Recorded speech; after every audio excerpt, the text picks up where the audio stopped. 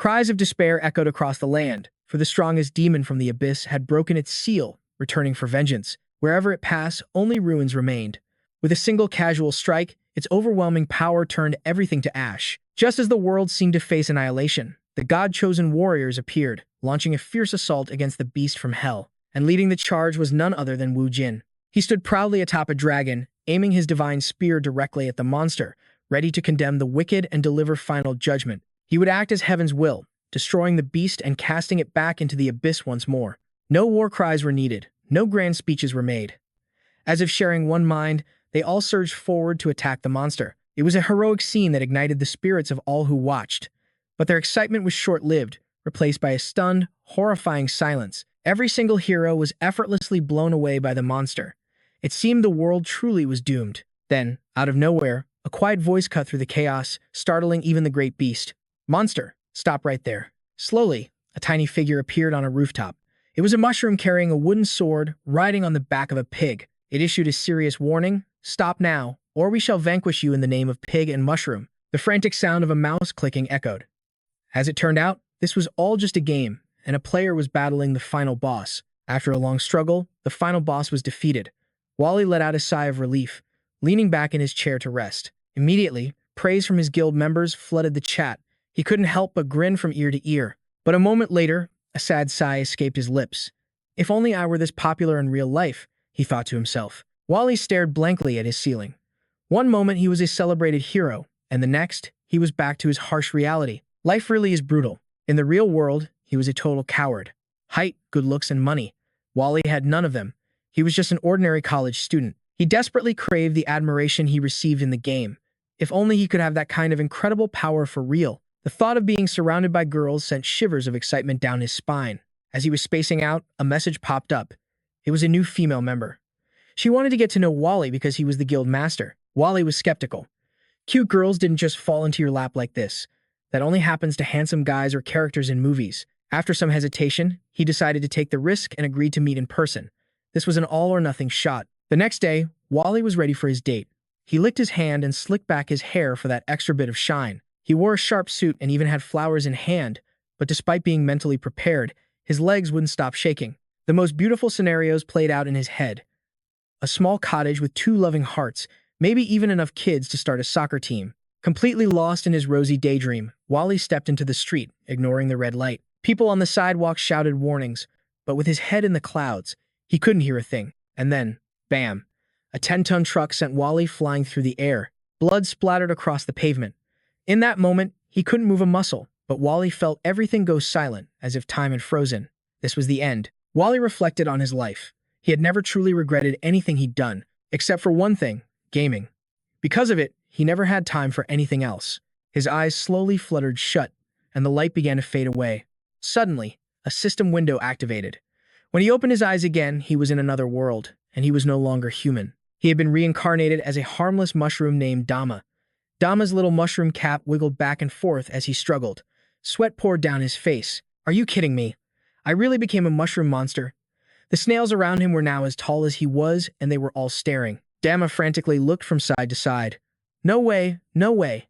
This has to be a dream. It has to be." But the creature's judgmental glares continued as their mouths munched on tiny tufts of grass. The chewing sound from the snails grew louder as they continued to grind the grass blades. The repetitive motion of their jaws created a steady, unnerving rhythm. The gnawing sound grew louder and louder. Dama pressed his lips together, his tiny body trembling uncontrollably. A single mushroom surrounded by a herd of snails. When a system window appeared. "Welcome to the hero's continent." Dama stared blankly ahead. The system's display changed. "I understand how you must feel. You probably haven't accepted this new reality yet." The system's reminder snapped him back to his senses. However, the game has now begun, and there is no turning back. Time is short, so I'll skip the explanation and transfer the data directly into your mind. Dama cried out, "What in the world are you talking about? What do you mean the game is starting?" Data transfer initiated. Just then, a jolt of electricity shot through his body, causing intense, throbbing pain. The game's data began to play in his head. This was a world of magic and mystery. Different regions each had their own ecosystems, but they all belonged to one place, the hero continent. In that memory, colossal creatures and humans were conversing with great joy. Long ago, humans and monsters lived together in harmony.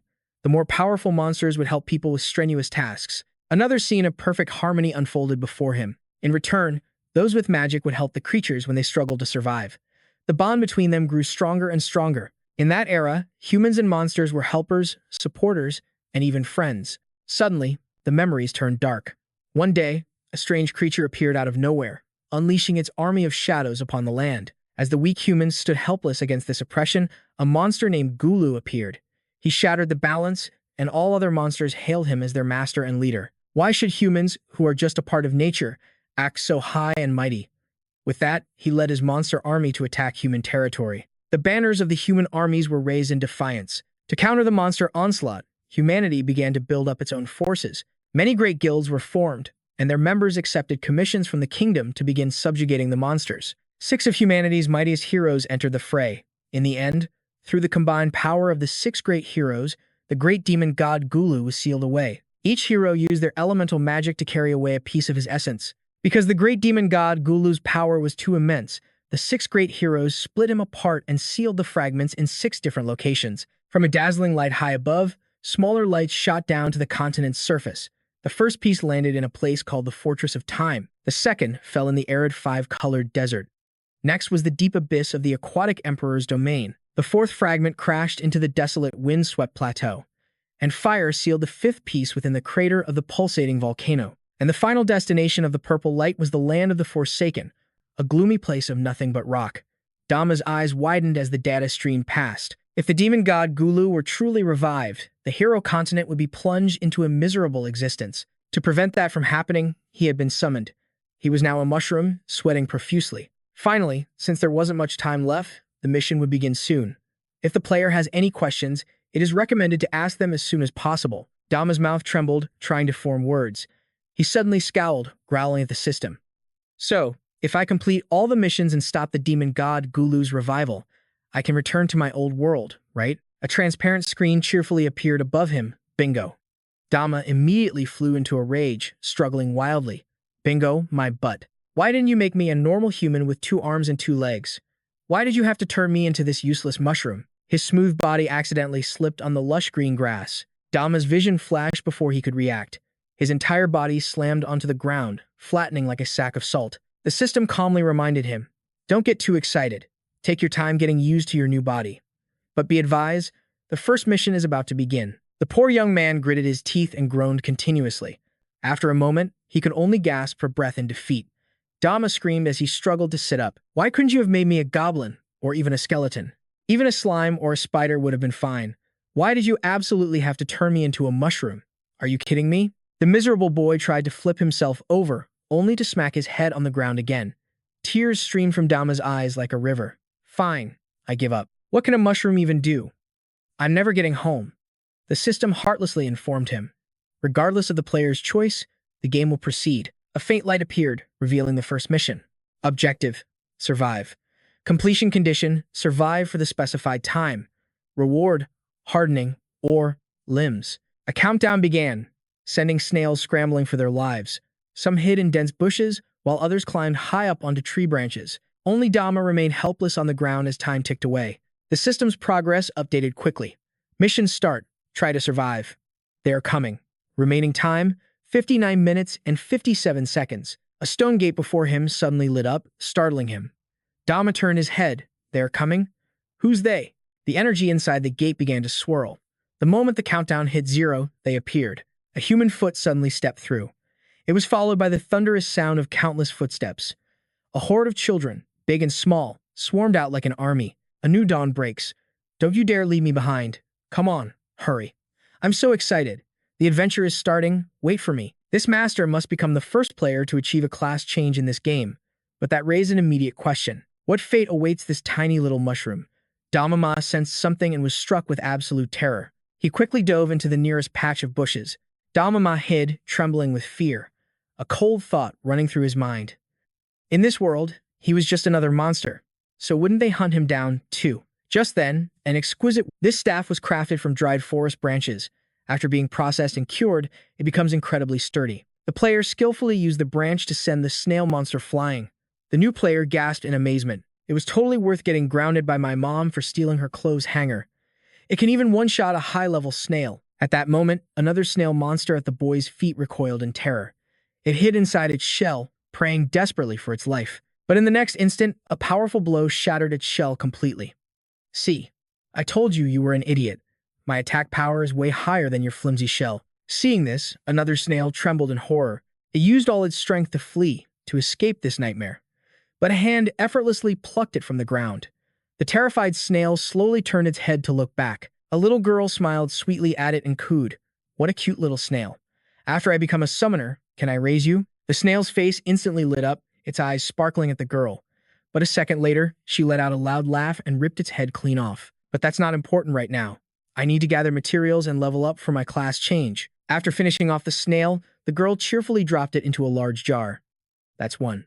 Just 9 more to go. This jar was originally just a simple water bottle, but after merchants enchanted it with magic, it became an item storage container. Deep within the forest, all the kids were excitedly running around, hunting small monsters. Just then, a powerful attack struck without warning. A boy was hit and sent flying backward, slamming hard into a massive rock. His HP bar instantly dropped to 0. As his health vanished, a system sound chimed, teleporting him back to the beginner's village. As the boy's body vanished, another notification rang out. Experience points minus 100.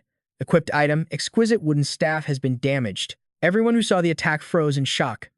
At that moment, the Snail King slowly rolled into view on its skateboard. Damama watched this, completely baffled. This one was nothing like the others.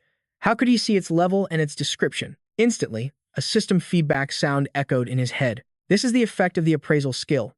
A gift from the system to the player. To view details, please open the attribute panel. The kids quickly formed an alliance to take on the boss.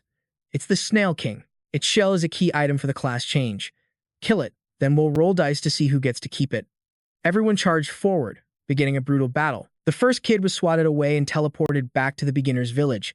The next one was quickly sent back as well. One after another, the Snail King sent them all flying back to the village. Right then, a lone hero appeared from behind them, laughing loudly. "Thanks for the assist, you bunch of noobs. Thanks to you, he lost his skateboard." The enraged Snail King turned and glared at the newcomer. He gripped the sword in his hand and charged. "I've gotten a lot stronger since you beat me last time. This time, I'll definitely take you down." The Snail King refused to back down, rocketing straight toward him. They traded blows, little by little. Suddenly, the Snail King opened its mouth wide, aiming for the boy's foot, and then it bit down hard on his shoe, but it was immediately kicked away. Boar leather boots. Made from wild boar hide, a tough, wear-resistant material. He tightened his grip on his iron sword and whispered, "You lost your speed advantage when you lost that skateboard. The gear I spent 2 months grinding for is more than enough to beat you." Hearing this, the Snail King's face twisted into a look of pure contempt. Damama, hiding behind a bush, was moved. He's risking his life just to protect his family. He then shouted with all his might, "Go, Snail King." A moment later, the Snail King was defeated and collapsed. The boy stood over it, sneering, "You were one tough monster, but worth it for a crucial class change item." He then quickly ripped the shell from the Snail King's back. "Finally, I've got the Snail King's shell." He laughed as he claimed his loot and heard the system notification. He took off running with the shell, overjoyed. "I can finally become a warrior." Damama trembled as he watched the horrifying scene unfold. Hiding behind a tree, he had seen everything. He whimpered in fear, Can I really survive in a place like this?" Suddenly, a foot slowly and quietly crept closer. The boy chuckled slyly. "I heard something move over here. Could it be a family of snails hiding out?" He reached out and pushed the leaves of the bush aside. When he looked inside, a startled Damama was staring right back at him. The boy saw a mushroom that looked just like a person and screamed, absolutely terrified. Damama was no better, his face frozen and pale with shock. "Oh no, I've been spotted." Terror flooded his mind. "It's over. It's really over. They're going to turn me into mushroom soup." But who would have guessed? The two adventurers screamed and fled for their lives. "Help us." A mushroom monster appeared. Dama was completely baffled. "Wait, are they afraid of me?" A system window suddenly materialized. That's right. Players are encouraged to check their status window to see their level and skills. Dama decided to do the same. Is it too late to figure this out now? Okay. Open status window. The attribute panel instantly popped up. Race, mushroom monster. Level, 5. He scanned his stats and came to a realization. No wonder. To these rookie adventurers, a monster like me is basically a high-level boss. While snail monsters are level 1 and king snails are level 3, even the newbies start at level 3. But I'm already at a mighty level 5. A A smirk crept across Dama's face. Heh. Now, open skill list. Let's see what I'm working with. The list appeared.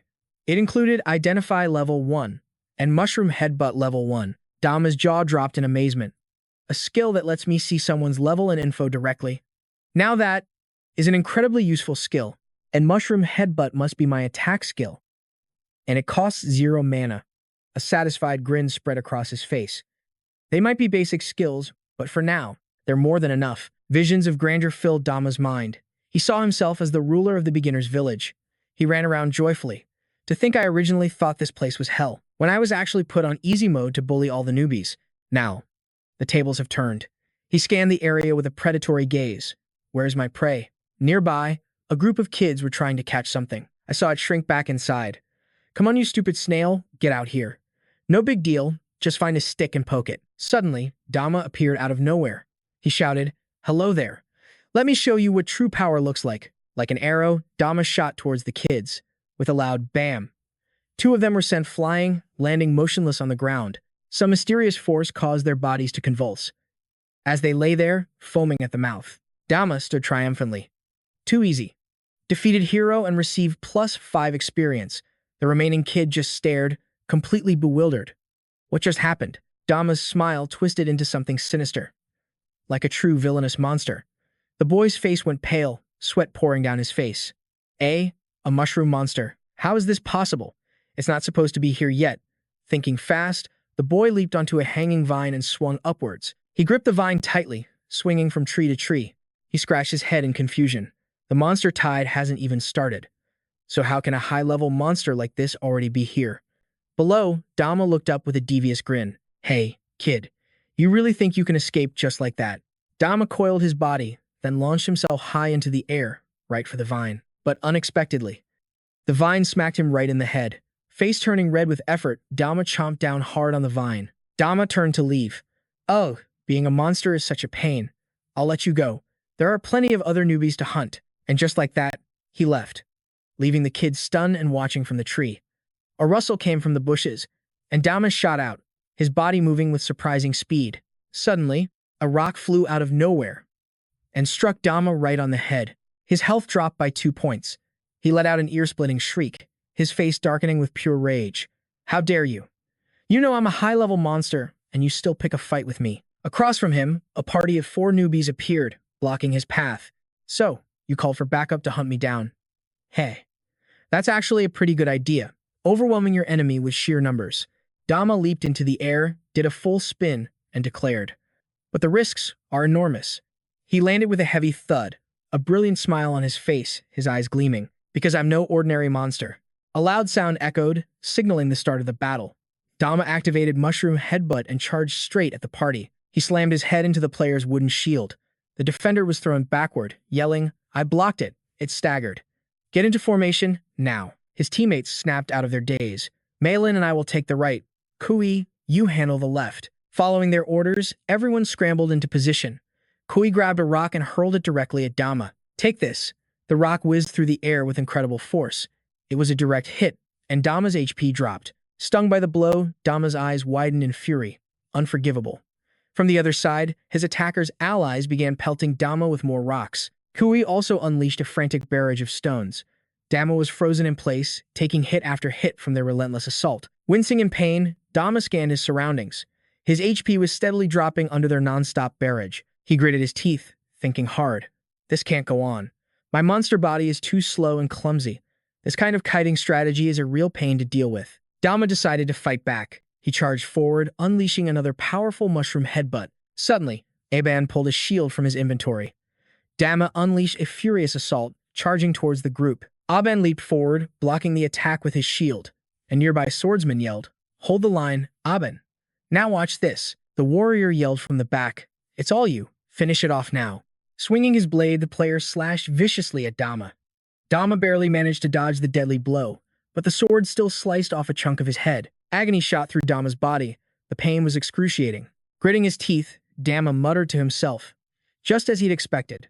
When you party up, even the weakest players can pack a punch. A look of grim calculation crossed his face. One to draw aggro, the other to tank the damage. I have to take them both out at once, or I'm dead meat. The players swarmed him in a frenzy. Dama's HP bar plummeted with each relentless strike. It was too much. Dama coughed up a spray of blood, then collapsed to the ground in defeat. His wounded face went grim, his eyes losing their light. The party gathered around, staring down at his still form. "It's not moving," one whispered. Did we actually beat it?" A moment later, their cheers erupted. "We defeated the mushroom monster. Everyone in the newbie village is going to be stunned." But the young girl suddenly paused, a confused look on her face. "Wait a minute. Why haven't I gotten any EXP?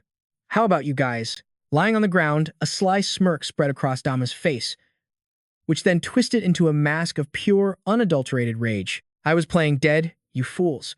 As if low-level mobs like you could see through my master plan, you let your guard down and gathered in one spot." Instantly, the ground erupted in a series of massive explosions.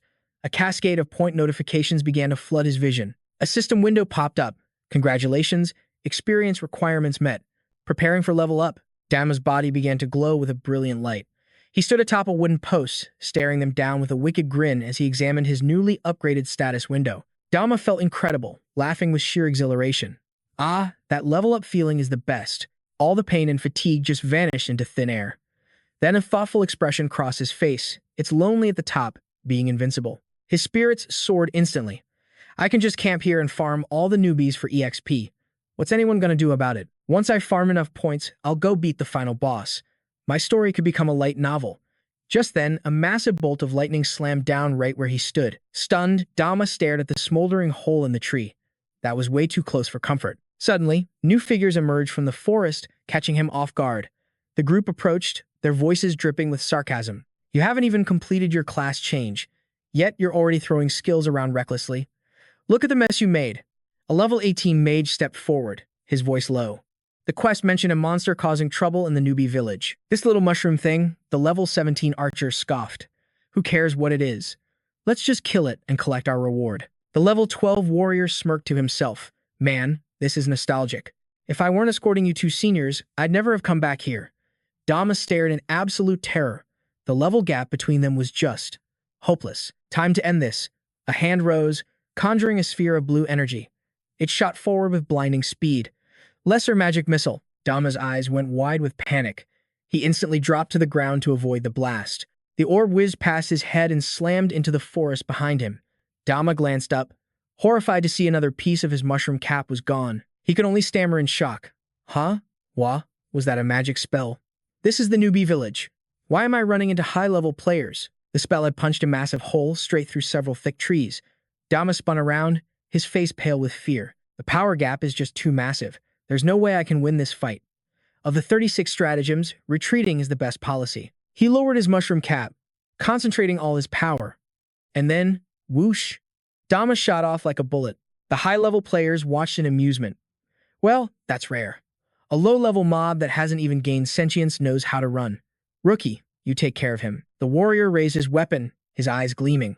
"No problem, senior. Leave it to me." He leaped forward with a booming laugh. "I just learned a new skill. This little mushroom monster will be the perfect test subject. Ha ha ha." He slammed his axe into the ground, sending a massive fissure through the earth. Axe of Gaia. Suddenly, a colossal boulder erupted from the ground, right in Dama's path. He slammed face first into the rock wall. His HP took another major hit. "Warning. Warning. Player's health has dropped below 50%.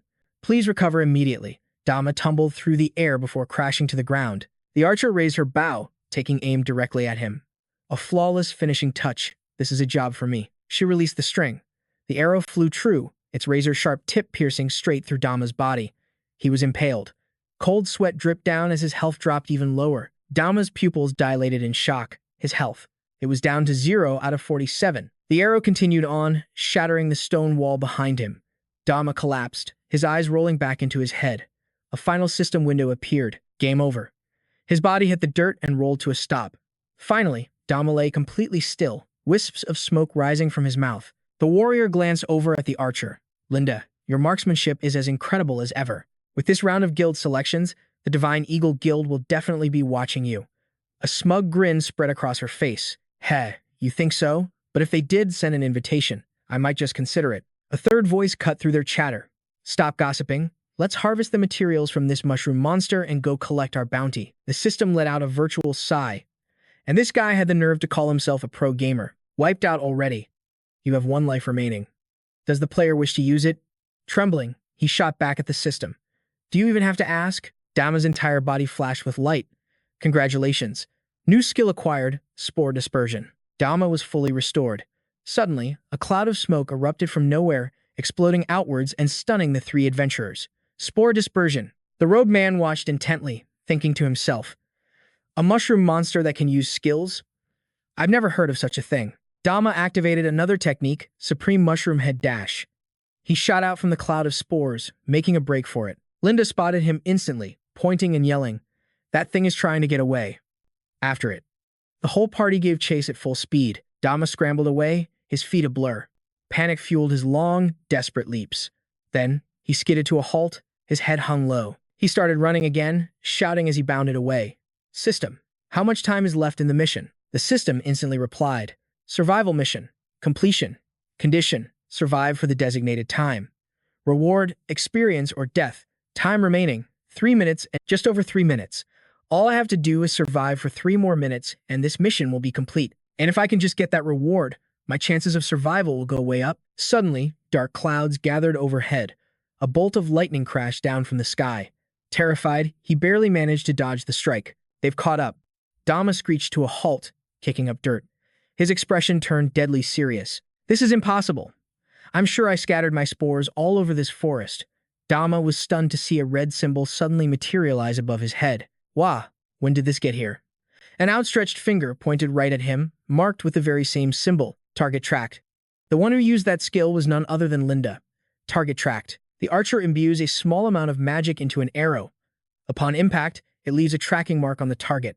The duration depends on the archer's level. A cruel smile played on her lips. I have no idea how you came back to life. But now that I've marked you, there is no escape. The axe wielder glared, looking like he wanted to tear Dama apart. He swung his massive axe, roaring. Just die already. He. Panicked, he desperately dodged the blow. Dama tumbled across the ground and slammed hard into a massive tree. Sweat poured down his face. My only chance at revival has already been used. I can't die here. Not like this. Terrified, Dama watched as a flurry of attacks came for him. He vanished just in time, as the slashes tore into the tree trunk. Magic chain, slash, but one attack still grazed him, costing him 18 health points. He gritted his teeth, his face a mask of fury. I have to survive. Dama once again used his spore dispersion technique, but from behind the cloud of spores, a lone figure emerged. It was Linda, who just smiled wickedly. Hey, that trick again? She drew her bow, taking aim directly at him. A terrifying gleam shone in Linda's eyes. Once my tracking arrow hits, you can't escape even if I close my eyes. She released the string, and the arrow flew. It tore through several thick trees before embedding itself deep in his body. Blood sprayed everywhere as Dama collapsed to the ground. Health reduced by 28. An emergency notification appeared from the system. HP, 1 out of 47. Status, near death. Speed decreased by 80%. SP consumption increased 100%. Recovery disabled. The rest of the party finally caught up. Dama lay helpless on the ground, his eyes slowly closing. The axe wielder spoke up. This mushroom monster is a rare one, all right. Not only can it run and hide, it even knows how to use skills. The robed man smirked. Indeed. Just to be safe, we should make absolutely sure it's dead for good. He raised his hand toward the sky, forming a sphere of energy. Lesser magic missile. Just then, another system notification popped up. Time's up. Mission complete. Deeper in the forest, birds suddenly scattered into the air. The three adventurers whipped their heads toward the sound. Been a while since I've been back to the novice village. Almost forgot my way around. What's all the commotion? Seniors. A massive magic circle materialized high in the sky. What is that? Why is there a giant teleportation circle up there? The robed man screamed at the top of his lungs. Fall back. Immediately. From within the circle, a single mushroom head emerged, followed by another and another. A flood of mushrooms began pouring out. They rained down from the sky, a tide of mushroom monsters filling the air. Monster wave. Inbound. As they fell, the mushroom creatures all cried out in unison. Mushroom, mushroom. But the blonde warrior just grinned menacingly. Retreat. Are you kidding me, senior? He charged forward, swinging his axe in a wide arc as several hapless mushrooms were sliced in two. Blood splattered everywhere, fueling his aggression. This is a mountain of free experience points, served up on a silver platter. How could we possibly pass this up? He began to spin, creating a vortex of steel that sent the mushroom swarm flying. Battle Axe Tempest. The little mushrooms couldn't take the abuse, tumbling helplessly across the ground. After a moment, the player stopped, roaring with laughter. He watched his experience value skyrocket by 225 points, a flood of EXP washing over him. His two party members, however, only got 5 points each. The leader in the helm scoffed, "What a bunch of morons. Why is the beginner village suddenly overflowing with monsters? And why did they all swarm to our location?" The blonde player stuck out his tongue mockingly. "You call me the fool after just standing there? I did all the work, but you still leached a ton of experience, didn't you? Just because we're in a party, I called you senior once. Did it go to your head?" Linda cut in. "If you want to go, then go. Just leave him. Besides, the beginner village has a protective barrier. He can't die, so who cares?" The mysterious figure just snorted. As the two turned to leave, the girl made sure to get the last word in. "I've already kicked you from the party. Take your sweet time fighting. If you die, don't you dare blame us." The blonde player sneered. "Idiots. Scared of a few weak mobs. All this sweet EXP, and they're too chicken to take it. Fine. More for me. I'm better off fighting alone anyway. As if these little mushrooms could actually kill me. Haha." But then, a new mushroom spawned from a surge of mystical energy. The player's eyes widened, sensing a sudden, immense danger. Wait, aren't these just low-level mushrooms? A shiver ran down his entire body. He slowly lifted his gaze, looking up and up. A sinister smile appeared, framed by a curled, upturned mustache. The body of the giant mushroom slowly materialized. This was the Mushroom King, level 60. It hailed from Crescent Moon Bay, the supreme leader of all mushroom monsters, with the power to command them all. Every 7 days, it leads its army to the beginner village, rumored to be searching for a secret mushroom monster. The player panicked, dropping his axe. What is this? Somebody help me," he screamed. But it was too late. The colossal Mushroom King crushed him instantly. The smaller mushroom minions cheered, "Mago! Mago!" He was flattened in an instant, his soul logged out of his body. A respawn portal immediately appeared above his fading corpse. Seeing this, his former party members bolted. If they got one-shotted and sent back to the village, all the EXP they grinded would be gone for nothing. So stupid and greedy. Why are you even talking to him? Let's go. We're no match for the Mushroom King. Hurry up. The mushroom soldiers swarmed around their king, their cries echoing. Mago, Dama Ma, impaled by an arrow, lay on the ground, murmuring, "So strong. Is this also a mushroom monster?" The Mushroom King slowly drew the sword at its side. It pointed its blade forward, and the army surged. Mago. 2 rows of mushroom soldiers instantly formed a path between the king and the wounded mushroom. "Mago," they chanted relentlessly. "Mago, Mago." The Mushroom King swung its sword, using the momentum to leap high into the air. Damama's vision blurred. He thought he was being saved, but he watched them move further away. His breathing grew labored. Huh? Are they ignoring me? Wait, don't go. I'm a mushroom, too. Please, save me. But just before he passed out, Achu appeared. Damama's eyes fluttered shut, his strength completely gone. He whispered a faint, "Help me."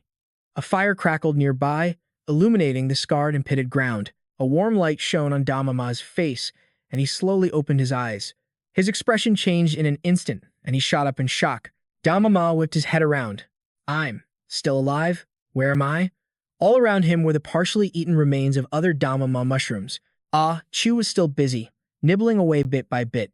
Fear washed over him, sweat beading on his cap. The ground was a graveyard of his own kind. This pig. Is she really still stuffing her face like she's been starving for days? Instinctively, Chu suddenly spun around, her eyes filled with a murderous glint. Seeing this, Damama trembled uncontrollably. But then, she just turned back to her food, sniffing it as her tail wagged back and forth. He secretly glanced over. Did this pig drag me back here to be its next meal? If I stay here, it's only a matter of time before I'm eaten. Damama struggled to sit up. While she's distracted, I have to escape. But before he could even stand, his eyes went wide with horror. Damama saw that a chunk of his own lower body had been chewed off. His mind went blank. It already ate part of me. Just then, Achu began to move, turning her rear towards Damama. Damama panicked. Is she coming this way? What do I do? Okay, first, play dead. I absolutely can't let her know I'm still alive. Overwhelmed with terror, Damama squeezed his eyes shut. Oh no, she's coming. She's right here. He kept his eyes sealed tight, trembling from absolute fear. Achu, wearing a cute little bow, was now right beside him. She opened her mouth and leaned in close. Damama's face contorted in a silent scream. But suddenly, Achu spit out a pile of smaller Damama pieces, filling the gaping wound on his lower body. Dama-ma's HP bar began to steadily increase. He was stunned. Was it chewing up other Dama demons and using the pieces to heal him? A Chu wagged her tail, circling the Dama demon. Her large snout nudged against his cheek. A Chu closed her eyes, rubbing her nose against him, inhaling his scent. A moment later, she pulled back, her sparkling eyes wide open. A Chu quickly looked away, lying down beside Dama and drifting off to sleep. Soon, a small hole opened up high above, shining a beam of light down. It landed right near A Chu, startling her awake. A Chu glanced around and was horrified to see that Dama had vanished. She frantically spun around, searching everywhere for him. A Chu suddenly noticed several small holes shining light down. She lowered her head, sniffing the ground as if trying to follow his trail. And so, A Chu followed the scent to track him down. She suddenly stopped in one spot, sniffing the air then looking up, as if she realized something. A Chu instinctively whipped around and took off running. She began to dig furiously, desperately trying to use the dirt to smother the nearby flames. After a while, the fire was extinguished, but the battle between the pig and Mushroom was still raging on. Now that he had recovered, Mushroom used every ounce of his strength to escape. He gritted his teeth, focusing solely on running. A voice echoed in his head. A chance to escape. Run, run, run. I can only die at the hands of a boss. Being eaten by a pig is just too humiliating. Just then, a strange tremor shook the ground, startling our main character. Huh? But in an instant, a terrible thought crossed his mind. Could it be? And just as he feared, when he looked back, he saw the little pink pig chasing him at full speed, its eyes gleaming. Our hero was terrified, his eyes bulging as he screamed, "Ah, stay away from me." But the pig only got closer, its speed far greater than Mushroom's. Sweat poured down his face as he turned pale, crying out in terror. Oh, there's no way I can outrun it. The shock was so great that he instantly dispersed his spores, creating a massive explosion of yellow smoke. The pig chasing him immediately skidded to a halt, its vision completely blocked by the cloud. However, instead of being deterred, it looked absolutely ecstatic, its eyes sparkling. Then, it braced itself and took a deep breath. It immediately activated a skill, sucking all the spore gas into its snout. In a flash, the gas was gone, revealing Mushroom's fleeing figure. Spotting its meal, the pig's eyes lit up, drool dripping from its mouth. Being discovered, the main character was so shocked he spat out his saliva. He just kept running in absolute, mind-numbing terror. In a panic, Mushroom begged for help. "System, save me." In stark contrast to his desperation, the system calmly replied, "Yes, I am here." Hearing its voice, Mushroom immediately asked, "That survival mission from before? I completed it, right?" The system instantly replied, "Correct. Does the player wish to receive the reward?" Our hero, still running for his life, furiously screamed, "Of course, hurry up, right now." "Very well. Player, please choose one of the two rewards below. Option 1 is Harden. Option 2 is Sprout Limbs." Hearing this, he carefully weighed his options. The Harden skill was pretty good. It could boost his defense. But with Sprout Limbs, Mushroom imagined himself with muscular arms and legs, able to send the pig flying with a single punch. Then he could use his powerful new legs to escape. With that thought, the main character chose the second option without hesitation. "My decision is made. I choose Sprout Limbs." The system then taunted him. "So, which one have you decided to choose?" This made Mushroom roar in fury. "I choose Sprout Limbs." Instantly, Mushroom's body flew into the air, enveloped in a radiant light. His body began to transform. A tiny right arm sprouted out, followed by a left one, and then two stubby little legs popped out. It was a truly unique transformation scene. In no time, his new form was complete. After transforming, Mushroom made a spectacular landing on the ground. He clenched his tiny fists, a far cry from the powerful image he had imagined. Immediately, our hero started running again on his two short legs, screaming in frustration. Who could have predicted this outcome? His speed was now slower than a turtle's. Mushroom used all his might, but each step was incredibly short. Cold sweat dripped down as he cursed. "You call these 4 tiny nubs limbs?" The cruel reality made our hero's face twist in fear as he screamed, "You damn system! Are you messing with me?" The pig was now running even faster, each of its steps pounding the ground like an earthquake to Mushroom. Then, it crouched down and launched itself high into the air with a joyful expression. In a flash, it cleanly snatched him by the head, and they both tumbled across the ground for several rotations. The pig dug its feet in, skidding to a halt. After a spectacular fall, Mushroom lay there stunned, while the pig excitedly ran circles around him. Overcome with excitement, it ran over and licked our hero's cheek. This brought tears to his eyes as he said in a trembling voice, "Just let me die in peace. Thank you." In his heart, he thought, "I couldn't outrun a pig. Is this how my journey ends? In the dark space, Dama lay unconscious on the wooden floor. Achu approached him, licking him, trying to wake him up. Dama's eyes fluttered open. To the slimy sensation of a tongue licking his face, he immediately triggered his appraisal skill. Before him stood a pink pig with a cute mane and 2 massive tusks. A character description window materialized. She was Xiang Zhu, level 10. Her basic skills were quite good. A resident of Crescent Moon Bay with a powerful sense of smell, but her species was nearly extinct. Dama frowned. A level 10 monster? System. He thought, bring up my status window. The attribute panel for the Bloomcap beast appeared. He was only at level 6, although some of his skills had ranked up. Despair washed over him as the pink pig continued to nudge his mushroom-like body with her snout. My skill leveled up, so I can see a bit more about her now. But the power gap between us is immense. How could I possibly escape from her? Suddenly, Achu flinched as an idea flashed through her mind. She whipped her head toward the cave entrance, where only a tiny sliver of light pierced the darkness. Chu's expression suddenly turned dead serious. She began sniffing the air intently, and the color drained from her round face. Panicking, Chu started running in circles, much to Dama's confusion. He couldn't understand what was wrong with the pig. What are you doing? He asked. If you're not planning on eating me, can I just go? The words had barely left his mouth when the entire cavern began to shake violently. The ground trembled so hard that both Dama and Chu could barely stand. Dama dodged a piece of falling rock and cried out, an earthquake. But a glance outside showed a perfectly clear sky without a hint of trouble.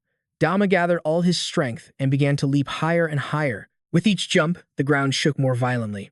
The long, sharp stalactites on the ceiling began to tremble, their tips cracking and breaking off. A deadly shower rained down from above, forcing Dama to dodge for his life. Chu shot toward the exit like a pink blur. He scrambled after her, shouting in a panic, help me! Wait, don't leave me behind. Gotta dodge, gotta move. Hearing Dama's cries, Chu skidded to a halt. Then, like a guardian deity, she turned and charged back into the chaos. She was back at his side in a flash.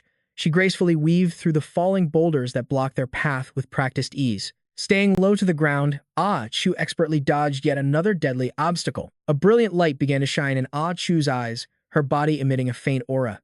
She reached Dama and gently nudged him with her snout. In the next moment, she flicked him onto her back. Before Dama could even react, she was sprinting full speed toward the cave entrance. It took him a second to regain his senses and cling on tightly. Her speed was so incredible, it was terrifying. She flawlessly navigated the collapsing path, avoiding every danger, while her passenger was paralyzed with fear, practically foaming at the mouth. Chu ran without stopping, closing in on the cave mouth. She paused for a split second to gather her strength, then launched herself forward with a mighty leap. The remaining rocks tumbled down behind them. Chu landed safely outside, carrying Dama with her. Once they were clear, she turned to look back at the destruction. Dama, however, was seeing stars, his head still spinning. Just beyond the cliff's edge, plumes of gray smoke rose into the air, and through the haze, sinister figures began to emerge. A horde of gray-furred boars appeared before them. It finally dawned on Dama. Are those your friends? An information panel appeared.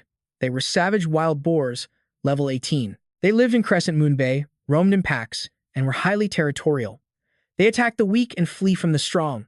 One of them began stomping on the stone ground. The other boars immediately formed 2 lines, clearing a path down the middle. A massive boar with a mane of pure flame appeared, its face twisted with murderous intent. Chu stared it down, but Dama was frozen in shock, level 35. He tried to appraise it, but the skill failed. His level was too low. The alpha boar and its pack began to advance. Dama and Chu immediately turned and fled. Seeing this, the alpha boar let out a furious roar of displeasure. Its flaming mane blazed even brighter. The other wild boars backed away from the tense atmosphere as our heroes continued their journey. What new dangers await the little mushroom? Chu had helped Dama recover in the cave and saved him from that pack of boars. It seemed the strange pig had no ill will towards him after all. In a lush green meadow, the pink pig scurried around, sniffing the air to her left, then her right. She forged a path through the tall grass, carrying Dama along. System. Dama wondered, where are we? The system replied, you are in Chip Moon Bay, located east of the Windfall Plateau, 200 kilometers from the novice village. His appraisal skill confirmed it. He was shocked. 200 kilometers away? How did I get here? And then he understood. While he was unconscious, this pig must have carried him through some kind of warp gate. At that moment, Chu's expression grew wary. A living tentacle slowly slithered into view. Chu moved to deal with it, while Dama's face turned pale with fright. Just as its proboscis slammed into the ground, she swept him up and dodged out of the way. It kept attacking, but her evasive maneuvers grew sharper with each strike. In a flash, Ichu dodged the final blow with lightning speed. The force of her charge sent roadside pebbles flying. The crimson appendage retracted, vanishing beneath the grass. A deceptive calm settled over the green landscape, as if nothing had ever happened. But in the wild, safety is just an illusion. Fortunately, the little pig was on high alert. Ichu watched cautiously, her bright eyes concealed by the tall blades of grass. Suddenly, the red object erupted from the ground once more. It was a monstrous, giant frog. Dama couldn't believe his eyes, shouting in shock, "That frog is massive." Appraisal. Its name was Grotesque Toad, a level 11 monster. With skills completely maxed out for its rank. Usually found in damp areas, it prefers to ambush its prey, consuming a horrifying amount of food equal to its own body weight. Once again, Ichu had to face this grotesque toad all by herself. Instantly, they recognized each other as mortal enemies. A palpable hostility filled the air between them. The beast's massive maw gaped open, and its long tongue shot forward like a whip. As the appendage snaked through the air, Ichu stood her ground like a fearless warrior. But then, it snatched Dama. He screamed in a panic, "Help me." Hearing his cries, Ichu was instantly spurred into action. Snorting with fury, she tore through the grass like a missile. With a burst of incredible speed, Ichu charged forward. She closed the distance to the grotesque toad's mouth in a flash. The toad began to retract its tongue, its jaws opening wide to devour its prize. Dama could only watch in terror. But then, Ichu slammed headfirst into the monster's gut. The impact finally forced it to release him. With another leap, she caught the falling Dama securely on her back. He was filled with gratitude, smiling as he said, "My Zuzu, you saved me once again." But just then, another disturbance erupted nearby. Ichu, still carrying him, leaped away from the new threat. The two of them scanned their surroundings, on high alert. The massive frog had been sliced into 3 pieces. Its remains were dragged into the undergrowth. Strange, insect-like tracks were etched into the soil. Dama stared, wondering, what kind of creature was that? A giant praying mantis appeared, raising its scythe-like claws in a victor's pose. It was the creature that had just defeated the grotesque toad. It jabbed a claw into the frog's carcass. Then, it began to feast on its kill. The appraisal results came in. Triple Blade Mantis, level 19. Its skills were maxed out too, specializing in swordsmanship. It was said that, at its level of mastery, its blades could slice through solid steel. Dama confirmed its assessment. It's level 19. Its defense might be low, but its attack power is off the charts. If we're unlucky enough to take even a single hit, it's game over for us. The Triple Blade Mantis finally noticed them. Its gaze fell upon Ichu, who stood defiantly on guard. Dama warned her. The toad was only level 11, so we got lucky. But this thing is on a completely different level. Little pig, don't do anything reckless. The mantis turned to face them fully, still chewing on a piece of the toad. It slowly raised its bladed arms into a fighting stance. The Triple Blade Mantis was ready to strike at a moment's notice. Dama warned her again, "Be careful, little pig. One hit from that thing, and it's all over." Ichu tensed up as the monster advanced toward her, completely unaware of a new presence moving in from behind. By the time the mantis sensed it, a massive shadow was already looming directly above it. When the object finally slammed into the ground, the shockwave was powerful enough to send blades of grass flying into the air. Dama stared at the scene, a massive question mark hanging over his head. Ichu was just as stunned. A massive boulder, shaped like a demonic face, had just appeared and completely crushed the mantis beneath it. The mantis's first blade was crushed flat, its other limbs quickly followed. And then, its entire body was sucked into the mysterious rock. The rock's stony mouth slowly creaked open, and a single, terrifying eye snapped into view. It let out a series of horrifying, grating laughs. Appraisal. Rock Demon Golem, level 26. Its combat skills were maxed out. It was an evolved form of the dreaded demon golem species. It absorbs the essence of rare minerals, causing its body to petrify over time. Its defense is incredibly high, but its speed is limited. The expression on Ichu's face grew grim. Seeing her expression, Dama tried to reassure her. "Okay, little pig, back away slowly. We just need to calmly slip out of its line of sight." She started to tremble but followed his instructions, slowly backing away. At the same time, the rock demon golem began to sink back into the earth. The outside world is terrifying. How is Dama supposed to survive here? He panted heavily. "After running for so long, my stamina is completely drained." Ichu, covered in sweat, grunted a few times, trying to nudge him to his feet. She plodded forward, her tail wagging weakly. Finally, utterly exhausted, They both collapsed onto the soft grass. Dandelion seeds drifted peacefully past Chu. The pair sat together under the shade of a large tree, watching the fluffy seeds dance on the breeze like a scene from a painting. Chu closed her eyes, savoring the peaceful atmosphere. Dama, however, was far more pragmatic. Hey, Juju, why did you bring me all the way out here? Are there more monsters around? As he was speaking, the breathtaking scenery suddenly captured his full attention. Beside the meadow lay a vast lake, under a crystal-clear sky. It was a scene of unbelievable peace.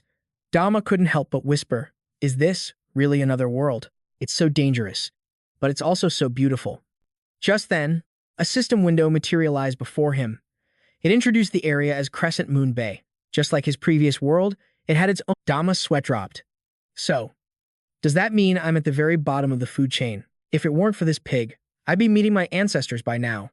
But Dama refused to surrender to his fate. He steeled his resolve. No, I can't keep going on like this. I have to get stronger, fast. It's the only way to complete my mission and go home. He called out to the system. Are there any other quests available? The system presented Dama with 3 choices: easy, medium, and hard. Full of confidence, he thought, high risk, high reward. Let's see what the hard mission is first. The hard mission, number 1, was to defeat one of the 4 heavenly kings under the demon god's command. Dama nearly choked. He nervously scratched his ear. Wrong choice. Let's start with easy. The easiest quest was to gather pearl herbs for a reward of 50 experience points. Once he understood the details, Dama was ecstatic. Well, isn't this simple? Let's go. Choo-choo. Time to start the quest. He bounded across the grassy field, searching every nook and cranny Dama could find. A moment later, he cheered. I found them. Dama puffed out his chest, looking smug. It's just a few herbs. What's the big deal? There's plenty more over there. We can take our time. He had already gathered 6 out of the 10 required. Suddenly, a round shadow zoomed past him. Dama couldn't react in time, only managing to shout her name. The quest progress reset to a perfect 0. Choo-choo sat there, happily munching on all the spoils he had gathered. Dama exploded with rage. You gluttonous pig. You ate my entire quest. He flexed with all his might. I'm going to teach you a lesson you'll never forget. He threw a punch straight at the pig, but it only connected with a tiny corner of her massive body. Of course, the small fist had 0 effect. In fact, the recoil sent him flying backward onto the ground. Choo-choo finished her snack before finally noticing Dama, looking slightly confused. She hopped up, wagging her tail as she approached him. Dama was terrified, stammering, What do you want? I'm warning you, don't come over here. Choo-choo playfully started bouncing him like a ball. Dama couldn't take it anymore and screamed, You crazy pig, you're driving me insane. In the end, Dama managed to reach level 1, gaining 4 skills: Appraisal, Spore Dispersal, Mushroom Headbutt, and a new skill called Demarcation Field. Beneath a tree heavy with fruit, while Dama was busy using his Mushroom Headbutt to gather the harvest, Choo-choo was, again, eating happily. His mission was to collect 30 fruits for a reward of 70 experience points. Next up was a fishing quest for 80 experience points. Dama used his Spore Dispersal to navigate the water, while Choo-choo just followed behind like a tag-along. For the third mission, collecting ore for 100 experience points, Choo-choo tied a basket to her side and gathered every single piece of ore Dama mined. The sunset painted the sky a brilliant red. At long last, he was finally leveling up. Exhausted after a long day, he leaned against a tree, drenched in sweat. He sighed to his companion. I collect everything on one side, and you eat everything on the other. Lucky for us, we had just enough. All that hard work finally got me 3 more levels. Now that we're full, let's get some sleep. I'm not watching you anymore, I'm turning in. In her sweet dreams, Choo-choo dreamt only of delicious food, drooling all over. Seeing her like that, Dama started to have an idea. No, I can't miss this chance. While this dumb pig is asleep, I should sneak in a quick solo mission. The next quest, worth 200 experience points, was to consume all the collected ingredients. Dama's eyes lit up. There it is, the super high reward quest. He gave a confident thumbs up. All I have to do is eat these ingredients. Easy. His storage space opened, and a vortex of food rained down, piling up into his small mountain. The delicious aroma woke Choo-choo instantly. She shot up and bolted uncontrollably toward the apple in Dama's hand. Dama scowled, wagging his finger. No, you've had enough for this morning. This one is mine. With teary eyes, Choo-choo sulked in a corner, watching him bite into the apple. Halfway through, Dama glanced over, then tossed a few apples her way. Choo-choo was still pouting, but at the sight of food, her eyes lit up. Overjoyed, she began tossing an apple into the air with delight. He chewed loudly, commenting, Fine, you can have one. but eat it slowly and don't bother me." She listened perfectly, obediently taking her apple to a corner, far away from Dama. But when it was time to eat the ore, one of his teeth broke. He fumed. "That's right. How am I supposed to eat a rock?" He complained to the system. "How can I possibly eat this ore?" The system displayed the same message.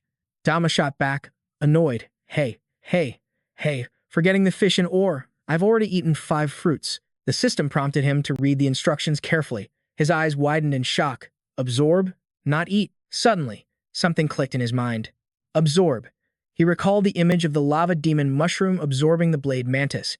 Dama stroked his chin thoughtfully, sweating bullets. "Now that I think about it, that petrified mushroom monster, after it killed the mantis this morning, it absorbed it." Dama glanced down at his own rear end with a look of fierce determination. "Maybe for a mushroom species, absorption happens through the roots. I should probably try it that way." Time flew by, and as Dane continued to use his absorption skill, night fell, the moon climbing high into the sky. Dane's absorption skill had made a huge mess, scattering food everywhere.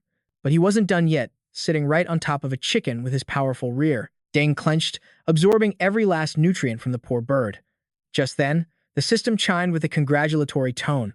The mission was complete. Mission accomplished.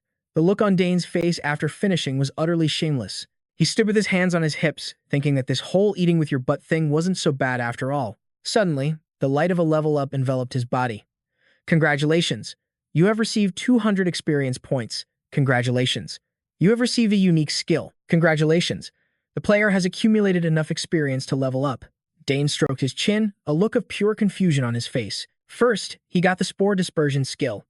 Could this new decomposer skill be something similar? The system's voice rang out as a screen appeared to explain the new ability. Decomposer can break down and recycle natural materials. At its current level, it could decompose monster corpses, ores, and wood from level 1 to 20. Dane let out a sigh of relief, finally understanding. "This is bad, really bad. My energy is hitting rock bottom. I'm almost completely out of strength." He glanced back at Choo-Choo, who was sound asleep hugging an apple, and a small smile formed. "Finally, I made it to level 10. It seemed simple, but it felt like forever." Choo-Choo licked the apple in her sleep, looking peaceful. Dane's face flushed as he smiled softly. "That's enough for today." He looked up at the star-filled sky as a beautiful shooting star streaked across it. The next morning, as the sun rose, Choo-Choo was already awake, wagging her tail and eating nonstop. Today's quest is to eliminate 10 crescent-shaped flying monsters. He stared blankly at the notification. Slay 10 monsters this time. The quests are getting harder and harder. But then he muttered, "Still, Choo-Choo and I are both level 10 now. If we stick to low-level mobs, it shouldn't be a problem." And with that, the two continued their journey. While Choo-Choo hummed a happy tune, Dane urged her on. "Finished eating, Choo-Choo? Then let's get moving." The deeper they ventured into the forest, the more he realized it. This other world was completely different from any game he'd ever played. Suddenly, Choo-Choo froze, her steps faltering.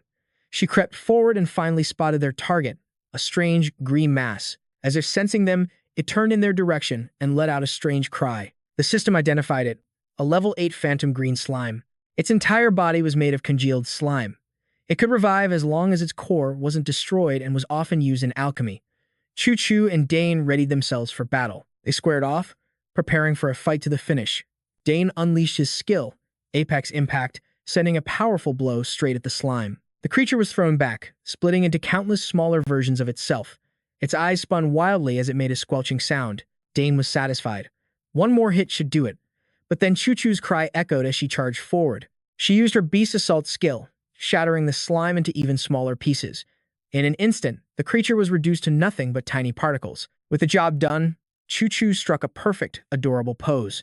But Dane was frozen in place, his fists clenched and teeth grinding. He was not happy. He couldn't hold it in any longer, his eyes burning with rage. It took forever to find a low-level monster, and you just obliterated it. But a system notification popped up. Crescent-shaped monster eliminated, 1 of 10. He'd also gained 9 experience points, which snapped him out of his rage. He was shocked. Even though Choo-Choo destroyed it, it still counted for my quest, and I even got experience points. Just then, Choo-Choo spat out a small stone she'd been holding in her mouth. It landed right in front of the still pouting Dane. He picked it up and saw a blue swirl carved into it. The item was called a team stone. As long as both parties carry one and acknowledge each other as partners, a team is formed. All members share experience points and quest objectives. Dane remembered the strange stone he dug up before. So that was a team stone. He and Choo Choo had already formed a party. Choo Choo sat off to the side, looking incredibly hurt as fat tears rolled down her cheeks. Dane gave in first. I'm sorry, I shouldn't have yelled at you. How about I find you lots of extra snacks today? Her expression brightened instantly, and she nodded eagerly. In a flash, she darted off, looking left and right for food. He called out, feeling helpless. Wait, you didn't misunderstand me, did you? I meant we'd look for food together. But he just sighed, ruffling his own mushroom-like hair. Oh, whatever, he thought. I can trust Choo Choo, after all. A little while later, the system updated again. Progress, 4 out of 10. Dane commented to Choo Choo, we've been busy all day and only found 4 slimes. To find higher level ones, we'll have to search a wider area. Defeating 10 of these won't be easy. Before he could finish his sentence, she shot forward like a bullet. He called after her, Hey, Choo Choo, where are you going? Don't get lost. Eventually, they both stopped in a clearing. Something rushed towards them at blinding speed. Luckily, Choo Choo dodged just in time. Over the sound of the wind, Dane shouted, What kind of monster are you? A massive, dark shadow appeared by a tree trunk, and from within the darkness, 2 pairs of eyes glowed brighter than stars. The system identified the enemy, a withered treant. It was a low-level monster, disguised as a dead tree with parasitic fungi lying in wait for its next meal. The treant attacked, lashing out with its powerful roots. The incredible force sent both the pig and the mushroom flying, a level 18 monster. Its attack power is insane, he cried out. Oink, oink. A silent understanding passed between them. It was time to use their combination technique. The duo charged forward as one. They unleashed their skills simultaneously. Beast Assault and Spore burst. They crashed against the treant like relentless warriors, but it was no use. Both Dama and Achu were violently thrown back. Trembling, he pushed himself up from the ground and admitted, We were wrong. Even together, we couldn't scratch it, and now we're injured. Oink. Oink. Are you okay? He glanced over at Achu, only to find her completely unconscious. The Beast Assault skill could knock an enemy out, but against a powerful foe, the shockwave rebounds, knocking out the user instead. The withered treant was completely unscathed. Dama realized the harsh truth. At our current level, fighting stronger monsters is nearly impossible. But then, an idea sparked in Dama's mind, and he froze. Just as the treant's roots lunged at him once more, Dama unleashed his Spore Cloud ability again. A thick mist instantly shrouded the entire area. The confused treant spun left and right, lost in the fog. It thrashed about, searching for its prey. And just as he predicted, the treant lost them. It silently returned to its dormant state. Dama and Achu watched from the safety of a large boulder. Just then, Achu woke with a sigh of relief. Good thing we're fast, it gave up on us. But suddenly, her sensitive nose caught a scent, and she charged forward with a look of pure bliss, terrifying Dama. Dama grabbed her, holding her back with all his strength. Get back here this instant, Dama yelled in frustration. Then, Achu started obsessively licking his mushroom cap. He could only cross his arms in helpless defeat. Fine, get your fill. You're so annoying. While she seemed completely satisfied, Dama started piecing the puzzle together. Are you saying we should just give up and find an easier target? Dama's expression suddenly blazed with a fiery resolve. No. Everything is going according to this mushroom's master plan. You just wait and see. As the mist from his technique finally began to clear, Dama and Achu knew this was the moment they'd been waiting for. It should be ready now, he thought, as tiny, pea-sized bumps erupted on the treant. They rapidly grew into miniature mushrooms. The withered treant's health began to drain continuously. Seizing the opportunity, Dama gave the order, Achu, now. Her eyes blazing with determination, they charged once more. Again, they unleashed a coordinated beast assault and spore burst. They hammered the beast with everything they had. Finally, the withered treant fell. Achu gained 70 experience, while Dama gained 100. Both of them leveled up to 11. Dama couldn't help but feel smug about their success. We successfully took down a stronger monster. If we keep this up, the next withered treant we find won't stand a chance. But he saw the little pig wandering off in the opposite direction. Achu, wait up, he called out, but she just looked confused. He leaped onto the fallen treant's trunk. Once he was balanced, he yelled with excitement. Let's absorb everything. Decomposer, activate. The treant's remains began to wither as Dama absorbed its life force. He drained it until nothing but a shriveled husk remained, then hopped off the stump. Successful corpse decomposition. Level and experience increased. Dama pondered, so I can gain experience from decomposing too. It's even more than from the kill, but the cooldown is way too long. Oh, right. What were those 2 temporary skills I got? The system notified him that his absorption ability could store up to 2 skills at a time. The 2 skills were tree state mimicry and woodification. Dama understood now. In a world like this, Defeating a boss requires finding a key weakness to exploit, and his decomposer skill was that very breakthrough. He was finally starting to understand the rules of this world. Defeat the great demon god. Huh, I think I'm starting to get it. That evening, as the moon climbed high, the flickering light of a campfire lit up the night sky. With Achu sleeping soundly beside him, Dama checked his own level and then hers. He calculated silently in his head. Even though things are going smoothly now, our current strength is nothing against that colossal monster. Dama asked the system. At this rate, when will I be able to change my class? The system replied, monsters cannot undergo class change. They can only evolve to enhance their abilities. Dama was shocked. Evolve? The system explained that every monster has a unique evolution path. He asked tentatively, then, when can I evolve? The response came, evolution quests could be initiated at level 20 and level 40. Only 5 more levels to go, Dama calculated. Tell me, he demanded. For a mushroom, what's the most powerful evolution path? I can't stop thinking about that ridiculous mushroom head I ran into before. What if I end up looking that stupid? The system announced that evolution paths could be viewed for a fee. Dama fell silent. As expected of a predatory system, he sighed, finally showing its true colors. The system then presented Dama with a sample evolution path for reference. From flower Sporephion, one could evolve into a rock Sporephion at level 20, and with specific conditions met, it could become a diamond Sporephion at level 60. Dama considered the possibilities. A diamond mushroom? Huh? Not bad.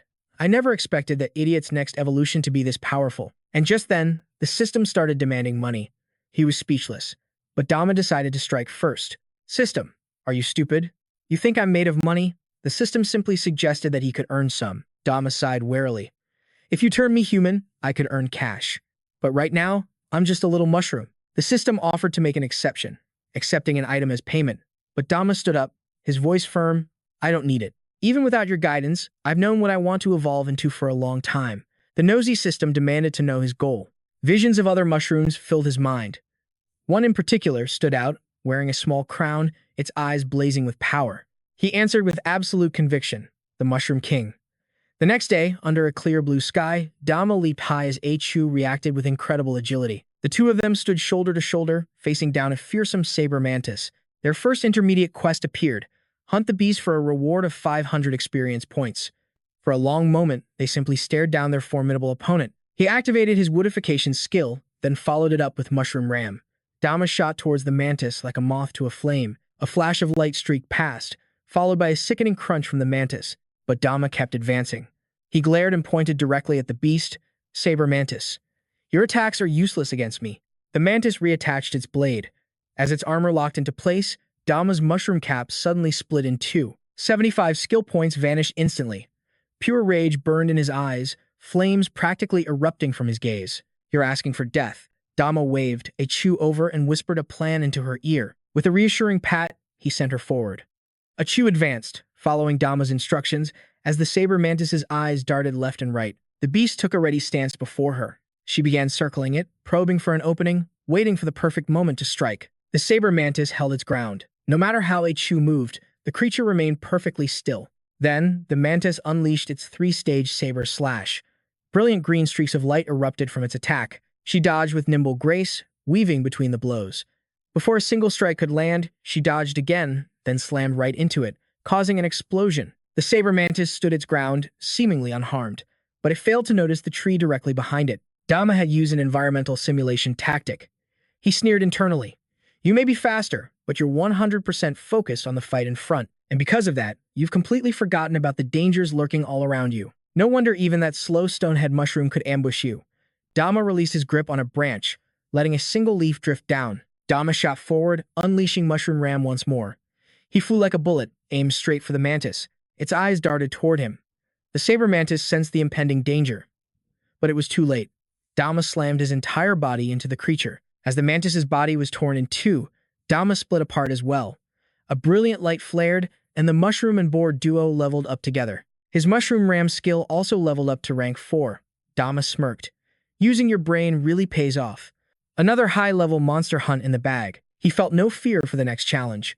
Bring it on, system. Give me the hardest intermediate quest you've got. Intermediate quest 2 appeared. Travel to the mushroom territory. The reward, 600 experience points. Dama was puzzled. Mushroom territory? A place like that exists? How far is it? Looks like we'll have to take the main road. The system reported it wasn't far. Only about 400 kilometers. Dama couldn't believe it. Are you kidding me? The system offered an alternate route. For a price. Dama just pointed to a Chu. Luckily, I have my choo-choo. It's only 400 kilometers. Choo-choo, I'm counting on you. She blushed, lifting her head with pride.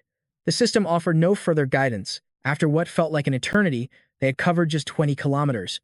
Utterly exhausted, they collapsed under a tree, panting for breath. A Chu balanced a carrying pole on her head, an apple dangling from it. Dama gasped, his eyes sunken. This is impossible. Walking drains our stamina too fast. A system warning flashed. At this rate, their energy would be completely depleted in another 18 kilometers. A Chu was just as exhausted, her stamina down to only 12 out of 100%. She quietly listened to him complain. Even with Choo-Choo's help, we've barely made any progress all day. 600 experience points isn't worth this. I totally regret taking this quest. The system chimed in with a helpful reminder. Once a quest is accepted, it cannot be cancelled. Dama's eyes narrowed shrewdly. You're trying to get me to cough up some cash again, aren't you? Fine, I'll consider it. But if you want my money, you'd better give me a free hint first. The system refused, fully aware that its master was broke. He scowled, wondering why this world had cursed him with such a pay-to-win system. Seeing the dire state Dama and Achu were in, the system suggested using a skill. Dama's eyes went wide as he questioned it. Suddenly, something flashed through the air in the blink of an eye. An explosion ripped through the clearing. A Chu shielded Dama's head as he tried to grasp the situation. What just happened? As the smoke settled, a red staff appeared. A bald man stood there, with another man in blue right behind him. A flicker of terror flashed in his eyes. He recognized that man. A level 28 magic caster. Cold sweat dripped down Dama's face. Don't tell me. That mage has been hunting me this entire time. He'd fought tooth and nail, grinding system quests just to reach level 16. And this guy was already level 28, not to mention his companion. The bald man's eyes blazed, holding the crimson staff as he sneered. Finally, we found you. He was also a magic caster, a level 36. The two began to advance, closing in on the tree where Dama and A Chu were hiding. The situation felt impossibly dire. But just then, A Chu leaped forward, standing alone against two powerful mages, completely without fear. Dama whispered desperately, trying to stop her. A Chu, get back here. You'll be killed. Without hesitation, A Chu charged the lower-level mage, but of course, she was no match for him. A single blast of white smoke sent A Chu tumbling to the ground. Dama was stunned. The level 28 mage asked, why is there a low-level monster here? The red-robed mage laughed sinisterly and said, at long last, we found it. It was worth risking our lives to get here. The item he held was the final material for his class change, the eggshell of a blazing flame bird. The old man cradled the eggshell with pride, saying with satisfaction, finally, I found you. They paid no mind to Magu, who was sweating profusely in the background. The small mushroom's body trembled, not daring to make a single move. Just then, a spore attack was unleashed. A thick cloud of smoke billowed out, making the two mages cough and choke. How does this weird mushroom monster have a skill like this? The blue-robed mage seemed to remember something. I've seen one like it before. Don't worry about it. Let's grab the rest and go. This place is too dangerous. But Chu charged again with a glare that could kill. She lunged toward the two despicable mages, using her beast assault skill. Then she suddenly leaped high into the air, heading straight for the eggs. The old man's staff began to glow. Chu was struck by a powerful blow. She cried out in panic, before crashing headfirst into a rock. Dizzy from the blow to her head, Chu slowly began to fall, finally landing inside the bird's nest. She couldn't recover yet, her head still spinning wildly. Then, a cracking sound came from the tree as stones began to break away from its trunk. Dama watched from behind, furious. Damn it all, he thought. That stupid pig could have run away, but she had to charge in. The blue-robed mage pointed. Look, that mushroom monster doesn't just have skills. It has arms and legs too. It's a rare mutated beast. Just then, a small boulder broke loose from the tree, startling both of the mages. A strange wind began to swirl around the giant, vine-covered rock. The fierce wind sent the rock hurtling directly toward Dama. He barely managed to dodge it using his peak evasion skill. The tree roots attached to the rock were spinning like a top. He managed to touch the leaves where the bird's nest rested. Dama glanced over his shoulder. This is too dangerous. The roots showed no signs of slowing down, spinning like a giant fan blade. One of the stones spun faster than the others, smashing violently into a nearby tree. The roots began to stir as a strange noise echoed out. The trees were no longer still, moving in a circular, unpredictable pattern. Dama grimaced. This situation is getting out of control. Achule dazed in the nest, oblivious to the world, as Dama was also swept up toward the treetop. The old man used his 7-body wood technique and magic protection shield to manage the chaos. The other mage leaped through the air, dodging. A 2-horned beast cried out as it was struck by a massive boulder. Bright red blood splattered everywhere. The surrounding rocks continued to spin like a deadly Ferris wheel. They spun relentlessly, seemingly locking onto their target below. The tree roots slowly expanded, crushing the poor beast in their grip. Then, they began to absorb it, piece by piece. After the brutal assault, everything fell quiet again. Witnessing this horrifying scene, Dama was left completely speechless. Achu was still dazed, her mind filled with nonsensical shapes. The old man planted his staff on the ground, the sound catching Dama's attention. He and the other mage floated in the now darkening space. The old man gritted his teeth in fury. How could this happen? His companion was in a terrible state too. He bared his broken teeth and stammered, "Damn it all." Hearing this, Dama felt a pit in his stomach. Both mages moved forward, launching their attacks in unison. But suddenly, a massive bird appeared in the sky, its wings spread wide. This new development immediately caught the 2 mages' attention. The old man cursed, "Damn it, those useless mercenaries cost me 1,000 gold coins, and this is all the time they could buy." The bird unleashed a blinding aura from above, disorienting everyone on the ground. The firebird dove straight down, and as it hit the earth, a massive explosion erupted. The 2 mages cast ice walls simultaneously, facing a brilliant bird wreathed in flames, its eyes burning with pure arrogance. The mage wondered who this newcomer could possibly be. He opened the appraisal window, but could only see its name, a level 47 blazing flamebird. All other information was hidden. The blue-robed mage quickly reported to the old man. "My mana was almost completely drained by those vines earlier. Old man, you have to hold the line while I drink a recovery potion." The old man's eyes bulged in disbelief. "You think I'm in any better shape than you are? My mana is nearly gone too. If it attacks one more time, my ice wall will shatter." A reckless idea sparked in his mind. "That's it. We'll use that poison potion we bought from the Mage Guild." But a streak of light shot towards them, and the blue-robed mage's clothes erupted in fire. He collapsed right before the old man's eyes, who could only stare in stunned horror. The blazing flamebird then began to leisurely swallow its fresh kill. The old man used his spatial magic skill, pulling out vial after vial. With practiced hands, he gripped 3 of them, popping the cap on a blue one and chugging it down. At that very moment, the blazing flamebird descended upon him like the Grim Reaper, its face a mask of death as it closed the distance without hesitation. Seeing this, the old man's face darkened as he hurled all 3 potions with one hand. With his other, he clutched its precious egg. "Damn you, if I'm dying, you're dying with me." The blazing flamebird's sharp talons were already upon him. The old man showed no fear. He held his staff in one hand, and with the other, he thrust the egg forward, a clear threat. "Go on, do it. Kill your own child." In the tense standoff, the creature screeched to a halt. The sheer pressure and heat radiating from it ripped the old man's clothes to shreds. He had to brace with all his might against the overwhelming force, which pushed him back and sent smoke rising from the ground beneath his feet. After clenching every muscle in his body, veins bulging from the strain, the assault finally stopped. The only thing left on his body was a pair of smoking boxer shorts. Unable to bear it, the old man coughed up a mouthful of blood. His face was as dark as a pot of soot, but his voice trembled as he let out a twisted, maniacal laugh. "They say these beasts have intelligence and emotions. It seems they were right." He grinned, wiping blood from his mouth with a threatening glare. "So, what now? You can't bring yourself to attack, can you? Then you'll listen to me, or I'll smash your child to pieces." Hearing his threats, the blazing flamebird stared, its eyes filled with a hatred so deep it wanted to tear him limb from limb, letting out a furious screech. Seeing it hesitate, the old man seized his chance. He raised his staff high and unleashed his attack skill. Lightning Jutsu. A bolt of lightning tore through the sky, crashing directly into the blazing flamebird, making it shriek in agony. It fell to the earth, charred and smoking. Its eyes rolled back white like a quail's. To make matters worse, lingering electricity coursed through its body, inflicting a debuff. But its eyes remained locked on the old man, filled with pure hatred. Status effect: paralyzed. The body is unable to move for a short period. He approached the down-blazing flamebird, looking down on it as he began to rant about his own pathetic, powerless life. "You ugly bird, do you have any idea? I'm over 40 years old, and I still haven't even reached the first rank. Everyone around me scoffs and laughs. No one would ever give me a chance. Because I'm so old, even hunting monsters to level up is harder for me than for the younger generation. Damn it all." His face twisted into a hideous, brutal mask. His eyes were bloodshot, and with blood dripping from his beard, he looked like a bloodthirsty demon. But today I can finally breathe a sigh of relief.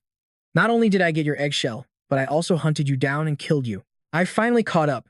His laughter grew even more deranged. Wounded from the attack and still under the effects of paralysis, the creature could only lie there helplessly, accepting its fate. The old man's face darkened again as he began to ramble, kicking the blazing flamebird's body without a shred of mercy, as if venting all his life's frustrations. The scene was utterly brutal, yet there was something comical about watching a man in nothing but his underwear kicking a legendary beast. I had enough of suffering all these years.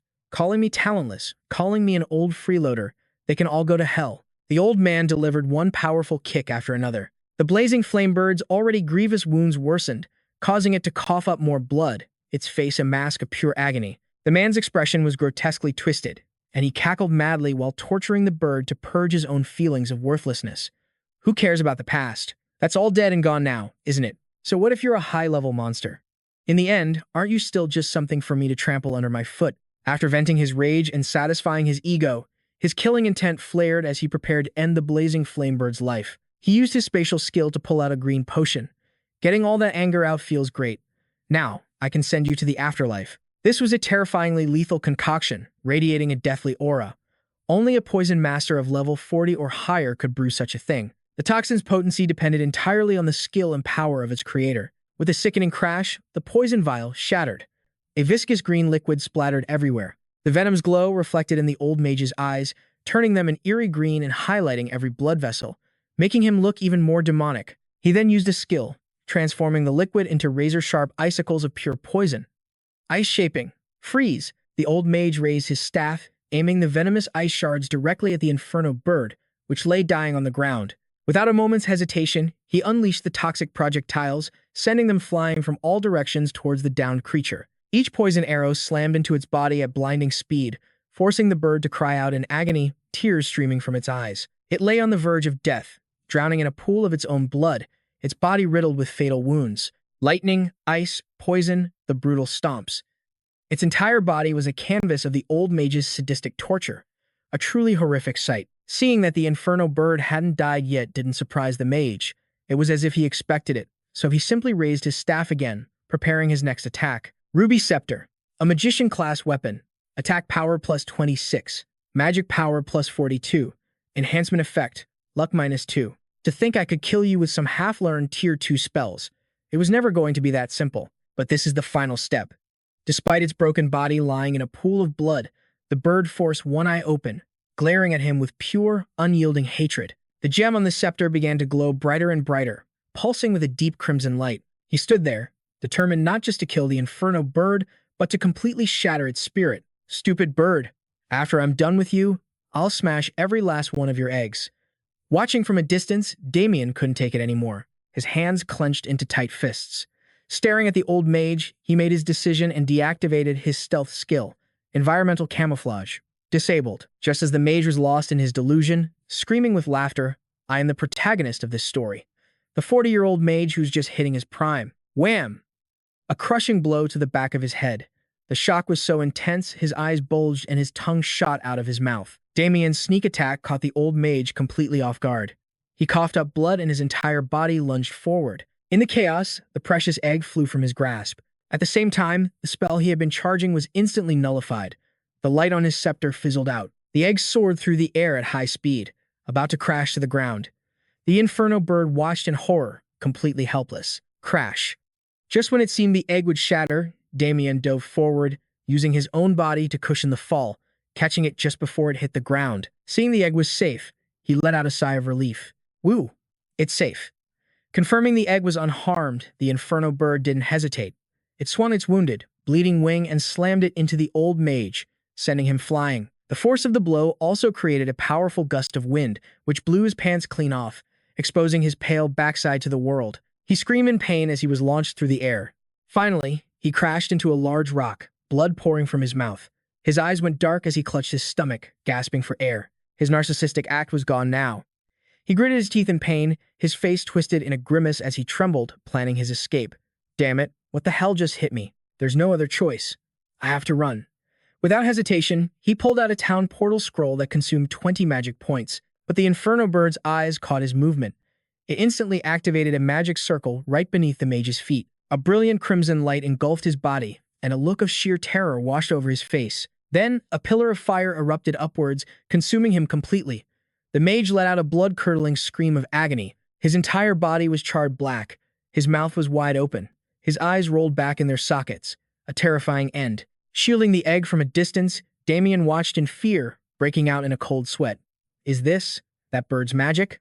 Just then, the inferno bird's body was enveloped in a cocoon of blazing fire. A blinding light erupted from it, signaling a level up as smoke billowed all around. Suddenly, it opened its eyes, radiating an immense pressure. The inferno bird had reached level 48. It unfurled its wings, letting out a majestic cry that announced its rebirth like a phoenix. Every wound from the brutal torture vanished completely. An overwhelming heap, a powerful aura exploded from the inferno bird, creating a massive whirlwind with it at the center. Lying under the egg, Damien was caught in the blast, the wind distorting his face. The creature now stood over him, its massive shadow covering him completely. The inferno bird's eyes were filled with killing intent. Damien was sweating bullets, but could only manage a confident smile. But one look at its face said it all. You're a dead man. No love in this cultivation. Just as the tension peaked, a small crack appeared on the egg. Soon, more and more cracks spread across its surface. A baby bird hatched, poking its tiny head out, its eyes wide and adorable. It looked left and right, searching for something. Then it climbed out completely, took a tiny step onto the ground, and turned to see Damien lying there, staring back in utter astonishment. Seeing this, it let out an adorable chirp, catching the boy completely by surprise. Then the little chick hopped forward, landing right in front of him. It nuzzled its head against his cheek, whining for attention, but its body was so hot he yelped. The fierce flame bird saw her child's sudden warmth and gentleness.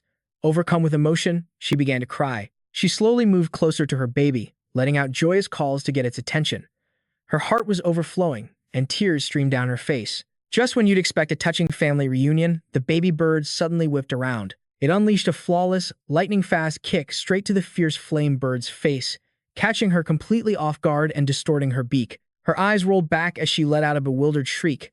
Dama, who was lying nearby, watched with wide eyes, completely stunned by this turn of events. After taking the full force of the kick, the fierce flame bird just stood there, trembling helplessly. Meanwhile, the chick next to Dama was still fuming, chirping angrily as if it were cursing its mother out. Watching all this unfold, Dama couldn't help but break out in a cold sweat as he tried to calm the little bird nuzzling against him. He glanced over, checking the fierce flame bird's reaction. All right now, Mimi getting involved will only make things messier. In the midst of the confusion, a chirp came from a fiery golden head peeking out of a half-hatched, flaming eggshell. It caught everyone's attention. The fierce flame bird, Dama, and the chick all snapped their heads around to see Ah Chu approaching with 2 more baby birds on her back. At this sight, the fierce flame bird's expression brightened with even greater joy. Unable to contain her emotions, she moved toward the 2 chicks, tears streaming down her face.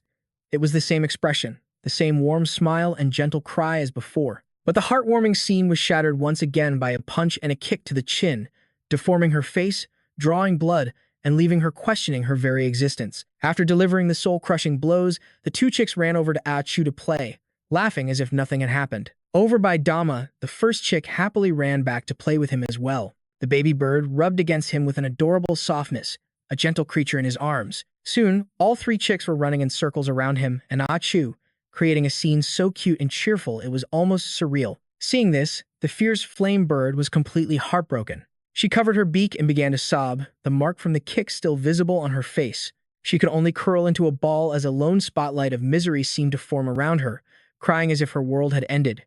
Dama watched her, a thoughtful look on his face. Then, an idea sparked in his mind. A calculated smile spread across his lips. He had a plan. Without hesitating, he told Ah Chu to follow him, and the 3 chicks tagged along. Come on, Chushu, let's go. He led Ah Chu and the 3 chicks right in front of the grieving fierce flame bird. He stopped so suddenly that Ah Chu and the birds all crashed into each other. He and Ah Chu looked up at the giant bird. Seeing him, her terrible mood soured even further, and her eyes blazed with fury. She stared him down with pure murderous intent. If looks could kill, he would have died 1,000 times over. Her face twisted with rage. Her eyes looked ready to tear him to shreds. Seeing this, one of the 3 chicks shot forward right in front of the fierce flame bird. It pecked relentlessly at its mother's beak, leaving her unable to do anything but endure the assault. She slowly backed away. She was so deep in despair that her whole body trembled, and she let out a mournful cry. unable to believe what was happening. Seeing her retreat, the three chicks looked incredibly proud, standing protectively in front of Dama. They took up a fighting stance to defend him and Achu. But then, Dama stepped between the chicks and their mother, stopping their reckless behavior. He signaled for the three chicks to stand down, leaving them utterly confused. Don't do that. But the three of them just looked sad, not understanding why he would stop them. After all, they were trying their best to protect him and Achu. Dama began to gesture wildly, making a series of strange and comical movements. He then picked up a stone and broke it in half, holding the two pieces out for the chicks to see. Their eyes widened as they began to understand what he was showing them. He then pointed toward the devastated, fierce flame bird and explained everything to the three of them. She is your mother, the one who risked her life to protect all of you. The fierce flame bird let out a sorrowful cry, as if to confirm his words were true. Then Dama told the three chicks to go to her. Listen to me now. Go and give your mother a hug. At last, the heartwarming moment the fierce flame bird had been waiting for finally arrived. The three chicks ran to her, accepting her as their mother and filling the air with warmth. Dama stood with his arms crossed, a look of absolute confidence on his face. He told Achu with certainty, Choo-choo, just you watch. The fierce flame bird will definitely repay me for this. Based on how these quests usually go, we just did this giant bird a huge favor. It's bound to repay us by taking us straight to the demon domain. Hearing this, the beast lifted its head, its gaze locking onto him with a bizarre intensity. Then, its expression soured, and a look of pure resentment was aimed directly at Dama. Something felt off. A cold sweat broke out on his skin as he tried to figure out what was going on. But reality came crashing down on his perfect plan. The blaze bird didn't spare him a single glance, turning its back and walking away with its three happy chicks. Now it was Dama's turn for an existential crisis. He practically burst into tears, reaching out a desperate hand to block the blaze bird's path. Hey, you can't just leave like that. Take us to the demon domain. Hearing his shout, the great bird and its three chicks froze in their tracks. The three little birds tilted their heads back, a look of pure confusion on their faces. But the blaze bird turned with a hostile glare. A suffocating, murderous aura exploded from its body as a voice boomed out, dripping with menace. You are nothing but a low-level creature. How dare you challenge me? The words were unexpected, terrifying, and utterly unbelievable. His face drained of all color, his mind reeling as he screamed internally. Wait, it can talk. And it's a dude. Dama was petrified, his face ashen and slick with cold sweat. This was it. He was a dead man. With heavy, earth-shaking steps, the blaze bird advanced on him slowly, radiating waves of intense heat and crushing pressure. What gives you the right to negotiate with me? But just then, a wave of agony from its earlier battle washed over it, making its head spin. Unable to withstand the pain, the blaze bird coughed up a spray of blood. Seeing their parent falter, the three chicks looked on in panicked confusion. Its expression twisted in agony. Its body, drained of all strength, began to tremble uncontrollably as its vision blurred into darkness. And then, the mighty blaze bird collapsed, crashing face first into the dirt, completely immobilized. The three chicks rushed to its side, their chirps filled with terror. Dama and Achu could only stare, utterly bewildered by the sudden turn of events, as the little birds huddled around their parent, desperately checking its condition. The great beast's body was racked with violent tremors of pain. Its eyes were squeezed shut in agony. Its consciousness began to fade. Its face grew deathly pale, and its brilliant golden feathers were now matted with sweat and blood. Just before it blacked out completely, the blaze bird faintly saw the blurred shapes of Dama and Achu rushing toward it. The high moon confirmed that night had fallen. Lying on the cold ground, the blaze bird finally began to stir. It lifted its head, but its eyes remained shut, a clear sign of its deep exhaustion. Its vision was still a blur, and through the haze, it saw a horrifying sight. Its three chicks appeared to be engulfed in flames. The blaze bird's heart seized with panic as it forced its eyes to focus, letting out a terrified cry. The sudden cry startled the three chicks, who blinked their sleepy eyes open. They just stared back, confused. Realizing they were unharmed, the great bird's tension finally eased, and a look of profound, loving relief washed over its face. Its gaze then shifted to the side. And there was Achu, fast asleep and snoring his head off. Instantly, the blaze bird's expression twisted into one of pure disgust and irritation. It slowly began to push itself up, straining with its legs and using its massive wings for support, struggling to get back on its feet. But its body wasn't ready. It collapsed back to the ground with a pained shriek, trembling as the poison from its earlier battle still ravaged its system. Even leveling up hadn't been enough to completely purge the venom from its body. Just then, the clinking of potion vials drew the blaze bird's attention. It pried one eye open to see the source. It was Dama, who was dumping out the entire contents of the enemy's spatial bag. Potions, gold coins, Everything spilled onto the ground. Recognizing the boy, the beast spoke. Mushroom fiend. Hearing its weak voice, Dama just smirked. So, you're finally awake? His eyes suddenly took on a dangerous glint. With a grin that didn't reach his eyes, he grabbed a golden potion and swiftly closed the distance to the blazed bird. Seeing him rush forward, the bird instantly went on high alert. Its feathers bristled defensively as it fixed a piercing glare on him. Before it could even react, he was on it. He wrenched its beak open with both hands and poured the entire potion down its throat, forcing tears from its eyes. Drink up. After swallowing the last drop, the blazed bird's face contorted with rage and humiliation. Veins throbbed on its head as its eyes blazed with indignant fury.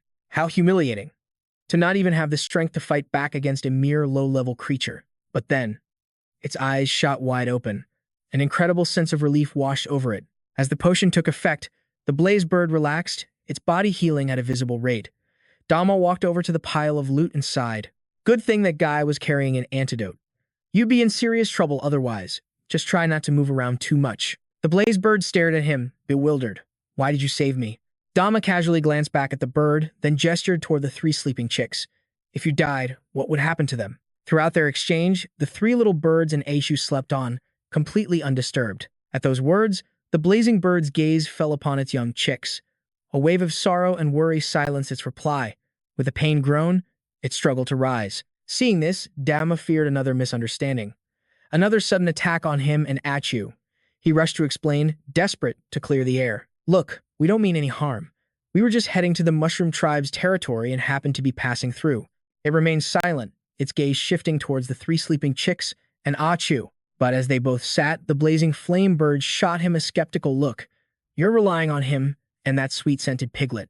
Even if you somehow avoid predators far stronger than me and actually reach the border. A member of the Mushroom Tribe would be fine, but that pig is not getting in. Ah Chu, lost in a dream about delicious food, started to drool. Hearing the bird's words, Damama was completely bewildered. Huh? Why not? Are you truly that ignorant? Or just pretending? The king of your lands has issued a strict decree. The Mushroom King harbors a deep hatred for all other species, forbidding any outsider from setting foot in his domain. It doesn't matter if you're human or monster. Only those of the Mushroom Tribe are allowed inside. Anyone else who even approaches will be attacked on sight. Hearing this, Damama tilted his head. A sudden wave of understanding washed over him. So that's why he was so furious when I invited him to the mushroom territory before. He must have thought I was mocking him. But then, what's going to happen to Choo Choo? Seeing his distress, the blazing flame bird moved in closer, its eyes fixed on him. He spun around, his eyes practically bugging out of his head. What do you think you're doing? He scrambled backward, putting distance between himself and the giant bird. The bird stared him down, its gaze filled with suspicion and a chilling killing intent. There's something very strange about you. Caught off guard, he stammered, trying to evade the question. What's so strange about me? The creature advanced, step by step, forcing Damama to retreat even further. Normal mushroom monsters are mere puppets. And yet, you possess a will of your own. A predatory hunger filled the blazing flame bird's eyes. It looked at him like a beast staring down its next meal. A low-level monster with its own consciousness. Truly, a rare specimen. Imagine the power my children would gain if they were to devour you. Pure terror gripped him as he stumbled backward. He could only stammer, "Why, you? What are you?" Just when he thought his life was over, the blazing flame bird tilted its head back and let out a booming laugh. Turns out, it was all to scare you. I was only joking. He cursed the beast inwardly. That wasn't funny at all. But just as suddenly, its expression turned deadly serious, its eyes burning with profound hatred. Still, at least you're not one of those wretched humans who kill everything to satisfy their bottomless greed. Sensing the pure animosity, Damama couldn't help but ask, I heard that once, long ago, humans and monsters lived in harmony. Why can't things be like that again? The blazing flame bird's eyes blazed with an ancient rage. Its voice trembled with fury, recounting the atrocities humans had committed against it and its young. I never cared when humans took the empty shells after my chicks hatched, but in their greed, they began stealing our unhatched eggs. My children were slaughtered before they even had a chance to hatch. My last clutch. And the one before that, all of them, gone because of those vile humans. Hearing this, a wave of sadness washed over Damama. He could only let out a long, helpless sigh. He completely understood the blazing flame bird's pain. It was the same in his old world. Humans would hunt other creatures to the brink of extinction for their own selfish gain. The creature could no longer contain its emotions. It ground its beak, its eyes blazing with uncontrollable fury. It let out a scream of pure anguish, and at the peak of its rage, a terrifying heat began to radiate from its body. Flames of pure hatred erupted from the blazing flame bird. Though it managed to keep them in check, the sheer intensity sent Damama reeling backward in shock. It quickly suppressed its fiery rage, not wanting to startle its 3 sleeping chicks. It glanced at the 3 peacefully sleeping hatchlings. The blazing flame bird then looked down at Damama. "Thank you for saving my children. The only reason they are alive is because of you. You have my gratitude." But Damama's face had gone pale, completely drained of color from the bird's terrifying display of power. His eyes were wide with fear, his body trembling uncontrollably as he frantically tried to pat out the flames still licking at his feet. "Don't mention it." The great bird looked up at the crescent moon hanging in the night sky. "Tomorrow, I will take you to the mushroom tribe's land. Get some rest." Damama was too busy putting out the fire on his feet to hear clearly, so he just mumbled a reply. Yeah, you too."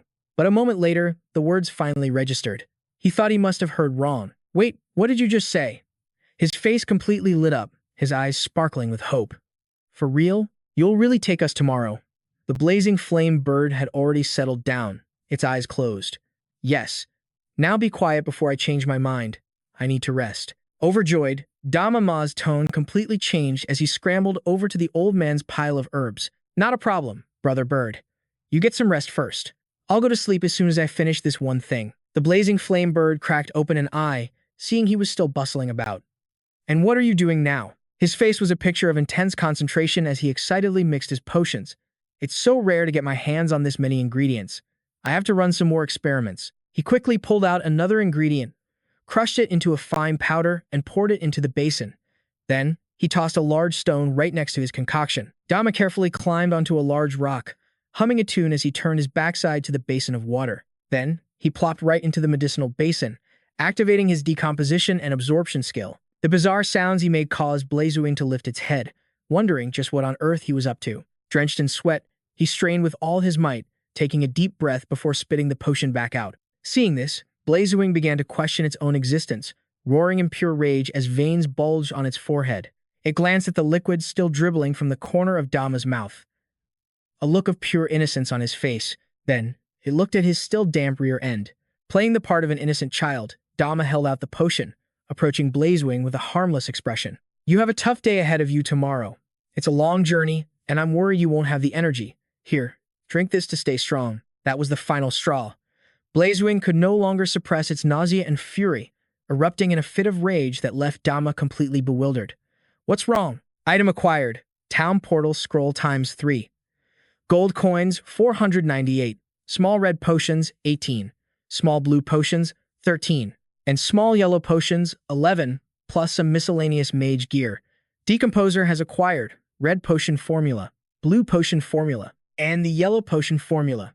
The scene shifts to the next morning, as a dark shadow soars across the sky. It was none other than Blazewing, carrying both Dama and Chu on its back, heading straight for the Mako territory. High above the clouds, Dama turned to comfort her.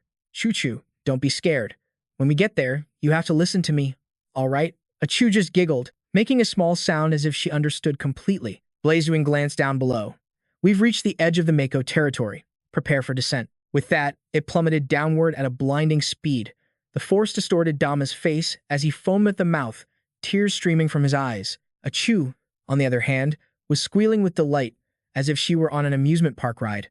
But Dama, trembling uncontrollably, had already passed out cold. Meanwhile, Chu gazed at the world below, her eyes sparkling as she took in the breathtaking view, letting out continuous cries of joy. Her happy cries slowly brought Dama back to consciousness.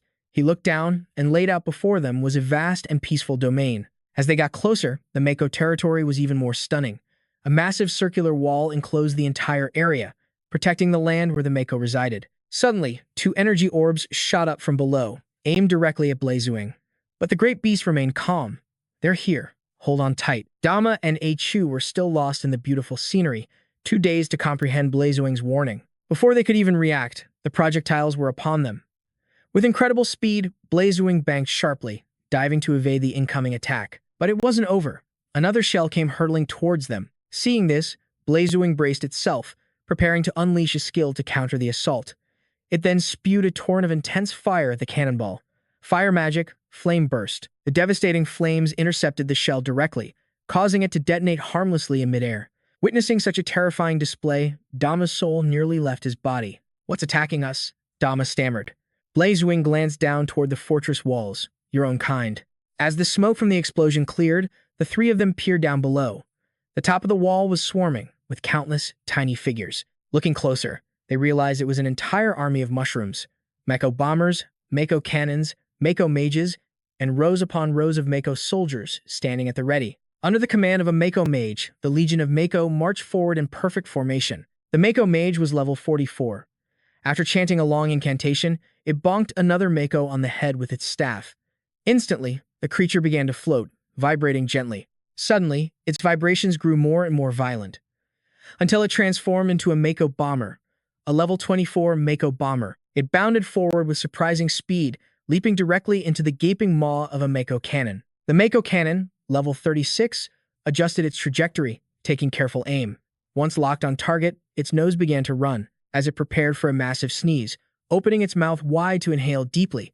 The cannon's barrel compressed, coiling like a spring. Finally, it let out a powerful Achu, launching the Mako bomber straight at Blazewing. All the other Mako cannons fired in unison immediately after. A barrage of Mako bombers rocketed into the sky, a living swarm of missiles targeting Blazewing. Despite the overwhelming number of projectiles, Blazewing remained utterly calm, showing not a single trace of fear. Clutching Dama and Achu tightly, Blazewing carved a graceful arc through the air, effortlessly weaving through the entire barrage of Mako bombers. Just when they thought they were safe, it wasn't over. The living bombs watched Blazewing's maneuver and grinned. They changed course, homing in on Blazewing to detonate. Not only that, they began spraying spores in every direction, cutting off all escape routes. The Mako bombers suicidally charged Blazewing, relentlessly spewing a thick cloud of spores. Blazewing was forced to evade wave after devastating wave. Pinned beneath the great bird, Dama was completely dizzy, his eyes spinning, once again foaming at the mouth. Achu, however, was laughing, thoroughly enjoying the chaos. Suddenly, one Mako bomber broke through the defenses, getting right next to Blazewing, and without hesitation, it pulled its pin. Ready to sacrifice itself, the creature began to swell and glow ominously. Blazewing shot at a sideways glance. Seeing the Mako bomber about to self-destruct, it grimaced and grit its teeth. Instantly, it activated a skill, creating a swirling vortex of fire as a protective shield. Fire magic, wall of fire. The mushroom bombs hurled at the blazing bird were all stopped, unable to penetrate the fiery vortex. They could only detonate outside the inferno, creating a massive explosion that sent shockwaves across the battlefield. Seizing the opportunity, all the mushroom bombs had detonated at once. The creature shot out from the heart of the fiery tornado. The blazing bird sped towards the mushroom territory. "We've passed the outer ring," it announced. "I'll get you to the central area, but after that, you're on your own." Clutched in the blazing bird's talons, Dama was still out cold, dizzy and foaming at the mouth. Achu, on the other hand, was ecstatic, her eyes sparkling like stars. The blazing bird carried them both swiftly over the Great Wall, flying toward the heart of the mushroom domain. But suddenly, it froze. Its face became a mask of shock and terror. A cold sweat broke out as its eyes widened in horror. It sensed something that could truly threaten its life. From the very center of the territory, radiated a horribly dangerous aura. If it dared to fly any closer, it would be instantly annihilated. That overwhelming pressure forced the blazing bird to a halt in mid-air, its entire body racked with violent tremors. Dama felt the blazing bird stop moving. The intense shaking jostled him and Akshu, slowly rousing him from unconsciousness. Barely able to open his eyes, he mumbled, drool trailing from his mouth. "Are we there yet?" The blazing bird stared at the source of that terrifying pressure, sweat pouring down its head, its mind reeling with shock and absolute fear. "Not yet. And this is as far as I can take you. If I go any closer, I'm afraid I'll be done for."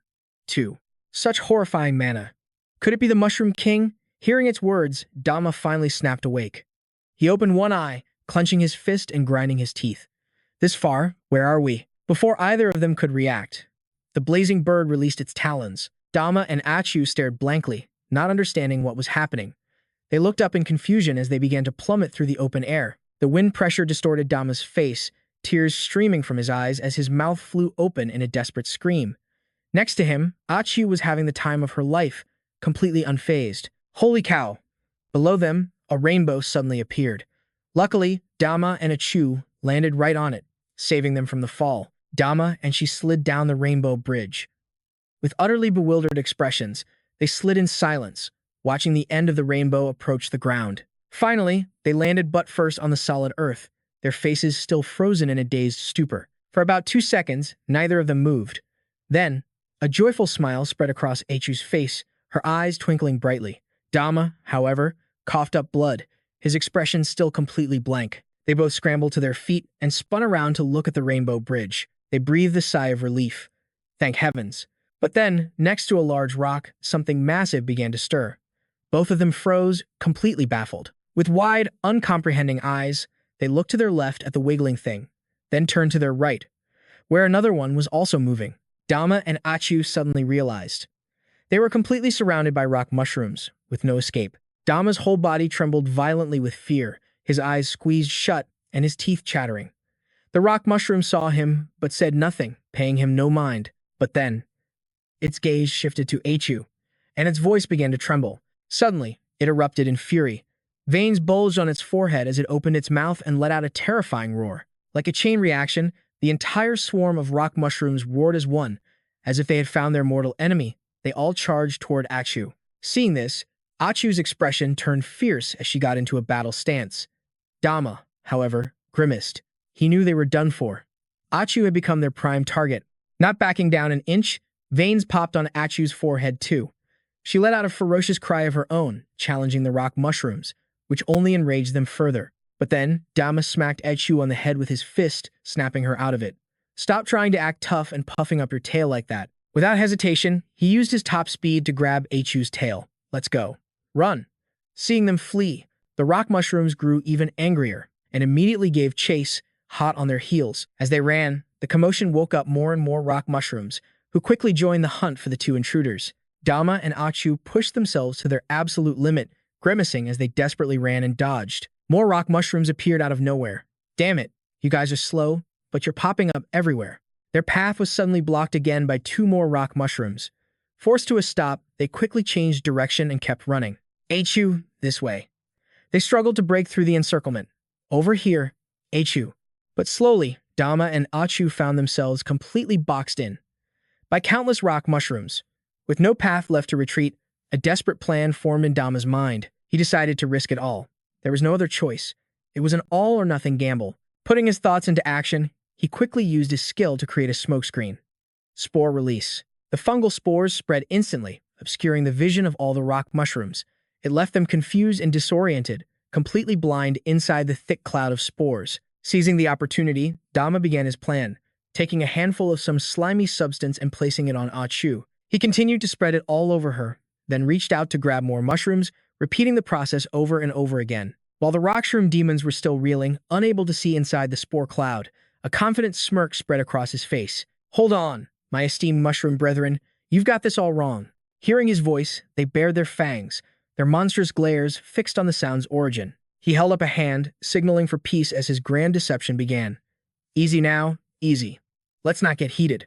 We're all mushrooms here, one big family. The rockshroom demons stared blankly at his words, but then he pointed toward Eichu, selling the lie with everything he had. Just look. At this moment, Eichu was covered head to toe in slime and fungi, with mushrooms even sprouting from her nostrils. Her face was a mask of utter despair, her only outlet the tears streaming down her cheeks.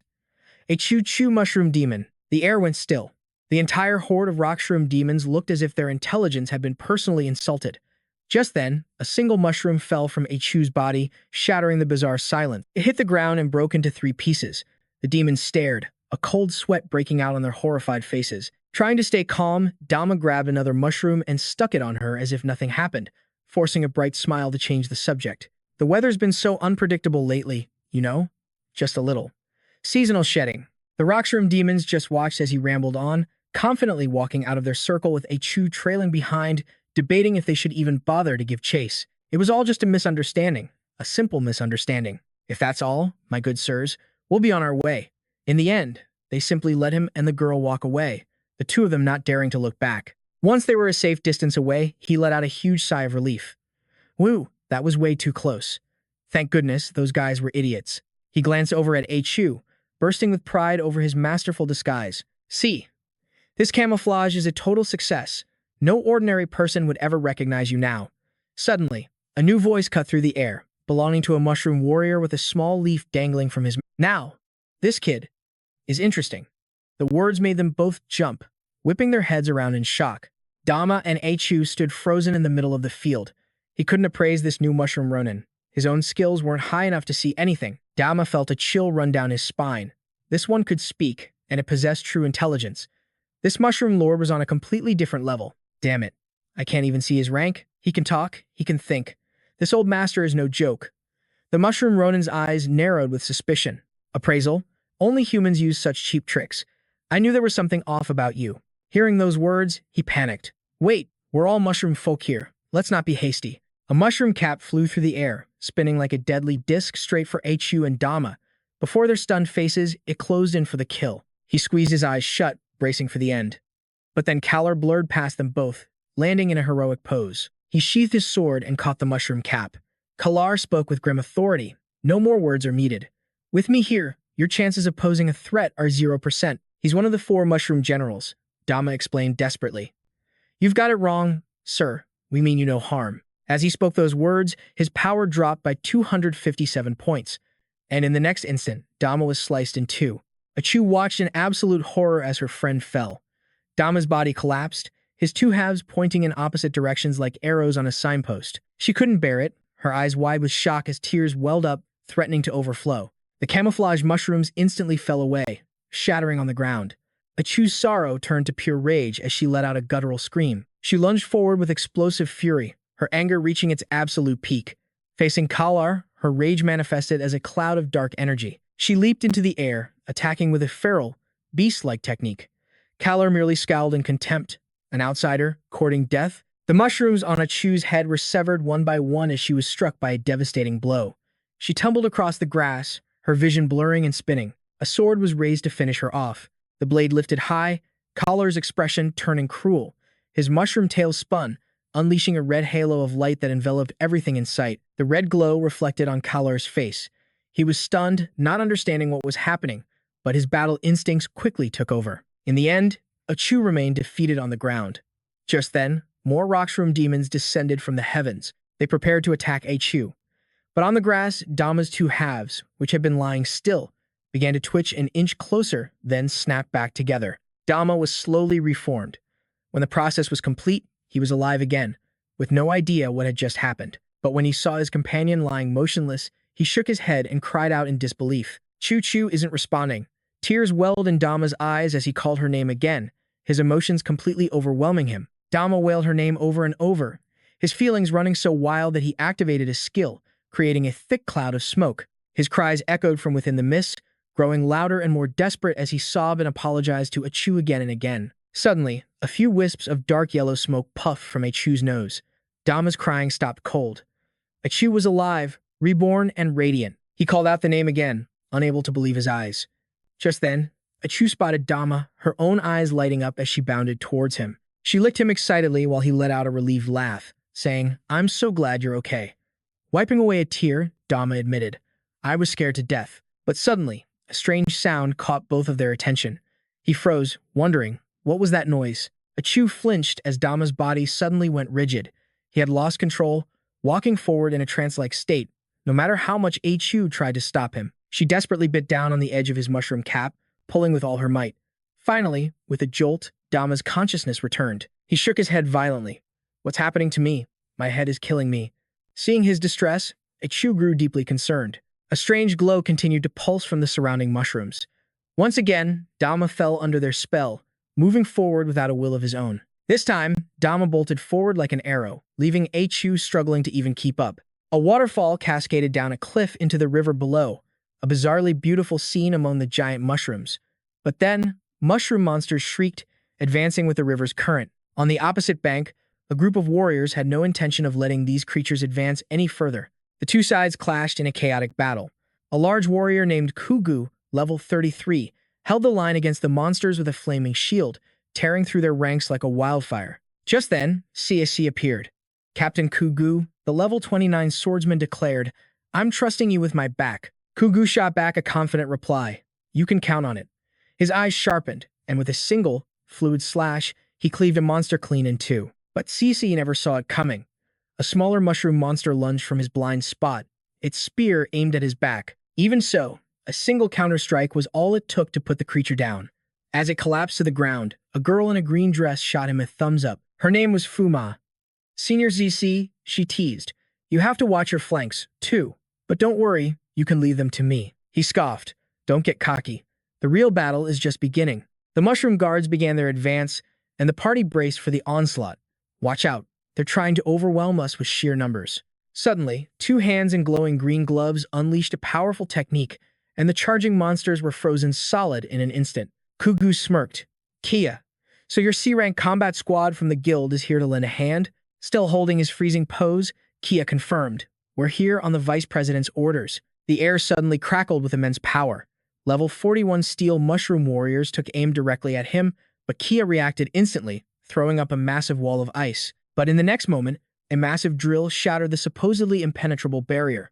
Kia stared in horror as a frantic voice screamed his name from afar. Then, a devastating explosion erupted.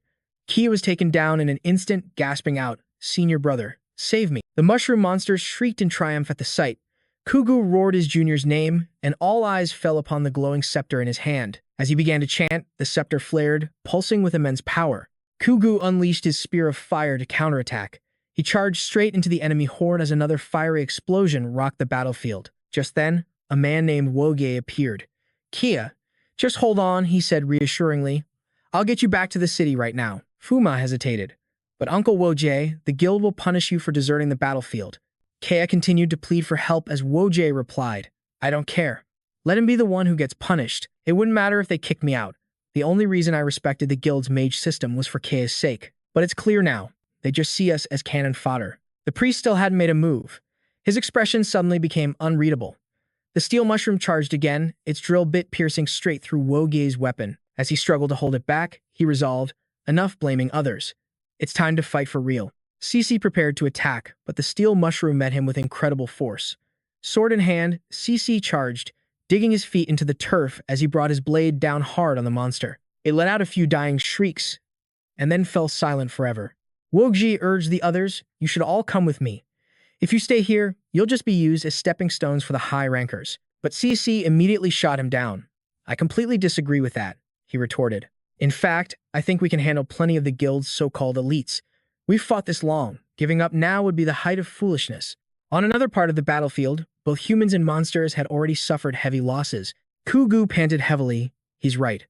I may only be a D-rank fighter at my age, but you young ones still have a long path ahead of you. As a squad leader and a shield warrior, I will stop you, even if it costs me my life. With that declaration, the entire team charged back into the fray. CSI's resolve hardened. I may just be an ordinary swordsman now, but mark my words. One day soon, I will become a sword saint, the kind the entire guild will be fighting to recruit. Woge said nothing more, but he recognized it inwardly. For someone so young, his leadership was exceptional. Even though I'm the captain, he thought, the one who can truly unite everyone is ZZAC. Fuma's voice was firm with conviction. Senior CAC, I believe in you. One spore fiend drew everyone's attention. Flashes of light once again lit up the battlefield, revealing spore fiends with their mushroom heads cleaved in half. Ford stared, a deep sense of unease creeping in. What was happening to the bodies of these spore fiends? Suddenly, the fallen creatures began to rise again. Ark couldn't believe it. What the hell is going on? Are they all reviving? At that moment, the steel spore fiend also began to regenerate. Hunter's expression turned grim. He thrust his weapon deep into its body, but a voice warned him, calm down. Don't panic, we're recalibrating. But it was too late. A spore fiend lunged at him in a blur. Hunter cried out his captain's name in alarm. His face, a level 47 muscle spore fiend appeared, its face contorted with rage. Ark bellowed, I'm done holding back. I'll roast every last one of you to a crisp. He unleashed his inner power, and a blazing aura erupted around him. It was the meteor fireball technique. A colossal flame surged forward, hurtling directly at the muscle spore fiend. 3 wands suddenly appeared. It was a spore fiend mage. A brilliant light flooded the entire area. The mushroom creature suddenly grew to an immense size. Its expression was impossible to read. He wondered, is this the strongest spore fiend I've faced? How could it block my attack so easily? The spore fiend snorted, and a cloud of yellow smoke exploded from its nostrils. The blast sent Uncle Ark flying, shaking him to his core. He crashed to the ground, unconscious, as his comrades screamed his name. Uncle Ark. Another type of spore fiend charged forward. There was a cannon spore fiend. A whole battery of them aimed their muzzles, ready to fire. Everyone, advance and wipe them out. Someone shouted, charge. Kill every last one of these disgusting spore fiend monsters. Watch out for the cannons. Spread out. A massive explosion rocked the battlefield. Then, a barrage of subsequent blasts rained down from the Crimson Flame airship. The ship hovered silently in the sky. Inside were Ostrich, Laletti, Annie, and Marion. Ostrich asked the serpent-like girl, "Laletti, are you holding up okay?" The image of a spore fiend was displayed inside a crystal ball. Her face was strained, her body trembling with effort. "I know. Stop rushing me," she snapped. "Breaking free from the spore fiend king's control from this far away isn't simple." Nia spoke softly. "Even so, Senior Laletti, you have to push harder. Our guildmates are fighting with everything they have to give us this chance. We can't let their sacrifices be in vain. Their combat power might be limited, but they've been with us from the very beginning." Is Senior Marion still not going to make a move? Marion remained silent, offering no response. Mana slung his gun over his shoulder and answered, "A priest's resources are always scarce, wherever you go. Of course, Lady Mary is saving herself for the final battle. A priest's job is to be a meat shield, after all." "Nia, you're such an idiot," Nia suggested. "Then let's go help them. The Spore Fiend Legion's numbers are increasing again.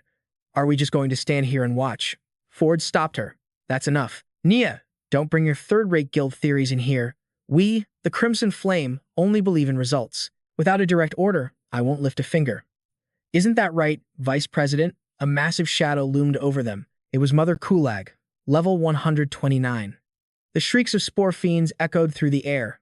A pinned spore fiend desperately tried to hold onto the hairs on its head. The stronger the pull, the louder it screamed. Finally, the white strands ripped free from its scalp. Just then, a flower spore fiend appeared. This one was only level 6. The arrow-tipped staff touched its body. It grasped the weapon firmly, taking a steady stance on the grass. It had now become a spore fiend defender. A long line of spore fiends formed a defensive wall. A spore fiend rubbed its now bald head. It sweated, straining with all its might. New sprouts slowly pushed their way up through the pores. In a matter of moments, it was back to its original state. It gave its comrades a thumbs up. Without hesitation, they all charged forward in a fierce counterattack. The Spore Fiend King watched from afar. Another creature appeared at level 27, Needle Spore Fiend. Using its spore spike technique, it shot forward. The Spore Fiend King was caught completely off guard, unable to react. Its royal treasure was utterly shattered. A brutal close-quarters battle broke out between the two Spore Fiends. Laletti stared into the crystal ball. She cheered, "Success! I destroyed the Spore Fiend King's artifact." Kulag gave a cold command. "Then it's your turn. Move out." Everyone obeyed instantly. Spore Fiends already littered the grassy battlefield. The Spore Fiend King's brow furrowed, its expression darkening. The Needle Spore Fiend then leaped onto the backs of each royal guard. They gathered into a single mass, and then launched themselves into the air as one. The crown on the Spore Fiend King's head began to glow. He could see the courage and determination of his tiny subjects. Tragically, the Needle Spore Fiend fell. Its body was riddled with holes. A beautiful Spore Fiend appeared. Her name was Bamboo. Taking a drag from her cigarette, she asked coolly, "Are these little runts trying to start a rebellion?" The Spore Fiend King said nothing. A lizard clinging to a wooden beam spat something out. The substance grew larger as it poured from its mouth, a demonic, vibrant red. Diamond-shaped beams of light crisscrossed in the air. The creature was hit. Red liquid sprayed from its body. The clang of swords echoed. The Spore Fiend King turned to see his subordinate had returned. Bamboo asked nonchalantly, "Took you long enough to get back? I thought you were dead." Kara remarked, "So the chaos has spread this far?" "I just ran into a flower spore fiend being controlled by a human." It picked up the Needle Spore Fiend's corpse and instantly flew into a rage, aggressively sucking the fluid leaking from its body. But then, Kara absorbed it all, until only a few insignificant drops of the liquid remained. A sudden transformation began to occur. The entire army is to advance. King Mac roared, met by a massive cheer from all kinds of mushroom monsters. In the dark forest, Achu gritted her teeth, refusing to let go of Dama's mushroom head. Sweat poured down her face as she let out a strained cry. At that same moment, a wood mushroom attacked, injuring one of the strange flower mushrooms. The shock snapped him out of his hypnotic state. Achu fumed with anger as he hesitantly asked, "What just happened?" "It felt like my Zuzu was being controlled." They both stared at the battle raging in the distance, which showed no signs of stopping. Dama cried out in surprise, "What in the world is going on over there?" "Zuzu, let's get a closer look." Just then, legions of mushroom monsters swarmed out from the trees, joining the chaotic fray. Caught off guard by the sheer numbers, the humans cried out in despair. Dama remarked, "This is a huge battle. Are these people teaming up to clear a raid boss or something?" Look, Juju. There are even more of them. The two of them began to cheer. Go, King Max Legion. Beat those humans. The Bear Den Corps charged straight ahead. Their leader unleashed his signature move, Hero's Sword. The skill dealt a devastating blow to the Mushroom Legion. A massive shockwave swept through the area, shaking everything in its path. One man was struck down, desperately begging for his life. A mushroom monster slammed into him, its grotesque body crushing him. Gravely injured, he muttered, "This is the end." Sir Knight looked up in utter despair, then fell to his knees, sobbing like a helpless child. As he knelt there, broken, Marion finally made her move. She floated into the air, her staff glowing as an ancient seal appeared, her teammates all poised in different stances. Sir Knight looked up in shock. Oda stepped forward, declaring, "The strong take the stage." He laughed condescendingly, "Lady Marion, if you would be so kind as to send them back. We can't go all out with them getting in the way." The others cheered in agreement. Nia spoke softly, "You've all fought hard, my friends. You can leave the rest to me." Marion's staff pulsed with light, unleashing a forced teleportation spell. A blinding ray shot out, striking Sir Knight and catching him completely off guard. He was instantly trapped inside a giant, transparent orb. The others were also encased in similar floating bubbles. The spheres began to drift away peacefully. The sight left King Mac's army completely stunned. Marion's eyes turned pure white as she executed the spell, a holy aura radiating from her. The people below were pulled upwards towards a magic circle as she exerted her power. All the men were drawn into the magic circle. At its center, a blinding light flashed. The Mao Legion stared in confusion, having no idea what was happening. Oda's expression grew deadly serious. "Stop wasting time. 5 minutes is all we need to wipe them out." He swung his massive blade behind him, planting his feet firmly on the ground and tightening his grip on the hilt. He let out a ferocious roar, his face contorting as veins bulged on his forehead. And then, Oda unleashed a cataclysmic skill upon the Mushroom Army. Hero's Sword. The single slash tore through one mushroom monster after another, leaving them no time to even react. Seen from above, the sight was absolutely stunning. The scar from his sword looked as if it had torn the earth itself asunder. Meanwhile, Nia leaped into the sky. He shot upwards, clasping his hands together to perform the multi-layered shadow clone jutsu. Identical copies of him materialized all around, their numbers seemingly infinite. But he wasn't done yet. He then pulled out a single shuriken. Nia threw the shuriken, activating his skill, Black Storm. The single projectile split into 5, then split again into thousands of blades, all flying straight for the Mushroom Army. The skill created a terrifying rain of steel, relentlessly bombarding the ground below. The Mushroom Mage closed its eyes and began to chant, the magic wand in its hand glowing brighter and brighter. Suddenly, an even larger mushroom sprouted from the ground, shielding the Mao army. It effortlessly blocked the storm of shuriken, layer after layer. Then, unbelievably, the projectiles were deflected back without leaving so much as a scratch on the giant mushroom. With just a few words, it had taken control of the battlefield. But in the next instant, a direct hit blew its head to smithereens. Immediately after, the heads of the other mushroom mages in the area all exploded in the exact same way. Even the Mao fortresses could only look on in shock, unable to react in time. Smoke curled from the barrel of a combat rifle. In the distance, a man holding the weapon slowly came into view. A Mao fortress immediately stirred, some kind of liquid dripping from its nose. It bared its fangs with a ferocious growl, letting out an enraged shriek, and launched a counterattack, unleashing a volley of spores. The cloud of spores shot forward, accompanied by Needle Mao's wicked grin. Bloodflute sneered, "Too slow. A target like this isn't even worth a practice shot." He held a bullet in his hand and flicked it high into the air. Colorful shells slotted into the chamber, fitting neatly inside the gun. The clip snapped shut. He aimed the barrel forward. The gun roared, unleashing a volley that stopped the spores cold. They call it the Sunset Scatter. Fiery crystals pierced through the raging inferno. Witnessing this display, the mushroom demons broke out in a cold sweat. Bullets rained down on them like a meteor shower. The mushroom demon fortress was riddled with damage. They could only let out scorched cries as their combat power plummeted. The lesser mushroom monsters charged forward without a second thought. But one figure remained completely unfazed, leisurely touching up her makeup. Lei powdered her face before snapping the compact shut. Once she was done, she tucked it into her teddy bear pouch. Prying its mouth wide open, she said with a cheerful voice, "Dinner time." A strange cry echoed from the bag's bottomless depths, and a pitch-black entity shot out towards the mushroom monster army. "Devour them all." The pathetic creatures shrieked in helpless terror. When the job was done, she recalled the entity to her pouch. Its hunger finally sated, the magical bag let out a satisfied burp. The chaotic, hazy battlefield filled his vision. He was completely on edge, while HU was already fast asleep. Dama's face had gone pale with absolute fear. Isn't this like a max-level player stomping through a beginner zone? Uda took command.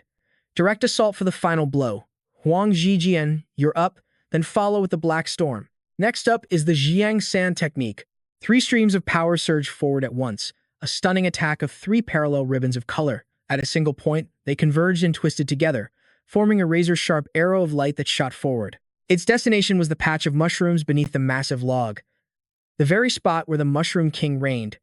It closed the distance in the blink of an eye. The arrow slammed into a huge rock, causing it to slowly fracture, then shatter into nothing. The destructive power of the attack was absolutely terrifying. The cruel humans waited for the inevitable outcome. But a new challenger appeared, a ridiculously cool mushroom monster wearing sunglasses. A mushroom monster in slick shades was sneering at them. Its name was the Diamond Mushroom, an ultra-rare species boasting infinite power. The Mushroom King was enraged. 3 of the 4 mushroom generals were present: Kella, Genode, and Banmo. Genode wielded the strongest war blade, as cannonballs rained down directly on Banmo. Finally, the 3 elite monsters entered the fray. Manap adjusted his glasses with a mocking grin. Well, what an unexpected bounty. The group began to close in on the Diamond Mushroom. Nia gasped in awe.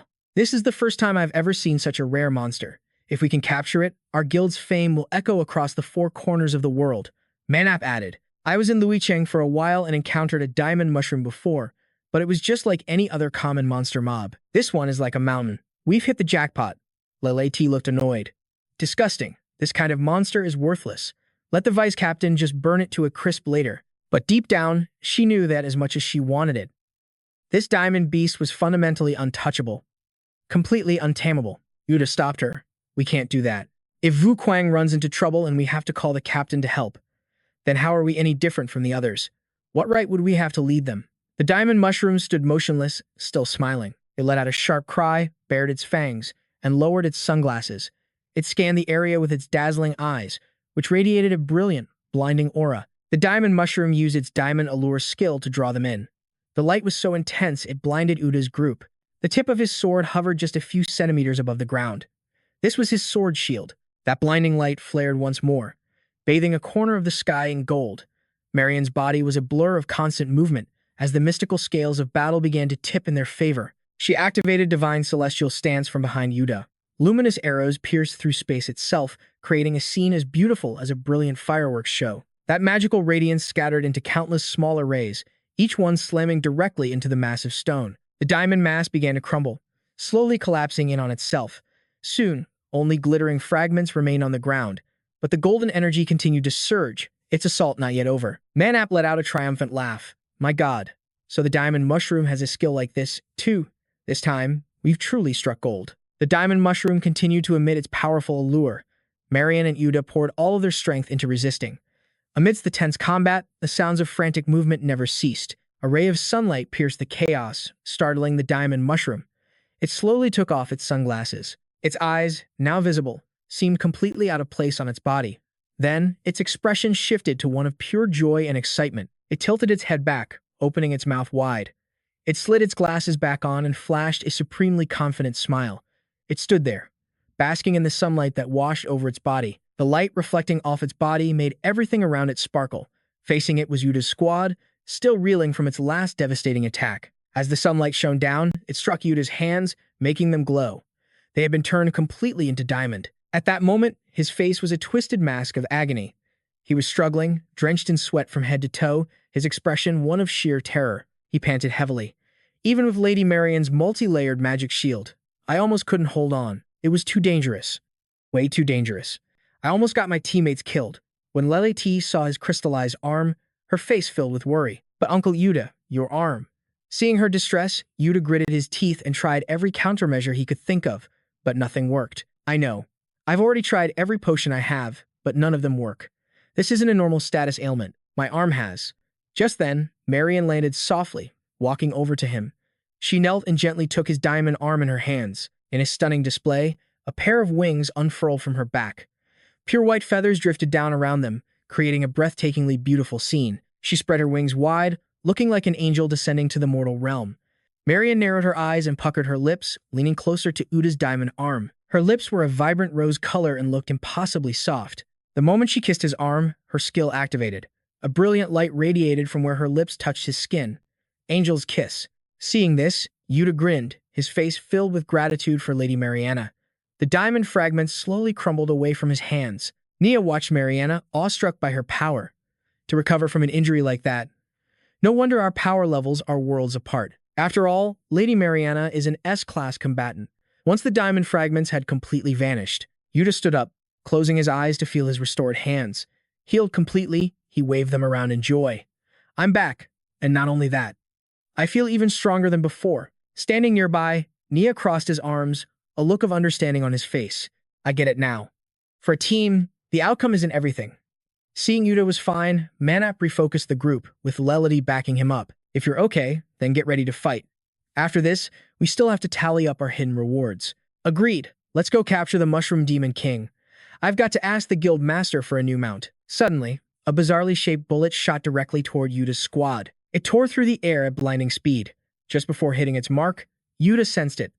A single flash of his sword blocked it completely. A violent clang echoed through the air as he shouted a warning. Careful. It's camouflage.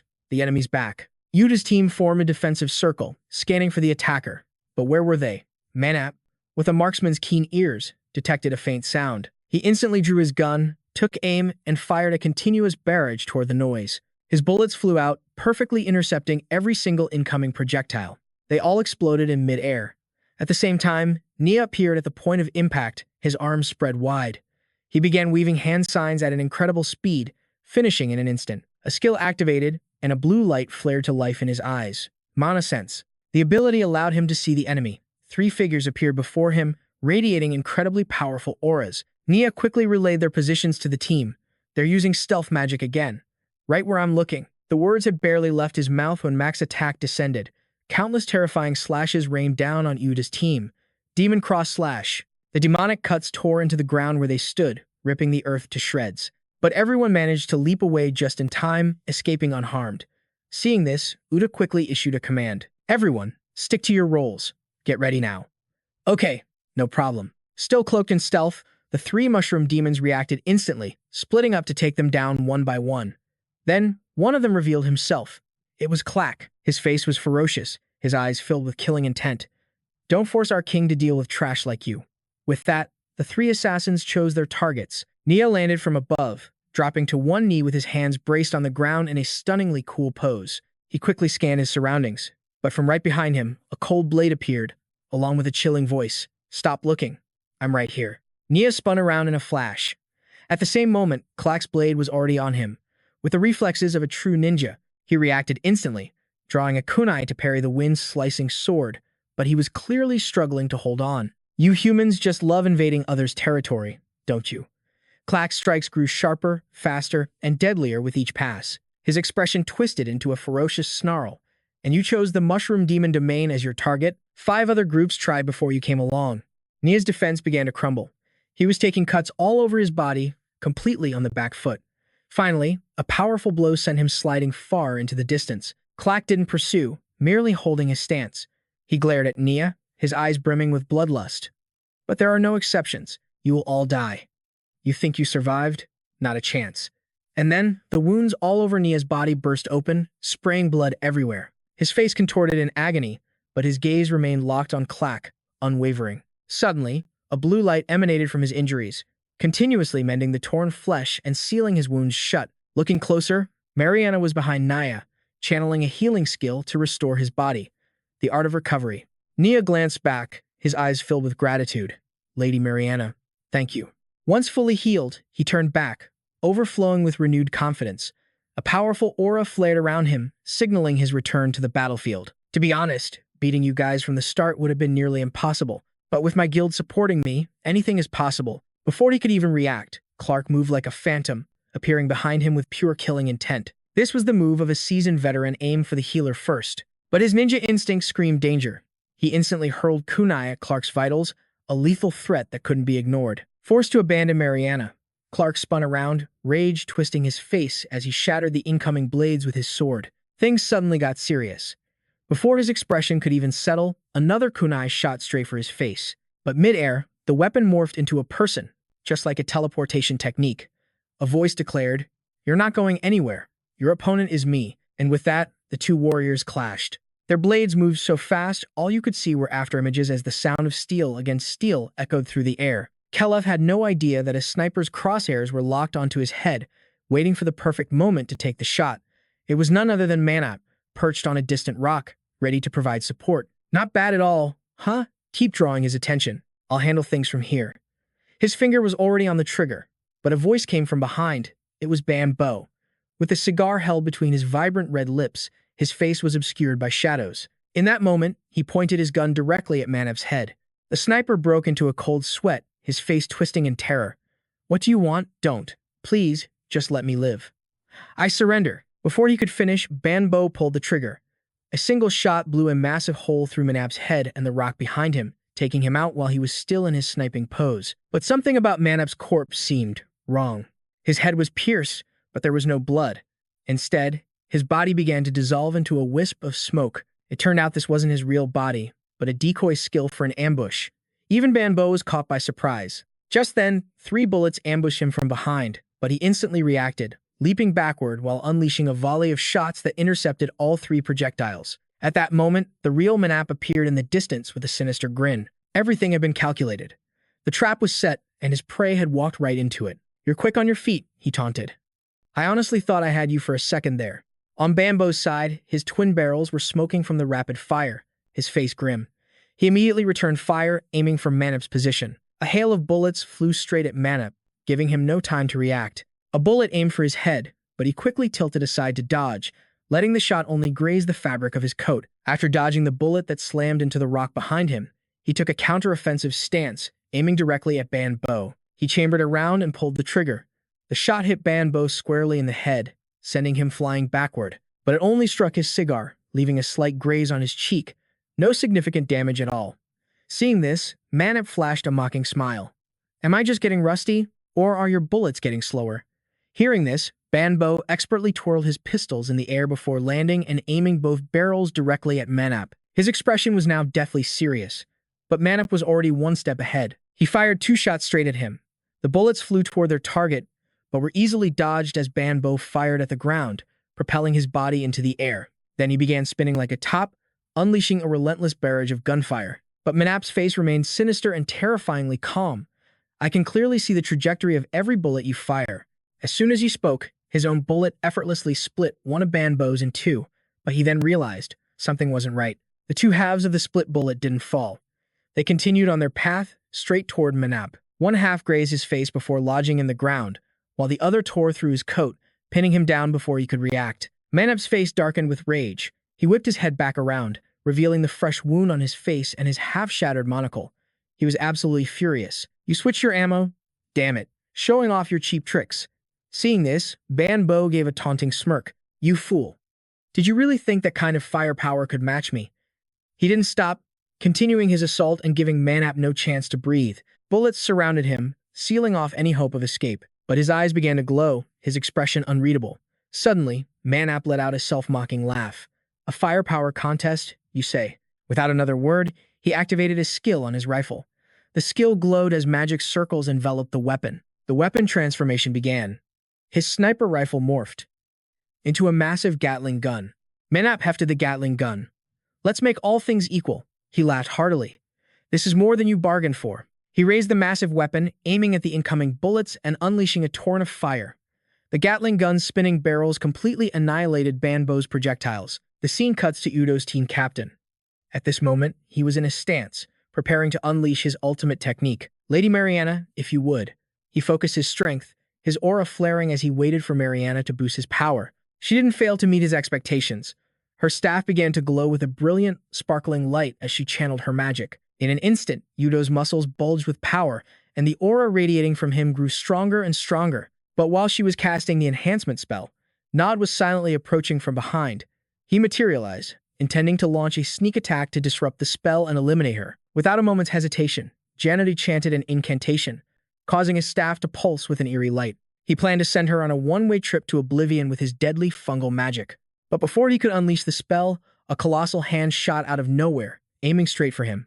Attacked while still cloaked, Janody was utterly stunned. He was forced to abandon his attack on Mariana, using every ounce of his speed to evade the massive blow. Down below, A nose twitched, sniffing the air relentlessly like a bloodhound on the hunt. Letty, with her inhuman sense of smell, had pinpointed Janode's exact location. She pointed directly at him, her confidence unwavering. The smell of a rotten old mushroom. Your cheap tricks won't work on me. Show yourself. Exactly where Letty pointed, the surrounding air began to warp and distort as a hidden figure was revealed. At last, Janode materialized, a sinister smile on his lips, but his face was a dark mask of pure rage. He appeared with his ancient face, calmly making an assessment. It seems the beast in your pouch is the real threat. He slammed his staff into the earth, and the shockwave sent spiderweb cracks across the ground. Suddenly, something erupted from below, shattering the surface. It shot up from behind Janode with incredible speed, a massive crimson horror. This grotesque monstrosity was his skill, Spore Cap Fiend. Let's see who you can possibly protect now. The hideous creature began to contract, its surface bulging with throbbing veins, as a horrifying green slime oozed from its central maw. Then, the creature launched vile gobs of green ooze straight at Letty. The projectiles were so massive they dwarfed her, making her look like a tiny doll. Even facing such a terrifying attack, Letty remained completely calm, simply tapping the small pouch at her hip and issuing a command. Come on out, dinner is served. The moment she spoke, Xiao He burst forth a monstrous head lined with razor-sharp teeth. With its tongue lolling out and eyes burning with ferocity, it charged directly toward the toxic sludge spat out by the grotesque beast. In the blink of an eye, it was upon them, chomping down on the vile goop and devouring it like a tasty appetizer. Once it finished its snack, it zipped back into the tiny pouch, vanishing as if it had never been there at all. Janode witnessed the entire scene with a casual smile. Little sister, eating strange things will give you a stomachache. That was a deadly poison for my Spore Cap Fiend. She shot him a look you give a complete idiot, pretending she hadn't heard. Huh. Suddenly, the pouch at Letty's side began to thrash violently, as if something inside was trying to tear its way out. But in the end, it simply opened its sharp-toothed maw and let out a satisfied burp. Janode saw everything and, assuming Xiao He was dead, began to taunt Letty with confidence. Now that your little beast is gone, what can you possibly do? Little sister? The words had barely left his mouth when Xiao He morphed into a massive fist and shot towards him, giving him no time to react. He could only stare in pure shock. Janode's expression turned grim, sweat pouring down his face as he doubted his own eyes. He couldn't believe it wasn't dead. How is this possible? But he recovered instantly, unleashing a defensive technique. His mushroom cap expanded into a massive shield to block the attack.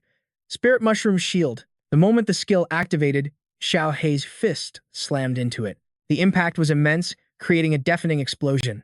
Janode's Spirit Mushroom Shield couldn't withstand the colossal power of Xiao He's fist and immediately began to shatter. He felt the terrifying shockwave rattle his entire body. His ancient face contorted with strain as sweat poured from his head. He knew this was bad. Without a second's hesitation, he pulled his head back from the shield, his face a mask of terror at Xiao He's overwhelming power. In the end, even his prized shield couldn't take the hit. Spiderweb cracks exploded across its surface before it burst apart completely. Xiao He's fist smashed through the shield's center and continued on, slamming directly into Janode's face. The sheer force of the blow sent him flying backward. Seeing this, Letty just smirked mockingly. You fool. My Xiao He was raised on a diet of poison. Your pathetic mushroom toxins aren't even an appetizer for him. Meanwhile, Oda, who had been standing at a distance with his sword ready, suddenly saw a crack appear on his own shoulder armor. Countless fractures spider-webbed across his entire suit of armor, creaking and cracking as his face strained with immense effort. Then, he let out a ferocious, bestial roar. His muscles swelled to a colossal size, shattering his armor into 1,000 pieces. His grip on his sword tightened, and the very ground beneath him buckled, unable to contain the sheer power radiating from his body. Oda stood facing the Diamond Mushroom Fiend, raising his sword, which now hummed with concentrated energy. Just then, Janode's unconscious body flew through the air, his eyes rolled back in his head. He landed perfectly between Oda and the Diamond Mushroom Fiend. Seeing his chance, Oda's eyes sharpened as a triumphant grin spread across his face. Perfect. I'll just kill two birds with one stone. Oda, a mountain of muscle, gathered his power. He drew back his blade, then charged, unleashing the regal sword technique on the Diamond Fiend and Janak. He became a whirlwind of steel, spinning like a top as he descended upon them both. Then Oda hurled his blade with incredible force. It tore through the air, ripping the very earth apart as it flew towards his targets. By the time Janak sensed the danger, it was too late. The blade was upon him, its crushing pressure leaving no room to escape. The sword stopped dead just 2 centimeters from his face. His eyes went wide with terror, bloodshot and staring as sweat poured down his brow. Just as Janak accepted his fate, a sharp clang echoed. The sword was sent flying, landing harmlessly some distance away. He gasped in relief, seeing the figure who had just saved his life. A new voice spoke. Useless, old god. Did you really force the king to make a move? I deserve death, Janak stammered. Descending from the sky to shield him was the Mushroom King himself. He had finally entered the fray, and he was absolutely furious. Veins pulsed on his forehead as he ground his teeth in rage. Oda simply scoffed at the sight. He extended a hand and activated his skill, Blade Recall. The sword hummed, sensing its master's call. It trembled, shrank in size, then erupted from the earth, shooting back into his grasp in a blur of motion. In an instant, the sword was back in Oda's hand. He leveled it, facing the Mushroom King. To neutralize my regal sword so effortlessly. As expected of the king of the demonic mushroom domain, the two titans faced off. The Mushroom King's face was a mask of cold fury, while Oda's smile was pure provocation. But before me, you're nothing but an animal. Elsewhere, two blurs of light collided. Nia and Craven clashed, both recoiling from the impact. But Nia's face was grim. His hand was mangled and trembling violently. His kunai shattered and cracked. 93 moves. Am I going to lose? Just then, a gentle blue light enveloped Nia's hand. Instantly, his wounds vanished, the flesh knitting back together perfectly. From a distance, Mariana was channeling a constant stream of healing magic. He glanced back, his eyes filled with gratitude. She was his reason to win. As long as Lady Mariana has my back, I can outlast him. Victory will be mine. But in that moment of distraction, Craven saw his chance. With explosive speed, he shot forward, closing the distance in a heartbeat. Nia's eyes snapped back, full of warning. I told you, your opponent is me. Don't you even think. But his words were cut short by two blinding slashes from his foe's technique. Demonic Mushroom Cross Slash. Craven moved past Nia, leaving behind a chilling X-shaped wound that tore through his body. Heh, it seems my real target is you. Stunned, Nia looked down in confusion. Two deep gashes had appeared on his chest, ripping through his armor and clothes, carving a gruesome wound. Seeing him hit, Mariana immediately raised her hands, casting another healing spell. Nia's face twisted with rage and pain. With my friends beside me, we won't lose. But something horrifying was happening. Instead of closing, the wound on his chest began to widen. Blood started to pour from the cursed slashes. Nia let out a blood-curdling scream. A fountain of blood erupted from his chest, spraying uncontrollably and without end. Far away, Mariana felt the backlash. Her magic had been nullified, and she violently coughed up blood. She staggered back, her body trembling uncontrollably as crimson blood stained her pure white dress. Her face was a mask of agony as she leaned on her staff for support. Nia had already collapsed, unconscious, his life hanging by a thread as blood pooled around him. Having dispatched Nia and crippled Mariana, Craven calmly sheathed his sword, his expression completely blank. I told you, invade the demonic mushroom domain, and your chance of victory is 0%. His eyes radiated pure killing intent. Cut to Manap and Banpo. Manap was still unleashing hell with his Gatling gun as a storm of spent casings rained down. He was in a bloodthirsty frenzy as he fired. Is this enough firepower for you? Bring it on. Keep it coming. But all of Manap's bullets were being neutralized before they could hit their mark. Seeing the moment was right, Banpo narrowed his eyes, preparing his next move. He holstered his weapon, then tore a piece from his own cloak. He clenched his fist, crushing the fabric into a tight ball. When he opened his hand again, the cloth had transformed. A small, dense sphere now rested in his palm. He drew his gun once more, loading the strange sphere into the chamber. His eyes, cold and dangerous, locked onto Manap. Leaping into the air, he fired. The sphere exploded outwards, expanding into a massive, net-like barrier. It was his germ bomb, and it stopped every single bullet. No matter how much Manap fired, the net caught it all. After absorbing the entire barrage, the net contracted, forming a giant red orb in the sky.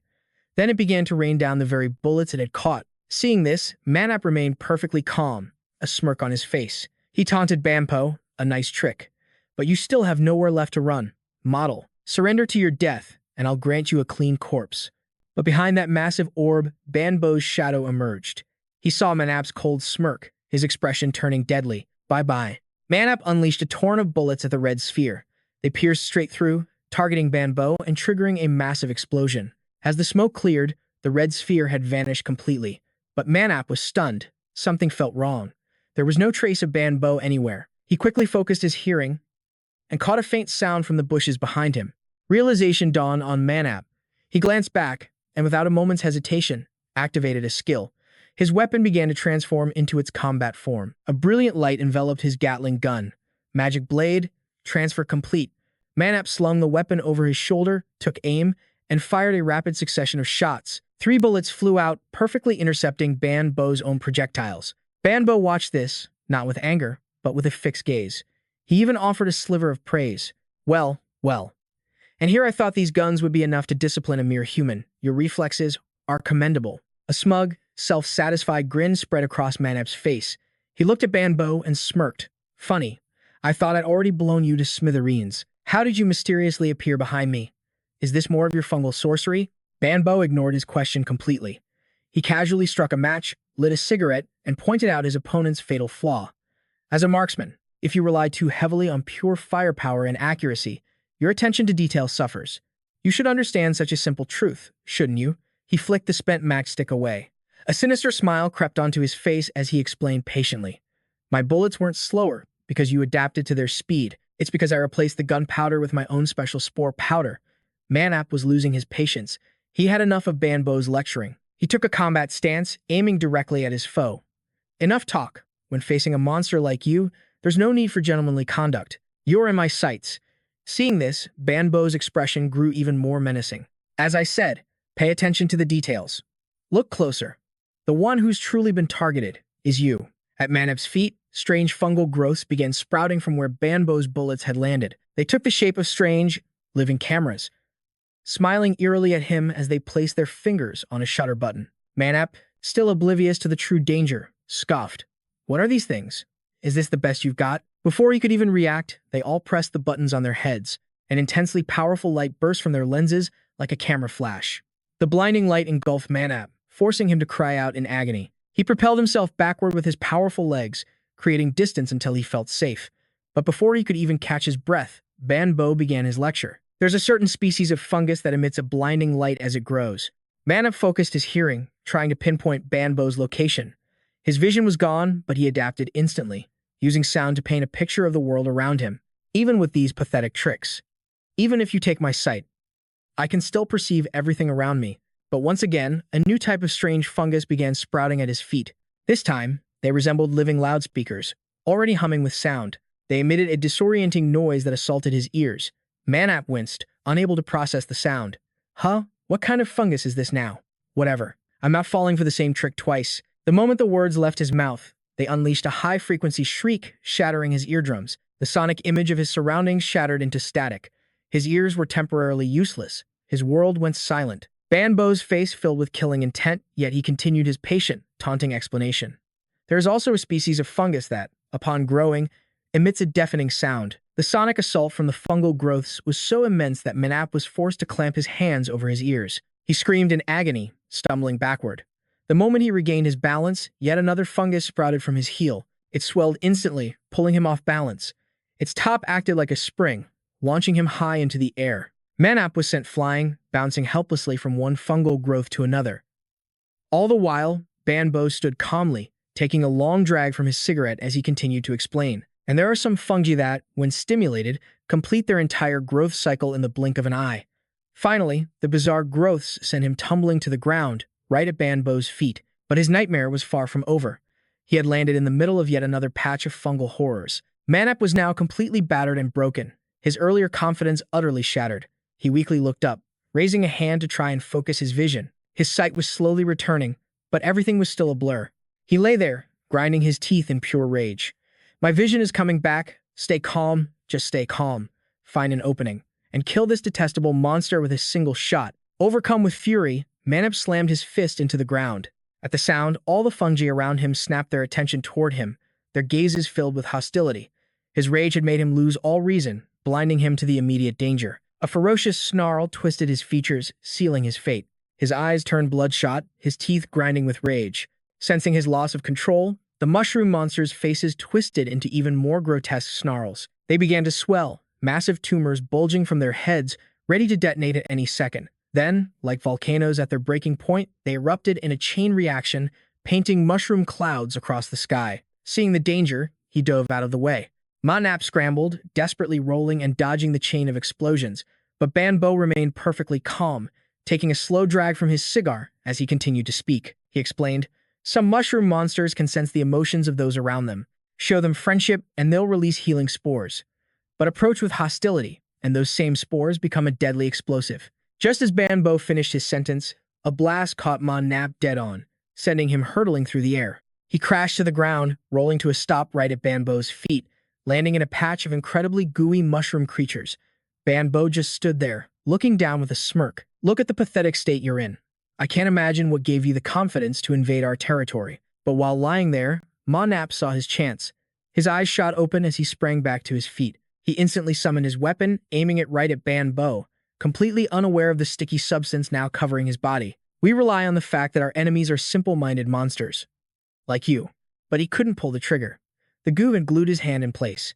Hearing his foe's taunt, Banbo simply smiled and exhaled a cloud of smoke. The realization hit him far too late. He gritted his teeth in frustration as it all clicked into place. This annoying slime is everywhere. I'm trapped. Has this all been a setup from the beginning? His feet were also cemented to the ground, rendering him completely immobile. He glanced down and saw a strange cluster of mushrooms, the source of the adhesive. Monap's entire body was now encased, his face darkening as he ground his teeth in pure fury. Yet, Banbo casually stepped onto the sticky substance and walked forward. His foot got caught for a moment, making it seem like he'd be trapped too. But with a slight, effortless lift of his leg, the adhesive tore apart in large sheets. He stopped right in front of Nap, looking down on him like an insignificant bug. Banbo's expression was unreadable. There are over 40,000 species of mushroom monsters here, each one with its own unique trait. Then, he drew his own gun, pressing the barrel directly against Nap's forehead. Fear finally flickered across Nap's face as he stared down the barrel. Banbo's expression didn't change. But you, humans, you only come in one variety, evil. His eyes blazed red, filled with a ferocious, killing intent. Who did you call? Simple-minded. Then, without a moment's hesitation, he pulled the trigger. Meanwhile, Chu and Nam were fast asleep next to Dama. But Dam had seen everything, his head drenched in a cold sweat. The memory of the brutal fight between humans and monsters made him turn pale. They're too strong. The mushroom monsters are unbelievably powerful. If I evolve successfully, like them, could I become that strong too? His gaze then fell upon the Mushroom King. No. Even as strong as they are still beneath their king. Just how terrifying must his true power be? At that moment, the Mushroom King and Oda stood face to face, the air thick with tension. Far in the distance, a dark figure slowly approached the king from behind. Watching from above, Dama spotted it. Hey, Choo-Choo, look, is that a person over there? It was a figure, cloaked entirely in black, without a single gap in their attire. Swirling bats surrounded them as they appeared out of thin air. Oda stood alone on the battlefield, sword in hand, dwarfed by the immense, oppressive presence of the Mushroom King. He let out a wry smile. Being overpowered by a mushroom, this is humiliating. Oda cracked his neck, his muscles coiling and bulging with power. His armor seemed to shift as his eyes sharpened to a razor's edge. Power surged through him, his biceps swelling visibly. The power began to amplify, veins popping across his skin. Oda grit his teeth, pushing through the immense strain. He unleashed his technique, Soul of the Warlord. A massive explosion erupted right in front of the Mushroom King, shrouding it in a thick cloud of smoke. As the smoke cleared, his now rock-solid physique was revealed. A confident smirk played on Oda's lips. He thought to himself, feeling reassured. This should be enough. He and the Mushroom King were still locked in a standoff. Oda sneered. That was a perfect chance for a sneak attack. Why didn't you take it? A monster trying to learn human etiquette? How amusing. But don't expect any mercy from me. His taunts enraged the Mushroom King. Attacks rained down upon the field as they closed the distance. The king lunged forward with a devastating slash. It summoned all its strength to block Oda's razor-sharp blade. The clash of steel echoed through the clearing. A plume of white smoke erupted at the point of impact. The diamond mushroom had appeared. It crashed to the earth, shattering the ground around it. Its power slightly diminished. Oda remarked, how interesting. He lunged at the Mushroom King once more, only to be blocked by the king's smaller blade. The tiny sword strained and bent, somehow holding back the weight of his massive weapon. That split second was all it took. The Mushroom King finally broke free from its restraints. Man and beast clashed in mid-air. A terrifying explosion rocked the heavens, leaving behind nothing but smoke and devastation. Oda's taunt cut through the chaos. Faster, harder. Show me the true power of a Mushroom King. With that, his assault became even more ferocious. Rings of light from their epic clash radiated outwards, speeding towards Dama and Achu. The blast was almost on top of them. Dama screamed a warning. Achu, move. They dove and rolled instinctively, finally coming to a stop behind a thicket of trees. Shaken, Dama caught his breath. That was too close. We're getting hit just by watching. It seemed entering the battlefield was impossible. Just then, a familiar chime rang out and a system notification appeared. A new quest was about to begin. Meanwhile, Oda's arrogant voice echoed across the field. Come on, don't lose heart so soon. A grim aura now surrounded the Mushroom King, but it refused to back down, launching itself back into the fray once more. On the perimeter, Janode was fending off Lelety's strange familiar, thinking, where did this pocket demon come from? I can't let it get any closer to the Demon King. Lelety offered a backhanded compliment. The Mushroom King's pet is adorable, I'll admit.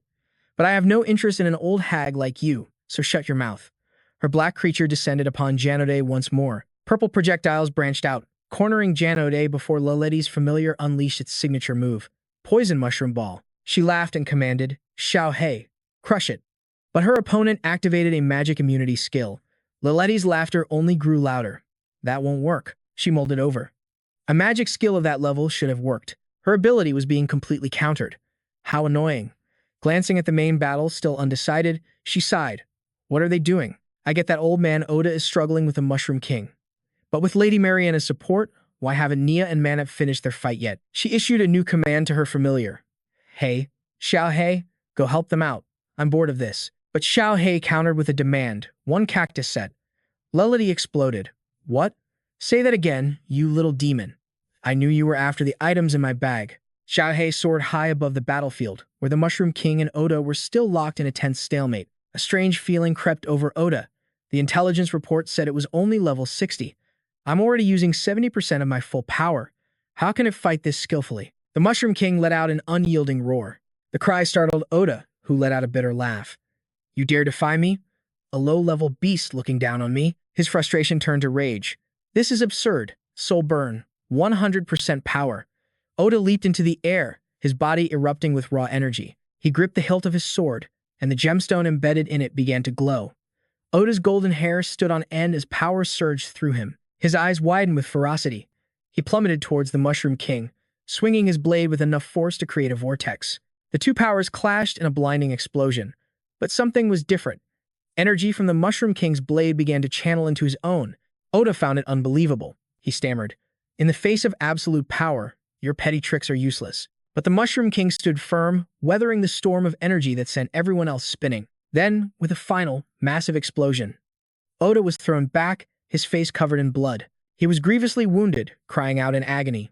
It's only level 60. How can I be losing to it? The Mushroom King descended again, its eyes burning with fury. But Oda was far from defeated. No, I will not fall here. He raised his sword and shield once more, and their clash sent a spray of crimson blood flying. Dama, Achu, and Lelety watched in shock.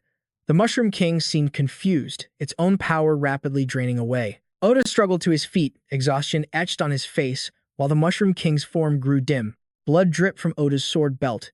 He coughed, spitting a mouthful of red. His body was failing him, his muscles seizing as red spots covered his skin. Then, a strange green fluid began to ooze from his wounds. Finally, Oda collapsed to his knees. With his dying breath, he choked out the words, just. A mere beast. How could it defeat me? The Mushroom King simply stared down at him. A wave of humiliation washed over Oda. Damn you. What's with that look? It's like, you never even considered me a threat. Was I the one being looked down upon all along? Gazing at his sword, uselessly planted in the dirt, he knew he had been utterly and completely crushed. Lelety was stunned. Old man Oda. Lost. Stealing her resolve, she made a decision. Fine. One said it is. Get out here. The bear pouch is dragged down, releasing a bizarre black mist. A grateful voice whispers, truly, thank you, my master. A set of gleaming teeth shines in the darkness. Jannard feels a chilling premonition.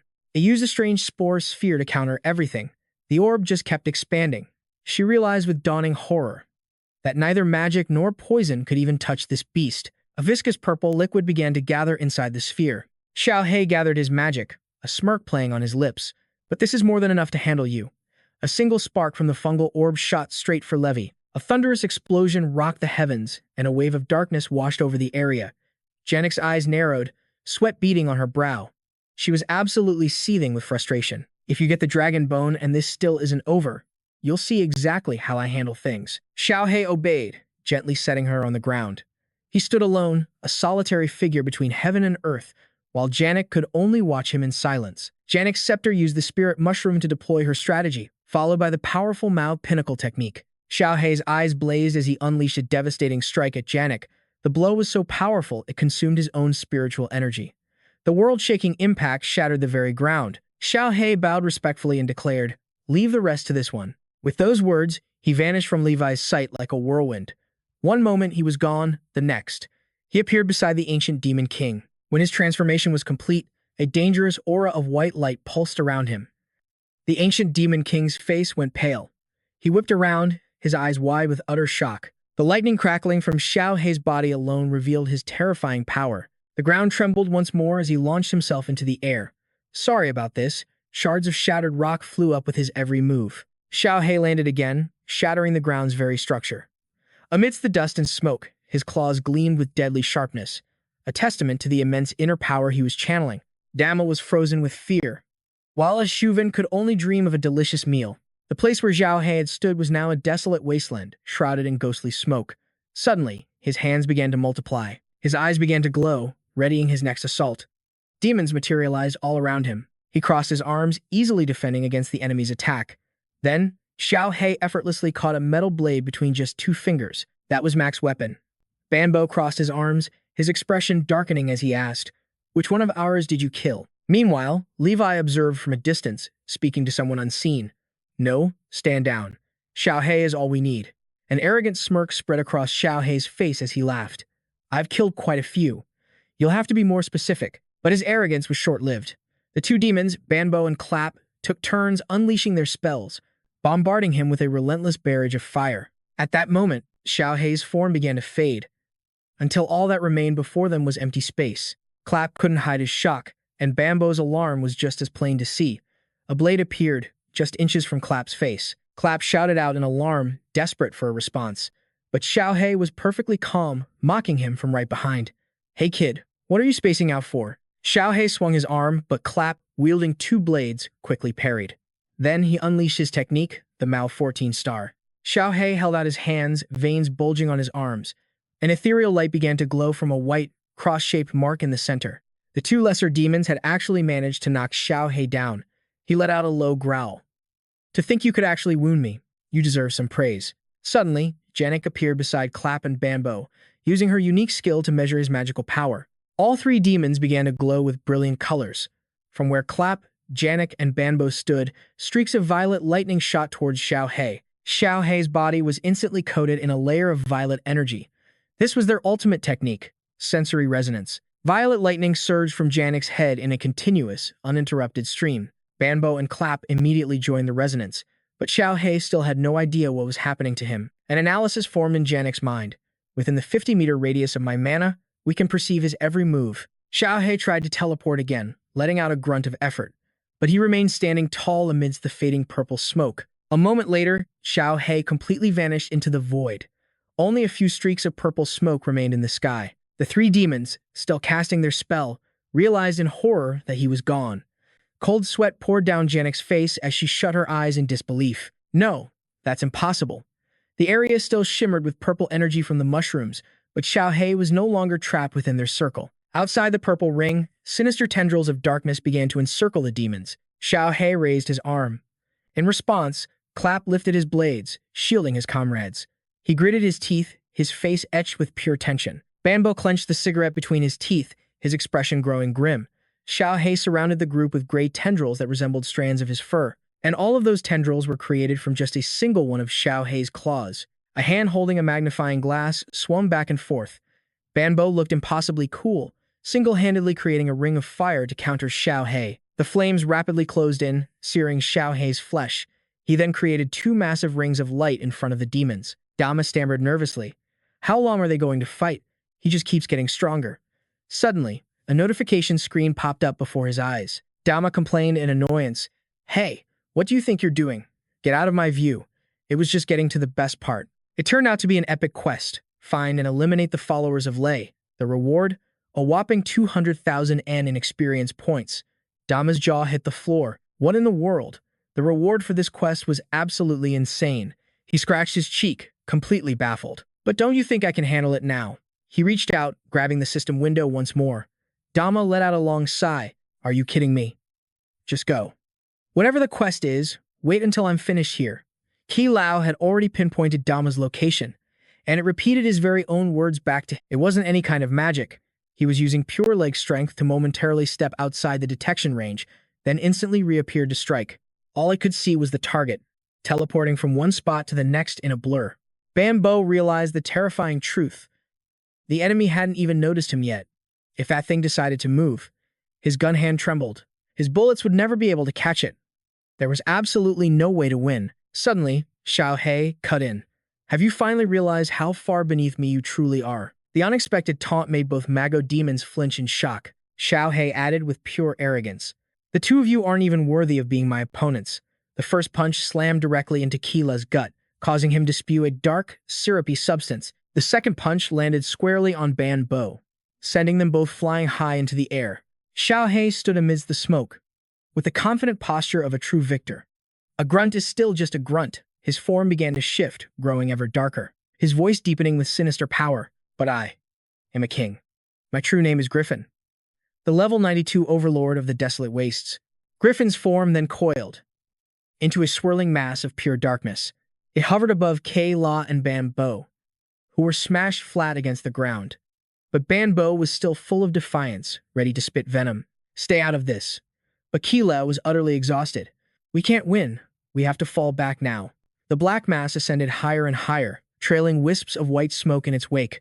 High above, Dama and Achu remained perfectly still, watching the chaos unfold like a movie. He scratched his mushroom cap, thinking to himself, they don't seem to notice that other shadow. But whose side is it on? The humans, or the monsters? And what was that the system said? What in the world is an ancient apostle? Dama activated his appraisal skill. A wave of energy scanned over the cloaked figure. But the system just reported an error. Dama rested his chin on his hand, deep in thought. Usually, he'd either see their stats, or get a cannot be appraised message. So what does error even mean? Just then, the figure in the black cloak snapped its head upward. Dama's jaw dropped in horror. Oh, crap. Did it see me?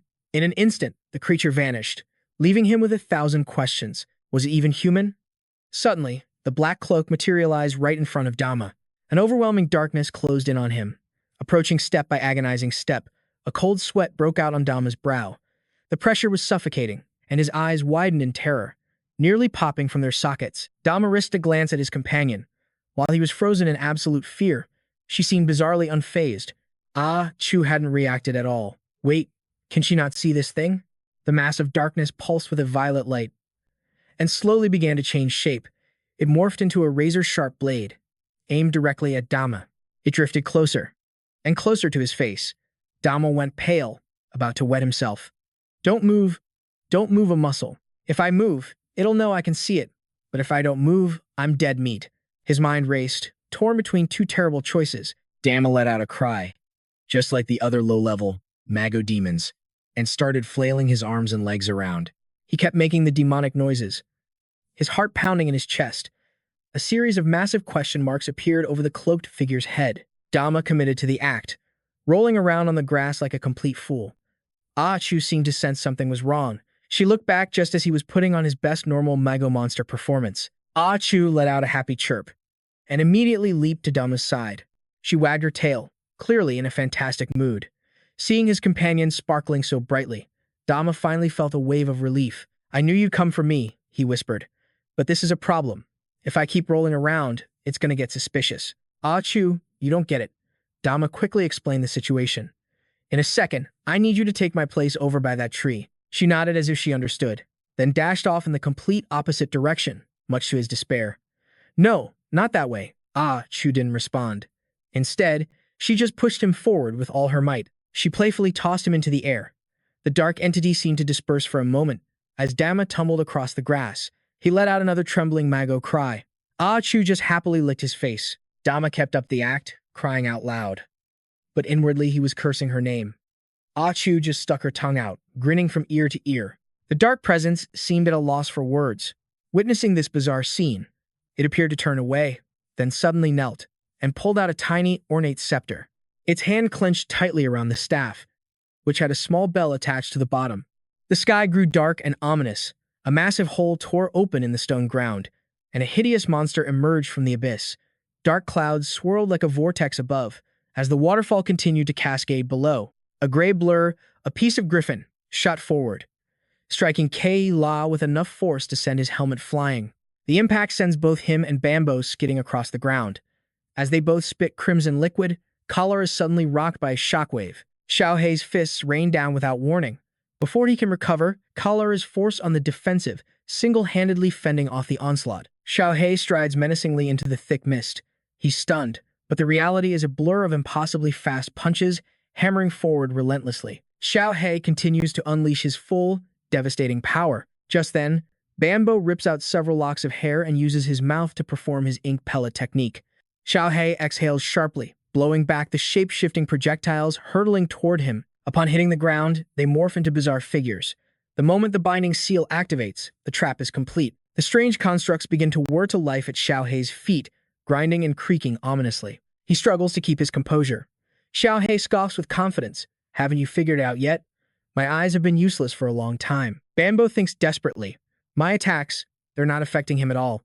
The next punch flies in, but is blocked by Callar's twin blades. But the overwhelming force is too much, and the blow finally lands. Callar coughs up more blood, staggering back to Bambo's side. They brace for another attack, but a moment later, they're both stunned by a new sight. Xiaohei's arms have multiplied, and he attacks once more. The two shut their eyes as a heaven-shaking explosion erupts. Bambo and Callar lean on one another, trembling uncontrollably. But where did King Mako come from? The thick smoke billows and then clears. King Mako struggles to his feet, desperately grabbing for support. Xiaohei sneers. What? You're still not dead? Then let's fix that. Bambo and Callar are filled with dread, terrified for King Mako's safety. My king, get back. We can still fight. But King Mako's body begins to pull apart. Callar screams, this is absurd. I am not just your subject. I am your sword, master. How could I ever abandon my king and flee? If I must die, I will die at your side. King Mako's body is riddled with holes from the attack. Callar growls, an order like that is one I refuse to obey. Bambo, let's go. As the words leave his mouth, a gun barrel is pressed to Callar's temple.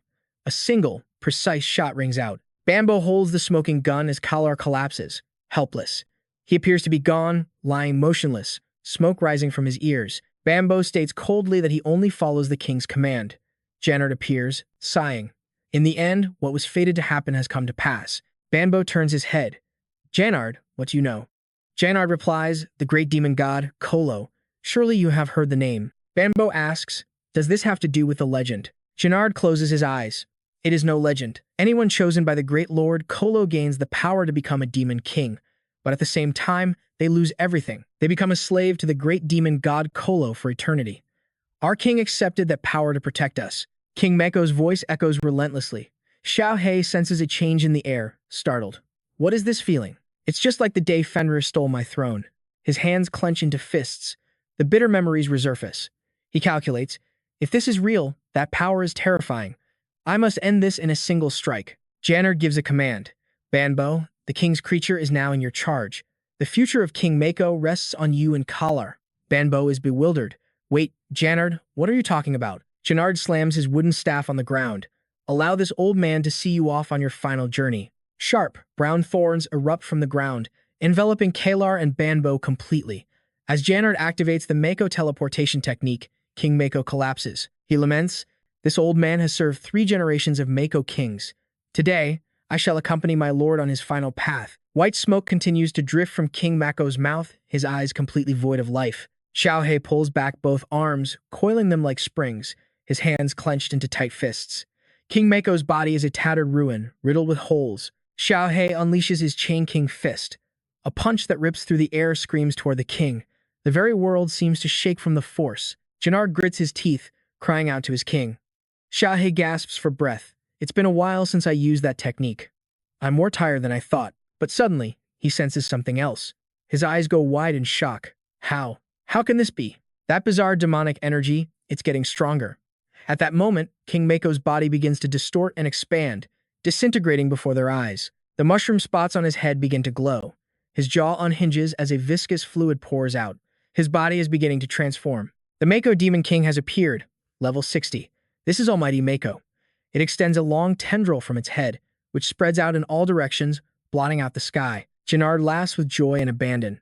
Take it, take everything. To become the final piece of my great king's power is this old servant's greatest honor.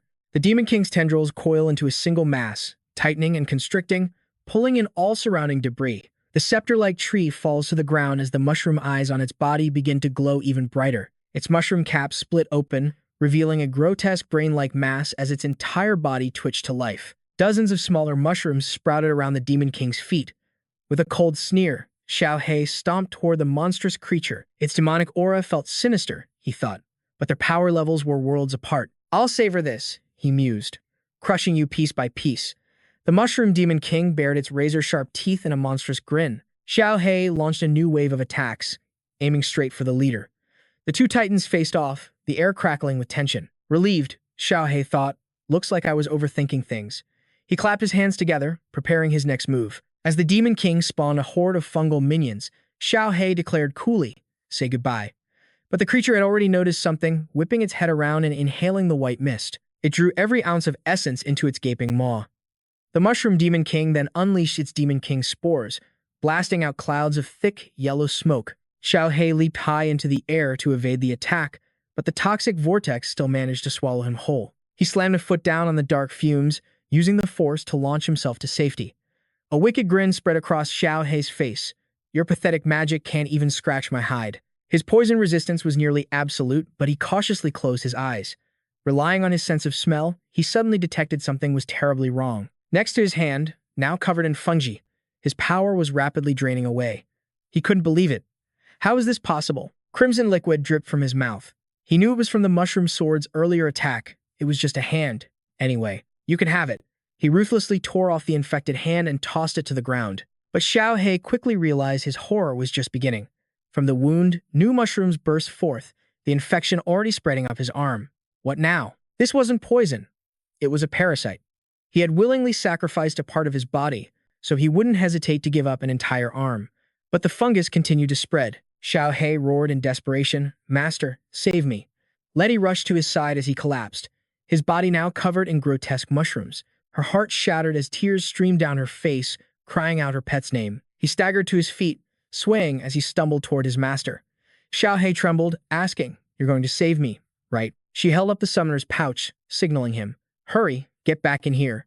Xiao He dissolved into a black mist and shot into the bag's opening. Letty tried to soothe him. "Don't worry. I'll find the guild master to heal you. My mana will sustain you inside the pet space." Inside the pet dimension, the mana consumption rate for a pet master was a staggering 1 to 100. Letty's face darkened as strange golden rays emanated from the small pouch. She asked worriedly, "Xiao He, what's wrong?" Her own mana was draining at an alarming rate. A force blasted her backwards. Xiao He's eyes had turned a horrifying, milky white. The mushroom parasite had completely consumed his body. She screamed his name, "Xiao He." Xiao He. Her strength gave out, and her consciousness began to fade. As she collapsed to the ground, a protective circle enveloped her. Mariana used her skill to encase her unconscious comrades in a single bubble, lifting them all into the air. The Demon King looked up, tracking Mariana and her allies as they fled. It launched a swarm of tentacles in pursuit. An uncountable number of tendrils shot toward them with terrifying speed. By the time she looked back, they were nearly upon her. The tentacles closed in, moments away from catching Letty. Suddenly, a violent inferno erupted, blocking the tendrils and incinerating them to ash. Mariana breathed a sigh of relief at the sight. She flew her comrades toward a lone figure who was masterfully controlling the flames. To her surprise, it was Kulak, the Vice Guild Master of the Poison Fire Pupil Guild. Seeing his objective was complete, he gave a firm order. "The mission is done. Anna, take them back to the ship. I'll handle the rest." Mariana opened her mouth to argue, but he cut her off. "Listen to me." With a troubled expression, she finally complied with his command. "Yes, I understand." She quickly flew her companions toward the airship. The Mushroom Demon King turned its full attention to Kulak, letting out a low growl. Their gazes locked. It began to inhale all the surrounding gas and mushroom spores. After gathering enough power, its cheeks swelled in preparation for an attack. It then unleashed its skill, firing a barrage of spores directly at Kulak. He simply floated in the air, calmly watching the assault. Demon King spores. As the cloud of spores drew near, a field of fire instantly erupted from Kulak's body, annihilating the incoming projectiles before expanding to wipe out the entire cloud. Not a single spore could reach him. The Mushroom Demon King stared, completely stunned by this display of power. its gaze shot toward the massive diamond mushroom. It immediately launched its tentacles, aiming for the giant crystalline creature. The tendrils latched onto the diamond mushroom, much to its own confusion. Then, with an immense show of force, the Demon King pulled back with all its might. The incredibly heavy diamond mushroom was lifted effortlessly into the air. The sky above darkened, as if a vortex was forming. The diamond mushroom was yanked toward the Demon King at incredible speed. It then hurled the massive projectile into the sky, sending it hurtling straight toward Kulak. The colossal diamond mushroom was a world apart from Kulak's small frame, yet he remained perfectly calm, merely raising a single hand. Elsewhere, Dam, who was pretending to be an ordinary mushroom, saw the unbelievable scene and screamed out in shock. His disguise as a normal mushroom was shattered. Oh my god! It actually lifted the giant diamond mushroom and threw it like a pebble. A sudden sound. The man in black whipped his head around, his eyes locking on Dama's feigned sleep and Ashu's soft snores. Their gazes met. Dama gritted his teeth in pure terror. It's over. The shock left him utterly speechless, but he instantly composed himself, slipping back into his Mako monster disguise to avoid any more attention. Luckily, the man in black glanced away, losing interest in him completely. On the battlefield, the diamond mushroom charged straight for Kurak, aiming its diamond-hard head like a living battering ram. Kurak watched it approach, his expression utterly calm as he conjured fire in his palm, summoning a sleepy little fire spirit. Summoning this lady again? What is it now? The spirit mumbled, not even fully awake yet. But Kurok didn't hesitate, flicking the fire spirit with his finger and sending it flying straight toward the diamond mushroom. The spirit soared through the air, crying and wailing dramatically, before it suddenly transformed, executing a beautiful spin in midair. Its expression was now deadly serious and filled with rage. That rotten man. He has no idea how to treat a lady. It's the same every time, summoning me without a single warning. It then unleashed its terrifying flames, completely engulfing the diamond mushroom's head. The moment the fire made contact, it erupted with even greater intensity. At that moment, Kurok softly uttered a single command: ignite. The diamond mushroom's entire body was consumed by a raging inferno, the flames swallowing it whole as it shrieked in unbearable agony. Meanwhile, Kurok just stood there with his arms crossed, watching the spectacle with cold detachment. The monster's screams intensified, reaching their absolute limit, and then it was completely annihilated. An item appeared. Congratulations, the player has obtained the diamond mushroom's eye. Kurok simply stood with his hands behind his back, observing the item hovering before him. Just as he was trying to look cool, the fire spirit reappeared in front of him, furiously kicking him in the face over and over again. It kept screaming the same insult, but Kurok's face remained emotionless, letting the spirit vent its frustration however it wanted. You rotten man. Finally, losing patience, he snapped his fingers, and the fire spirit vanished. Convenient, but a little annoying. Suddenly, a shadow fell over Kurok as the Mushroom Demon King appeared behind him.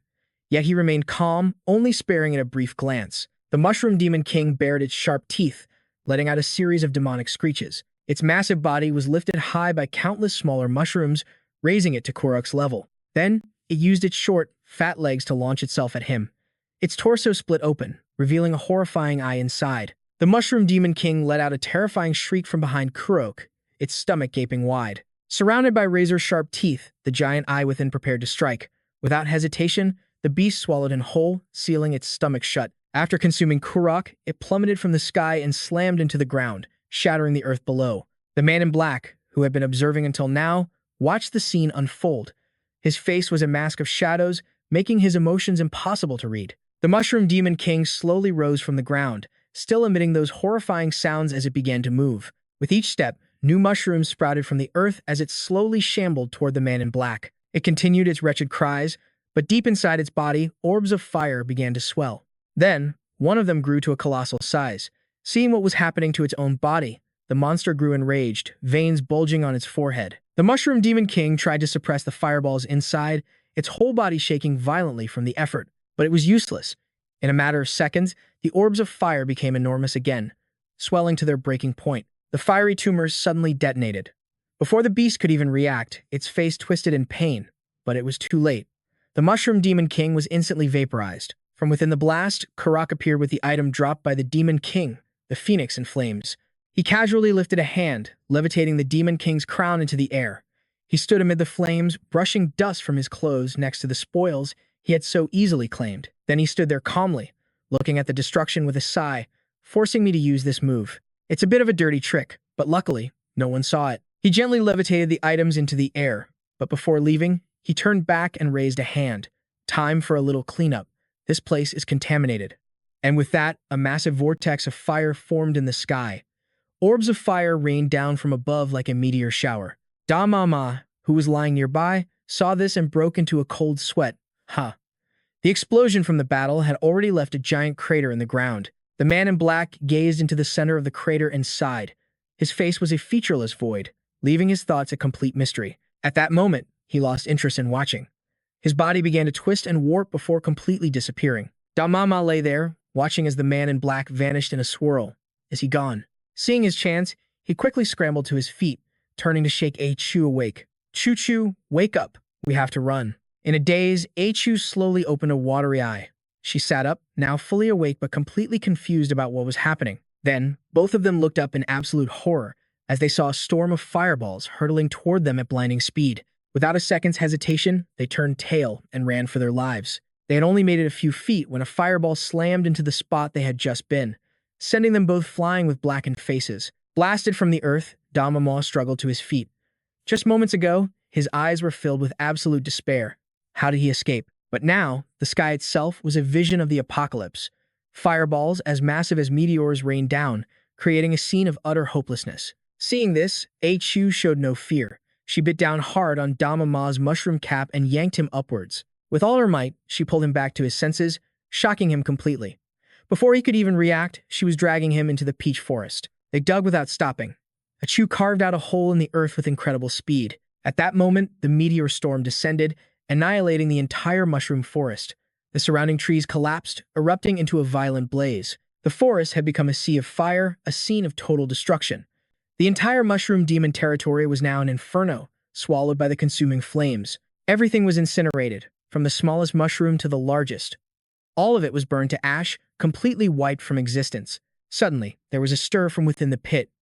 A sound grew louder and louder until two round clumps of earth rolled out from the top. After settling on the ground, the two spheres began to crack and shatter, revealing A-Chu and Da-Ma-Ma, both smelling like they'd been roasted. They were both completely unconscious. As the two lay there, a mechanical voice rang out. Intermediate mission, reach the male territory. Complete. Then, at the same time, they both leveled up, and a healing light restored A-Chu and Da-Ma-Ma to perfect health. The light washed away all the filth from their bodies, leaving them without a single wound as they stared blankly. But when he saw the scene before him, Da-Ma-Ma was paralyzed with fear, his voice trembling. In front of him and A-Chu was an apocalyptic wasteland. The sky was black, a massive vortex swirling above. Before them, a sea of fire still raged through the forest. Both of them collapsed to the ground, and Da-Ma-Ma's eyes went vacant with shock. Seeing his state, her own sadness deepened. That flame-wielding hero had burned the entire mushroom demon territory to the ground. As A-Chu sat there with a sorrowful expression, her stomach let out a loud growl. She immediately started nudging Da-Ma-Ma's face with her nose, begging for food. But he just rested his chin on his hand, his brow furrowed in thought. It wasn't that the Mushroom Demon King was too weak. It was that humanity's top hero was simply stronger than any monster. Da-Ma-Ma pushed her face away, causing A-Chu to burst into tears. His hands began to shake as he replayed the Mushroom Demon King's battle in his mind, his face darkening with terror. This isn't right. If this is how it is, even if I evolve into the Mushroom Demon King, I'll still be powerless against a hero of that caliber. He looked at his status window. Mission number 3. Find a suitable evolution path in the male territory and complete the first evolution. But looking at the mission, Da-Ma-Ma's face hardened. No, I refuse. I'm not doing any more missions. Seeing him reject the quest, the system's voice appeared, reminding the player. Completing missions is the fastest way to evolve and become stronger. Staring at the system window, he shot to his feet, showing off his round bottom. Facing the screen, his mind was made up, his resolve firm. A-Chu had gone completely flat on the ground from hunger, but his expression was more serious than ever. I don't want to evolve anymore. From this moment on, I've decided what I'll become. Hearing his declaration, the system responded. Then what does the player wish to become? He clenched his fist, his eyes blazing with determination. He raised his hand to the sky, put his other hand on his hip, and roared, while A-Chu just cried from hunger beside him. A mushroom hero. Meanwhile, in a beautiful field, beneath a colossal tree, a loud noise erupted. Looking closely at the base of the tree, a mushroom burst from the ground. It was a carrier mushroom, its petals unfolding to reveal a large opening. Once it fully bloomed, Clap and Banbo were revealed, lying unconscious inside the flower. As the petals opened, Clap struggled to sit up, his face twisted in anguish, tears streaming as he coughed violently. He clutched the flower bud in agony, his tears falling like rain. I would rather have died fighting for my king than live in shame like this. Then his face contorted, his eyes widening in a grimace. The king's sensory signal. It's gone. Instantly, his demeanor turned ferocious, his eyes filled with killing intent as he ground his teeth. I can't let this be. I have to. Before he could finish, Banbo stood before him and slapped him hard across the face. Clap was completely stunned. His face was still bewildered, tears still tracing paths down his neck, but his eyes were much clearer. Bambo's expression was grim. He stared at Clap. Snap out of it. Everything that happened was the king's decision. Acting like this now. You're insulting the king's final command. Hearing Bambo's words, Clap's face filled with even greater pain. More tears flowed as he clenched his jaw. With the king gone. What meaning is there for us to exist? He slammed his hand against the flower bud, while Banbo moved toward the giant tree nearby. His arm trembled as he leaned against the trunk. Then, he turned his back to it, facing Clap directly. You insect, he cursed, then sparked a flame to light a cigarette. If you want to die, finish your duty first. He took a long drag, then reached into his pocket and pulled out an object glowing with a golden light. He pulled the golden item out, clenching it tightly in his fist. His gaze turned resolute as he stared down at the object in his hand. This is the final mission. Handed down by the king himself. A system window flashed to life. Wang Zhixiao, race, Demon King. Kneeling, Kula saw the item clutched in his guild master's hand. He glanced over, his own face hardening with resolve. His hand tightened on his sword's hilt as he rose to his feet. His gaze, now like steel, pierced the horizon as he firmly declared, "That's right. Our mission never truly ends." Meanwhile, deep in a forest, Damo rode on the back of Ah Chu, staring at a system notification while his mount suffered from hunger and exhaustion. Warning, creature is ineligible for a class change. He crossed his arms, his eyes glazing over in thought. All right. You see how annoying you are? I'm not trying to give it a class change. Just show me the map. I need to know how much longer it is to the newbie village. The map displayed their icon moving from the Mao territory, en route to their destination. He stroked his chin, his expression thoughtful. More than a day of travel, and we're only halfway there. We should make it there by tomorrow. But as Damo pondered this, the annoying system warnings began to pop up again. The alerts flashing before his eyes were giving him a massive headache. Enough already. Your hovering is making me dizzy. I'm just going over there for a look. You can back off. As if hearing his command, the system warnings finally vanished. Ah Chu looked up at Damo with pitiful eyes, nudging him with her snout. But Damo remained firm, ignoring his companion's pleading expression. He simply pointed ahead and gave the order. Her face was a mask of exhaustion, her tongue lolling out as she panted, drenched in sweat. No questions asked. We're going to find a way to get you a class change. We have enough water and potions. Choo-choo, let's charge. Damo, riding the nearly collapsing Ah Chu, spurred her onward in the direction he pointed, roaring toward the horizon. Our target is the newbie village. In a colossal volcanic range, lava flowed like rivers of fire as the mountain erupted with cataclysmic force. Giant flaming meteorites rained down from the sky, causing smaller creatures to flee in terror. The massive fireballs slammed into the earth, unleashing powerful shockwaves. When the smoke cleared, massive molten rocks littered the landscape. Suddenly, a deep rumbling shook the very meteorites. A lava python slithered across the ground, heading straight for the smoldering rocks. It swiftly bit down on one of the flaming boulders, swallowing it in a single, unhesitating gulp. After its meal, it stood still, digesting the raw power of the meteorite. Lava Python, level 52. A ceaseless barrage of flaming rocks streaked across the sky, hurtling toward the ground below. Down below, more lava pythons swam in the molten sea, tracking the fireballs raining from the heavens. Amidst the chaos, a lone airship navigated the storm. In the distance, a colossal fortress rose from the sea of lava, the Poison Fire Guild. A constant stream of fireballs slammed into the guild's protective shield, exploding harmlessly before dissipating into the air. Gradually, the chaos subsided, leaving only rising smoke. Then, an airship pierced through the barrier, flying directly toward the central keep. As the airship appeared, a great bell high above began to toll. The vessel touched down. Mariana's comrades were carried away on stretchers for treatment, while Mariana herself was helped toward Kula. Kula was already approaching the massive castle at the center of the fortress. He pushed open the grand doors, his footsteps echoing with authority as he strode inside. Suddenly, Besim came running toward Kula, laughing. You're back. You're finally back. He spread his arms wide with overwhelming joy. Brother Kula. He stopped a short distance away. I'm so excited. Did you bring back the goods? Besen Hokash. He stood there, his eyes squinted in a smile that was clearly fake. The Poison Fire Guild's master, a level 119 poison sage. But Kula remained calm, offering a faint smirk.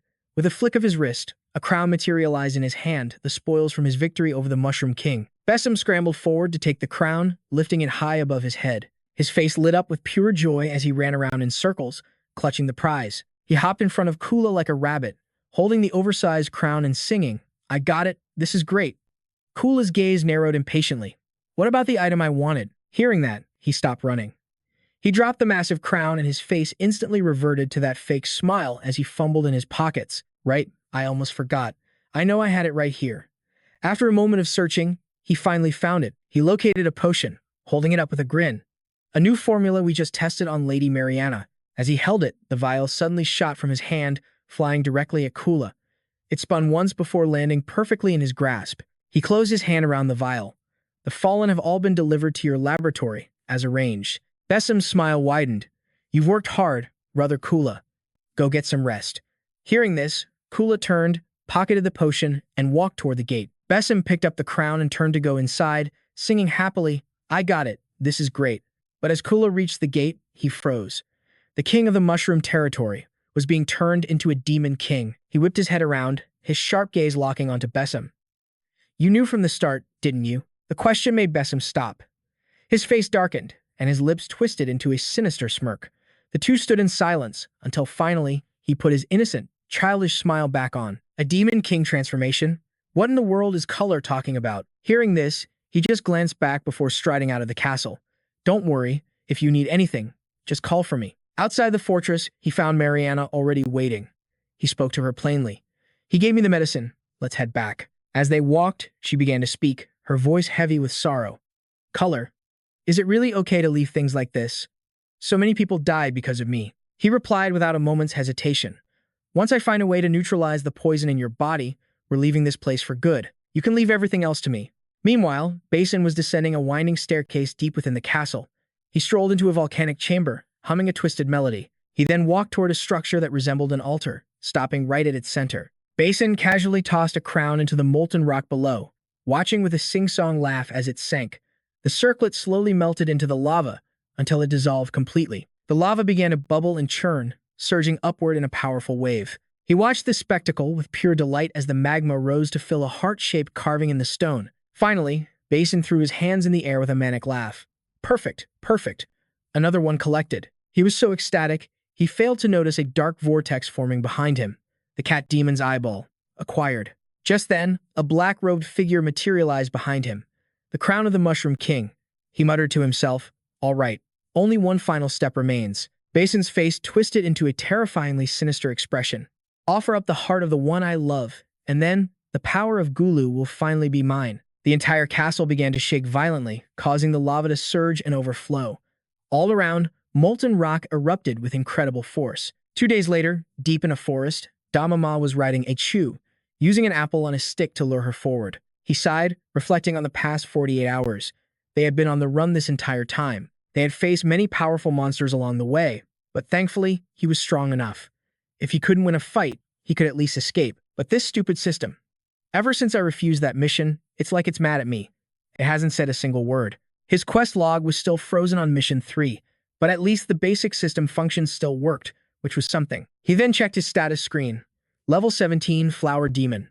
Next, he opened his inventory to take a look. He remembered these items the ashes left behind from that sea of fire. He had planned to use the remains as materials for his skill, the resolver, but he never imagined the flames would incinerate everything, leaving only this worthless rubble. Just thinking about it made his blood boil. Once the resolver's cooldown is over, I'll test it on the mage's staff and the Black Wolf King's hide. The first attempt at resolving yielded nothing, but at least it gave him 100 experience points as a small consolation. The second try on the Black Wolf King's hide also failed, but the cooldown time was exactly what the system had calculated. It was a complete waste of an opportunity to use the resolver. Both attempts were total failures. He raised his fist in fury, shouting, "Give me back my skill." Just then, the ground beneath him began to shake violently. Achu's eyes were spinning. She was delirious with hunger.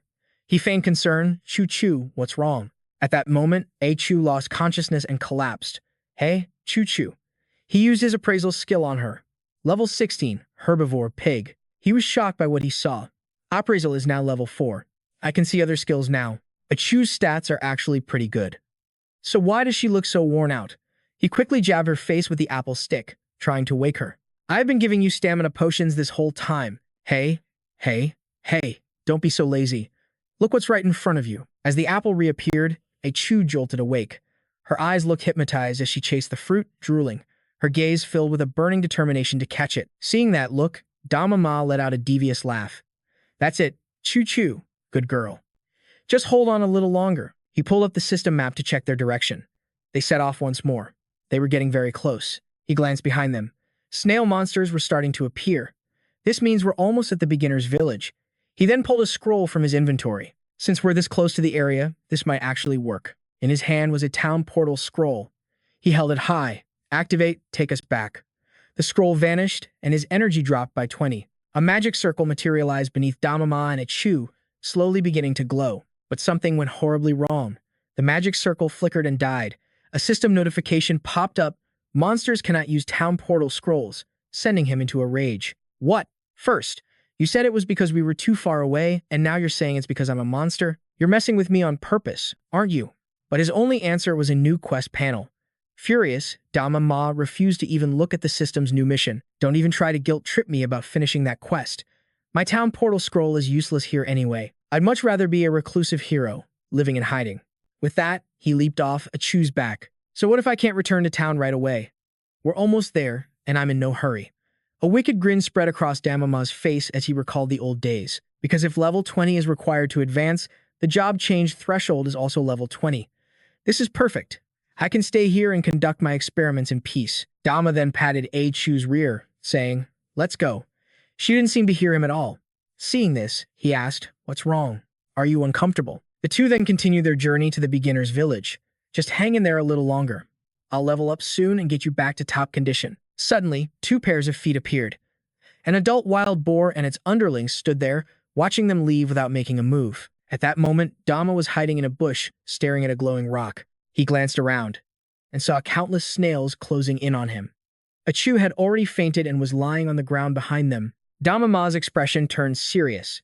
His eyes focused, and he quickly used his skill on the glowing rock. Appraise. A system window materialized before his eyes. The gate to the beginner's village. A crucial milestone connecting the village to the outside world. Legend says it was built by a great hero long ago. Besides being a gateway, it's also a secret barrier that protects immortal heroes. He pondered this. A barrier that protects the immortal? No wonder all the dead are brought through here. But the appraisal info doesn't say when we'll reach the village. I guess we just have to keep waiting. Just then, the beginner's village gate began to stir.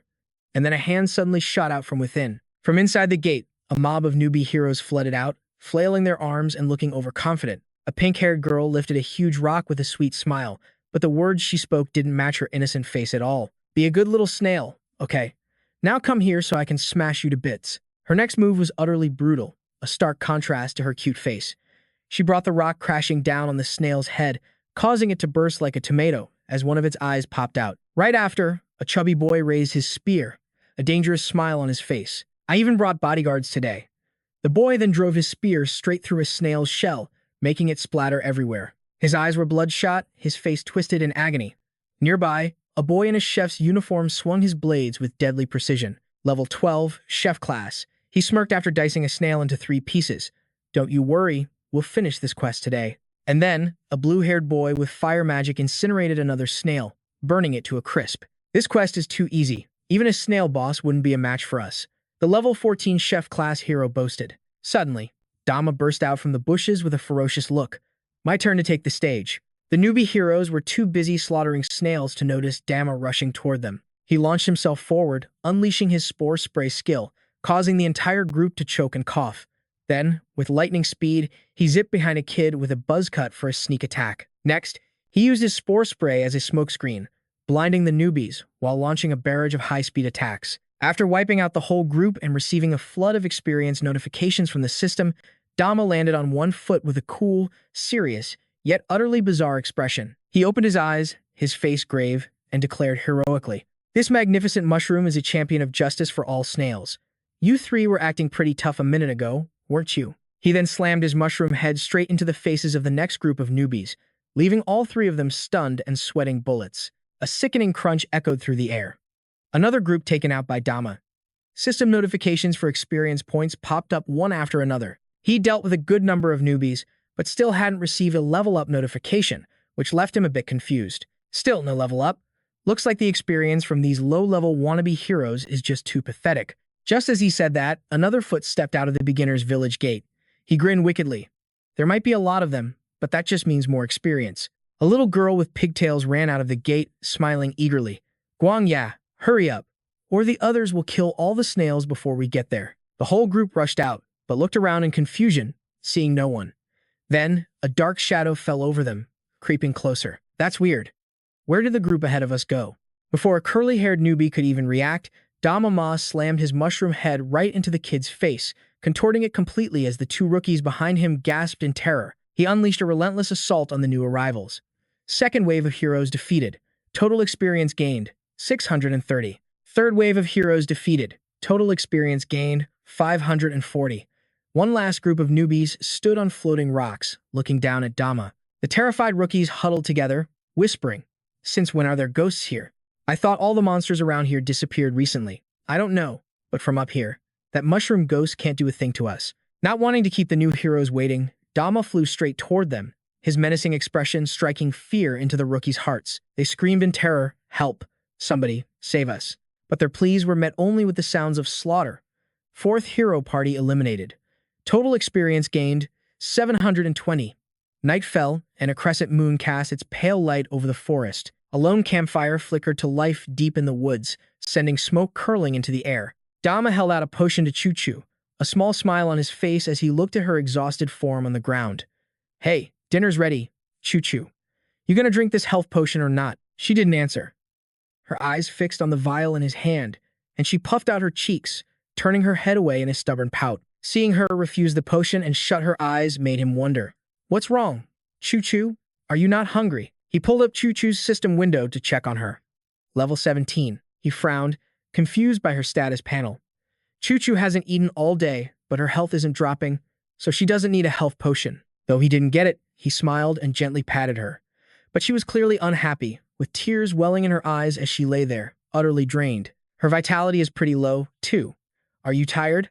I guess it's time to rest then. I won't make you drink the potion. Sleep well now. Be good." Dama opened his own status window, staring at it intently. He gazed at his own information, his finger pointing at the system screen as a goofy grin spread across his face. "I can't believe I'm already level 18, and I did it by playing it safe. Ha ha ha. If I just keep laying low tomorrow, I'll hit level 20 in no time." Oh. A huge yawn escaped him as sleepiness took over. "Man, my vitality is dropping. I should get some sleep too. Gotta save these potions." Then he lay down next to Choo-Choo by the fire and drifted off. "Sweet dreams, Choo-Choo." Just then, a half-asleep Choo-Choo cracked her eyes open to look at him, her vision growing hazier by the second. Her exhausted mind began to hallucinate, seeing Dama as a perfectly grilled, mushroom-shaped piece of meat. Steam rose from it, carrying an irresistible aroma. Choo-Choo's eyes lit up, and drool streamed from her mouth as if hypnotized. She bit down hard on Dama's head. The shock jolted her back to reality. Her eyes flew open, and she shook her head frantically, trying to clear her mind. Choo-Choo lay back down, her gaze never leaving Dama as he slept. In the dead of night, hidden in a bush behind them, a massive wild boar witnessed the entire scene, its body trembling with rage. Dark lines etched across its forehead as it glared murderously at the sleeping Dama. The next morning, Dama and Choo-Choo were back in their hiding spot, watching the entrance to the novice village for new players. Why is it taking so long for anyone to show up today? Then, he saw ripples forming at the village gate. "Hey, here they come." A new group of hero hopefuls stepped out from the portal. The voice of a young, green-haired rookie trembled. Everyone was saying there's a terrifying Mako monster out here. Are we going to be okay? The entire group looked around nervously, on high alert for an ambush. "I don't want to go on anymore." "Me neither." Just then, a foot stepped forward as a mocking voice rang out. "What a bunch of cowards." Three incredibly ugly heroes appeared. A fat, bald-headed brute, a skinny, green-haired guy with a devious look, and a blonde thug carrying an axe. "The village chief sent us to protect you losers, so what are you still afraid of?" The green-haired guy chimed in. "Aren't all the monsters supposed to be gone by now? Why would a Mako monster suddenly show up here?" The bald fatty added his 2 cents. "That's what I heard. They said the Crimson Flame Guild not only killed the Mako King, but also wiped out his entire territory. The blonde thug smirked, a wicked grin spreading across his face. It's probably just a few little Mako monster stragglers that got lost. Still, the chief hired a high-level war general to help us out. Talk about overkill, the green-haired guy continued. Speaking of Mako monsters, I heard that our senior, A Tong, once challenged the Mako King during the monster stampede. Is that true? Ahaha, so you heard about that, huh? I guess there's no hiding it. Even though I was just a rookie back then, I stood my ground and fought the Mako King himself, just to buy my two seniors enough time to escape. The three of them kept boasting, completely oblivious to Dama watching them from the bushes, but I was too weak back then and ultimately lost. Still, I managed to injure him badly, which is probably why the Crimson Flame Guild was able to finish him off. Ha ha ha. While they were distracted, Dama seized the opportunity to use his skill on them. Appraisal. The stats of all three men popped up in front of him. The bald one was still talking. Senior, you're amazing. Let's get going on this quest. Sword Warrior, level 17.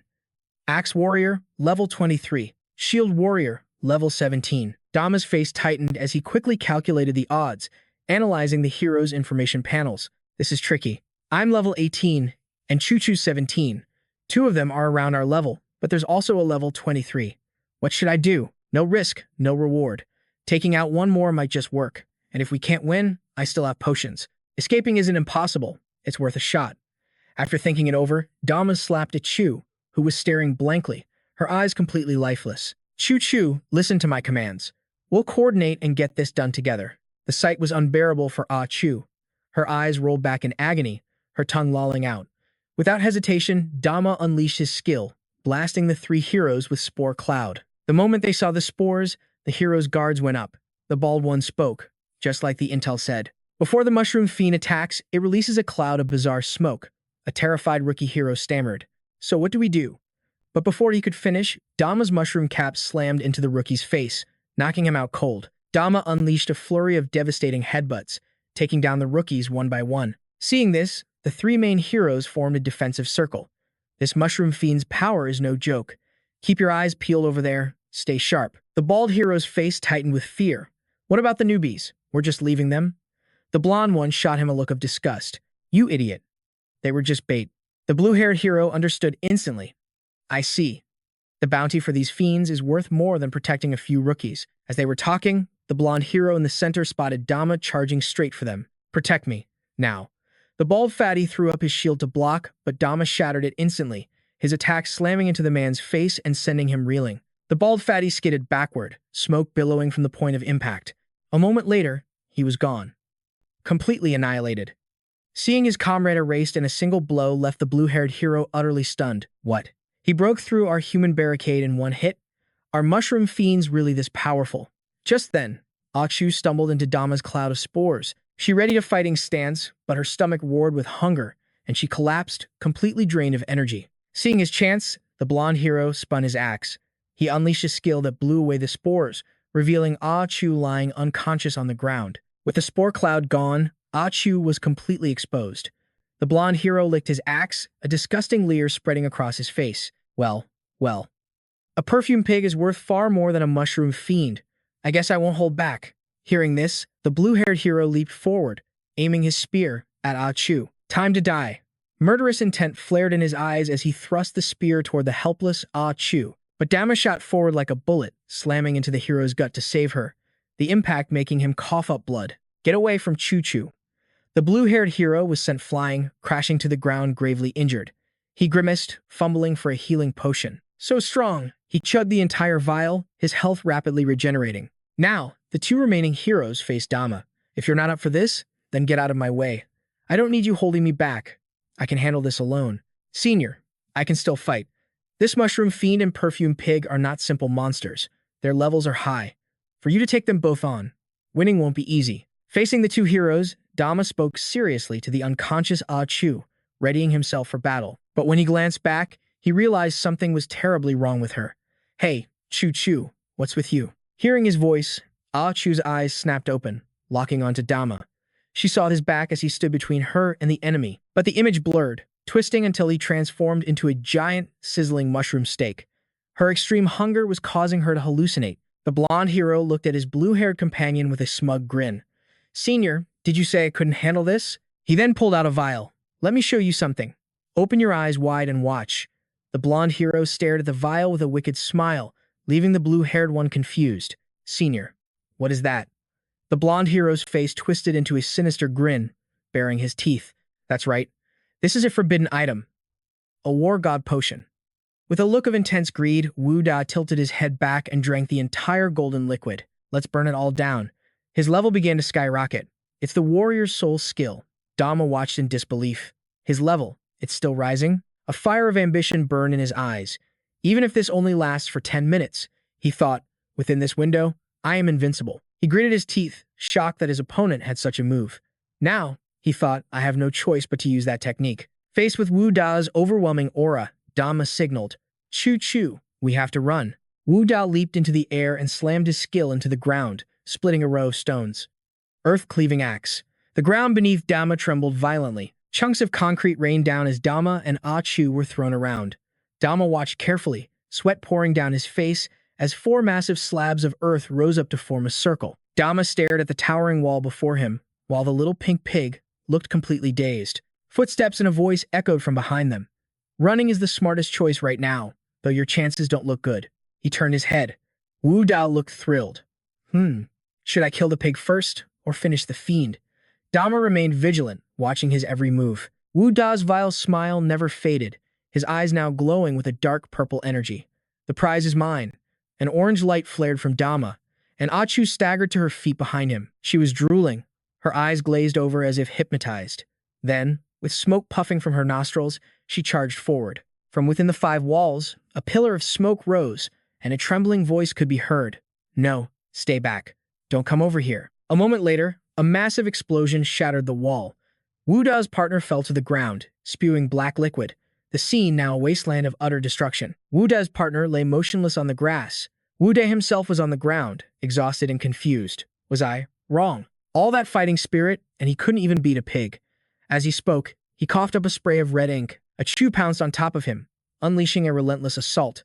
Though he was weakening, a Chu finished it with a powerful kick that sent Oda flying. He crashed into a bush as a sizzling smoke rose into the air. With that, Dama successfully leveled up, and so did A Chu. Before Dama and A Chu, the grassy field was now covered in a light haze. But A Chu's rage hadn't subsided. Her face was still entranced, drool dripping from her mouth. Dama felt a shiver of fear. Chu, calm down. What do you think you're doing? She turned, her eyes locking onto her companion.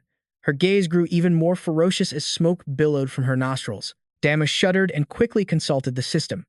That last meal brought her to level 4. Let's see what's really going on with you. A system alert appeared. Her stomach was empty, triggering a berserk state with a massive power boost. This condition occurs during extreme starvation. In this state, Chu would become incredibly aggressive. Dama was confused. Satiety? What does that have to do with HP and SP? It meant potions would have no effect. He stammered, realizing the terrifying truth. Chu was now charging at him with insane bloodlust. He scrambled to dodge. Does she see me as food now? Chu crouched and then leaped. She bared her fangs, chasing Dama as he ran for his life. How did it come to this? He managed to dodge just in time. Chu slammed headfirst into a tree trunk. Dama's mind raced in a panic. What do I do? Chu's attack power must be through the roof right now. At this rate, she's definitely going to eat me. But if she stays in this state, her stats will keep dropping. She won't last long. Chu's drool was now pouring onto the ground. Seeing this, Dama yelled out in desperation. I thought potions were all I needed, so I never bothered gathering fruit. What am I supposed to do now? Is a pile of fruit just going to fall from the sky? As if that could happen. But then, in the distance, he saw a mountain of fruit. He was stunned, wondering where it came from. Just then, Chu closed in. Dama quickly led her toward the apple mountain. Chu lunged forward, launching herself into the air so fast Dama couldn't react. But the pink pig's target was the delicious pile of apples before her. She buried her head in the pile, eating ferociously. Dama waited anxiously as the mountain of fruit slowly shrank. He was still on edge as the pile of apples dwindled. Finally, Chu began to enjoy the fruit with a look of pure bliss, her gentle nature returning. Seeing this, Dama let out a huge sigh of relief. You scared me to death. You rotten Chu. Take your time and eat your fill. But why is there a pile of fruit here anyway? A concrete gate materialized before him. An idea sparked in Dama's mind. Chu, let's go through the gate. Inside is a human town, so we need to stay sharp. The two of them walked through the gate. one after the other, oblivious to the fiery glow behind them. A beast with flames on its head stared intently at them. It exhaled a cloud of steam. Beside it lay the corpse of a level 40 sword general, who looked like he never even saw the danger coming. Dama grinned, throwing his hands to the sky. He joyfully sang out as he stood in a wondrous golden light. "Novice town, here I come." Suddenly, his mushroom-like head smacked into something hard. A white sign stood before him, and he whined in pain. "What is this?" Not far from the gate was a fence with a warning sign. Inside were elaborate buildings. A piece of paper slapped right onto his face. He read it aloud and his voice trembled. "A. Demon Tournament? What?" On the paper was a wanted poster with his and A Chu's faces on it. Dama clutched the paper, wondering how this could be. "This is unbelievable." He frowned, sweat pouring down his face. He couldn't take it anymore and screamed. "This other world uses Chinese characters, too." "Whatever, that's not important right now. I should use this time to plan my ambush on the novice town." The crumpled paper was tossed to the ground, landing in front of another pair of eyes. The scene inside the town was bustling, with people from all walks of life. Guards stood clad in full armor, their hands covered by gauntlets. Two of them flanked the gate, monitoring everyone who came and went. A large bird circled above the townsfolk.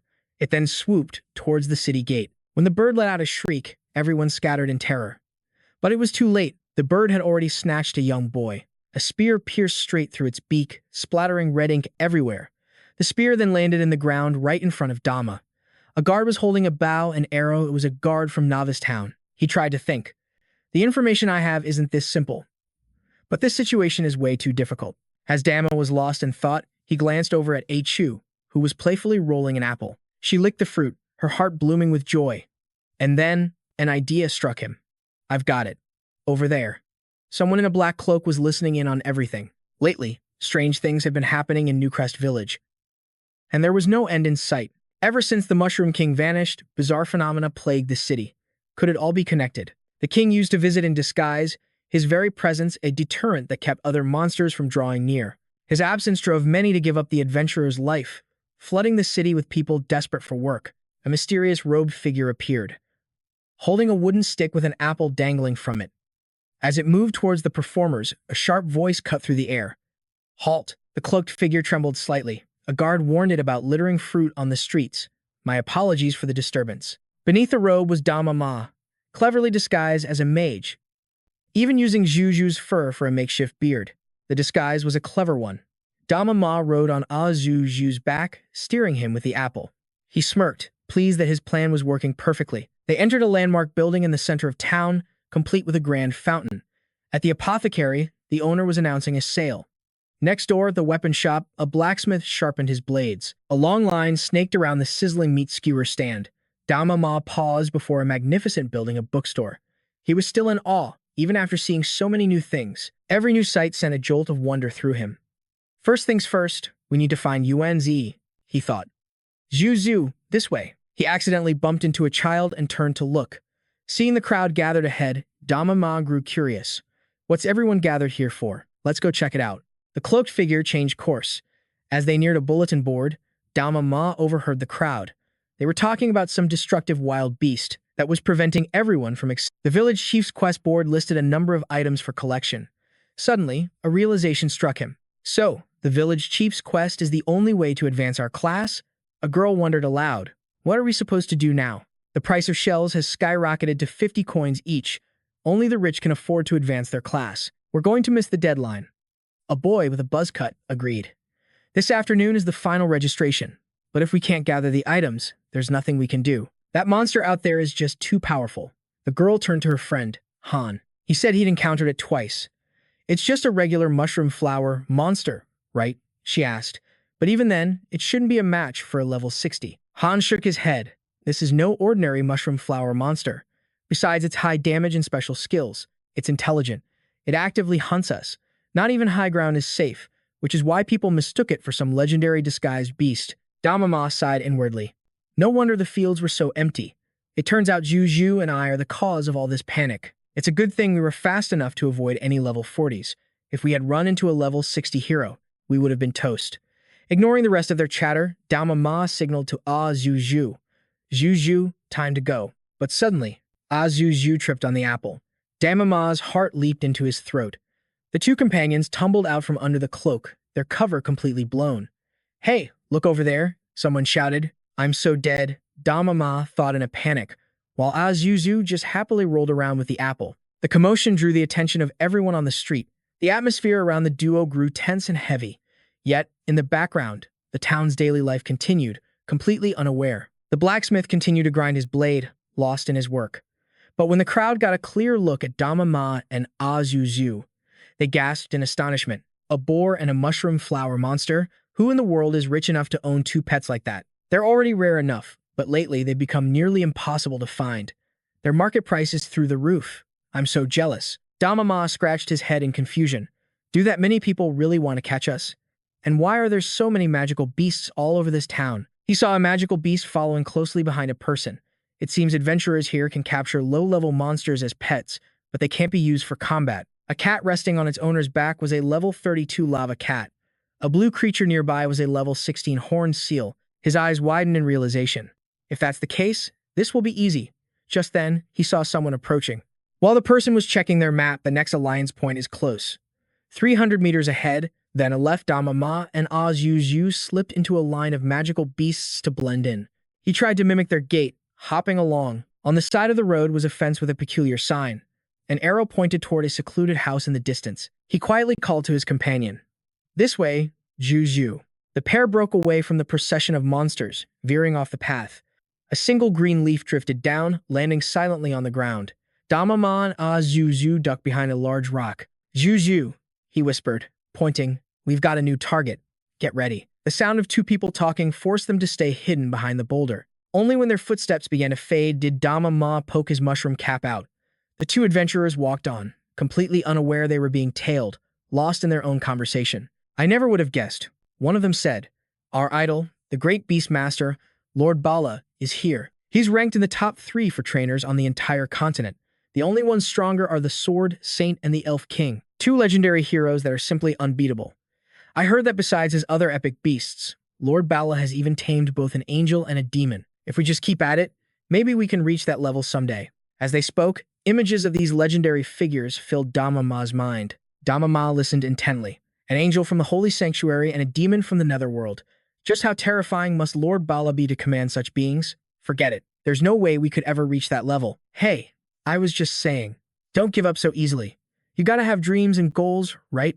Damama processed this new information. This world had angels and demons.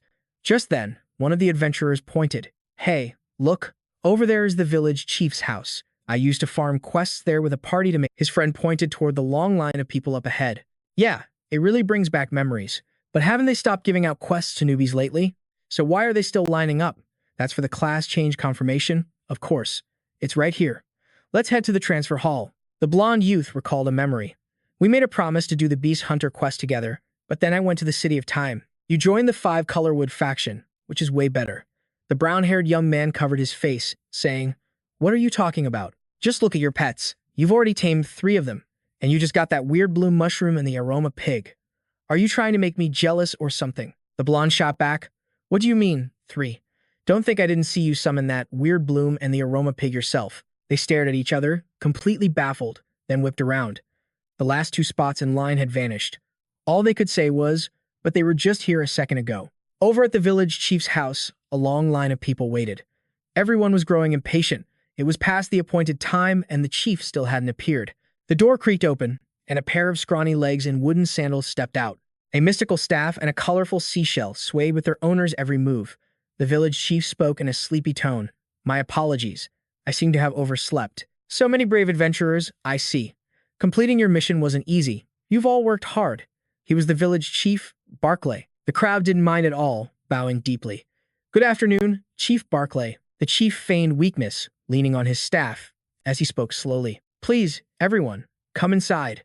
One by one, the groups filed into the wooden hall. Dama figured this old chief was half blind and nearly deaf. He thought he should be able to blend in just like before. As he was lost in thought, the chief asked, "Are you the last one?" Suddenly, Barclay thrust his tri-colored staff forward, blocking Dama's path. He froze, his mind racing. "Have I been discovered?" The old man's finger pointed directly at him. "No food allowed inside. You can't bring this in." Dama was silent for a moment as Barclay confiscated the apple. Inside his cloak, Achu reacted. Dama whispered urgently, "Calm down, now. Just calm down. Hearing his voice, she finally settled. Achu stumbled, and Dama grumbled, no more fruit. This is going to be tough. Just hang in there, choo-choo. We're almost there. Try to control yourself. Just follow where I pull you. We're here. We made it. When they arrived, he couldn't help but gasp in awe. Everyone stood beneath the divine tree of ascension, its golden leaves glowing with a magical light that could steal your soul. Dama and Aishu stepped onto the temple dais, surrounded by endless bookshelves. He took in the brilliant scene, then made a comment. Yesterday, the chief's house looked so tiny from the outside. I never imagined it would look like this in here. This is amazing. A beautiful goddess appeared before his very eyes, her essence intertwined with the divine tree itself. The village chief signaled. All right, everyone can present their offerings to the divine tree now. Let's hurry it up. What are you all standing around for? Get your offerings out and stop dawdling.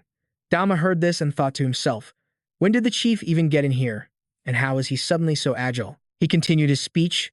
Everyone, present your offerings to the divine tree with a sincere heart. The tree will bestow upon you the class you are meant to achieve, and at that moment, you will know your destiny.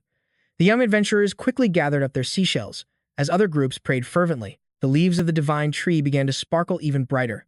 All the would-be heroes clasped their hands, their faces filled with serious devotion. The chief praised them. Everyone is doing well. But you, the brave adventurer standing over there, why are you just watching and doing nothing? Hurry and present your offering. Dama was completely flustered by the chief's direct question. Barclay's voice turned stern. Place your offering on the altar, now. I will only warn you once. Don't make me say it a second time. Dama tried to negotiate. Can I use something else instead? I have something of a much higher grade than a seashell. Barclay refused instantly. No. Apart from seashells, nothing else will be accepted. You aren't here to cause trouble, are you? Inside the cloak, Dama was desperately trying to pull back Achu's mane. As she gritted her teeth and resisted, the cloaked figure was slowly pushed backward. Dama wondered, why is this village chief so different from how he was outside? What do I do? Why is he so fixated on seashells? A system alert suddenly flashed, triggering a new quest. Dama stared at the pop-up window for a long time. Finally, he could only let out a single sentence. So you decide to show up now, huh? But I don't have time to deal with you right now. Barclay noticed something and blurted out, the language of monsters. He stalked closer, closing the distance to Dama and Achu. He questioned him. Humans cannot understand the language of monsters. Speak. Who are you? Dama mentally messaged the system. Yeah. I'm too busy to look at quests or whatever right now. He started to sweat, peeking his head out. I'm sorry. I didn't hear you clearly. What did the chief say? The language of monsters? The chief vanished, shouting loudly, Guards! Dama had no idea what was happening as another window appeared before his eyes. Dama's current status had become unpredictable. The chief raised his staff high and swung it down toward him. The system panel had not yet completely faded. What was coming had finally arrived. Dama winced as a brilliant light exploded, completely blinding him. A pulse of violet light flashed. In the aftermath, all that remained was a single wooden staff, white smoke, and a shattered floor. Callie knelt on one knee, his scepter with 3 colored shells held firm. He remained silent. The time for punishment had arrived. Dama and Achu were suddenly thrown into another dimension. They landed hard, the impact leaving the 2 best friends completely dazed. Dama's rear was aching, and Achu's head was spinning. Suddenly, the rectangular platform beneath them began to glow. All around them, checkered cubes rose into the air. More and more of these floating blocks filled the void, leaving him to wonder. What in the world was going on? Where was he? Why did the scenery change? Where had everyone gone? The village chief? What about his class advancement quest? A system window appeared. For refusing the quest, he was being punished. He had to jump 10,000 platforms within a set time limit. The system added a crucial detail. Failure meant death. Dama erupted in fury, screaming, Are you kidding me? I'll die if I fail. Why didn't you mention that before? The system also noted that various skills were usable, and then vanished without another word.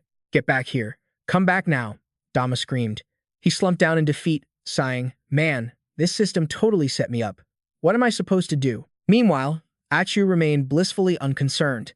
A grim determination settled in Dama's mind. If he didn't clear this quest, he'd die.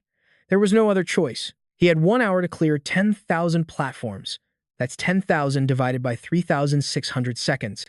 He had less than 3 seconds for each jump. Looking up, he knew there was no more time to waste. Choo-choo, Dama urged. We have to hurry to make up for lost time. He steeled himself to make the jump. Using his mushroom top skill from this distance shouldn't be too hard. Gritting his teeth, Dama activated Mushroom Top and launched himself upward. He easily leaped from one platform to the next, while Achu chirped, trying to get his attention. He called back, "Choo-choo, don't just space out. Hurry up and jump. I'm not playing around. We have to clear this before time's up." But Achu just circled the starting platform.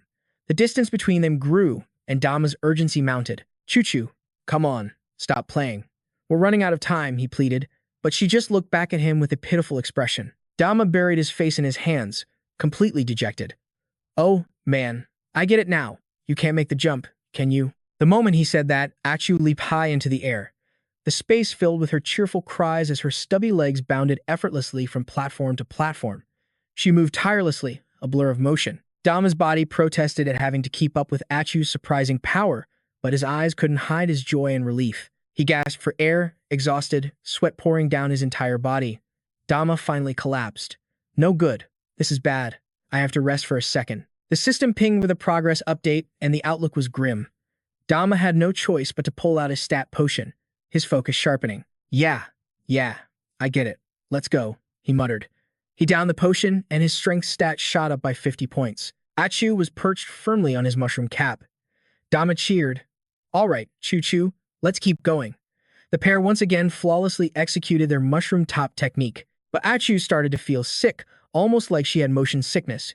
She suddenly spat out a white substance, catching Dama completely off guard and causing him to slip. He flailed in a panic, windmilling his arms and legs. The missed jump sent them both tumbling off the edge of the floating cube. His strength points began to drain rapidly. Back on the glowing starting block, Dama sighed. "Looks like taking risks means you're bound to fail a few times. Even if we had more time, that fall was almost fatal." Dama pointed below for Achu to see, an endless abyss filled with countless floating cubes. Dama gulped, realizing just how lucky they'd been. "It's a bottomless pit. We were lucky we got saved. Death had been just a hair's breadth away." Dama had to remind her, "See how dangerous that was? So stop jumping around like that, or we'll fall again." But Achu just hopped happily, her excitement filling the air. He snapped, "You, stop jumping too, my dear teammate Choo-choo." Dama then downed another potion, boosting his strength stats even higher. Lying on the platform, he carefully observed the layout of the cubes. Achu once again clung tightly to his cap. Together, they rolled into a ball to tackle the challenge. They reached over 4,000 platforms with more than 31 minutes to spare. Dama chugged another strength potion. His resolve hardened like steel. The duo continued leaping from one block to the next. Their pace was improving, cutting down the time. Dama started to strategize. "If I keep jumping with Choo-choo on my back," he thought, "my mushroom top skill will level up nonstop. My jump height will increase, and the time it takes to clear the rest will get shorter and shorter." Finally, the goal was in sight. A single glowing platform hovered high above. They were at 9,999 steps.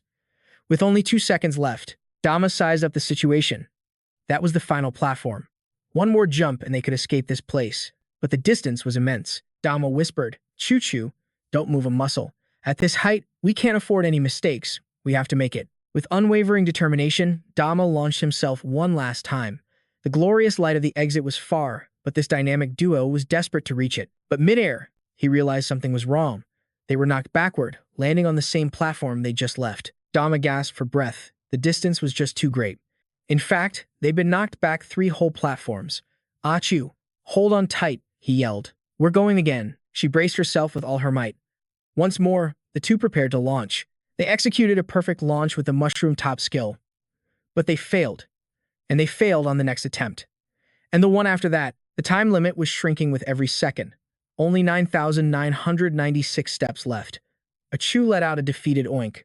Dama seethed with frustration. "Damn it, why is this happening?" He refused to give up, carrying his friend on his back. "Let's do this again."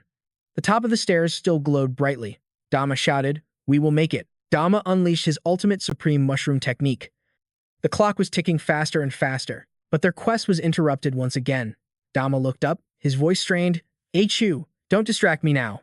Her short little legs slipped one more time. She looked back at her best friend.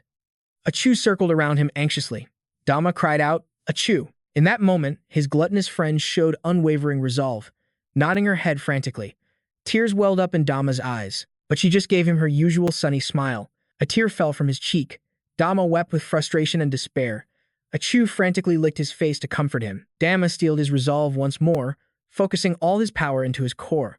This time, the supreme mushroom technique worked its magic, launching him perfectly to the final step. His intuition had been spot on, just as he had predicted. However, this penalty mission offered no reward, just a max-level upgrade for his skills. The system was designed for me, so reaching the final level was a natural progression.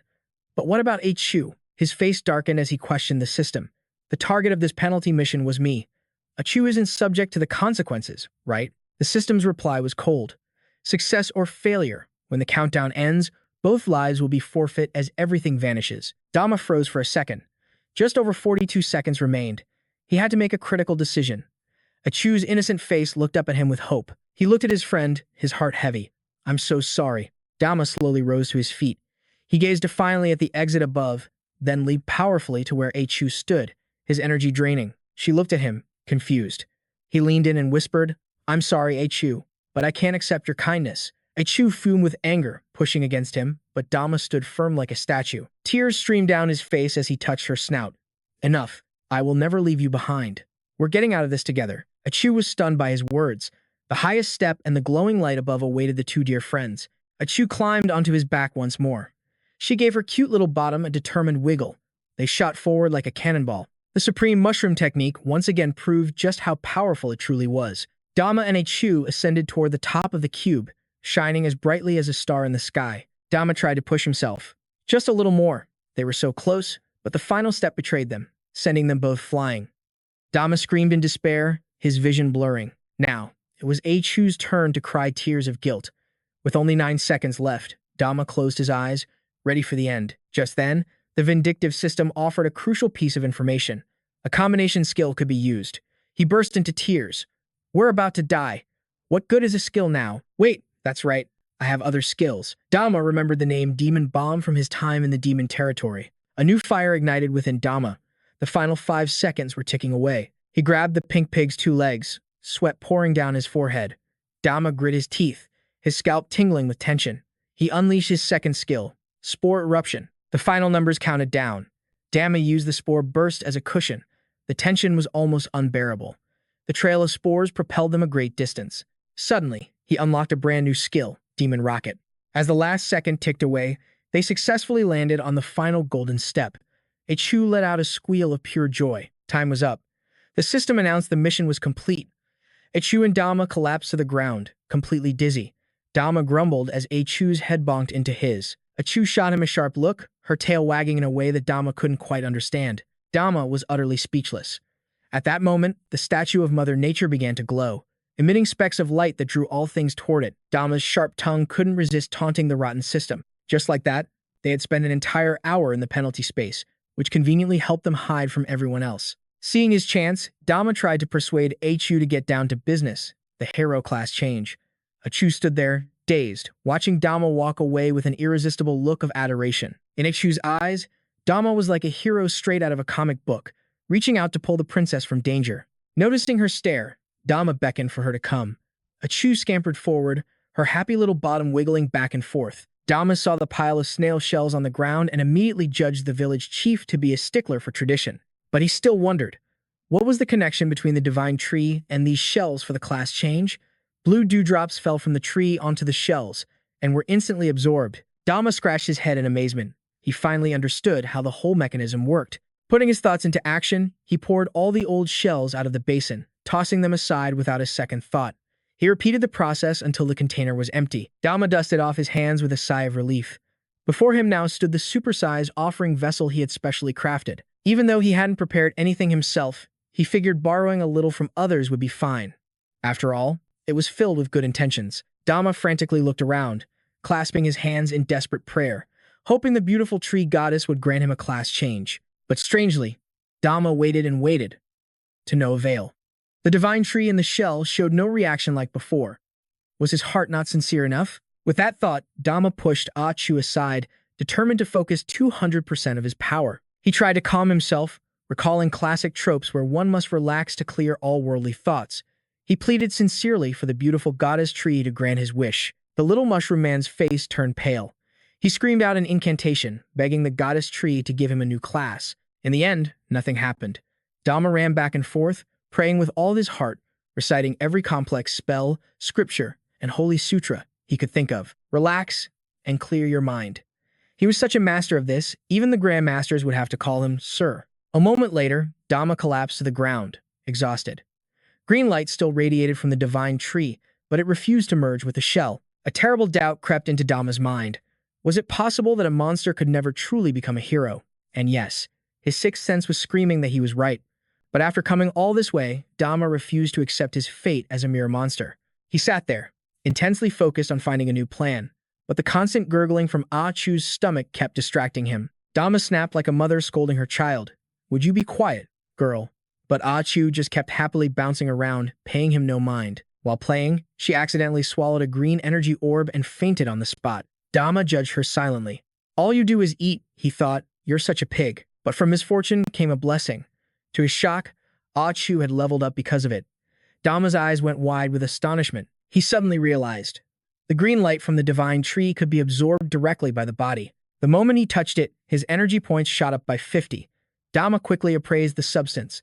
It was a secret monster energy hidden within the earth, released through the plants. This meant he and Ah Chu could absorb it directly and convert it into experience points. Humans couldn't absorb it directly, which is why they needed the shell as a medium. The most important thing was the secret magic emanating from the tree itself. Dama immediately bolted towards it. Both of them began to devour the green substance. Ah Chu savored it like a heavenly delicacy. In an instant, they both grew stronger. After a while, Dama was drained. If only I could gather all of it together, he wished. He then tricked Ah Chu into drinking a stamina potion to recover. But when Dama looked at Ah Chu, she was still brimming with life. Her level had even skyrocketed to 28, leaving him stunned. Dama was dumbfounded. When it came to eating, Ah Chu was clearly superior. She was over there, still full of energy and ready for a fight. Although Dama possessed the Mako advantage, he couldn't utilize it properly. If only he could focus all that energy into one spot, it would be a huge benefit. Dama struck a tough guy pose, pulling up his system window. But the cruel, unchanging text was still there, like a slap to the face. Monsters are not eligible for a class change. He scrolled frantically through his inventory, but found nothing useful. He even had a wolf skin, but had no idea what it was for. The screen displayed the stats he painstakingly cultivated for years. Dama stared intently, but moments later, nothing had changed. Not a single point. A thoughtful look crossed Dama's face. Just then, his decomposition skill finished its cooldown. All around him, the green lights from the divine tree continued to pulse. His expression hardened. He decided to risk it all. Without a second thought, Dama planted his feet wide, standing defiantly in the very center. A surge of power erupted in an instant. Dama unleashed his reflective SPORE technique, creating a massive explosion on par with the legendary national weapon, the Don D bomb. In the aftermath, the motes of green light, and Dama's own body, began to slowly drift downward. He landed perfectly atop the statue of the goddess tree. Seeing this, Ah Chu began to run around in panicked circles. She let out a series of worried grunts from below.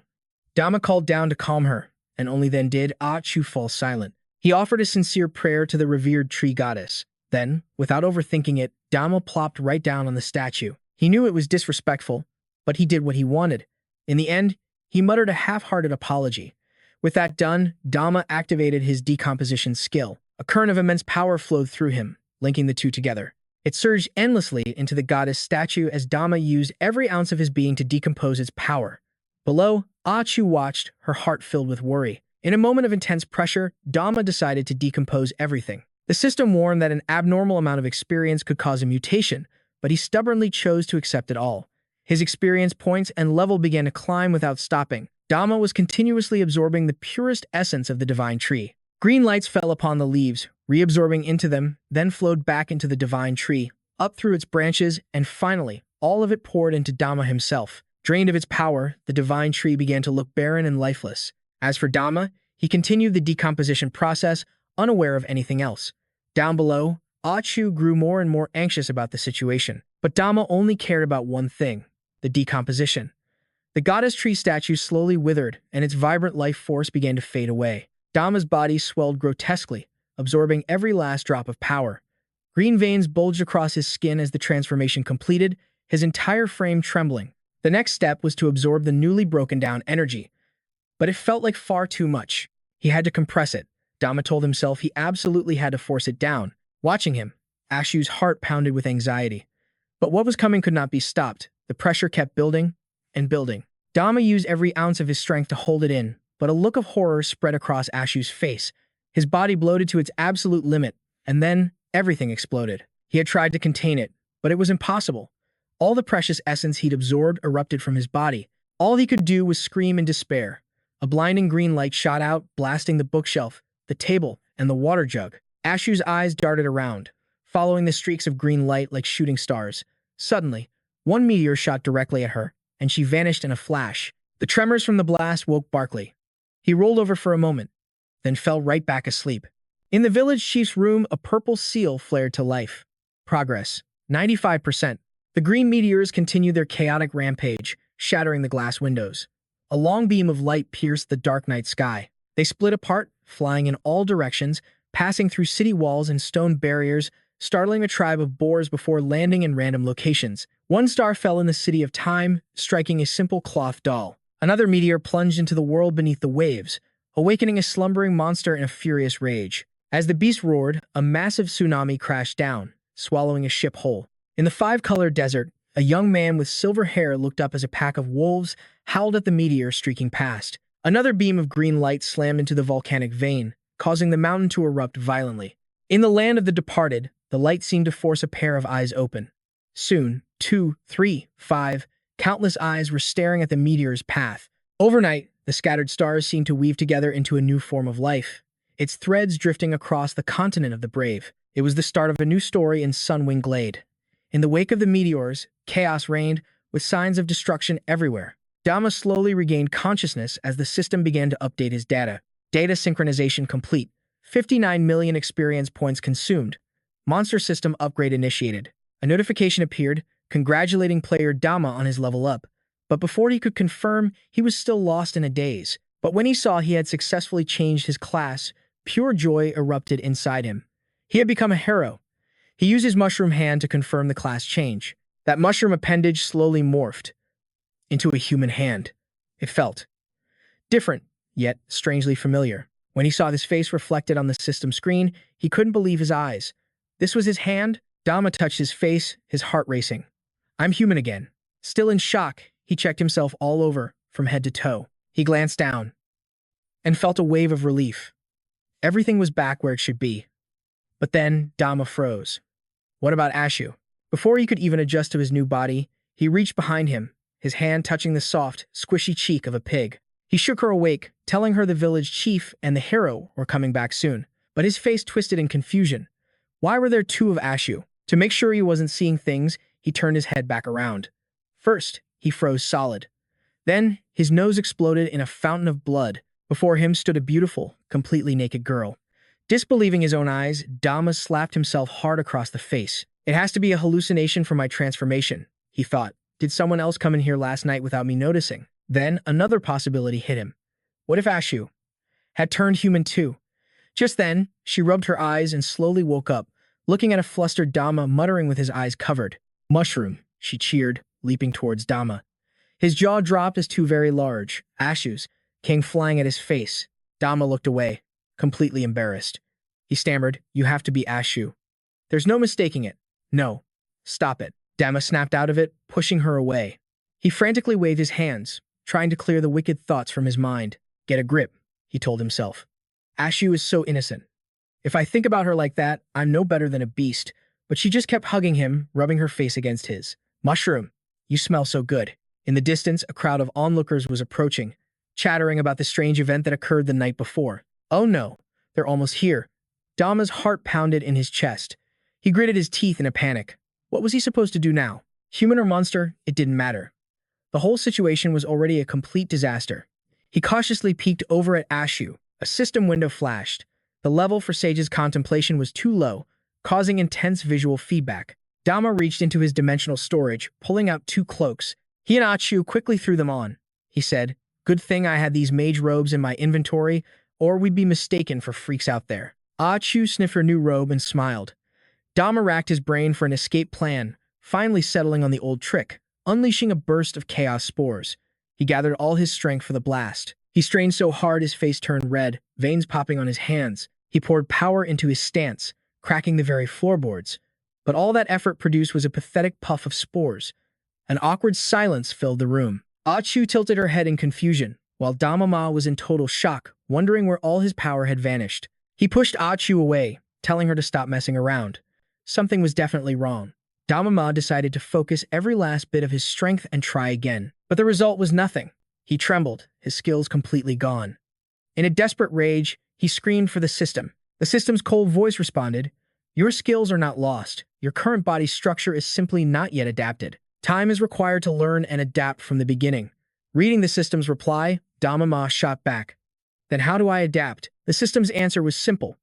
Complete new quests to adapt. Begin with the first quest, eliminate 10 high-level monsters. Dama-ma completely lost it, cursing the system. Every day, it's another quest. Those people outside are about to break in. What good is a quest now? The system apologized and reset.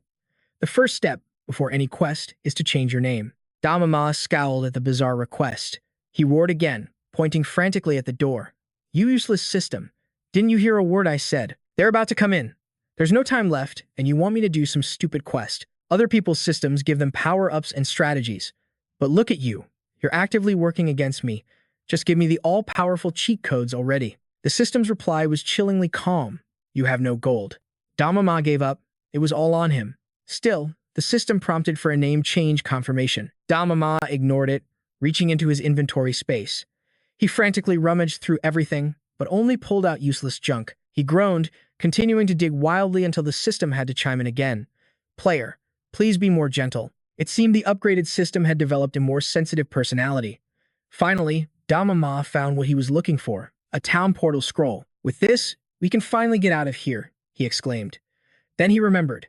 He and Ah-Chu had tried before, but as monsters, they couldn't teleport. Although he had changed his class to a hero, he still wasn't sure if he counted as human or a monster. His thoughts were shattered by the sound of old Kelly's laughter. A voice from outside welcomed everyone in. Dama-ma knew they had to escape, now. He pulled Ah-Chu close, telling her to hold on tight. He shouted, "Activate town portal scroll." A white circle materialized beneath his feet, slowly glowing with a brilliant blue light. "This has to work," Dama-ma thought, his conviction unwavering. But the voices outside were getting louder, closer. Dama-ma's face filled with panic. "Brother Dama, what's wrong?" Ah-Chu asked, seeing his frantic expression as the blue circle just kept glowing. Just then, old Kelly and the others arrived at the door. He was saying, "I must help everyone process the offerings, then help you adapt to your new classes." The moment he finished, he froze, staring at a horrifying scene. Before his eyes, potion bottles were smashed, furniture was overturned, and in a flash of light, Dama-ma and Ah-Chu successfully teleported away. The people behind him gasped. Who would dare to cause such destruction in the village chief's house? One of them muttered, "There was a huge flash of light last night, then it exploded like fireworks. I wonder if it was real." Kelly slammed his staff on the ground, silencing the crowd. He cleared his throat loudly and announced, "Perhaps it's due to the recent number of class changes. It's merely a surge in energy from the divine tree. A normal phenomenon, nothing to worry about." With that, he led everyone toward the tree. After all these years, he thought, nothing unexpected has ever happened here. It's fine. Whatever it is, there's nothing I can't handle. As he finished that thought, he looked up, and his face contorted in absolute disbelief. He screamed, "What is happening?" The divine tree goddess was withered and dying. The crowd behind him stared in shock, crying out in unison. The tree goddess has turned into an old woman. Meanwhile, Dama-ma and Ah-Chu had landed safely in the village. They materialized right into a crowd of strangers. Dama-ma sighed in relief, while Ah-Chu just looked around, full of curiosity. She stared at her hands and let out a little gasp. Then she touched her own legs and exclaimed with a surprised, "Ooh!" Dama-ma thought to himself, "Too many changes.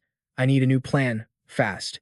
Besides the system's quest, there's still the clue about the ancient demon god. But as he was lost in thought, plotting his next move, he noticed the whispers and stares directed right at them. Everyone was looking at Ah-Chu. He turned to see what the commotion was about and found her rolling on the ground, her clothes a complete mess. Mortified, Dama-ma shouted, "Ah-Chu, you can't do that."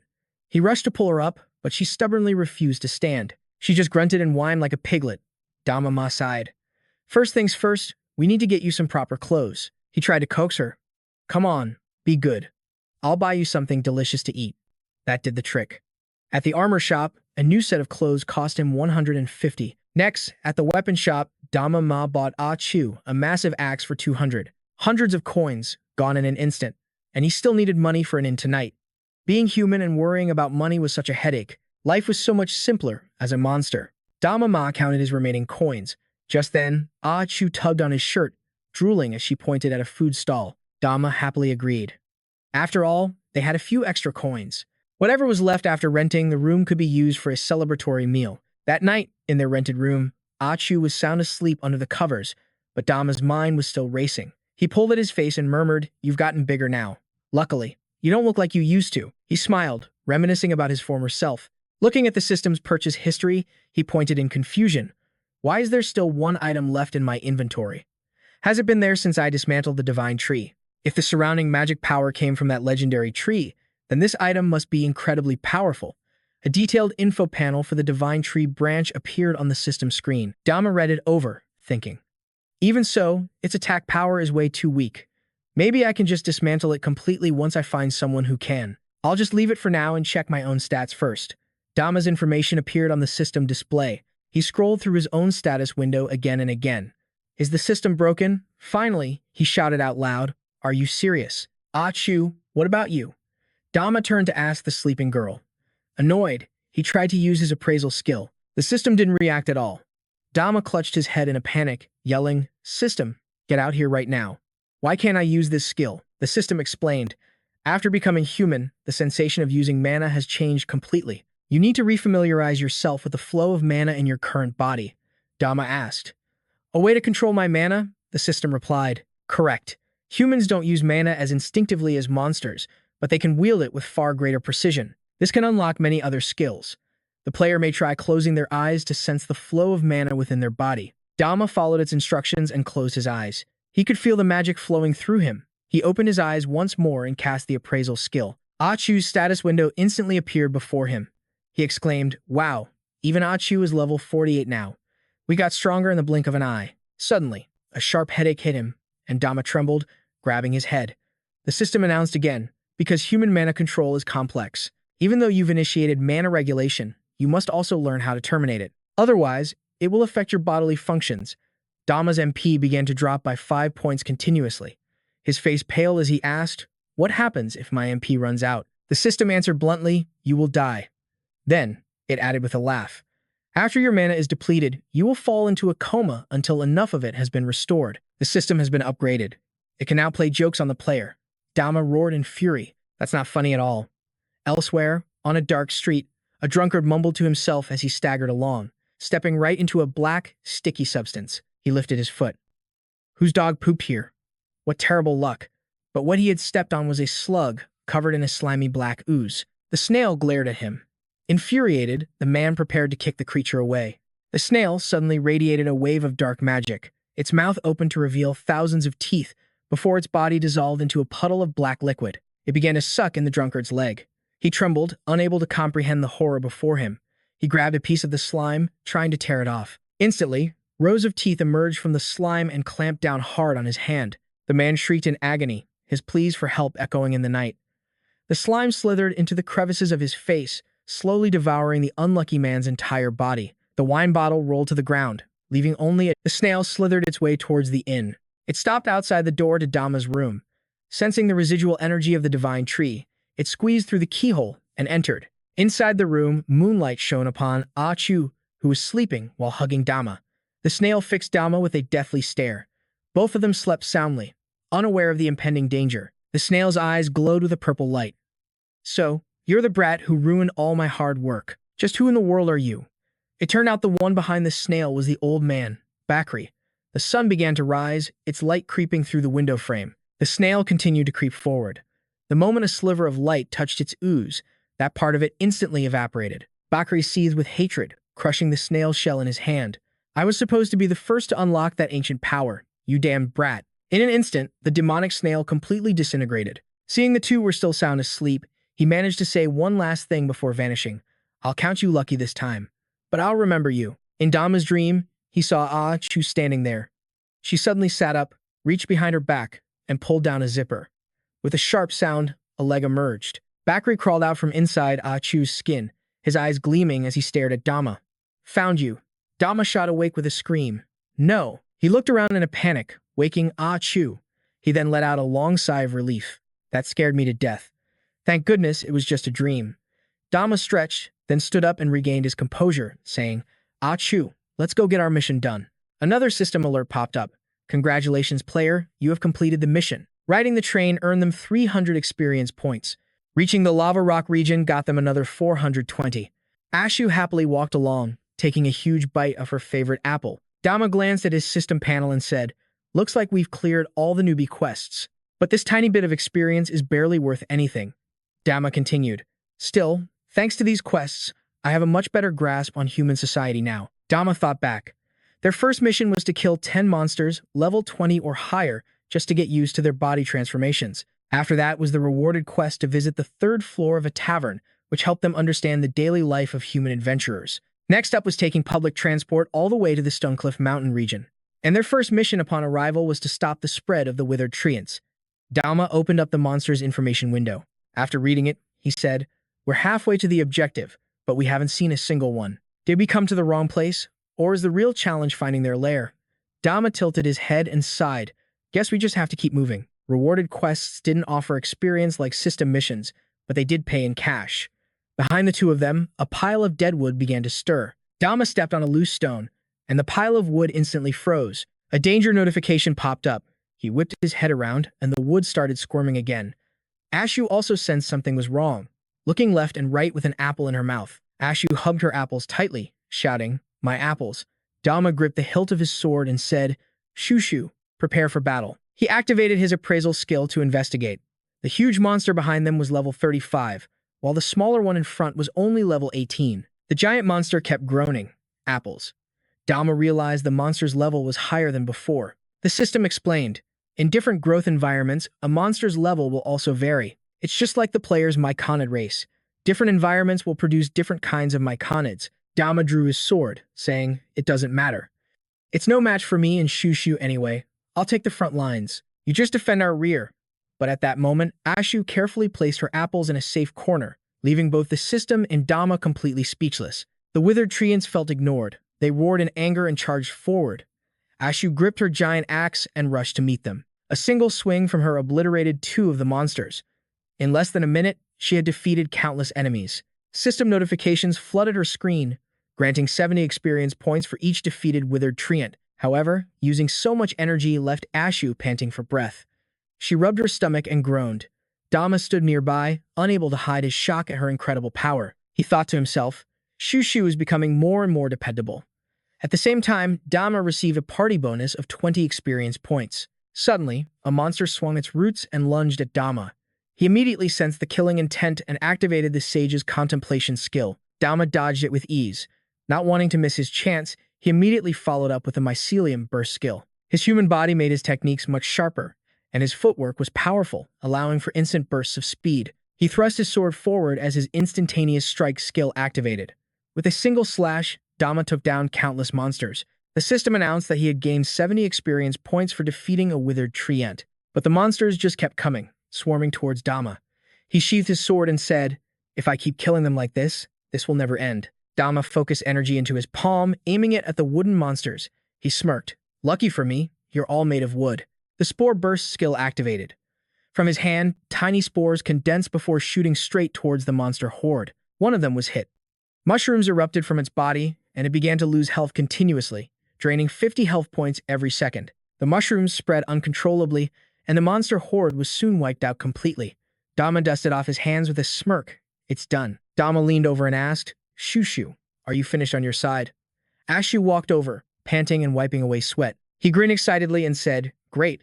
Just wait for me to clean up the remains of these mushroom monsters, and then I'll head back and buy you some food." Suddenly, the system blared a danger warning. A withered treant appeared behind Ashu. Dama yelled for her to be careful, and just as she turned, she saw the monster beginning to move. Its branches were slowly reaching for him. He thought to himself, "No way, didn't I kill them all? Do withered treants have some kind of zombie attribute?"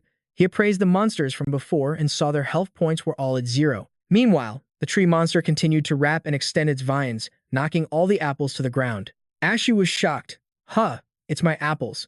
They were being snatched up by the branches and fed to the monster. It was a level 60 treant king, and it was evolving. Seeing Ashu raise her weapon to attack, Dama stopped her. "Shushu, don't be reckless. That's a high-level monster model." She slashed into its trunk, earning a monstrous shriek. But in retaliation, thorny vines shot out, ensnaring her and hoisting her into the air. From below, Dama lunged forward, his weapon a blur as he severed the vines to free Chu. He caught her as she fell, pulling her into his arms. She whispered his name, but then his sword shattered, and his leg she slipped from his grasp, hitting the ground hard. A look of fury crossed his face. He couldn't even hold her. Chu scrambled to her feet and threw her arms around him. But behind them, a danger notification blared from the system. They both spun around as he growled, "You're not done yet?" The once vibrant apple on the tree shriveled in an instant. Rage filled her eyes as it morphed into a humanoid figure. Dama tried to calm her down. "Chu, calm down." But she was beyond reason, screaming apple as she charged in. A single punch from the creature sent her flying. I thought my human agility could close the level gap. But a level 60 monster is this powerful. I'm out of weapons, and if I can't even rely on Chu's raw power, how can I win? Should I just abandon the quest and flee? No. I still have my spore magic, its natural counter. Swirling vortexes of spores shot toward the wood demon king. Mushrooms burst from its wooden hide in an instant. A cold sweat beaded on his forehead. It shed its spore-infested outer layer like dead bark and lunged right for him. He was stunned. It can do that? No choice left. It's time for a direct confrontation. All I have left is this divine branch. Dama gripped the sacred wood, leaping into the air and striking the beast in a flash. But after the attack landed, he watched in horror. The monster was completely unharmed. It raised a massive limb to strike, faster than he could react. He took the blow head-on, coughing up blood. Seeing him in agony, Chu screamed from nearby, "My Dama." She charged the monster. Ignoring Dama's desperate warnings, she launched herself into the air, her face contorted with pure rage. "You don't get to hurt my Dama." She unleashed her signature Chu punch. The beast tried to block, but it was useless. The monster's body exploded into smithereens. He watched the entire scene, completely stunned. Chu, is that strong?" She gasped for air and collapsed, but he dashed forward, catching her in his arms. He called out to her frantically, Chu, wake up. Are you all right?" But then, she suddenly transformed. Back into her pig form. He whispered her name in disbelief. Chu. Meanwhile, in a tavern in the Wind Valley grasslands, the local adventurers were buzzing with gossip. The Poison Fire pupils have been recruiting non-stop lately. Another adventurer chimed in, and the major guild tournament is about to begin. In a dark corner, a lone figure listened intently. The Sword Saint Guild is finally making its move. Suddenly, we're finally back. Dama walked straight to the bartender, a man named Bart. The bartender greeted him. "Welcome, adventurer. A drink to celebrate, or here to check the bounty board?" Dama replied coolly. "I'm here to turn in a quest." With that, he placed a heavy sack on the counter. Bart took one look inside, his eyes widening. He held it up and announced, "Congratulations, adventurer, for successfully completing the quest to slay the Wood Demon King. This is quite unexpected. One moment, please." Bart handed over the reward, and Dama was surprised by its weight. The bartender explained, "Of course it's heavy. Since you slay the Wood Demon King himself, the reward has been doubled." Whispers erupted throughout the tavern. They figured he couldn't have possibly slain the beast and was just riding his teammates' coattails to claim the prize. Dama just smiled. "Well then, I won't be shy. Hey, old man, got any other high-paying quests available today?" "Always." Bart replied with a snap of his fingers, presenting the quest board. Dama looked it over, a bit confused. "Are there no A-rank quests left in the Wind Valley grasslands?" Bart nodded. "That's right. Only the highest difficulty missions remain. But for these, adventurer, you can form a team." He pointed to the top of the list. "I'd recommend this one. Capture a two-man team of gun-toting bandits near the ancient ruins." Lately, many guilds and hunter parties have accepted this bounty. The success rate has been mixed, but there's safety in numbers. Besides, if you can kill the Wood Demon King, it proves you're strong enough to take on an A-rank challenge. Dama considered it. Teaming up is out of the question. If my class and Chu's true identity are exposed, we'll become the ones with bounties on our heads. And near those ancient ruins, there might be traces of Gulu. An A-rank quest is still a huge stretch for us right now. But I have to see this through. He had to investigate those ruins. He made his decision, accepting the mission to capture the two bandits. Bart nodded. "All right. There are plenty of adventurers here looking to party up. Would you like me to find you a team?" Dama turned and waved dismissively. "Thanks, but I'm used to working alone. Just register me for the mission." Bart seemed concerned. "Adventurer, are you absolutely sure? It may be A-rank, but the mission's difficulty can change without warning." But he just kept walking. "Thanks for the concern, but it's no problem." The tavern erupted in whispers once more, amazed that he would take on such a challenge alone. Plenty of adventurers had already died at the hands of those bandits. Just then, a man named Deckard sat up, his eyes fixed on the door where Dama and Ah Chu had just left. As they walked, he spoke to Ah Chu. "All right, here, you can have this. Once we take the train to the next town, I'll buy you a better one." Outside, three figures watched Dama from the shadows and began to follow. He whispered to his companion, "Ah Chu, do you get the feeling we're being followed? Is it just a coincidence, or is it because this is the only road to the train station?" But she was too busy munching on her snack to notice. He complained to the system as they walked. "This system is useless," he muttered. "It just keeps telling me to level up and do these endless quests, but it won't give me a single clue about the demon god Gulu. I have to find everything myself. Keep doing quests and you will eventually find them. Back when you were in the demon god's domain, you already met one of his apostles." He was intrigued. "Wait, really? Are Gulu's apostles human, or are they monsters? What level are they?" "The demon god's apostles can be either human or monster, but their identities are perfectly concealed, making them difficult to find. As for their level, they are no lower than level 100. The revelations." Dama was floored. "And here I thought I was a big shot at level 60. If I have to kill these apostles to stop Gulu's resurrection, I still have a very, very long way to go." The system's response was vague. "I'm not sure." He pressed on. "What do you mean, not sure?" "A crucial part of the demon god Gulu's revival isn't the apostles themselves, but the very stones that seal him away. There are 6 stones in total. Players just need to find them and shatter them to stop Gulu's resurrection for good." He quickly calculated the possibilities. Did that mean he could avoid a direct clash with those apostles and just steal the stones in secret? "Tell me where those stones are," he demanded. But the system claimed ignorance. "I get the rules," he said, "but weren't you always desperate for me to spend money before? Now I have it. How much for a piece of information? Just name your price. I've upgraded now. Money is meaningless. While I don't know the exact locations, the hero's original seals were placed in areas with the strongest energy." He cursed. "You're the most places with the strongest energy? What does that even mean? Can you be more specific?" Suddenly, a new danger warning flashed. He looked up to see the 3 men from the tavern. They claimed they just wanted a lesson from him. He appraised them. One was level 49. The man boasted that they had already slain the demon king Muyao. The reward for that must have been massive, right? With him was a level 56 swordsman and a level 63 venomancer. The man spoke. "I am the vice leader of the Serpent's Bite Guild. I'm extending an invitation to join us. I hope you won't refuse." Dama eyed them warily, thinking, compared to monsters, these scumbag heroes are the real threat. The level gap is too wide. I can't fight them. He tossed his coin pouch aside and said, "Thanks for the concern, but I'll pass on joining your guild. You can have the entire reward." "I don't want any trouble." But Catloy's gaze fell on Ah Chu. He demanded Dama hand her over if he wanted to be spared. Dama refused. The woman lunged, her sword a blur. He blocked with a simple branch, then used mushroom pounce, sending her flying into the trees. She screamed at Catloy to kill him. The man fired arrows made of living snakes. Dama dodged with a spore burst, then landed another mushroom pounce on her stomach, launching her into a distant boulder. The vice leader sneered, "You've got some skill." Dama fired another spore burst right in the man's face, then scooped up Ah Chu and bolted. "The more you talk, the sooner you die," he yelled. "I'm not wasting my breath on you. It's better to run while I can." Suddenly, something grabbed his leg, throwing him through the air. The man chuckled. "I'll enjoy devouring a clever little brat like you. Mushroom spores, are they? An interesting way to fight. But it's nothing against my venom magic."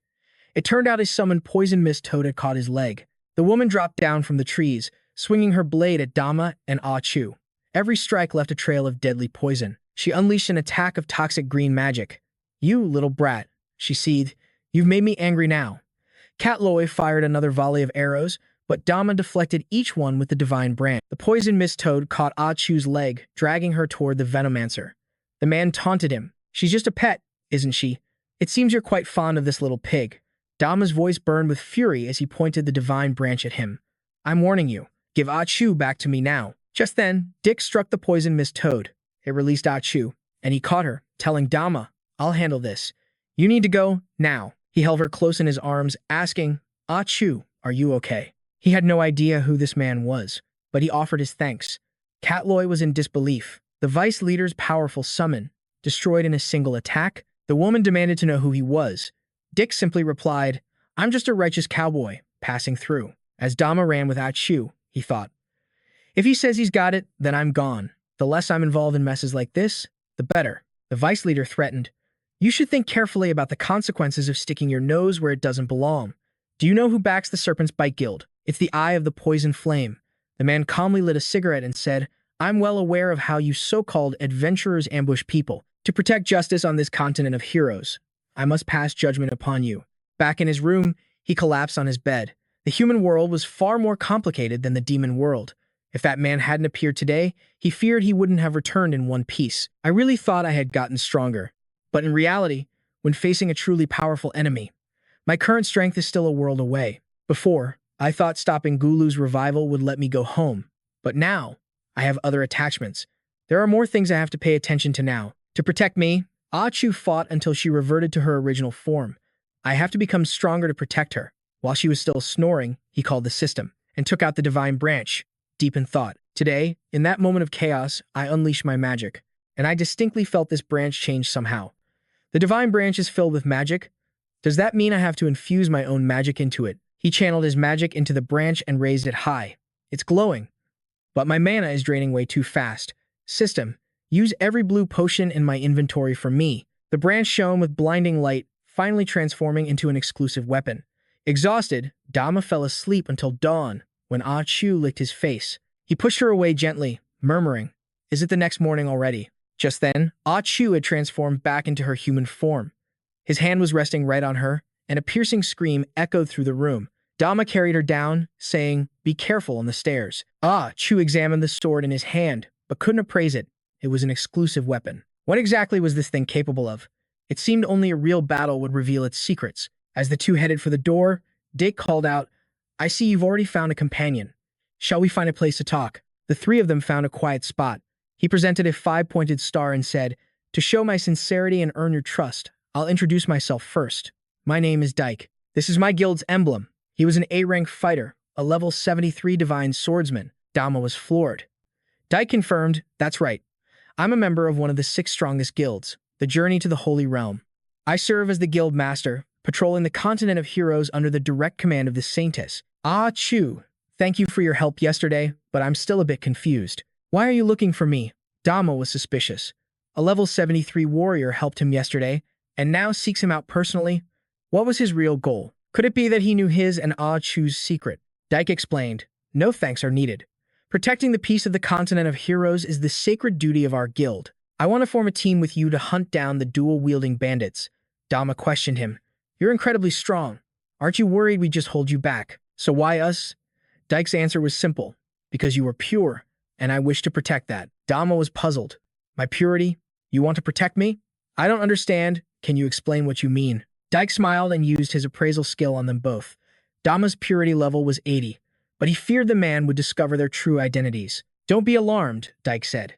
This is a power granted to us by the Saintess herself. While it's not her omniscient appraisal, it allows us to see the purity within everyone we meet. To prevent a great destruction, the Saintess ordered us to find pure souls. I've been watching that tavern for a month, and you're the only one who fits the criteria. His gaze then fell upon Ah Chu, and his eyes widened in shock. What? 100 points. The two of them stared silently at Dyke. He coughed lightly and said, This is the first time I've ever met someone with perfect purity, other than the Saintess herself. My apologies, that was rude of me, Dama replied. You've said a lot, but I'm still not convinced. You say you want to protect us because we're pure? That's your choice, but it doesn't mean we have to accept, does it?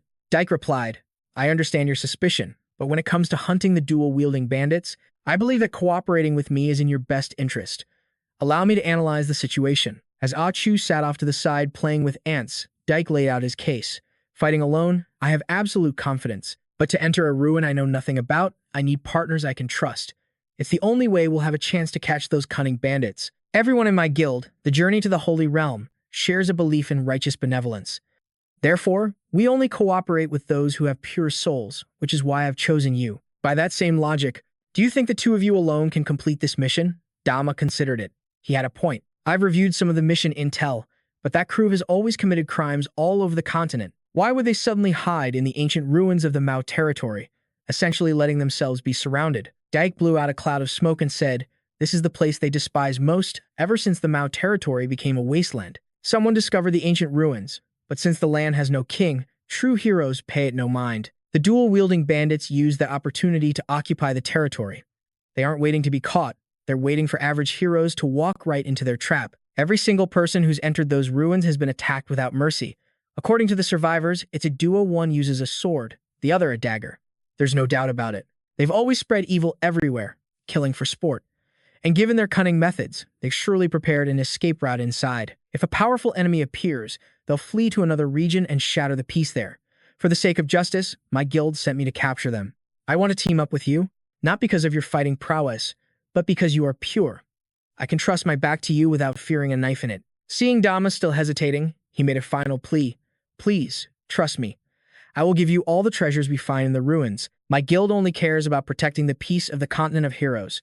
I am sincerely asking you to join me in capturing the dual-wielding bandits. Dama thought about how Dyke had helped him before. He didn't seem like a bad person. Besides, having such a powerful ally would be a huge asset.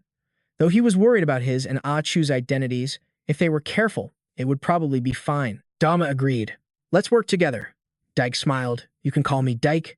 Here, please accept my team stone. Once we successfully complete this mission, I will personally recommend you both to the Holy Maiden. He smiled and introduced himself.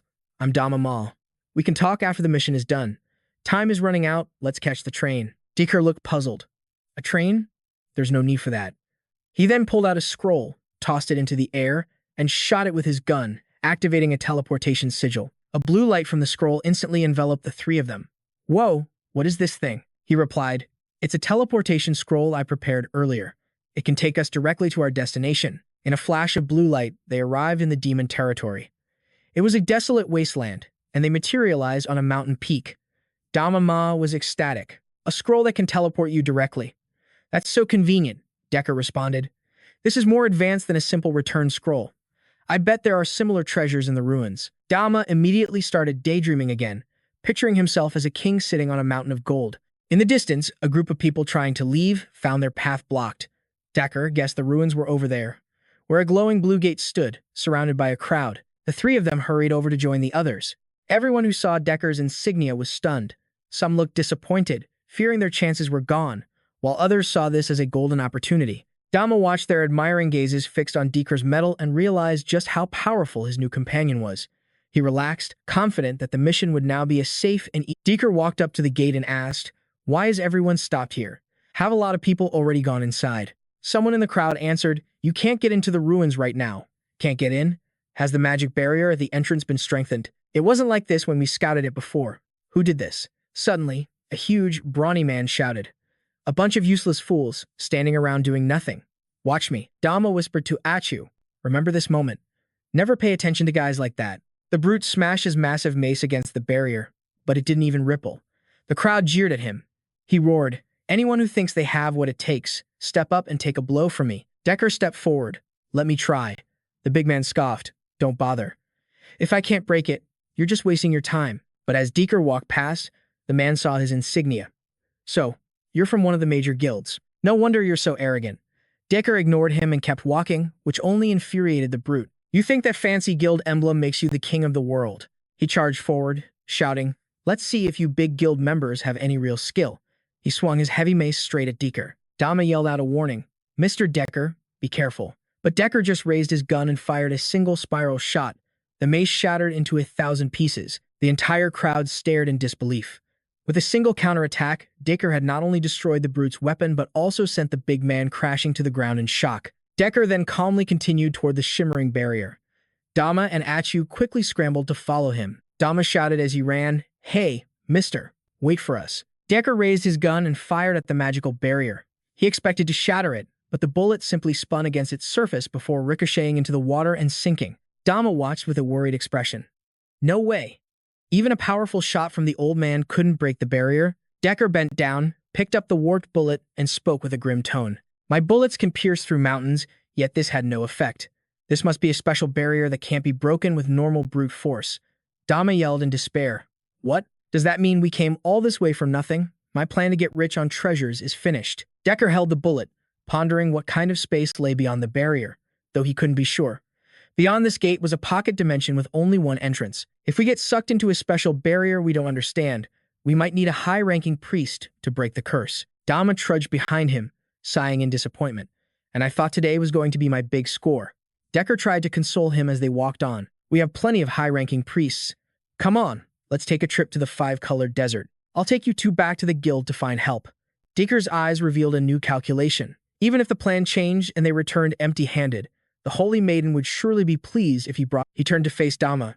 We can't use a teleportation scroll to go directly to the five-colored desert. We'll head to Chrono City and catch an airship from there. Let's go. We need to hurry. Feeling a pang of regret, Dama reached out and touched the barrier with a wistful look. All right, fine. But this is the first time I've ever seen a barrier like this. Suddenly, with a deafening crack, the barrier shattered into millions of glowing fragments, leaving Dama frozen with a look of pure shock. Dieker's jaw dropped as he roared in utter disbelief. It's broken. The entire crowd stared, their mouths agape in stunned silence. A profound silence fell over the area. No one moved, too shocked to even breathe. Achu broke the silence with a joyful cheer. Decker placed a hand on Dama's shoulder and asked in a mystified voice, How? How did you do that? Dama was trembling, stammering. I don't know. Then, a possible reason dawned on him as he recalled the barrier shattering the moment he touched it. I think I know. Before we arrived, everyone here had already tried countless ways to break this barrier, weakening it. He laid out his reasoning for DK, explaining it was the big guy's accumulated damage, combined with a final touch from him. Hearing this, the big man roared with laughter, bursting with confidence. Then my axe must have dealt the biggest blow. Dama eagerly agreed. That's right, that's right. DK was skeptical, but decided to trust them for now. Is that really how it happened? Well, it does make some sense. All right, the gate is open either way. He urged the group forward. We're running out of time. Let's move. Together, the entire party stepped through the barrier gate. Inside, they found a vast, unnervingly silent space. As they ventured deeper into the cavern, they overheard two voices conversing. One of them said, Only we Mako can open this barrier, isn't that so? The other replied, Or perhaps there's a high-level priest in their party. One of them was already loading his gun, while another drew his sword, ready to eliminate the intruders. A man with piercing eyes declared, It doesn't matter, they won't get past me. Another added with grim determination, Eliminate them all. Just then, Dama's footsteps shattered the silence. He stared in awe. The space inside the barrier was immense, filled with ancient Mako relics. Dama turned to Chu excitedly. Chu, look. This is like our own private paradise. I felt refreshed the moment we stepped inside. Meanwhile, a purple-haired man rushed deeper into the barrier with a clear goal in mind. What are you fools gawking at? First come, first served. I'm not waiting for any of you. With that, he eagerly pushed deeper into the ruins. Any cowards can just wait here while I go on ahead. This is my chance to strike it rich. The treasure awaits. He carelessly stepped on a hidden landmine. The resulting explosion sent everyone nearby flying into the air.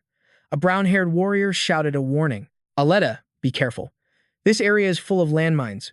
Don't step on them, he explained.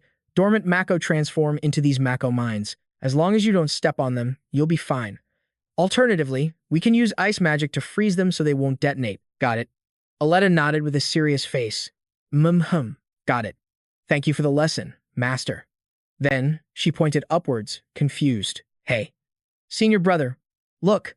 That golden Mako is different from the others. What is it? The brown-haired warrior explained. Anything that glows in a dungeon usually means there's a reward. But don't rush in blindly if you find one. As he spoke, he gently touched one of the Mako. Remember, always give them a light tap first to make sure they're safe. But in a flash, the brown-haired warrior vanished. Aletta, bewildered, could only finish her earlier thought. Yes, master. A Mako had dragged the brown-haired warrior away, causing Aletta to let out a hopeless, terrified scream. She desperately cried out for help, but everyone was fighting their own battles.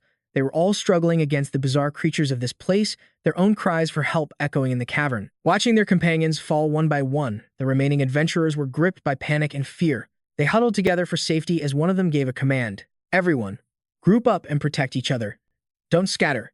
Just then, a volley of bullets rained down, felling the nearby Mako. Dick supported a heavily wounded comrade and yelled to the others, Everyone, just hold on. Wounded to the rear. I'll cover you. Meanwhile, Dama and Achu continued to press deeper into the ruins. Dama accidentally stepped on a Mako underfoot. He spun around in fear, but nothing happened. He and Achu cautiously moved forward. Dama wondered aloud, Did I just step on that? In the next instant, a terrifying Mako monster emerged.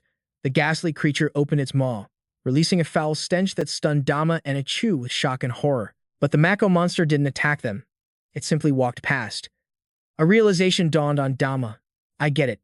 Even though I become human, I still have my Mako attributes. The big man, however, was now the monster's prey.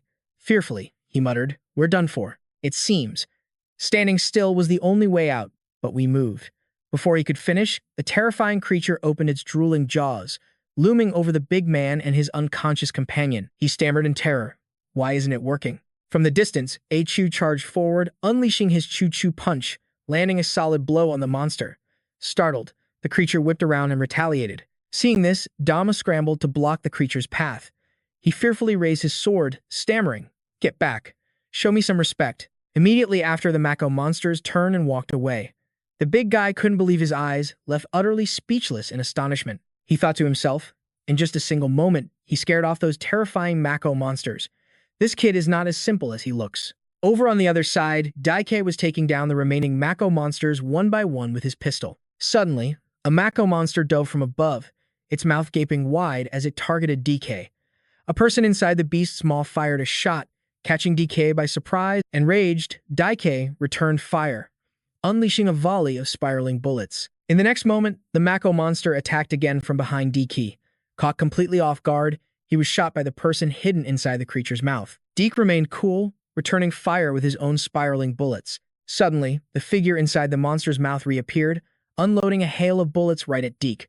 But this time, he was much faster. His eyes flashed, instantly tracking and dodging the relentless volley. While weaving through the attack, Deke thought, this guy doesn't just have incredible sword skills. He can hide inside a monster to teleport. Who in the world is he? The fierce battle raged on. Exhausted from dodging, Deke knew he had to act. There's no other way, he thought. I have to use that. With newfound resolve, he grabbed his special round, loaded his gun, leaped high into the air, and aimed at the monster, Mako, with a deafening roar. A legendary counterattack. Seeing Deke's move, the rider inside the monster's mouth recoiled in absolute terror. Sweat dripped from Deke's brow as he watched the aftermath. A strange movement started on the cavern walls. The Makos on the ground began to chant in unison, Mako, Mako, as they retreated. The giant golden Mako on the wall writhed in agony. One by one, the creatures withered away. A brilliant, sparkling light then descended from above, washing over the wounded lying on the floor. The curly-haired young man opened his eyes, staring at his body in disbelief. Hey, the pain is gone. My wounds are healed. Nearby, the brawny adventurer shouted with glee. It's these lights. They can heal our injuries. The sound of footsteps grew clearer. Deke walked forward, bathed in the descending light. The crowd watched him, completely awestruck. Are these rays of light coming from that pilgrim of the Holy Realm? He's too strong. He's the one who saved us. Thank goodness. It seems we don't have to go any deeper. Dama looked on in amazement as the sparkling light filled his body. This is truly a miracle, he thought. Deke coolly struck a match, lit a cigarette, and spoke. That last shot was a bless around from the Holy Maiden herself. The resulting light not only purges monsters but also heals humans. For now, we are safe. Aletha cried out, her voice trembling with fear. This isn't some ruin hiding treasure. It's a living hell, Master. You died like this. I can't do it anymore. I don't want to be a hero. She sobbed uncontrollably. I want to go home. I don't want to stay here anymore. The brawny adventurer fumed. Weren't they supposed to be just a swordsman and an assassin? Why did they summon a monster? This is just impossible. The survivors huddled together, their spirits broken. I can't take much more of this. Maybe we should just give up, save our skins, and go back to the wilderness to hunt small fries. It's slow, but it's safe. Safe. Dama watched the others from Achu's side. It looks like many of them want to retreat. Deke raised his weapon, and the crack of a gunshot echoed through the cave. All eyes snapped toward the sound. He reassured them, this panic is only temporary. Our primary goal is to capture the two bandits. I believe that all the adventurers who've made it this far possess true strength. Deke shouted, if we unite our strength, nothing can stop us. But his words were met with a bitter response from the crowd. Our goal is the treasure in this ruin. Yeah, forget all that righteous talk. We're here for the reward. Capturing two bandits? That's your own problem. He just smirked and asked, is that so? Deke continued, that's right. I'm not like you. I didn't take this quest for the treasure in some ruin. I want to protect the justice of the continent of the brave and bring those two bandits to justice. It's because you only chase fame and fortune that you will always remain weak. Do you know what separates you from high-ranking adventurers? Many grew furious at his words. Deke continued his desperate plea to rally the group.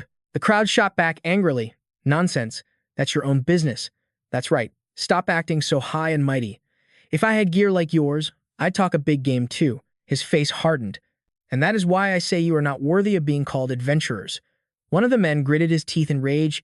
You, Deke continued, anyone who wants to leave can get out now. But for those who stay, I will make you a promise. His expression was deadly serious. Deke's conviction was absolute.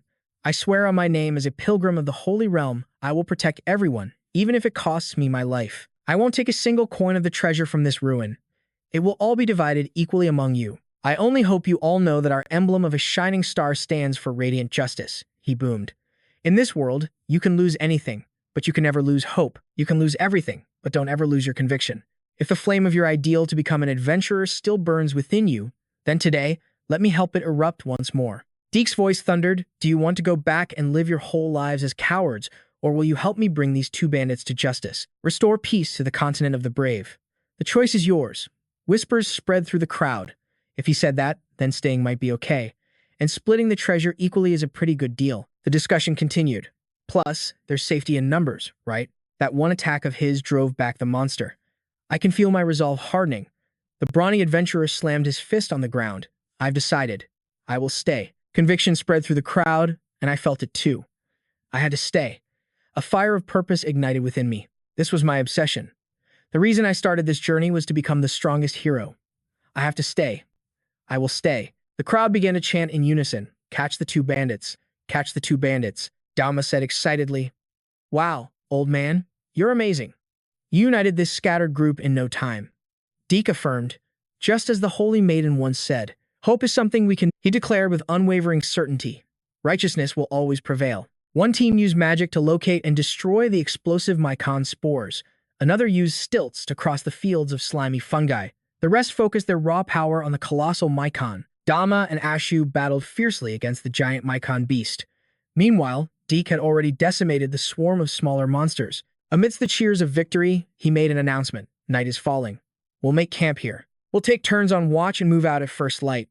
A deep silence settled over the group as darkness enveloped them. Flames danced in the quiet darkness.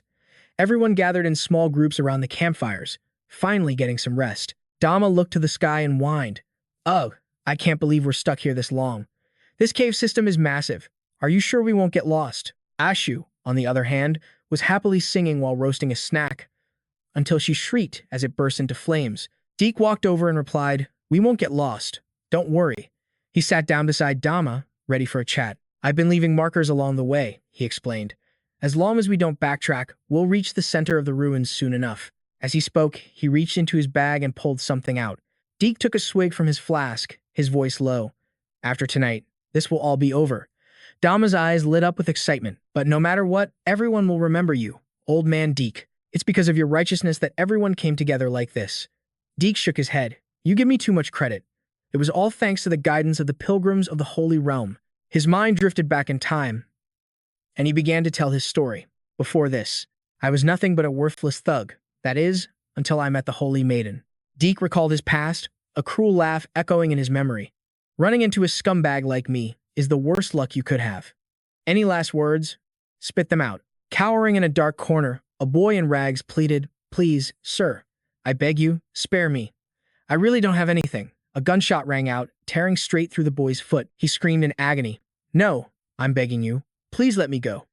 Deke simply aimed his gun forward again, pressing him. You think I want something from you? Pathetic. The only thing I want is to see that look of despair on your face. Now, let me savor it. As the boy wept in terror and hopelessness, a hand appeared, glowing with a mystical light. A voice echoed as the light pushed back the darkness. Turn back, you who have fallen from grace. That celestial light healed the wound on the poor boy's foot. He stared, mouth agape, as his flesh mended completely. Deke's eyes flashed with rage. How is this possible? Who dares interfere with me? He looked up toward the source of the miraculous light. Deke realized.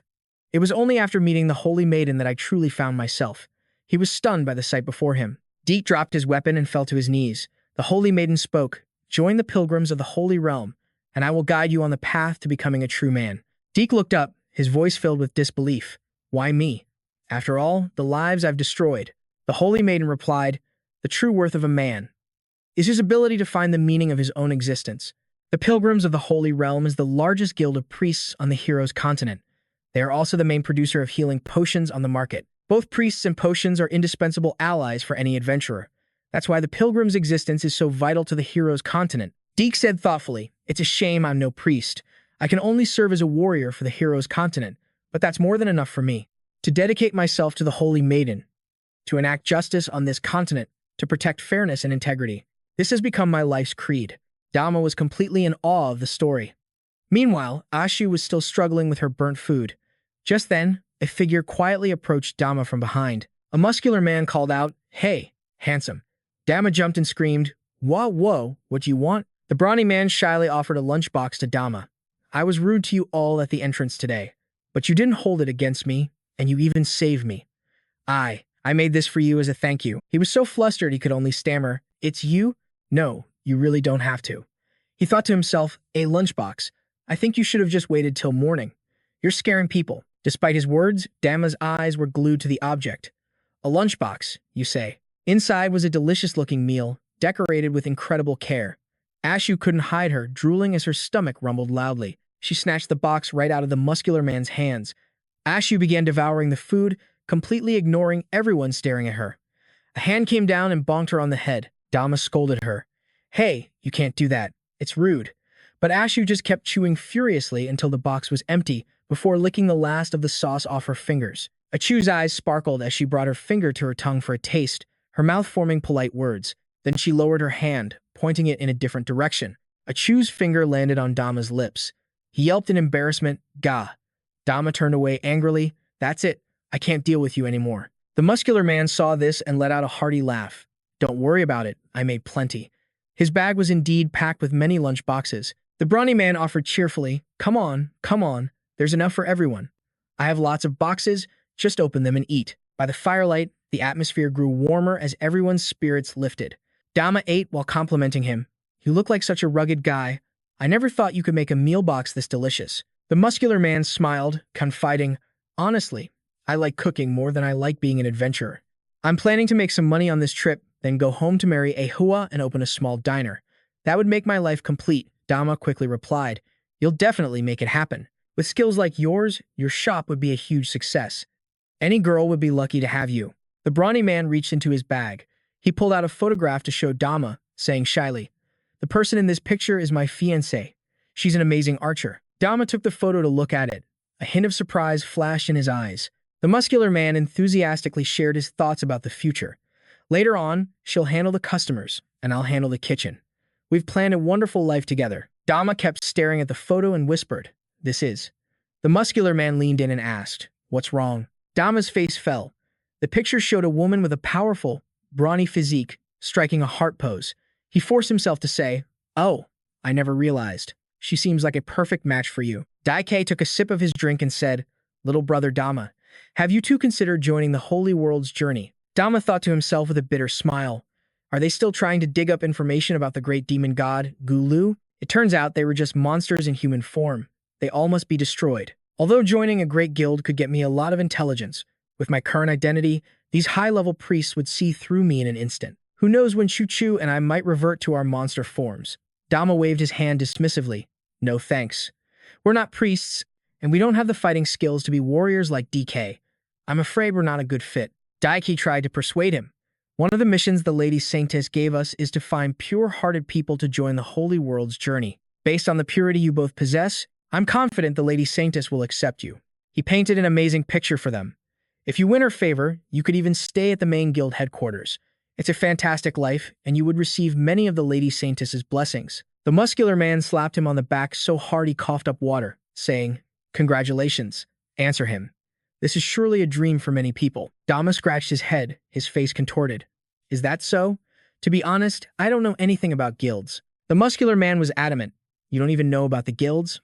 Right now, across the entire continent of heroes, there are 6 guilds that claim to be the strongest. There's the War Saint Guild, mainly for warriors, and the Holy World's Journey, mainly for priests, the Magic Beast Troop, which is mostly Beastmasters, and the Spirit's Mark, composed of archers, the Venom Fire Union, primarily for mages, and the Sea Serpent Ship, for assassins. There's also the Ivory Tusk, a second-rate guild with considerable power, and below that are many smaller, unknown guilds. The one I joined, Muscle Soul, is one of them." The muscular man added, "The resources of a small guild are nothing compared to the 6 great guilds, so people like me usually act alone. But the great guilds are different. When it's time for recruitment, countless adventurers flock to them because even if you perform well, there's no guarantee you'll become an official member. Dama was lost in thought, so it was the Venomfire Union, one of the 6 great guilds, that destroyed this place. No wonder they were so powerful. The Mako King was nothing in front of that man. Within the 6 great guilds, there must be others just like him. The power of these human guilds is truly terrifying. The brawny elder pressed on, so don't you dare hesitate. The pilgrimage of the holy world is offering its favor to you. This is an opportunity that comes once in 1,000 years. He tried to dodge the question. It's not that simple. I'm not even sure what my true class is yet. I thought to myself, that's enough. Don't add any more fuel to the fire, you idiot. But Muscle Bro just kept on talking. So that's how it works. A lot of people want to try out different classes right from the start, but once you join a guild, your path is set. The 4 of them sat discussing their options. At this rate, the official test would be in about a month. When that time comes, all the major guilds will be scouting for talent. Who knows? They might see your hidden potential. Dama cut in, changing the subject. Forget that. Have you guys ever heard the stories about the Seal of Gulu? He thought to himself. The time is right. Let's see what I can learn from them. Muscle Bro asked curiously. Isn't that just an old legend? What's wrong? Dama asked. Ah, that's right. The legends speak of Gulu's followers, who seek to break his seal and set him free. Are they connected to that stone tablet? Deckard's expression darkened, his eyes suddenly sharp with caution. You've seen Gulu's sealing stone? He demanded. Where? Dama forced a laugh. This? I've never seen it myself, only heard the stories. I'm just afraid if Gulu's seal is truly broken, the entire continent of heroes will be plunged into another war with demons. A tense silence filled the cave as Deckard seemed to be lost in thought. The brawny adventurer spoke with confidence. No way, no way. The masters of the 6 great guilds are all in the top 10 now. With them leading the charge, even if Gulu was truly resurrected, humanity would still seize victory. Besides, he continued, our own guild master is insanely powerful.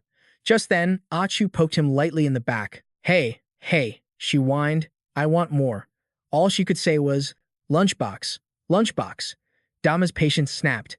Absolutely not. You've eaten more than enough. Show some manners, be polite. Achu looked like she was about to cry, mumbling, polite, grumble. Her face lit up when another voice chimed in. It's okay. The brawny adventurer clutched a stack of lunchboxes to his chest, announcing cheerfully, my food may not restore much health, but it can bring you the happiness of a full stomach. Please, everyone, dig in. At his words, the group's morale soared. Achu cheered, her stomach rumbling loudly. The others quickly joined in. I'll take 2. I want 1. 2. Then I'll have 1, please. Dama and Achu each savored a portion. Soon, empty boxes littered the cave floor. Deckard stared at the towering pile of containers, stunned by everyone's massive appetite. The brawny adventurer happily threw his arm around the other adventurers. Around the crackling fire, the group gathered to eat. An arm wrestling match soon began. The brawny man gritted his teeth, pouring all of his strength into the challenge. Achu, however, seemed completely relaxed. Dama stepped in to referee the contest. The brawny adventurer and Achu were both ready. He raised his hand and began the countdown. In an instant, Achu slammed the big man's arm onto the ground. He was completely floored by the loss. The onlookers stared at her, intimidated. Giggling, Achu pulled Dama into a celebratory headlock as the crowd cheered. Dama's eyes shifted to a quiet corner, where Deckard was leaning against the wall, deep in thought. Dama approached him to talk. We were lucky to have that brawny guy here this time, he said. Otherwise, I doubt we would have all stuck together and become friends like this. Deckard offered a mysterious smile. It was nothing. His eyes glinted strangely. I was merely carrying out the Holy Maiden's orders. Deckard's gentle words had brought hope to everyone, and for a moment, they were all happy. They danced around the flickering firelight. As the night wore on, the flames dwindled to embers, and everyone fell into a deep sleep. A loud snore echoed as a cup of water spilled over. The brawny adventurer jolted awake. Ugh, he muttered to himself. I can't hold it anymore. The adventurer got up, tiptoeing quietly through the cave, completely unaware of a pair of eyes watching him from the darkness. As he moved to relieve himself, his foot snagged on an obstacle on the floor. He crashed to the ground, dazed and sore from the fall. Hey, he grumbled. You're supposed to be on watch, not sleeping on the job and blocking the path. But his irritation turned to pure horror when he saw the girl's body on the floor. He reached out to Aletta, calling her name. Hey, you. He gently turned her over. Aletta had been brutally murdered. Panic seized him as he yelled, enemy attack. He scrambled backward in absolute terror. He had to warn the others, and fast. From the shadows, Deckard had witnessed everything. He shot forward like an arrow loose from a bow. The brawny adventurer screamed into the darkness. Enemy attack! We're under attack. Everyone, wake up. Deckard landed silently behind him. Don't waste your energy, he said. The adventurer whirled around. You? Deckard advanced on him, leveling a silenced Magi Tech pistol as a threat. I suggest you save your strength. Within a 5-kilometer radius of this spot, not a single sound can escape. He brandished his weapon. Pure rage filled the adventurer's voice. Why are you doing this? He aimed his heavy mace at Deckard. Deckard calmly took a drag from a cigarette. Do you still not comprehend the difference in our power levels? The brawny man sneered. Of course. I know I'm no match for you. He hefted his massive warhammer. But if I slam this on the ground with all my might, I can shatter your little sound barrier and warn everyone. Deckard moved in a blur. The attack was over before the adventurer even knew it had begun. He was caught completely off guard, unable to react. Deckard's smug voice whispered, a clever thought. In that case, I'll just sever the tendons in your arms and legs first. Unbearable pain ripped through the brawny adventurer's body. He collapsed, and a photo of his fiancée fell from inside his armor. He choked out in agony. Why?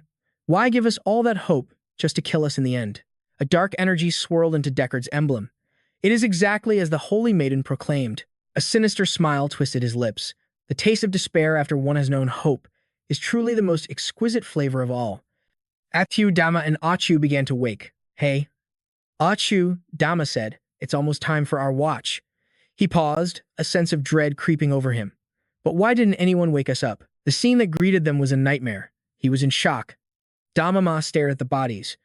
Dex pulled Muscle Bro aside and said, You're awake. I really didn't want you to see this, but I figured you'd find out the truth sooner or later. I'm sorry. I couldn't protect them. He continued, Those 2 bandits were vicious. They took everyone out without making a single sound. If I hadn't been a light sleeper and woken up just in time, I would have met the same fate. Dama ran forward, screaming, Muscle Bro. Everyone. Dex tried to console him. I know this is hard to accept, but we have to be strong. He pulled back the cloth covering Muscle Bro's body. Dama rushed over to where the others lay. He picked up the photograph of Muscle Bro's fiancée. Dama stared at the picture, heartbroken. Why? Everyone was so happy just last night. He clutched the photo tightly in his hand. Dama couldn't hold back his tears. Chu gently patted his head. Sobbing, Dama cried out in anguish. How did it come to this? Dex lit a match. He lit a cigarette and said, I know this is tough, but we need to stay strong. Dex continued, We have to hunt down those 2 bandits and get revenge for our friends. I'll make sure those 2 bastards pay for this debt 10 times over. His expression turned fierce. I swear on my honor, I will destroy those bandits and bring them to justice. We must eliminate them so our fallen comrades can finally rest in peace. Dama was overwhelmed with grief. He choked back tears and said, You're right. We have to wipe them out. For everyone. Dex advised him, You're still young, so it's normal to be overwhelmed, but we can't let our emotions get the best of us when we face the enemy. Dama fought back his tears and replied, I know. I just want a few minutes to say goodbye to Muscle Bro. Dex agreed to his request and turned to leave. All right. I'll wait for you up ahead. He walked away, leaving Dama, and Chu with the bodies. Dama knelt beside Muscle Bro. He was still holding the photograph in his hand. Dama whispered, Rest in peace. I swear I'll get revenge for you. He placed the photo into Muscle Bro's hand. Dama promised, If I ever get the chance to meet your fiancée, I'll deliver your message to her. He then added, I should turn the picture around so you can see her. Muscle Bro. Rest well. But then, Dama noticed something strange. On the back of the photo was a spiral-like pattern. His heart pounded with suspicion and dread. The 3 of them continued their journey, fighting through levels of monsters and wiping out the Mac in the caves. A horde of Jiangxi, dressed in Qing dynasty robes with talismans on their foreheads, appeared. The outfits hinted at a powerful Manchu general who served 3 emperors, accumulating incredible military might. Dex fired off a round of bullets, and the horde of Jiangxi was quickly annihilated. He smugly assessed the situation. Just a bunch of mindless monsters. They don't even run when they know they can't win. Dex took a drag from his cigarette, wondering aloud. But why does it seem like all the monsters are coming after me? Dama replied, I think it's because they know you're the strongest, so they're targeting you. He wiped the sweat from his brow and said, That might be it.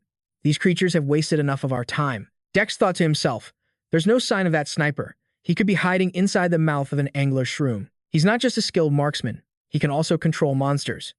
Who is this guy? He spoke cautiously. The real dangers are still waiting up ahead. Dex discussed their plan with Dama Ma. We have to keep moving. If we stop, we could get surrounded. The three of them pressed onward. Dama Ma suddenly froze as he looked at the dead Jiangshi on the ground. His eyes widened in realization. The Max body had a very familiar symbol on it. Dama Ma thought in horror. That wound. He remembered the symbol on the back of Muscle Bro's photograph. At that moment, Dama Ma was filled with rage, thinking to himself, it looks just like a spiral. I don't want to believe it. But the real killer. Could it actually be Dex? High on the cave wall, something had been watching their entire journey. It recorded their every move. The image of the three survivors was perfectly captured in its lens. Banbo watched their image on a monitor and said, they're getting closer. We should deal with them now. Behind Banbo, a figure with piercing eyes listened for instructions. Caplap lightly drew his sword, accepting the order. The trio finally stopped before a colossal door. Dex pointed ahead. This is the place we've been looking for. Dama Ma stared at the massive gate, his mouth hanging open in utter astonishment. HU tapped Dama Ma's shoulder, her stomach growling as she mumbled, fruit. A thought struck him. That's right, HU hasn't eaten since we woke up. Dama Ma sighed heavily. I never imagined we'd be trapped in there for so long. All our food is gone. Achu's face fell as she inspected the completely empty food pouch. Dick tilted his head back, his eyes sizing up the massive door. The central chamber must be just beyond this point. I'm sure the Saintess will be pleased when I bring her the treasure. And the two of you. He placed both hands on the heavy door, then pushed with all his might. He used his full strength, but nothing changed. As his hands began to ache, Dick finally let go, unable to budge the gate an inch. Decker paused. Something was off. It felt like the door was absorbing his power. I guess I just have to break through. Without a second thought, he charged. Decker activated his artifact, unleashing a swift attack. Decker fired a barrage of drill-like bullets that spiraled towards the gate. Sparks flew as they slammed into its surface. The spent shells clattered to the ground. The gate let out a hiss as the cracks began to seal themselves shut. The fragments fused back together until it was good as new. Dama gasped. No way. It didn't just block Mr. Decker's bullets, it can heal itself. Decker switched his artifact, morphing it into a dagger before launching another ferocious assault on the door. Dama's face darkened, his eyes wide with shock. The scene unfolding before him sparked a disturbing thought. So Mr. Decker can use a dagger. It really could be him. We need to stay away from him, but we can't make it too obvious. He'll kill us if he realizes we know. Smoke billowed from the door's cracks as a green liquid oozed out, mending the gashes. Decker sighed, exhausted. Is that still not enough? Dama spoke up. Mr. Decker, let us give it a try. He leaned in and whispered to HU, who shot back, what's your plan? Dama approached the gate. I can't guarantee this will work, but it's a combination skill I can use with my partner. Decker's interest was piqued. A combination skill? Dama placed both his hands on the door. He explained. That's right. It's a special technique only the two of us can perform together. Dama turned to warn Decker. You're too close. This attack could injure you, he insisted. You need to be at least 20, no, 30 meters back. Please, trust me, Mr. Decker. Doubt flickered in Decker's eyes, but he still listened to Dama, agreeing to the request. He turned and backed away, saying, all right, go for it. Dama watched Decker retreat before he and HU combined their strength to open the door. As he unleashed the skill, a plan formed in his mind. I'll use Disperse to make a hole, but I have to control it so it's only big enough for me and HU. I've only got one chance. Disperse. A blinding yellow light erupted from the gate, forcing Decker to shield his eyes. A powerful gust of wind blasted out with the light. He grabbed his hat, exclaiming, what an incredible spell. While Decker was stunned, HU gripped Dama's waist from behind as he raised his hands, channeling his magic. The massive gate was completely engulfed by Dama's spell. He gritted his teeth, his brow furrowed with effort. Dama thrust his hands forward with a powerful shout as flame-shaped beams of light shot forward. His efforts seemed to be paying off as the wall began to slowly absorb his hands. He continued to strain, pouring everything he had into the spell as smoke billowed from the wall. Sensing the time was right, Dama glanced back at HU. Hey, piggy. Now, push me with all your strength. HU placed her hands on his shoulders, gripping them tightly. She pursed her lips, puffing her cheeks to muster every ounce of power she had. With her final push, they broke through the gate. Realization struck Decker from behind as he shouted, hey, wait for me. A stunned expression crossed his face as he was left behind, a half-smoked cigarette still in his hand. Seeing the situation, Decker instantly dropped his cigarette and scrambled forward. But it was too late. By the time he reached the wall, it had returned to its original, cold, black state. Furious, Decker slammed his fist against the surface. Damn it, I've been played. His face twisted into a mask of pure rage. Just then, a system screen appeared. The wall had been successfully breached. He gained 1,500 experience points and a few other notifications. Dama and Chu were finally on the other side. From the sheer momentum of the push, Chu's entire body crashed into Dama, making him cry out. After landing, they didn't hesitate for a moment. They immediately started running forward. As they ran, Dama's mind raced. The symbol on the back of Muscle Mark's photo, it must have been referring to the gun. And the fact that Decker also used a dagger. That explained the slash marks on those bodies. The more he thought, the tighter his brow furrowed. He dared to use a knife against me and Piggy. That means he was ready to eliminate us. Dama ran faster. Why are people's hearts always so twisted? I was a fool to trust him. Dama cursed himself for being so naive, then forced the thought away. The only thing that matters right now is finding the exit. Shaking off his thoughts, he looked to Chu. I hope that wall can hold him back, but we always have to be ready to fight. You hear me, Piggy? Suddenly, he spotted something. Up ahead was an exit. Dama pointed excitedly. There it is, and broke into a sprint. As they escaped, Dama was shocked to find a staircase leading down below. So naturally, he landed with an awkward thud on his backside, while Chu was already prepared. She touched down with a graceful and cheerful pose. Dama winced in pain, squeezing his eyes shut as he rubbed his sore tailbone. Oh man, my butt. But when he opened his eyes, he saw a literal mountain of gold and treasure chests stretching out before him. Stunned by the brilliant, star-like glimmer of the treasure, Dama gasped. This is a treasure vault. Then his attention was drawn to the walls on either side. What are these? He asked. The walls were covered in a series of strange, black and white images of mysterious robed figures holding different artifacts. As he admired the artwork, Dama wondered aloud, is this some kind of ancient mural? The gloomy images sent a chill down his spine. Just then, Chu stopped and called out to him. Before them was a massive portrait of a mushroom king, with his royal guards behind him and his subjects kneeling in front. The deeper they went, the more bizarre the paintings became. They saw everything from a circle with a six-pointed star, like some mystic matrix, to an image of four humans joining hands with mushroom people around a strange object. Finally, they reached a painting that was so abstract, its meaning was impossible to decipher. Dama snapped back to reality. This was no time for sightseeing. He called out to Chu, then immediately sprinted toward the mountain of gold. Hurry! I remember someone said there's an instant teleportation switch here, but all I can see is gold everywhere. Dama spoke to the system. Hey, can you help me acquire all of this and sort it out? The system immediately complied. But suddenly, a flashing red warning lit up the system screen. Sensing immense danger, Dama's eyes shot wide open, and he instinctively shoved the bewildered Chu out of the way. The instant he moved, two beams of raw energy shot out from the pile of gold.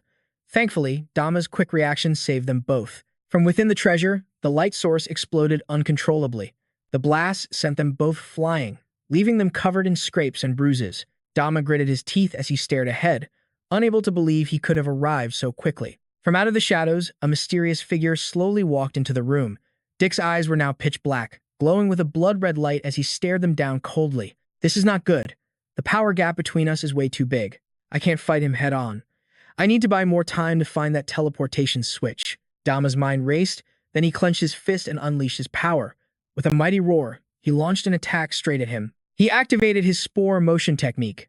Countless spores sprouted into long threads, which then latched onto the walls on either side. Dama quickly used his magic to slam the walls together. The mushroom barrier sealed shut just moments before Dick could step through. On the other side of the wall, he stood perfectly still, watching it close. On this side, Dama thought the move might hold him off for a while, but he barely finished the thought when an unimaginable destructive force slammed into his barrier. Dama could only stand frozen to the spot, staring in horror. His face went pale, his eyes filled with absolute panic. A deafening explosion ripped through the air, and the wall was blown to smithereens. Dama and Chu were left completely exposed, with no idea what to do. Dick stood there with an arrogant smirk, a cigarette dangling from his lips and a massive, smoking gun still in his hand. His eyes were filled with contempt. A cute trick. But if you focus your fire on a single point and shoot it enough times, anything will break. He then began to advance, his steps slow but filled with overwhelming power. Confess, he said as he walked. When did you realize it was me? You even asked me to trust you. Do you think it's fun to mess with me? Ignoring Dick's rant, Dama simply told Chu, get ready. With that, he drew his sword and let out a defiant battle cry. We have no choice but to defeat him and avenge our friend. From inside one of the murals on the wall, two eyes stared intently at him. A man squinted and asked, isn't that? In response, a woman's voice replied, the mycelium purge blade. At that moment, Dick was casually walking up the steps, spinning the incredibly destructive revolver in his hand as if it were a mere toy. As he walked, he began to compliment Dama on his efforts. "I'm surprised. To think you could actually escape the influence of my righteous persuasion. Your will is stronger than I thought. My original plan was to take you both back, but now, it seems only one of you needs to survive." With that, he slid his tongue across his blade in defiance. Dama cursed under his breath, but suddenly a hand clamped down on his sword wrist. Decker lunged forward with a mocking smirk. The weak have no right. In this moment of crisis, Dama activated his Sage mode. A black figure flashed before his eyes like lightning. It was too fast. Even with Sage mode active, I still need help to track his movements. From behind, Ah Chu charged forward, aiming her fist right at Decker. "You will not bully Dama," she roared as she unleashed her attack, but he stopped her cold with just one hand. Without holding back, he immediately spun around to counter. With a single kick from Decker, Ah Chu was sent flying dozens of meters away. She was drenched in blood. In a daze, she whispered Dama's name. He looked down at her broken form on the ground, a gasp escaping his lips. "Easy there, girl. I'm pretty sure the Saintess will want to lay a hand on you, so just stay put and be good." Dama couldn't stand Dick's overbearing attitude for another second. He gritted his teeth, his eyes filled with defiance, aiming the tip of his sword at Dick's neck from behind. But this was Dick they were talking about. He effortlessly parried the blow with his own weapon. "As for you, I sentence you to death." He finished with a savage roar, pure killing intent blazing in his eyes. The two warriors clashed. While Dama used the graceful mushroom sword dance to attack, Dick met him head-on with raw, overwhelming power. It was painfully clear Dama was no match for him. In just a few moves, his opponent's blade had already sliced across his cheek. Dama swung his sword to defend, thinking, "Damn it, I can't take much more of this." With a light leap, Dick launched himself into the air, unleashing a decisive kick straight into Dama's lower jaw. Blood splattered everywhere. His body was thrown through the air like a deflated puppet, crashing hard into a pile of gold and jewels. At that moment, his health bar plummeted by 877 points. He struggled to get up, enduring the searing pain. "I can't die like this. I still have a mana potion." He summoned a red magic flask from his system. The moment he touched it, the potion shattered. Dama stared in despair, his eyes turning bloodshot as Dick's arrogant foot came down, mercilessly stomping on his stomach. On the other side, A Chu could only watch in horror as Dama was tortured, completely helpless. The razor-sharp blade was at Dama's throat. The man gave a cold, wicked smirk, waved goodbye. Just as he was about to face death, as Dick's finger squeezed the trigger and the golden bullet flew, two shadowy figures descended from above. They landed with tremendous force, kicking up a cloud of dust. The two newcomers spoke with contempt. "You humans just love going around killing each other, don't you? In any case, with us here, your chance of survival is now 0. Dama looked up and saw a glowing crown before him. He wondered, "What is this thing?" The woman took a drag from her cigarette and sighed. "I thought you'd finish each other off quickly, but there's been a slight change of plans." This woman was Banbo, one of the 4 great mushroom generals, level 84. "I believe you humans have a saying for this." The mantis stalks the cicada, unaware of the oriole behind it. Dama was stunned. A crime duo? As the dust settled, the other man was revealed, a sword resting at his hip. "You invade the ancestral lands of others while pretending to talk about justice?" Humans really love to twist the truth. This was Caplap, another of the 4 great mushroom generals, level 77. Dama squinted at him. "Is that one of the 7 dwarves?" Hearing this, Caplap exploded with anger. "Who are you calling a dwarf? You're the dwarf. I am a shinobi." Veins bulged on his forehead as he clenched his fists in rage. Dick finally spoke up, his voice dripping with sarcasm. "Thanks for the lecture. Humans this, humans that. As if you two aren't human yourselves." With that, he shot into the air, charging straight toward them. Who would have thought Tay's little cover story could actually come true? But you two will make the perfect scapegoats. Dick brandished his weapon. "All I need to do is kill you, then tell everyone you were the infamous crime duo." As his blade came crashing down, it was stopped dead in its tracks. Dick was utterly shocked to see his weapon held in place. "You're terrible, but your movements are top-notch. You should go back to peeling potatoes with that kind of technique." Caplap taunted him, stopping the sharp point of the blade with his bare hands. A barrage of mushroom skewers shot forward, slamming into Dick and knocking him back. He gritted his teeth, thinking furiously, "Damn it, he's a professional. I never thought these two would be this strong." He gripped the hilt of his weapon, spinning it until it transformed into a drill cannon. Dick tried to aim and fire continuously, but Caplap and Banbo simply stood there, watching him leisurely. Dick's bullets were fast, but Banbo was even faster. With just a slight tilt of her body, she dodged the shot. Caplap didn't even need to break a sweat to deal with Dick's attacks. Seeing the situation, Dick immediately jumped back. At that moment, Banbo grabbed the weapon at her waist, drew a gun, and aimed it right at him. A master of blade and gun, yet a specialist in neither. How pitiful.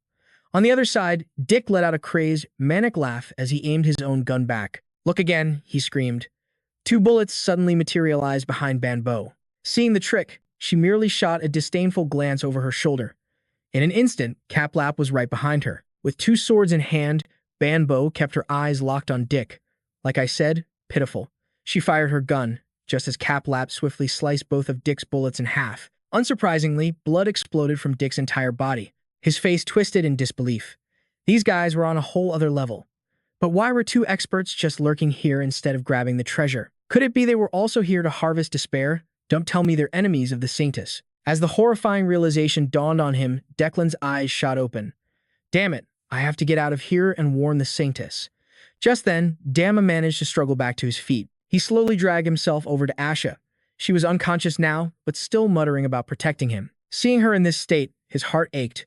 Hold on, I'll give you a healing potion right now. From his system inventory, Dama pulled out a red liquid and poured it all into Ash's mouth. Her health shot up by 400 points. Consciousness slowly returned to her. Trembling, she called out his name.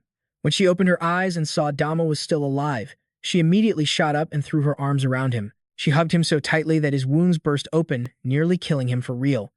On the other side of the field, the 3-way battle raged on with terrifying intensity. Declan was blown back several meters, realizing the situation was looking grim. Gritting his teeth, he pulled a strange component from his pouch and attached it to his gun. He aimed the weapon at the sky, and a sinister violet light pulsed from it. The curse conversion bullet. A triumphant, manic grin spread across his face. With a bullet blessed by the Sanctus herself, even the strongest opponent will have to kneel before me. Hearing his boast, Clark charged forward with his sword. It's time to end this. Suddenly, a sweet-smelling, glittering powder filled the air. Clark and Bannon were suddenly engulfed by a purple cloud, leaving only their eyes visible. Neither of them understood what was happening. Declan let out a satisfied laugh. An end? You're right. I will be the one to end you. This bullet doesn't just heal my wounds. It places a demonic curse on my enemies, turning you into monsters. Both Clark and Bannon were transformed into adorable, stubby little creatures. But unexpectedly, Dama was turned back into a mushroom, and Asha became a cute piglet. Seeing the mushroom before her, the piglet happily ran around it, sniffing. Declan's voice turned cold.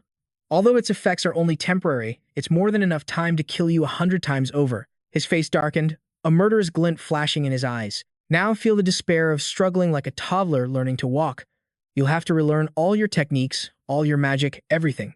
And of course, I won't give you the time to do that. I don't care how strong you were. Right now, you're nothing but low-level monsters. Hearing this, Clark just chuckled. You know, I really have to thank you. Bannon added, You fool. The only one who should feel despair is you. Clark gripped his 2 swords, his gaze slowly locking onto Declan. I'll give you 100% of my gratitude. Seeing this, Declan stumbled back in shock and confusion. What's going on? Their aura. It seems even stronger now. Before he could even process it, Clark unleashed his mushroom-style, divine cross slash. It was so fast, Declan didn't even register the pain. Blood sprayed everywhere as Clark continued speaking. And so, I will grant you the most painless death. The moment he sheathed his sword, Declan had already lost every drop of blood. Declan immediately collapsed to the ground. Impossible.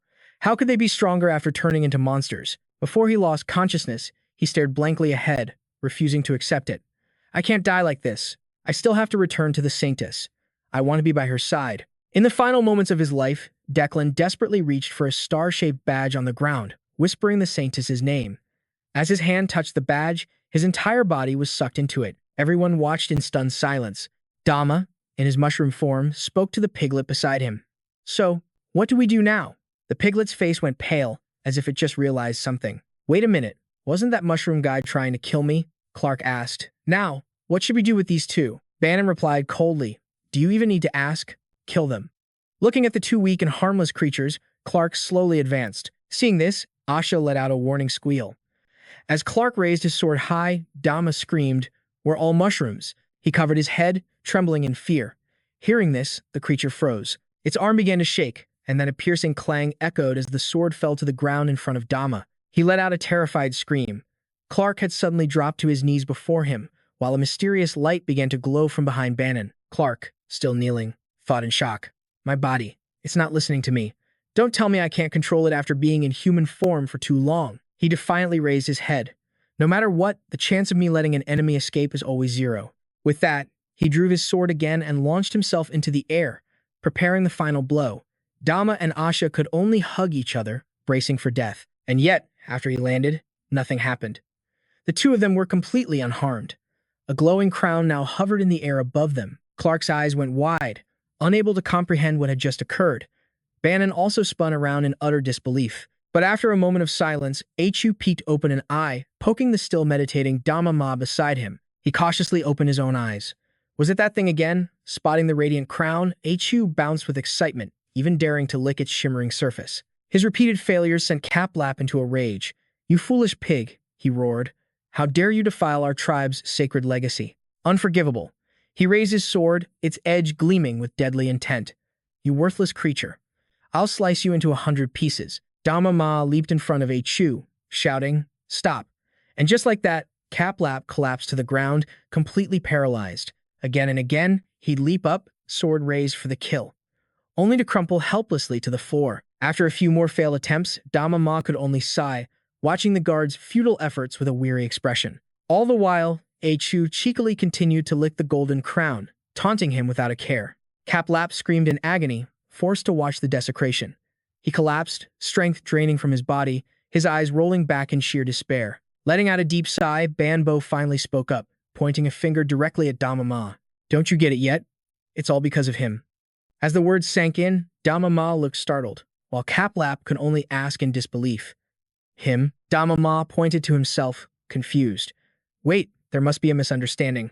I have no idea what this thing even is." The moment he spoke, the crown shot into the air and settled perfectly on his head. It flared with a magnificent light before slowly merging into his very being. A system window appeared, congratulating him on acquiring the ancient legacy. Dama Ma cried out as a massive change overcame him. His eyes blazed a brilliant gold, shooting out dazzling rays of light.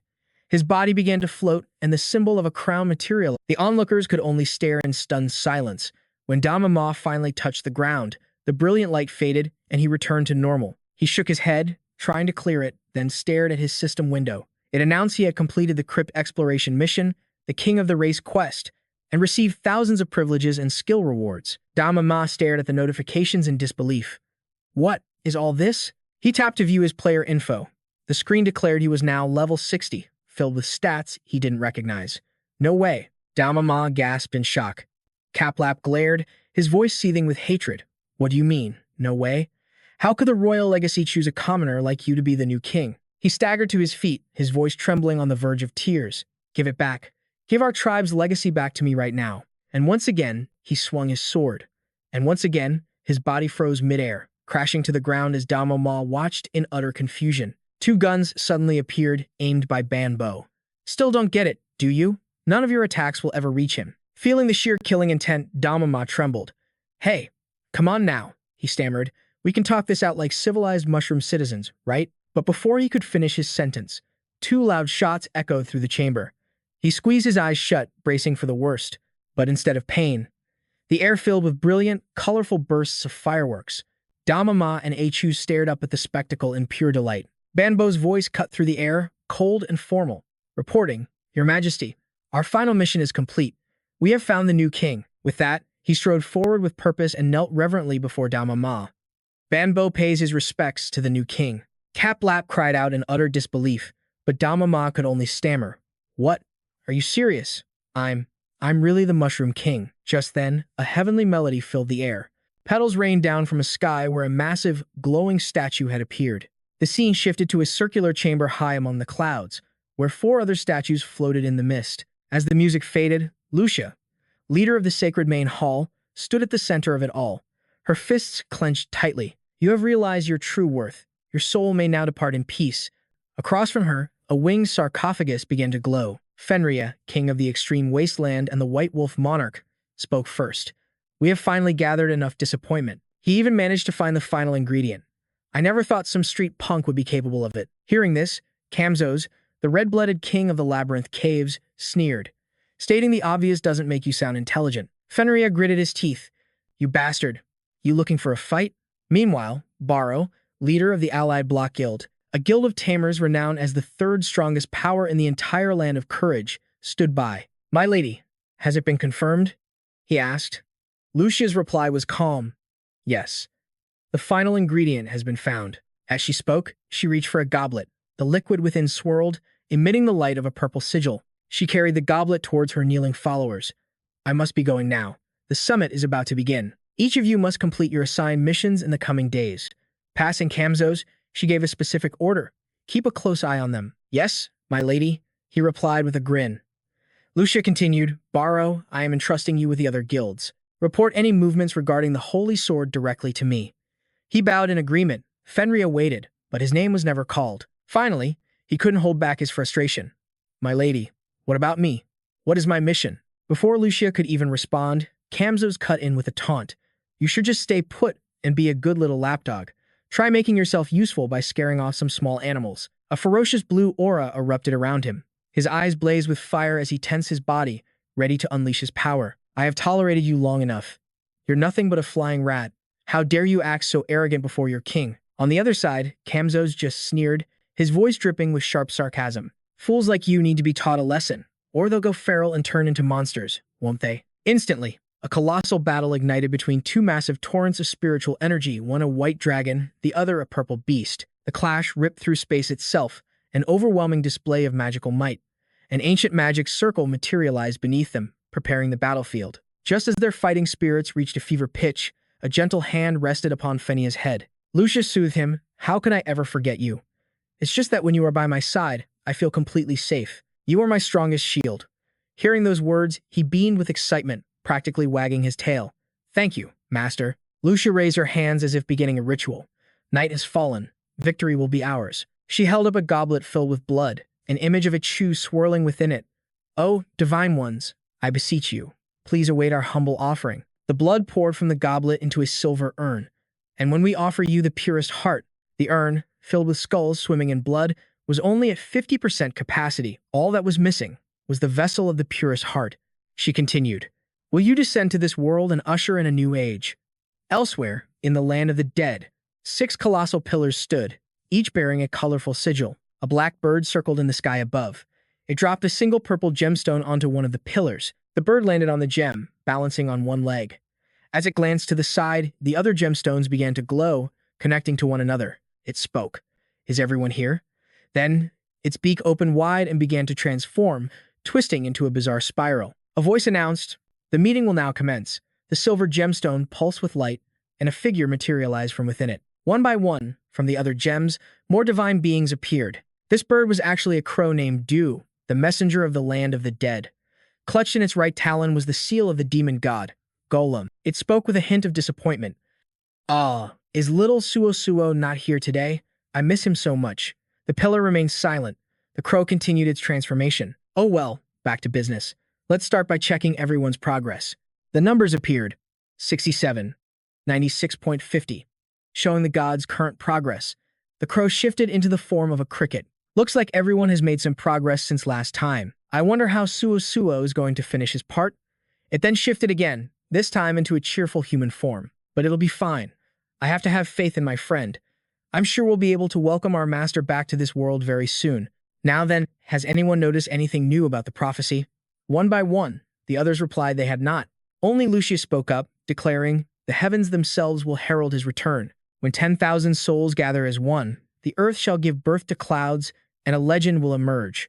But even as she recited the words, she seemed uncertain. With such an impossible requirement, can the prophecy ever truly be fulfilled? Lucia raised a hand. "Forget the legendary hero from the prophecy. Our greatest obstacles remain the Sword Saint and the Elemental King. If we can eliminate them, nothing will stand in the way of our master's resurrection." The demon god, Gollum Berkeley, snorted. "If you knew the true power of those two, you would not speak so lightly." He glanced toward the pillar, radiating a blue light. "Before I inherited the power of the demon god, even if all of us attacked at once, we could not defeat the Sword Saint. And that's not even mentioning the Elemental King. Furthermore, it's been over 30 years, and Suo still hasn't shown himself. We don't even know if he's alive or what's become of the seal in his possession. So, until we can inherit a greater portion of the demon god's power, I propose that none of us engage the Sword Saint or the Elemental King." The messenger then shifted from its human form into a spider spinning a web, continuing to speak cheerfully. Gruck could row a boat for 10 years, just as Village Chief Broccoli claimed. We need to act with caution. But there's no need to be so tense. Why not stay for a while? Lucia's lips curled into a smirk, her tone dripping with sarcasm. Oh, I almost forgot. Village Chief Broccoli, weren't you utterly defeated by the Saint's sword once before? If some inner demons are causing you such grief, I can certainly help you purge them. Hey! Rage blazed in Barclay's eyes. He slammed his staff down, cracking the very earth in a defiant challenge. Then why don't I just storm your sanctuary and slaughter every last one of you? Why don't you mind your own business? You're nothing but trash, only good for dragging others down.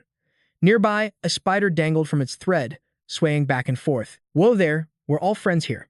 Let's not start a fight. Apostle Gollum remained completely silent. Hey, Mr. Broccoli, at your current pace, you should be able to break the seal in another 2 months. Am I wrong? Once you inherit the power of the demon god Gollum, perhaps you could even defeat the sword saint. The golden deity encouraged Barclay. The spider then morphed back into a hand. Oh, no, we can't be certain about that. Its index finger wagged in disagreement. From what I understand, the divine tree that Mr. Broccoli spent so much time cultivating has been destroyed. It can no longer help him absorb the demon god Gollum's magic. Of course, he also can't help the new heroes change their class, so no one is willing to help him gather fuel. A murderous aura exploded from Barclay as he glared daggers at the creature.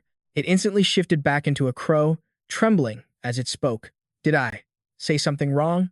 Lucia rested her chin on her hand and mused. Isn't that just a terrible shame? You might just be the one dragging all of us down. Village Chief Broccoli, why don't you just hand over the Tempest pastures to me? Hearing the blatant provocation in her voice, he turned to Lucia and shot back. I don't need you sticking your nose in the affairs of the Tempest pastures. This old man can handle his own problems. If you dare try anything, I'll make sure you're shattered into 1,000 pieces. After speaking, he vanished on the spot. Lucia just scoffed, we'll see about that. And then, she too faded from view. The remaining gods who witnessed it all said nothing and simply disappeared as well. Why is everyone leaving? I thought you would all stay and play with me. The crow grew frantic as everyone departed. It turned to the last god and pleaded, Boston, you want someone to stay and play with, don't you? The last god seemed to understand but refused the request. I cannot stay. There are many matters I must attend to. And then he too vanished. The crow was shocked. Wait, stay with me for a little while, please. Dejected, it plopped down onto a crystal with a long sigh. They're all gone. Right when I finally got to meet some friends again. Ever since little Sue went missing, no one stays to play with me anymore. I wonder if that boy is all right. It sighed, its voice full of worry. Suddenly, an idea sparked in its mind. Even if they all left, I can just make my own friends. It issued a command into the void. Now, come out and play, my friends. From the gloomy purple emptiness, strange entities began to appear, their ghastly, glowing eyes floating in the darkness. Beneath the clouds, a colossal, spider-like creature slowly took form, signaling the arrival of another power that reeked of death. Barclay snapped back to reality. He trembled, leaning on his staff so hard his legs could barely stand. That detestable woman. You think I can't do anything without the tree? I'll show you. He immediately aimed his staff toward a snail, his eyes burning with fire. It's just a snail. I can stop it with my own strength. The snail seemed to smirk as it continued crawling, ignoring Barclay's desperate struggle to hold it still. Nearby, 2 passers-by watched the scene. The one in the hat asked if they should help him. The other, picking his nose, replied, no way. He refused to help us change our class when we couldn't defeat King Snail 3. The man in the hat added, I heard he used to be an incredibly powerful master, but it seems even he can't escape old age. Now he's struggling this much with a single snail. The other guy sneered, this is why I say being a hero is pointless. You're better off spending your time making money. And with that, the 2 of them walked away. A pedal board slammed straight into Barclay's back, making him cry out as he crashed to the ground. King Snail 3, with tears streaming down its face, rushed forward and bit him on the rear. Barclay clenched his fists, thinking to himself, who could have known that cursed stone would weaken me so severely every time I'm away from it? I can't believe I've fallen this far. Barclay coughed violently. He had spent a great deal of power just to take down 3 snails in King Snail 3. He sank warily onto a red snail's shell. So exhausting. I was once one of the strongest, and now a few snails have reduced me to this state. He trembled with rage at the thought of Dama. You. It was you who ruined my grand plan. You better hope I never lay eyes on you again, because if I do, I will devour you without leaving a single trace. In the Mushroom Kingdom, the sunset stretched across the sky as everyone stood near the edge of a great chasm. Dama sat down, bored, asking, "So what exactly are we doing now?" Banbo took a drag from his cigarette and answered, "Your Majesty, as you can see, the Mushroom Kingdom is slowly recovering. The water is gradually becoming clearer. The mushrooms are growing strong." Achu didn't seem to be listening, just happily tossing an apple up and down. Dama continued, "No. What I mean is, how did we get here so suddenly? All I did was think about it, and we arrived." He crossed his arms, recalling the abilities he gained.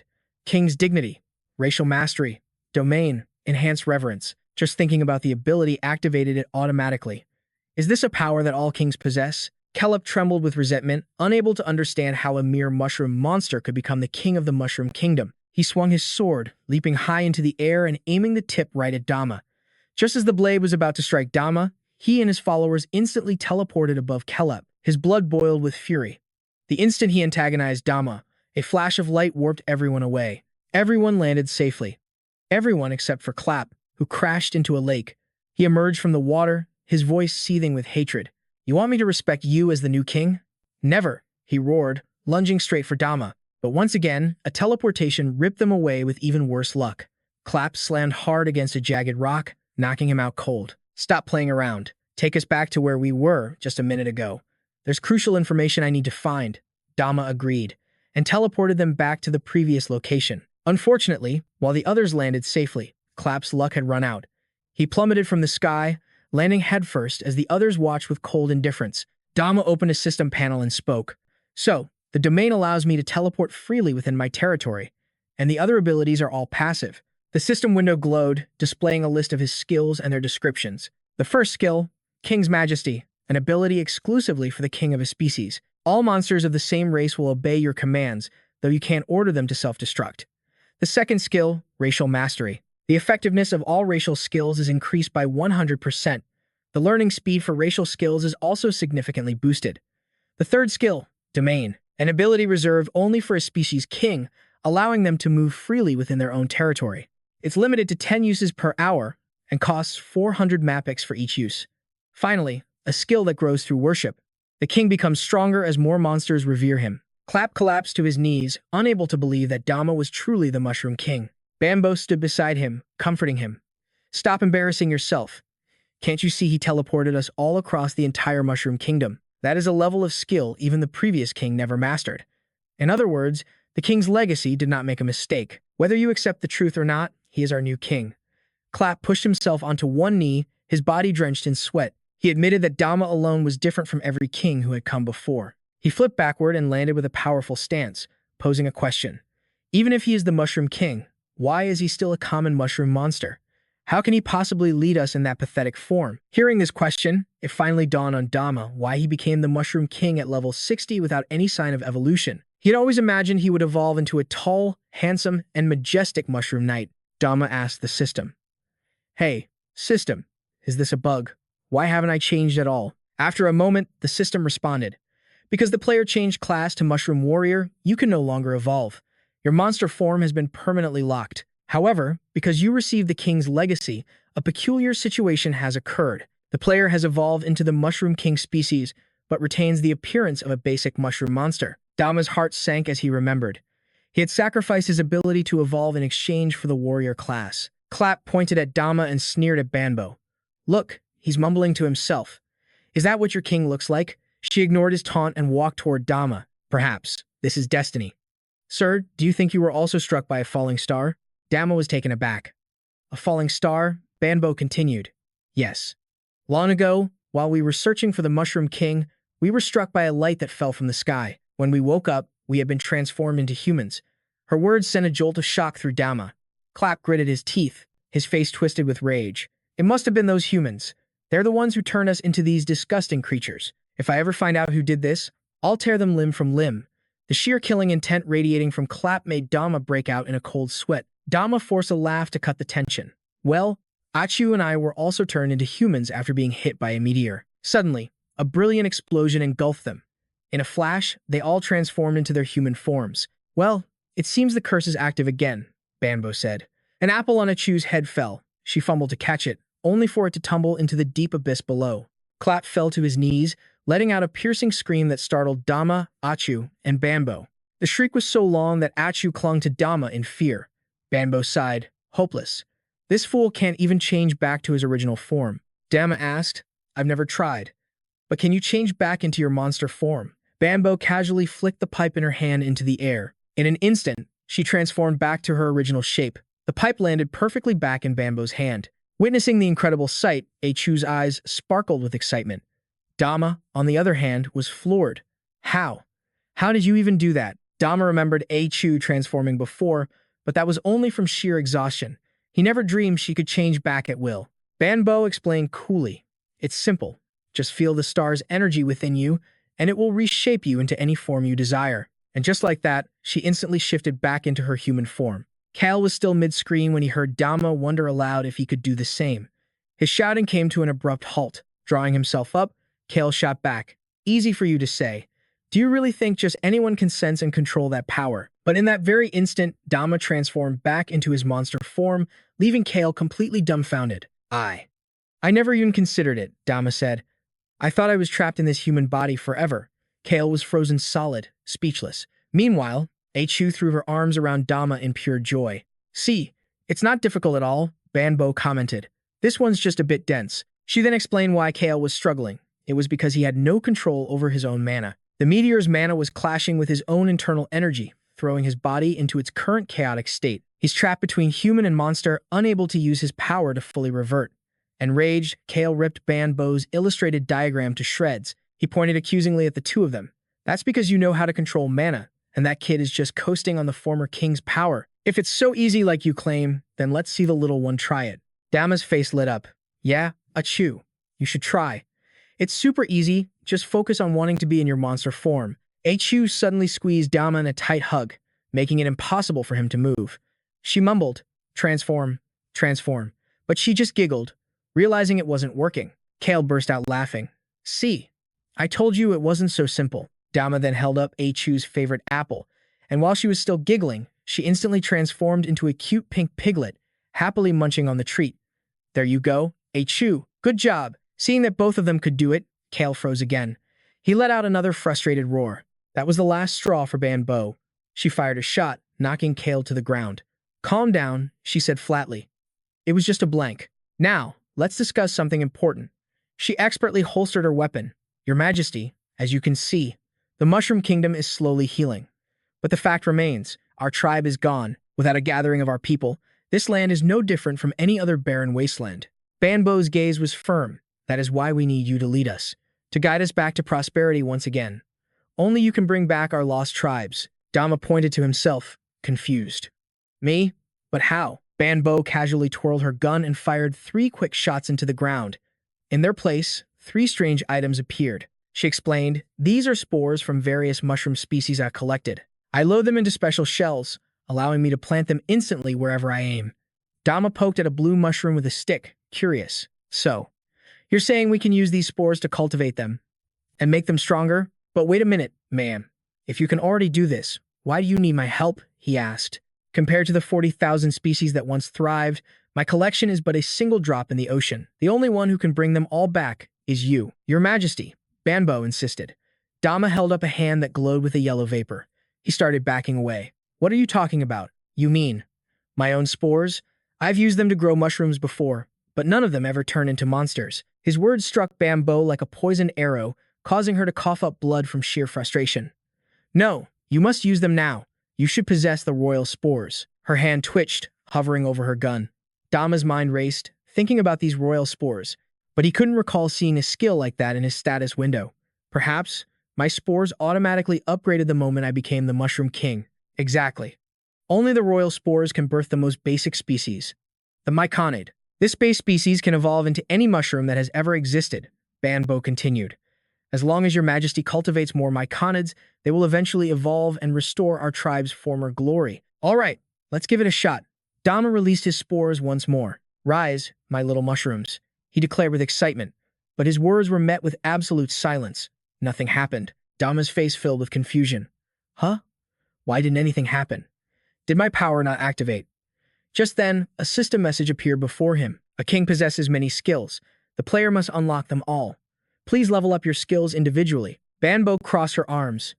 Even though you are now our king, you've only just inherited the royal legacy. You still have a long way to go to develop your abilities. Dama stroked his chin thoughtfully. I see. So cultivating myconas with my spores is a skill I have to unlock. Oh, right, he said. Ma'am, is there any way you can help me level up faster? The moment the words left his mouth, a gun barrel was shoved right in his face. Banbo's face was demonic, her eyes glowing red. Your Majesty, she growled menacingly, address me as Banbo, not ma'am. Terrified, Dama threw his hands up in surrender. He stammered, yes ma'am, no. I mean Sister Banbo. At his words, Banbo's face lit up with a brilliant smile. Of course, I have a way to help you grow quickly. It is my mission, after all, to help His Majesty become more powerful. Then why not just call me Dama instead of Your Majesty? He asked. Banbo simply replied. And why is that? Dama averted his gaze, admitting, well, I just don't feel worthy of being the Mushroom King yet. I'm far too weak to restore the Mushroom Kingdom to its former glory. When I become strong enough to lead our people back to their rightful place, then you can call me Your Majesty, Dama declared, his fists clenched with resolve. Hearing those words, Banbo thought to herself that despite wielding the power of a king's legacy, he showed no signs of arrogance. If he could maintain that spirit, he would one day become an extraordinary king. She smiled and pulled down her hood. I understand, Dama. Just as Dama asked what to do next, Kayla regained consciousness. He opened his eyes, flipped in the air, and landed perfectly. Isn't it obvious? We need to get revenge. Kayla clenched his fists, veins popping on his face. An eye for an eye, a tooth for a tooth. We will crush those humans from the divine flames, I clan. Dama trembled, looking away at the terrifying Kayla. You mean that guy from before? Are you all insane? I don't want to die yet. He buried his face in his hands and screamed. The map displayed locations one by one. The Citadel of Time, the Sunken World, the Five-Colored Desert, the Stormy Plains, the Primal Volcano, and the Deadlands. Aboard the peaceful train, an excited Chu sat right next to Banbo. The conductor rang the bell for a moment. On the towering cliffs in the distance, a biker gang suddenly appeared, their engines roaring as if to tear space itself apart. Their leader stood out with a blazing red vehicle. Its two curved ivory tusks, a symbol of pure ferocity. The massive, blonde-haired leader stared down at the moving train. Inside the cabin, passengers and staff alike turned to look at Banbo with admiration. Excuse me, miss. If you need any assistance, please don't hesitate to call me. The starstruck attendant, looking like an eager puppy, spoke to Banbo. She smiled back, thank you, while hugging Chu. Across from Banbo, Kayla was squeezing Dama tightly. The smaller one whined, hey, old man, don't take your anger out on me. Humph. Despicable humans. Banbo rested her arm on the windowsill, her gaze fixed outside.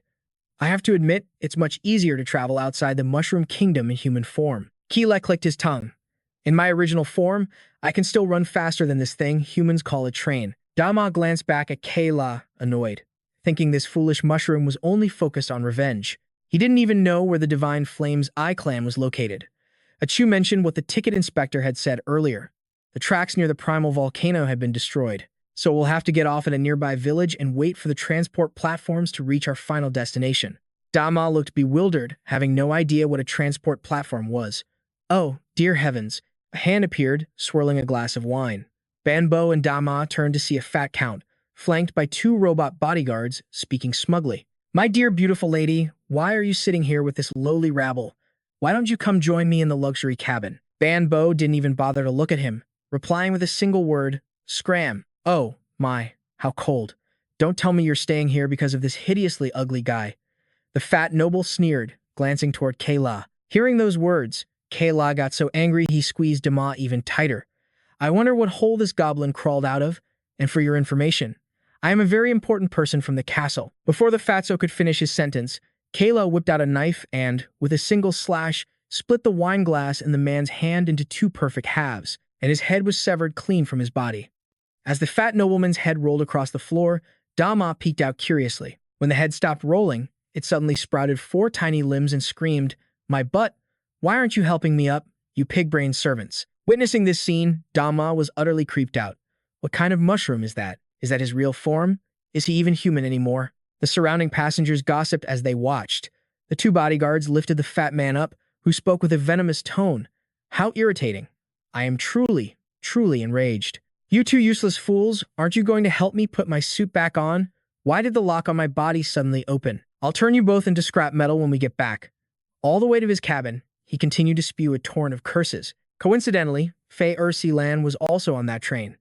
He was busy polishing his sharp dagger. Getting to the Citadel of Time is convenient, but not only are the people on this train noisy, the tickets are also ridiculously expensive. I still don't understand why the guild sent all of us just to chase away some monsters. I could have handled this mission alone, Yi Li Mei said confidently. Ai Demang retorted, Lady Yi Li Mei, we shouldn't question the guild's decisions too much. Besides, we never know what the enemy might do. Adele Lien, however, couldn't care less. He was only concerned with the wine at the Citadel of Time. I wonder how it will taste. Ai Demeng, sitting next to him, reminded him, Please, Sir Lien, try to focus on the main task. Adele Lien laughed cheerfully, clapping Ai Demeng on the shoulder. Why are you always so serious? We have Sir Gatvium Kim, the Dragon Knight, assisting us on this mission. With his help, what could possibly go wrong? Ai Demeng was speechless. Fei Si Lan asked with surprise, Is that really true? The guild is sending Lord Gatvium Kim, the rider of the Black Dragon, on a mission with us. He was once a top-tier powerhouse from the Sword Saint Guild. Hearing this, Adelian replied, Our guild is full of hidden masters, isn't it, Ai Demeng? Just look at Yi Li Mei. She only joined the guild a few days ago, and she's already a B-rank reserve warrior. Emily stared out the train window, a silent and pensive look on her face. Suddenly, Edmund's voice boomed. Adrian, if you just lay off the bottle, you'd already be a B-rank combatant by now. Adrian's face fell with disappointment. Give up drinking? Never. With a sigh, he declared, Then I guess I'm a C-rank for life. Then he tipped the bottle back, chugging it down. Edmund could only watch, completely exasperated. As the train sped through the wind, Edmund changed the subject. Still, I have to wonder. Why would someone like Emily choose to join our guild? Phyllis chimed in, Easy. It's because our Sea Elephant's Tusk Guild is crazy strong, of course. But Edmund waved his hand dismissively. No, you don't get it. Emily is an elf. She should have stayed in the Forest of Spirits. Phyllis recalled the Elven Forest, asking with curiosity, The Forest of Spirits, one of the 6 great guilds. Is it really that easy for an elf to get in? Another voice cut in. Of course not. At the very least, you'd have to be a genius archer like Emily to even qualify. Emily answered with unshakable confidence. It's no big deal. For a genius like me, even the Forest of Spirits is nothing special. Her words left everyone stunned into silence. Emily made a silent vow. Just you wait. In a single day, I will prove to everyone that I, Emily, can forge my own path without my royal father's protection. Adrian leaped to his feet, his hands full and his spirit high. All right. Let's not waste such a fantastic trip. I'm buying everyone around. Edmund shot him down with an icy glare. The train slithered like a steel serpent along the cliffside, its smokestack billowing. With a screech of brakes and a shower of sparks, it shuddered to a halt at the station. A door slid open, and the passengers disembarked, each with their own purpose. A group of 4 Clap, Bambo, Dama, and Achu gazed up at a cluster of signposts. Dama sighed. The system's waypoints are still so far. This has to be the fastest route, right? He pointed towards one path, and Achu let out an agreeable little grunt. Dama thought to himself. The system said the stone slates are found where energy is most potent. That means the volcanic vein is the most likely place to find clues about the seal. The 4 of them set off once more. Dama mused internally, I'm just here to bury some broken rocks, but these guys are dead set on getting revenge. He sighed inwardly. Well, I'll just play it by ear. Clap's voice was grim. Finally, it's our turn to strike. We will slaughter them all, leave nothing behind. Dama gave a signal to Achu, who chirped back in understanding. Man, traveling in this mushroom body is such a hassle, Dama grumbled. Good thing you're here, Achu. With that, he hopped onto Achu's back. He declared boldly, Time to return to where it all began. Let's move out, he roared. Achu bolted forward like a shot. But wait, Dama was suddenly yanked back. Clap ground his teeth. Just what does this little punk think he's doing? He cleared his throat, even though I haven't officially accepted you. From this moment on, I am your master. Dama shot him a sideways glance. Clap continued. That's right. It was a sneak attack, sure. But Bambo and I can't protect the organization with our strength alone. Over the next few days, I will personally train you into a crucial part of our fighting force. Dama felt a shiver of fear. Training? What kind of training? With a ferocious expression, Clap roared, Your hellish training begins now. Dama let out a terrified shriek. Bambo spoke up to reassure him. Don't worry, little mushroom. Clap was also the former king's master. He'll definitely make you stronger. From a distance, Achu came running, a clattering sound echoing from a mushroom-shaped object. On top of it, Bambo and Achu were lounging comfortably, while Dama was sweating through a grueling workout. Please, Clap. I'm about to pass out, Dama gasped. Can I please just rest for a little bit? His heavy panting filled the air. Suddenly, a staff whacked him on the head, making tears spring to his eyes. Ow, that hurts. Clap sneered. Don't you dare whine to me about being tired. You don't get to rest until you've collapsed. You hear me? Dama was completely spent, his tongue hanging out, but he forced himself to speak. But, Mushroom Uncle, I can't hold on any longer. Clap's expression didn't soften. Did you not understand what I said? As long as you're conscious, you will continue. He rained down a series of blows on Dama, roaring, and another thing. You will call me Master. All Dama could do was run for his life. Yes, am Master. I was wrong. Clap's face was a mask of fury, but inwardly he was smiling. This brat made me kneel for hours before. Finally, it's payback time. As long as I frame this as punishment for his own good, I can beat him as much as I want. Dama was openly sobbing now, and the relentless blows finally caused him to revert back to his mushroom form. A pair of feet approached, and gentle hands scooped Dama up. Clap kept a stern face. He's already hit his limit. What a useless punk. Aichu gazed at him, its eyes filled with pity and sorrow. Bambo shot Clap an angry glare. Stop bullying Dama. I mean it, Bambo insisted, his eyes flashing. You are not to bully Dama. Caplap responded coolly. This level of combat power is nowhere near enough. Babbo, you're going to help me train this girl. Choo-choo. In the dead of night, the fairy began to move. Dama's eyes slowly opened to see a Chu looking down at him, her face filled with worry. He immediately puckered his lips, as if going in for a kiss. Choo-choo, Caplap grit his teeth, snapping back to reality. He pinched Dama hard, forcing a pained yelp out of him. Mushroom Maiden. A fist slammed into him as Caplap roared. Old man. He went flying, completely bewildered. Weren't we just training? What in the world happened? He wondered aloud. Choo-choo is here. And so is the great Babbo. Nearby, Babbo was fast asleep, holding a Chu in her arms. Caplap shot him an irritated glare. So damn noisy. How long did it take for this useless fool to finally wake up? Dama suddenly clutched his head. Ah, that's right.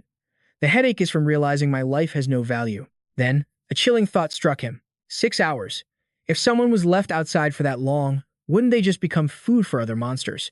I can't ever let my life points hit 0. It's far too dangerous. Caplap stared at him. What the hell are you mumbling about now?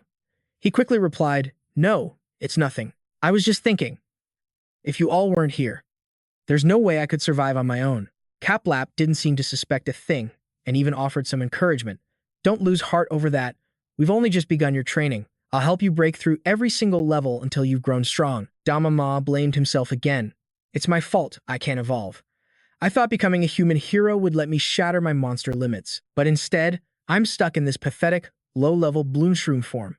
My base stats are just too low. No matter how many skills I learn, I'll never reach my true potential. But Caplap cut in.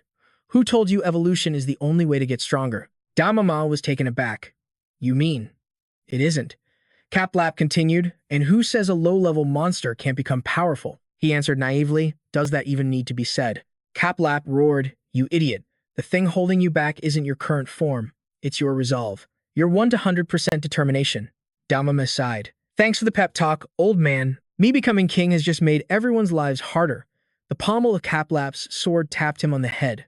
Watch closely. Wincing in pain, Dama looked up. What the? He watched as Caplap sucked the surrounding air into his mouth. Dama's eyes widened, locking onto a single leaf falling through the air. Caplap drew his sword in a flash.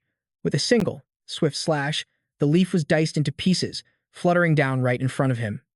Dama couldn't help but be impressed. Caplap asked confidently, So, tell me, am I strong? Dama was filled with awe. Yes, of course you are. Caplap then said, But I'm just a low-level monster, same as you. Dama asked in disbelief, You, old man, how is that possible? Caplap replied with a distant look in his eyes. This story begins over 40 years ago. In the Mao territory, a land for mushroom kin, a golden mushroom rushed forward. It was a gold needle Mac, level 24. It pulled a smaller mushroom from its head and spoke, Mao. It handed them out to the level 6 Blue Mao monsters and the level 19 Mac Guardians. They all looked so happy, so content. Just then, another hand reached out, holding a frail, flimsy-looking mushroom. It was a young Caplap. He quietly offered, Mako. The little mushroom trembled, calling out Mako, its eyes welling with tears. Then it burst out crying, Mako. startling the young Cap-Lap. All the other mushroom kin laughed at him. An endless wave of shame washed over me, and Cap-Lap ran away, their calls echoing behind him. Mako. Cap-Lap continued his story. As a gold seed shroom, I was unable to provide weapons for my people. In their eyes, I was nothing more than a weakling. Useless from the moment I was born, until one day. The human guild attacked us. Everyone resolved to fight to the bitter end. Our enemy was humanity. Cap-Lap pulled the weapon from his head and charged into battle. He unleashed a strike against a human, but it just glanced off the man's leg, going limp. Cap-Lap cried out in frustration, "Mako!" The man simply kicked him aside, injuring him badly. Determined, Cap-Lap pulled another mushroom from his head to use as a weapon, but the human easily pinned it under his foot. A contemptuous smirk on his face. Just a pathetic little mushroom monster. If this is the best the Mushroom Guild master has, what's there to fear? He swung his sword with one hand and roared, "Now, die." But for some reason, the man suddenly collapsed, motionless. Cap-Lap stared in shock. Ma, a figure stood over the body, sword in hand, their face obscured by a veil. It was the Sword Saint. He moved like the wind, striking the man's head with a heavy blow, leaving him on the brink of death. The chaotic battle was far from over. But wherever the Sword Saint went, the enemy was wiped out cleanly. Carts were piled high with barrels of wine. Someone shouted, "Pull harder." The guild master declared, "If we can get this wine to the front lines, victory will be ours." But from out of nowhere, powerful attacks rained down, blocking their path. It was Engaka. He shouted, "Witness my power." Fireball Jetsu. Flames shot into the barrels of wine, causing the carts to burst into a massive inferno. The explosion sent the smaller mushroom kin scattering and screaming, "Mako! Mako!" Just then, a stone rock shroom erupted from the ground. It spewed a substance that instantly extinguished the flames. Ngaka's eyes went wide, his fists clenching in disbelief. How is this possible? He unleashed another attack. Behold, at the same moment, the stone rock shroom shot a stream from its mouth. It was the sand stream technique. The attack completely buried AOG in a tidal wave of sand. Seeing this, the mushroom people surged forward to fight. The human guild was losing badly. One trembled, the guild master's plan failed. Should we retreat? In unison, the humans scattered, fleeing in a panic. The mushroom guild claimed a glorious victory. The mushroom folk cheered, "Mako! Mako!" raising their cups to celebrate their triumph. Only little Clap hid alone behind a rock. As night fell and the others celebrated into a drunken stupor, he remained there, silent and watchful. Suddenly, a brilliant green light flashed, and a figure emerged from the glow. It was Berkeley. He smiled menacingly. "Everything is going according to my plan." Berkeley drew his weapon, muttering, "I didn't expect the first step to be so easy. But what are the conditions to become the Demon King?" He glanced up at the sky. "It doesn't matter. As long as I complete the mission, the power of Gulu will be mine for the taking." He spread his arms and laughed, but something suddenly slammed into his leg. Glancing down, he saw Clap, staring up at him with a furious expression. Berkeley threw a single punch, sending the little creature flying several meters away. He sneered, "Insignificant little pests. Don't ruin my plans with your pointless noise." Clap coughed up blood from the blow, but still managed to stammer, I won't let you hurt our king." Berkeley's heavy footsteps closed the distance. With his massive frame, he raised his weapon and replied, "A rare, talking one, are you? But I don't have time for you right now. Just die." With those words, he prepared to strike. Clap squeezed his eyes shut, bracing for the inevitable blow. Clang! A sword appeared from nowhere, blocking the attack. Clap peeked one eye open. "The Sword Saint, it's you from before." He cried out in shock, and then collapsed. 10 minutes later, Clap woke up, turning over. Mako. Before him was the Sword Saint. The tip of his blade pointed directly at Berkeley's head. Berkeley was on his knees before that razor-sharp point. He glared and shouted, "I've already killed the Mako leader. What's stopping you now?" The Sword Saint pressed the blade under Berkeley's chin, silencing him. The man's face began to tremble. The Sword Saint spoke, "Berkeley, you really have fallen this far." Berkeley's face was a mask of disbelief. What are you talking about?" The Sword Saint answered calmly. "I knew you had been in contact with an apostle of Gulu. I'm not sure why you invaded the Mako's territory, but you've clearly made a deal with them." Berkeley was stunned, thinking to himself, how does he know? Suddenly, he swung his own sword, creating a flash of light. "The thirst for power has blinded you. Stop dreaming, my old friend. I will not allow the tragedy of Gulu to befall this continent again." A scroll of instant translation materialized. Berkeley bowed his head, begging for mercy. "I was wrong. I know I was wrong. Please, for the sake of our past friendship, spare me." His face was a desperate plea. From this day on, I'll disband my guild. I will never leave the guild hall in the novice village again. The Sword Saint was unconvinced, and if you break that promise, he asked. Berkeley trembled. If I do, may I lose all my magic power and become immortal forever? The Sword Saint decisively gripped his greatsword. He unleashed a brilliant slash that split the screen, seemingly about to descend upon his opponent. Berkeley was completely overwhelmed. His body was thrown back by the immense force of the attack. The blade slammed into the earth, sending up sharp shards of light like daggers. Berkeley's weapon split in two, emitting a strange smoke. Even from a distance, the aftershock of that incredible attack could be felt. The Sword Saint sheathed his weapon.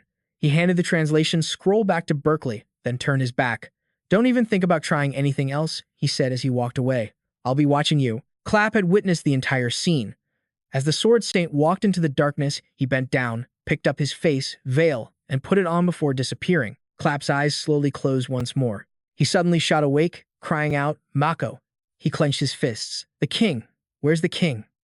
As if remembering something, he turned around.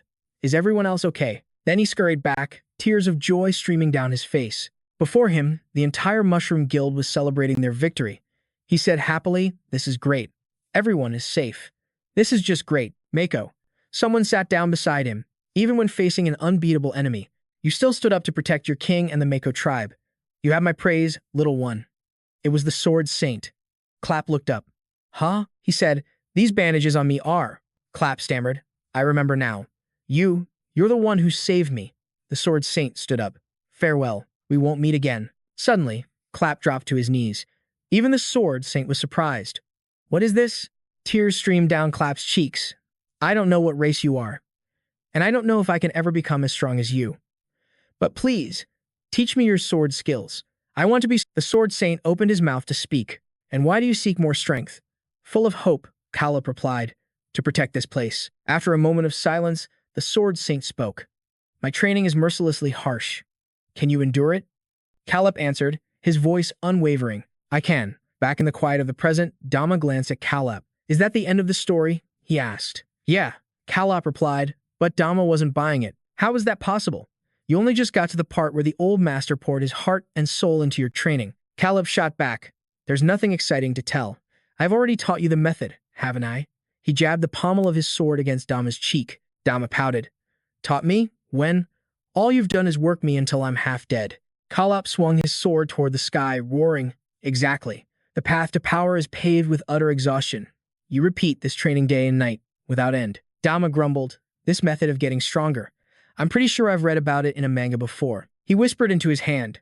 A glowing screen instantly materialized before him with a single line of text. Yes, I am here. He asked the system, I'm just a flower mushroom monster. Can I really get stronger by pushing my body to its absolute limit like this? Another line of text appeared. Training that consumes stamina can indeed raise your attributes. Dama tapped the sword icon on the screen. A detailed status window popped up. Flower mushroom monster level 60. HP 4029 plus 10.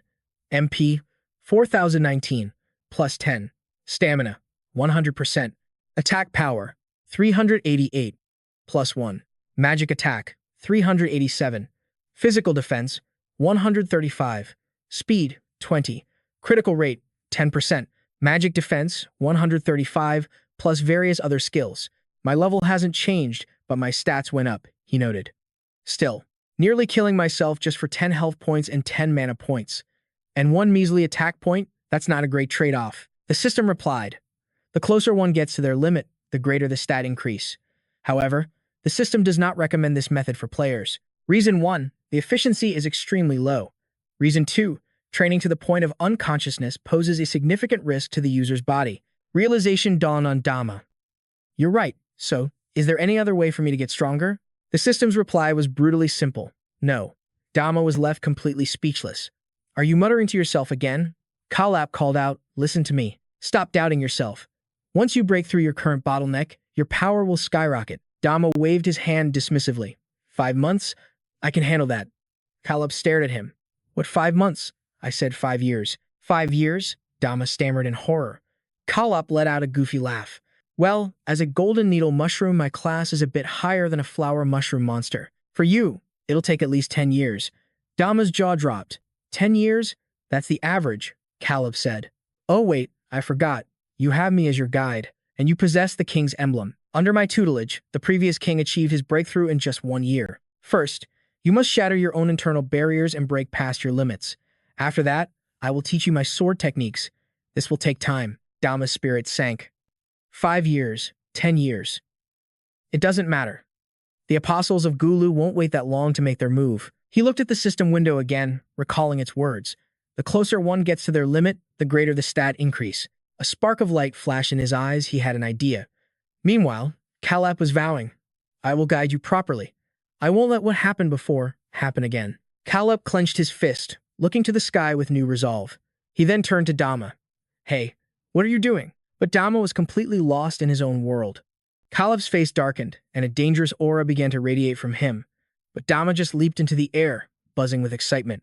Hey, old man, I just remembered I have something to do. You go ahead and get some rest. Kalap gritted his teeth. That rotten brat. I have no idea what he's scheming. And he has the nerve to call his master, old man. He sat down, his expression still icy, but slightly less tense. His eyes narrowed, and the corner of his mouth twitched into a menacing smirk. It's late. I can't be bothered with you now, he muttered.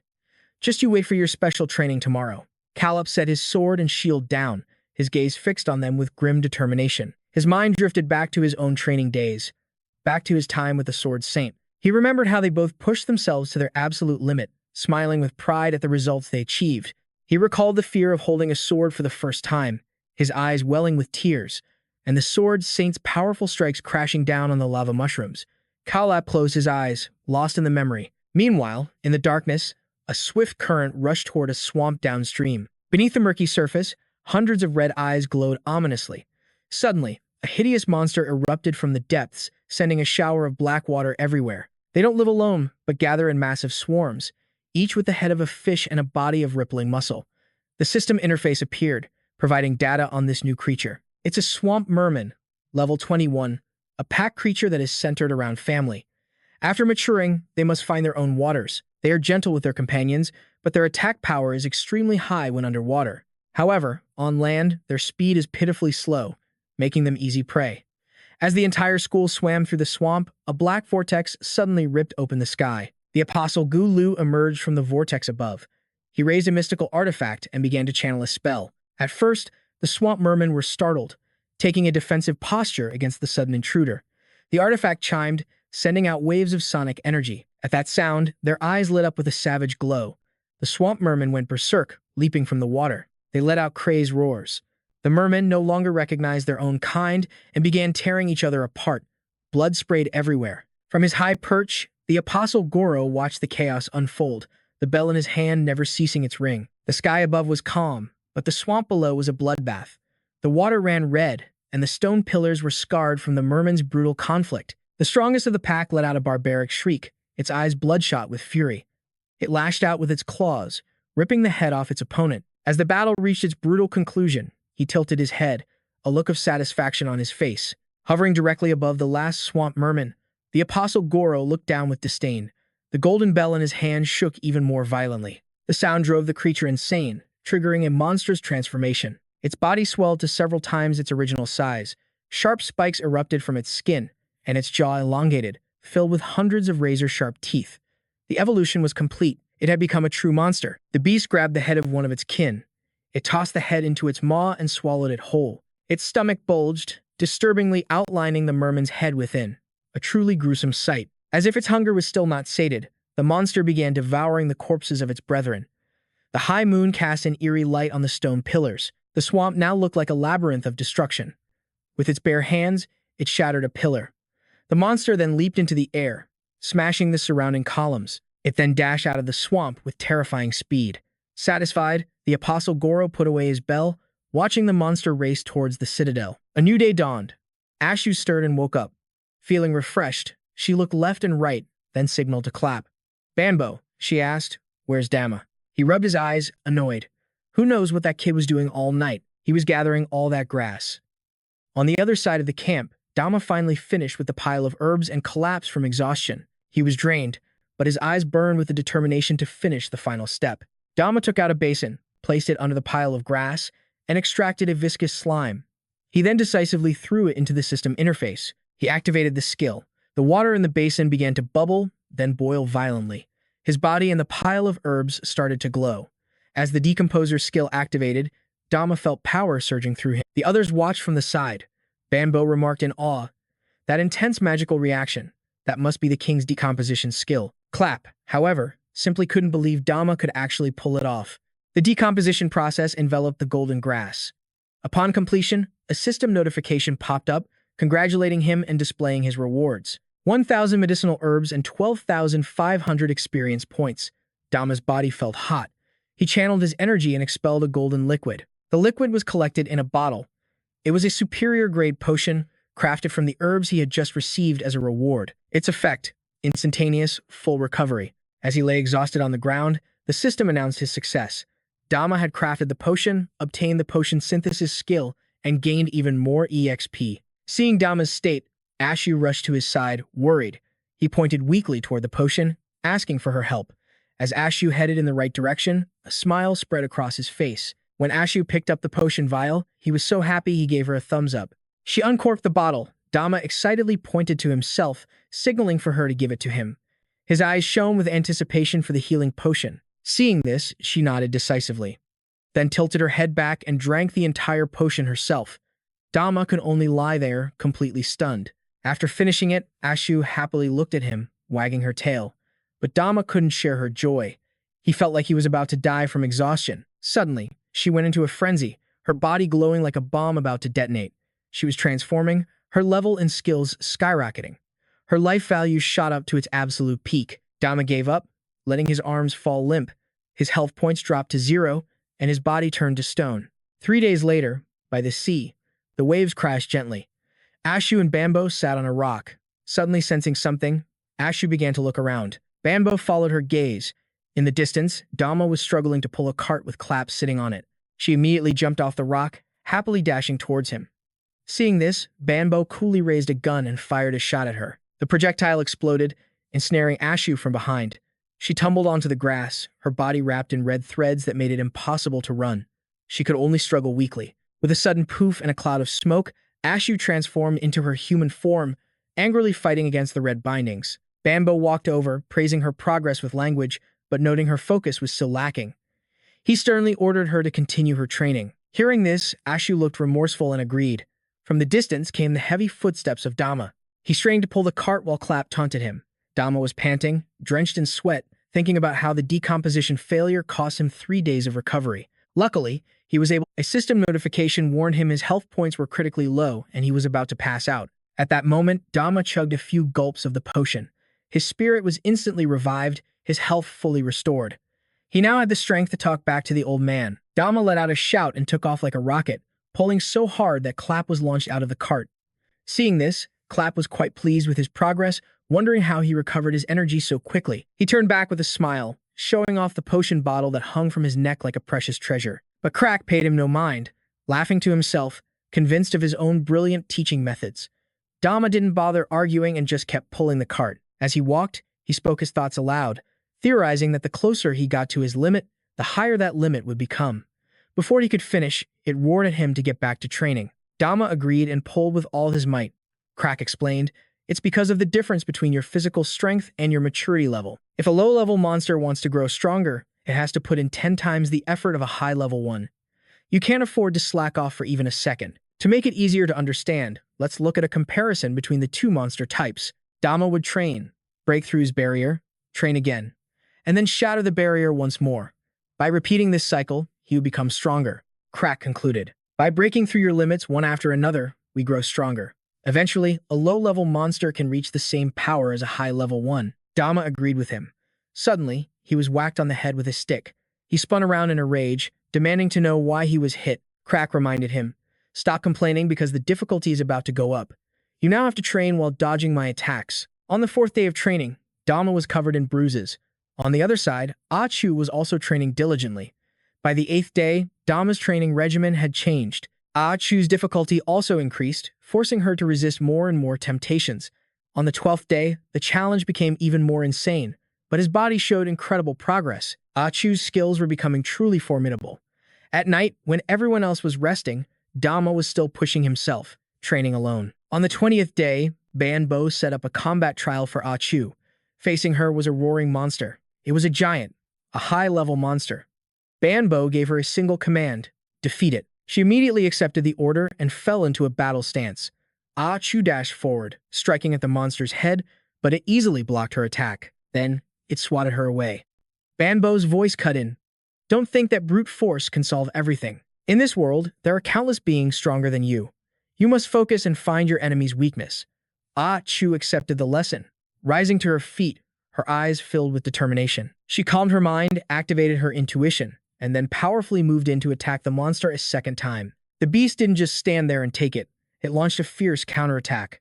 She quickly analyzed every one of the monster's vital points. After identifying a weakness, she shot forward, unleashing a powerful punch. Ah Chu's eyes blazed with the absolute will to win. This time, the monster couldn't block in time, taking several direct hits. When it finally reacted, it hardened its entire body. Ah Chu's next punch sent it, spinning completely to the side. Though knocked off balance, the monster's attack still barreled towards her with incredible force. But before it could even reach Ah Chu, its body shattered into 1,000 pieces. Victorious, she happily asked Banbo for permission to go find Dama. He agreed, silently praising her. Though her personality was simple, her ability to learn was outstanding. As the king's companion, Chu Mei truly possessed a rare talent for combat. Meanwhile, Crack was berating Dama over his potion. Dama was too exhausted to say a single word. The potion bottle was already empty. Still, he forced himself to push on and continue the training. The system flashed a warning: health points at 0. Entering comatose state.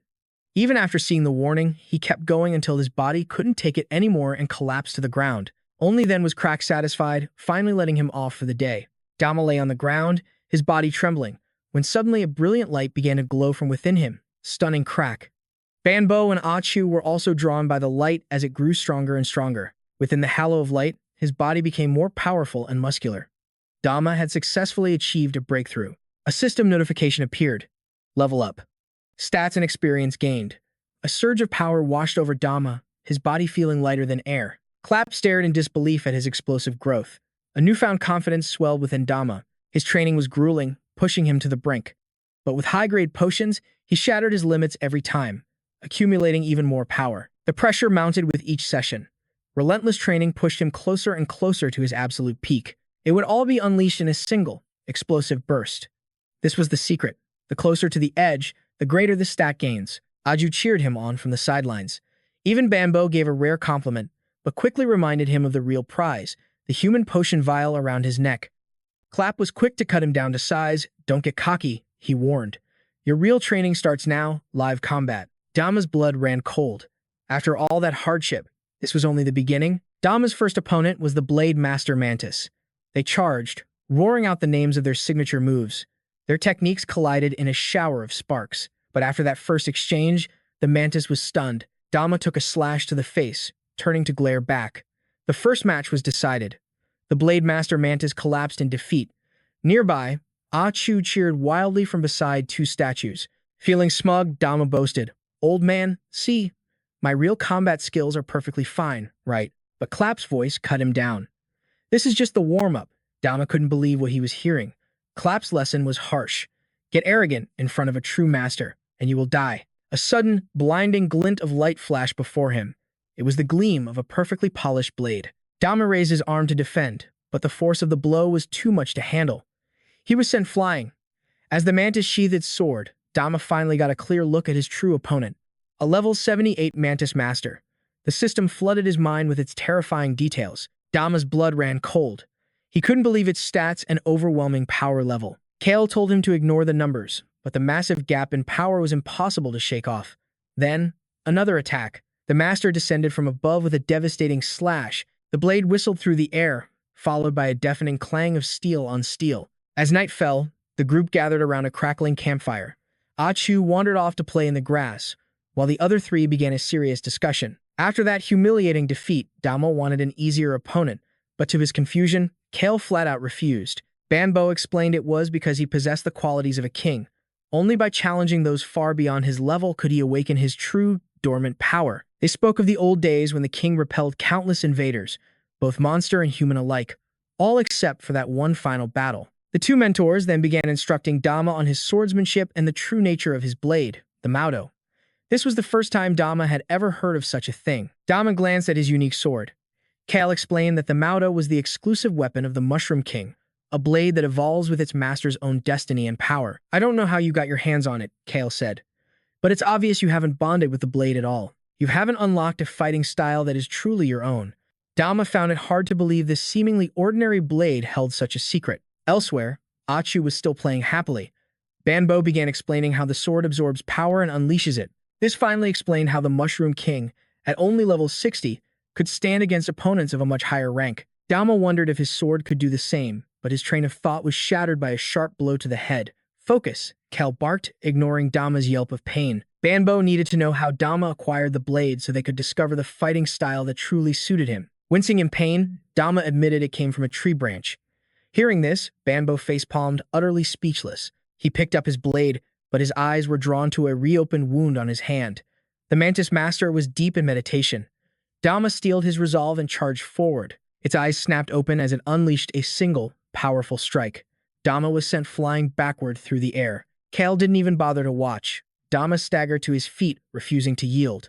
In the blink of an eye, the blade was drawn and sheathed, and Dama was knocked back once more. Banbo just shook his head in disappointment. Gritting his teeth, Dama refused to give up and charged in again. He lunged forward with everything he had, the clash of their weapons echoing with a piercing shriek.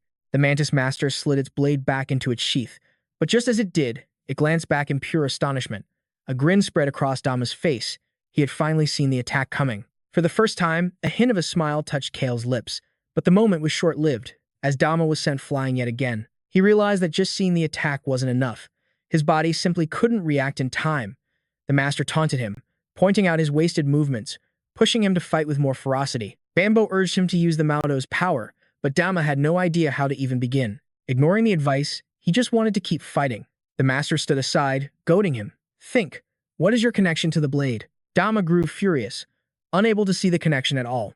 Seeing this, Kale scoffed. You don't have a single ounce of the mushroom spirit in you. But hearing those words, something in his mind just clicked.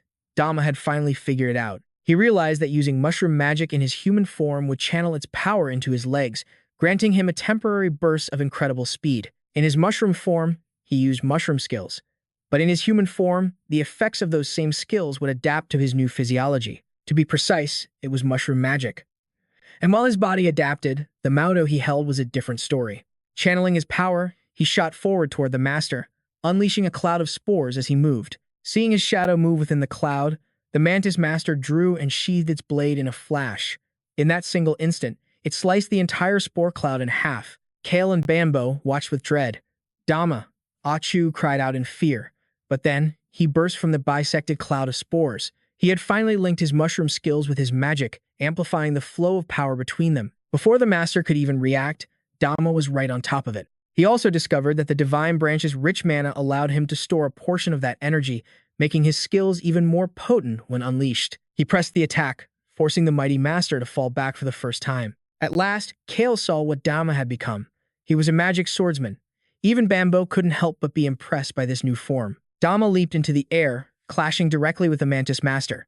Spores erupted from his feet, creating platforms that he used to propel himself forward before flipping through the air. As he landed, he instantly launched an attack from behind the Master's back. He landed a successful strike.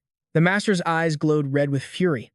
It drew its blade and slashed wildly at the spores, but Dama's dense cloud allowed him to narrowly escape the attack. Dama fluidly shifted between his human and mushroom forms, his gaze locked onto his target with unwavering focus. The Mantis Master unleashed a frantic assault on the spore cloud, never imagining that Dama could evade every single blow. He even charged straight through the barrage to press his own attack. The Master's blade slashed out, certain it had taken Dama's head, but he emerged completely unscathed. And then, suddenly, there were dozens of Damas. No one could understand how he did it, but by constantly releasing spores from his feet, an army of dancing Dama illusions filled the battlefield. The sight made the Mantis Master's head spin. Without hesitation, it unleashed its ultimate technique. It swung its blade, aiming to cleave him in two. But the sword only passed through an afterimage. Dama's real body was completely unharmed. It turns out, this was his unique skill. Dama shouted the name of his own ultimate move. The moment the Master retracted its blade, all of Dama's clones attacked at once. The Mantis was hit, so shocked it didn't even have time to draw its sword again. No one could believe that the great Mantis Master had actually lost. Even Dama himself was in disbelief. But as the truth sank in, he let out a faint smile as his clones vanished into a cloud of spores. The system immediately sent a notification. Victory. And a new skill acquired. He might have looked cool on the outside, but inside, he was overjoyed. Once the shock wore off, everyone celebrated Dama's victory. Bambo noted a silver lining. The strange mushroom flower seems to have synced with the Spore King, causing him to take a human form. This was completely different from the history of the Mushroom King. I see limitless potential in him, another said. The Mushroom Clan will soon return to its glory days. Clap was in complete agreement. A crowd of mantises, including the Master, came to see Dama's group off. They all boarded the cart and departed. As he pulled the vehicle, Dama asked Clap about their relationship. He admitted to meeting the Mantis Master long ago, back on the windy ancient plains. Back then, he hadn't yet evolved into the master he was today. Clap quickly told Dama to focus on pulling. Bambo then instructed him to check the map for their travel time to the Bullied Mountains. Understanding, Dama opened the system map to check. After calculating the distance, he estimated it would take about 6 days of straight travel. Bambo gently told him that wouldn't do. But Clap was furious at the estimate, yelling that since he'd broken through, Dama had 3 days to get there. Dama agreed without a second thought. Then, instead of just pulling the cart, he lifted the entire vehicle onto his head and started running. The closer they got to town, the more bandits and bounty hunters appeared. But Dama and Achu defeated them all with ease. The system continuously updated their stats and achievements. A system reminder popped up about an unaccepted quest, making them realize they'd nearly forgotten. The group headed straight for the tavern that posted the bounties. Dama told Bambo and Clap to wait while he quickly handled the quest. Clap urged him on impatiently. Hurry it up, and remember to ask about the other group. The tavern owner greeted them, asking what they were here for. Dama stated he was there to submit a quest. The poster waved a hand, and a scroll materialized. He confirmed that Dama had completed the bandit subjugation quest. The owner then announced that he was the only one to turn in the quest since it was posted. That means the entire reward is yours, he said, handing Dama a heavy pouch. The news made Dama think of his fallen muscle-bound uncle. Seeing his sadness, Achu offered words of comfort. Dama thanked Achu, insisting he was fine. The poster then presented him with a scroll of available quests to choose from. Dama scanned the list. He noticed all the quests on the windy ancient plains involved monster invasions and were rated high difficulty. The owner explained the situation. Monsters of unknown origin were destroying many towns on the plains. Although the Sword Saint Society had intervened, the area was too vast, and many monsters still remained. He then pointed to the injured adventurers in the tavern, warning Dama about how dangerous these creatures truly were. Dama had no intention of looking for more trouble by taking the quest, but Clap argued it would be good training to fight monsters stronger than him. Thinking it over, Dama agreed it was a good challenge. He asked the owner, "What kind of monsters are on our route?" The owner pointed to the third entry. "Along your path is a rank A mission." Before he could add another warning, Dama decisively accepted it. A man from behind suddenly took an interest in him. A massive arm swung over Dama's shoulder. It was a man named Adrian, who suggested they travel together since they shared a quest. The reek of alcohol from the man was overwhelming for Dama and Achu, but Dama still responded politely. Adrian slurred an introduction for his guild and tried to offer some kind of guarantee, but he passed out on the counter before finishing his sentence. His guildmates came over to carry Adrian away, apologizing profusely to Dama's group, but he didn't mind. Just then, a girl standing by the door started a conversation with him. "Before we came here," she began, "we passed through several towns that were overrun by those monsters, even though the Sword Saint Society beat us to the punch. For the towns to be that devastated, these monsters are no joke." He noticed she had pointed ears. That's when Dama noticed her. An elf, he guessed from her features. Turn back now, she warned them, or face certain death. Her name was Yulaime. Dama thanked her politely, but an info scan revealed her level was surprisingly low for someone so bold. Something didn't add up. Was she backed by someone powerful or hiding her true strength? But Clap wasn't nearly as diplomatic as Dama. Seeing Clap's temper flare, Dama quickly stepped in to intervene. Just then, Bambo stepped forward, closing the distance between them. "So, you're the arrogant elf I've heard about. Your class must be archer, then. And I happen to wield a sword." Without another word, Bambo grabbed Yilame by the collar, issuing a direct challenge. Her companion finally spoke up, trying to de-escalate. He urged Yilame to focus on their own mission. Annoyed, she snapped right back at him. The man introduced himself as the Ivory Tusk Battle Master. He was the supreme commander of this entire operation. His name was Kadok Vio Kim. He politely apologized on Yilame's behalf for offending Dama's party. Bambo shot him a single, dismissive glance, but that look made Kadok Vio Kim's face flush red. Suddenly, as if struck by lightning, he dropped to one knee before Banbo. He pledged to become Banbo's loyal escort. Banbo's reply was ice cold. Get lost. The rejection didn't faze him. He was utterly smitten. They left him there, wallowing in his lovesick despair. Yilime left, tossing over her shoulder. If we share the same goal, we'll meet again in Battle Town. Kadak Vio Kim rose to his feet, echoing her words. See you in Battle Town. He couldn't resist one last flirtatious remark to Banbo. Next time we meet, you'll be awestruck by my heroic prowess in battle. It won't be too late to accept my offer then, he declared. I'll be waiting for you. After he was gone, they both sensed something off. A demonic aura lingered where he stood. Clap identified it instantly. The magic of a dragon-type monster. Even Banbo had to admit his power isn't half bad. Dama, on the other hand, had never even encountered a dragon type before. Clap was completely unimpressed. Dragon type? So what? He scoffed. Anything that invades my mushroom domain gets chopped up and served as an appetizer. Banbo cut him off, urging everyone to move out. Dama was eager to see for himself how a true dragon knight fought. When the group finally reached Battle Town, they were met with a scene of utter chaos. Explosions echoed through the ruined streets. Terrified citizens fled for their lives. Dama carefully moved through the rubble, taking in the devastation. A single monster had laid waste to an entire town. Banbo motioned for them to hold back. Let's observe first. With Aju perched on his head, Dama asked, do you feel that oppressive presence? An overwhelming wave of demonic energy had just erupted nearby. I wonder what's happening now, he mused. Hiding and watching is the smart move. We might even be able to snatch the prize from the shadows. On a nearby street corner, they spotted the group from the tavern. Banbo suggested they use their monster forms to blend in and act when the time is right. Dama nodded in agreement. Clap was the only one who didn't transform. Banbo ordered them to find a high vantage point to get a better view. As Clap moved with the group, Dama worried. Will you be okay without transforming? He asked. Clap was absolutely livid at the question. After the others had moved ahead, he stomped the ground, and in a flash, he was gone. The party charged forward into the chaos. Exploding houses lit up the sky. Ahead, a creature with massive jaws unleashed a terrifying purple beam. The beam shot straight for Kadak Vio Kim. But with a flash of light, his divine shield counter sent it hurtling back. The beam slammed into the monster, drawing a spray of blood. The skulls adorning the monster's body shrieked in agony. It was already preparing its next assault. Suddenly, 1,000 phantom butterflies descended.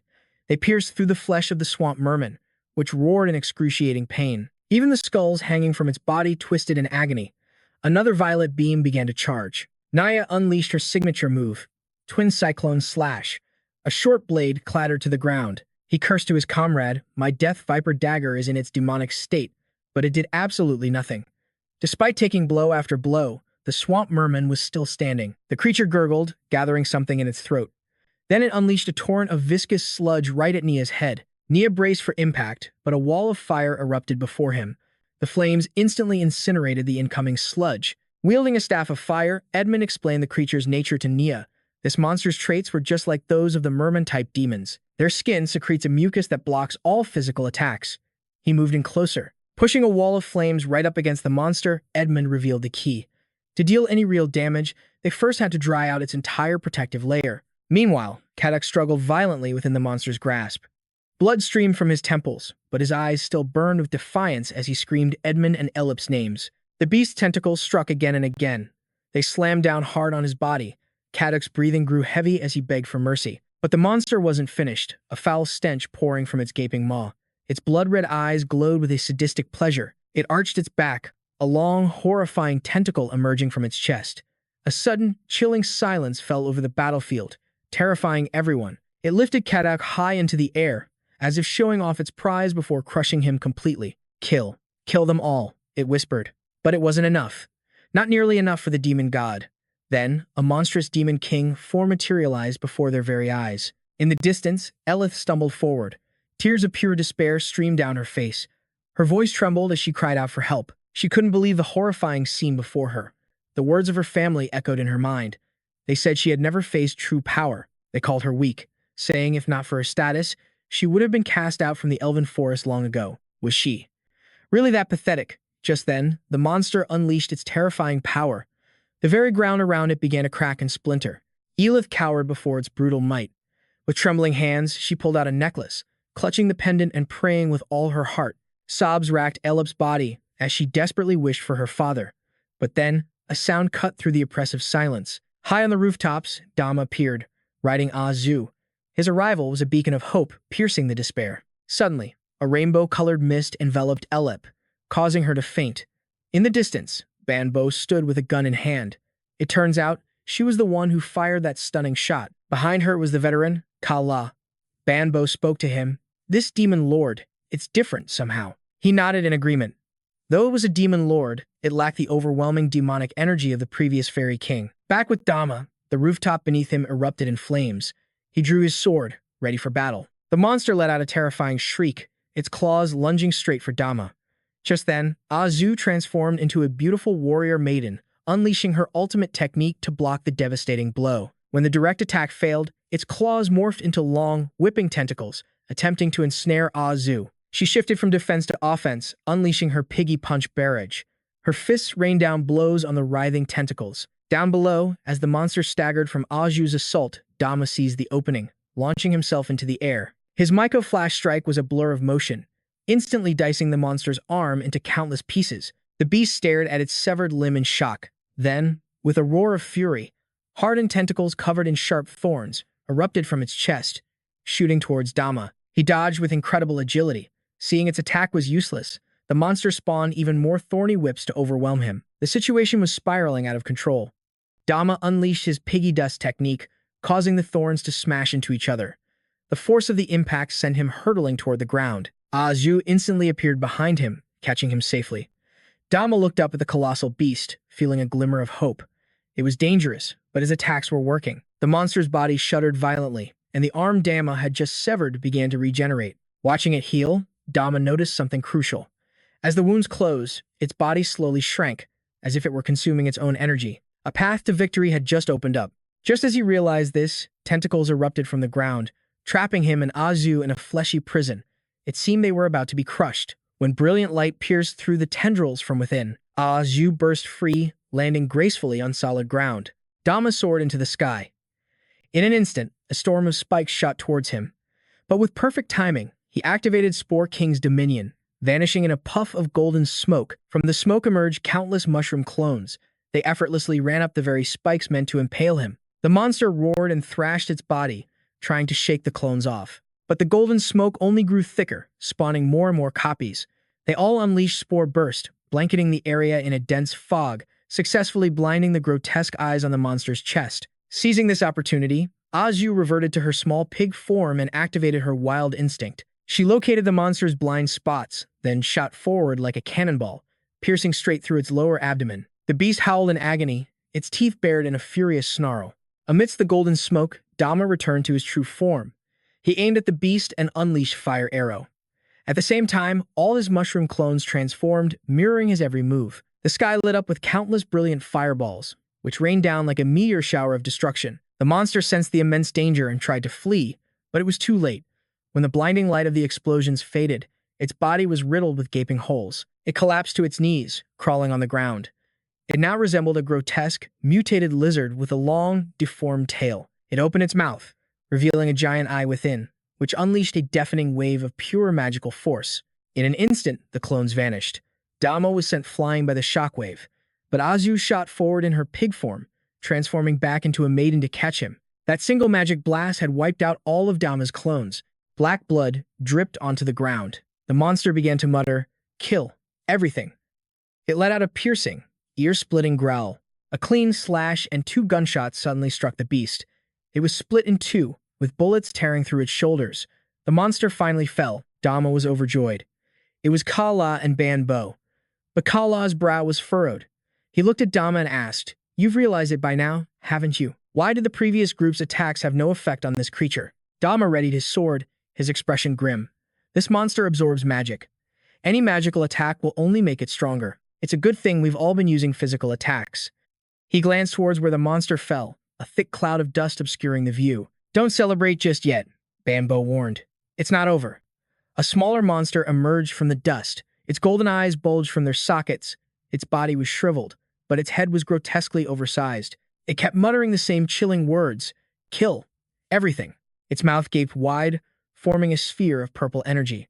With a terrifying blast, the orb vaporized the landscape, leveling everything in sight. The creature looked around, But the four heroes were gone. From the smoke, two teams charged forward. Dama and Azu on one side, Banbo and Kala on the other. Banbo fired, her bullets aimed straight for the monster's eyes.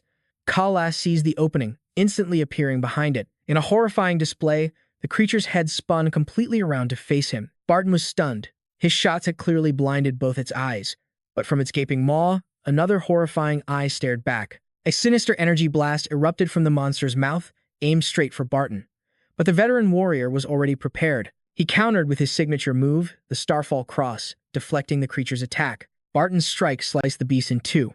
But its horrifying regeneration began instantly. With incredible force, he swung his blades back, launched himself forward, and kicked the monster high into the air. The creature's body parts scattered, its eerie eyes still clinging to the fleshy chunks. Barton leaped into the air, his eyes sharp with focus, but a smirk on his lips. A monster of this level doesn't stand a chance against me. Brenda joined the fray, a whirlwind of steel. Her sharp blade diced through its airborne remains. Barton landed gracefully, a triumphant grin on his face as the creature's remains rained down behind him. Its body was now nothing but scattered fragments on the ground. The eyes flickered, their energy nearly depleted. A nutrient-rich ooze splattered across the battlefield. The pieces twitched, trying to reform, but without energy, they slowly dissolved. Brenda spotted a distant eye, still glowing faintly, controlling a cluster of writhing tentacles. She turned to Barton, asking, "Should the two of us go help Damon?" He glanced at the remaining threat and said, "He can handle this level on his own." The monster's tentacles continued their relentless assault. Chloe transformed into her boar form, weaving expertly through the thrashing tentacles, heading straight for its central eye. Just as she prepared to strike, the tentacles sensed the danger and swarmed to intercept her. From behind, Damon released clouds of golden smoke, completely obscuring the monster's vision. He called out to Chloe, telling her not to rush. She expertly shifted her body, avoiding the golden mist. The creature was surrounded and totally blind. Damon then told Chloe she could attack now. The little boar winked and burrowed deep into the earth. Above, its eye thrashed its tentacles wildly. Damon expertly dodged the chaotic attacks. He then summoned multiple mushroom clones of himself. Using them as decoys to buy time, he analyzed that despite its constant regeneration, its actual defense was surprisingly low. If magic is ineffective, then all I need are physical attacks faster than its rate of recovery. The monster then used its remaining energy to transform into a colossal version of itself to find him. The moment it spotted Damon, it attacked relentlessly. Damon reverted to his human form, conjuring a magic shield to block the devastating blow. Beneath the monster, the golden smoke seeped into the ground, only to erupt from below.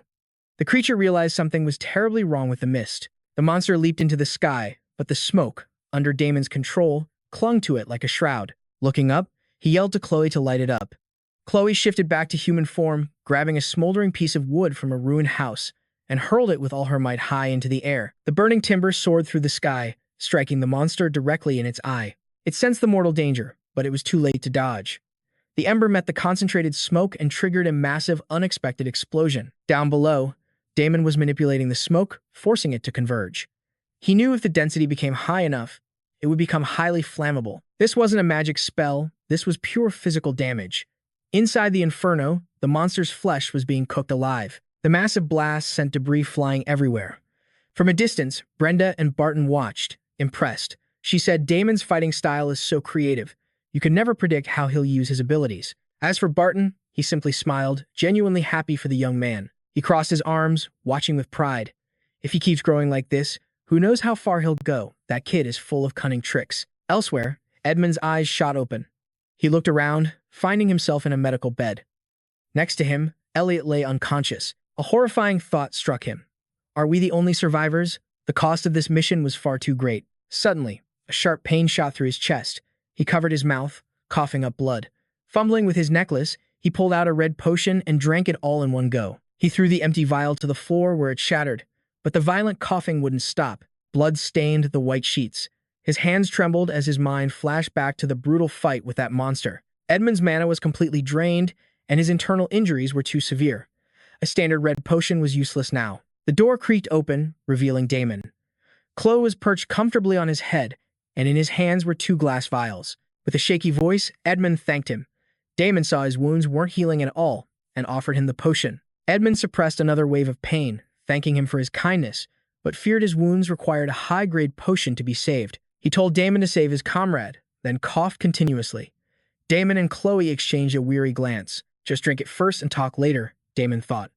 The moment Edmund drank the potion, his body began to heal at an astonishing rate. This potion didn't just restore his mana, it replenished his physical stamina completely. He never felt such a soothing recovery. He had used high-grade potions before, but only the most powerful cleric could ever create a true blessing potion. Edmund's spirits soared. Not only is there a sweet taste, but also the rich aroma of enchanted mushrooms. This is simply divine. Elip stared, utterly speechless at his recovery. Dama had worried the dose wasn't strong enough, but a mere 30% concentration of the herbal potion was already proving overwhelmingly powerful. Dama approached Elip's bedside, thinking to himself that he definitely need to dilute the next batch. Elip's eyes slowly fluttered open as her consciousness returned. Edmund was in awe that Dama would so willingly use such a precious remedy to save them both. He had to ask, "Just who are you?" Dama just forced a smile in return, telling them not to worry about it. The potion wasn't that rare, he claimed, but remembering the less-than-sanitary process of creating it, a shiver ran down his spine. Elip was lost in thought. Not only could Dama fight that monster on his own, but he saved them and casually used a priceless potion like it was nothing. He was clearly not from the Genev Guild. He had to be a transcendent adventurer, one who cared little for fame or fortune, and to think she had been so rude to him back at the tavern. Elip recalled her family's words. She truly didn't understand that there was always a higher mountain. Without her father's protection, she was nothing. Seeing Dama's humility, Edmund decided not to press further. "If you ever need anything," he said, "just ask. I will do everything in my power to repay you." Hearing this, Dama immediately asked for the location of Pole Volcano. "The town of Thang Tram," Edmund replied. "You want to know the way there, but all the townspeople have already fled." Edmund flinched when he heard Dama wanted to go to that forsaken place. In a low voice, Dama asked if there was a strange stone slate there. Edmund clasped his hands together, his body trembling. He confessed that before joining the guild, he was a member of the Blazing Fire Copper Pupils of Pole Volcano. He urged Dama to abandon any thought of going there. Dama looked back at him, completely surprised. Edmund hesitated before answering. "Because the Blazing Fire Copper Pupils have been disbanded." Suddenly, a horrified scream echoed through the room. Two figures appeared out of nowhere. A man named Kalap grabbed Edmund by the collar, refusing to believe the Blazing Fire Copper Pupils were gone. He still had a score to settle, a revenge to claim. Seeing things escalate, Dama stepped in to calm Kalap down. Once the five of them settled, a woman named Bambo finally spoke. "What kind of crisis," she asked, "could wipe out one of the 6 great guilds?" Edmund whispered the cause: a zombie outbreak. Information was limited, but it was known that overnight, every human and monster in Pole Volcano was infected by a virus. Their bodies began to rot, turning them into undead husks, filled with a terrifying ferocity. Elip shuddered as she recounted the tales. Even a tiny scratch was enough for an instant infection. From 1 came 10, and from 10, 100.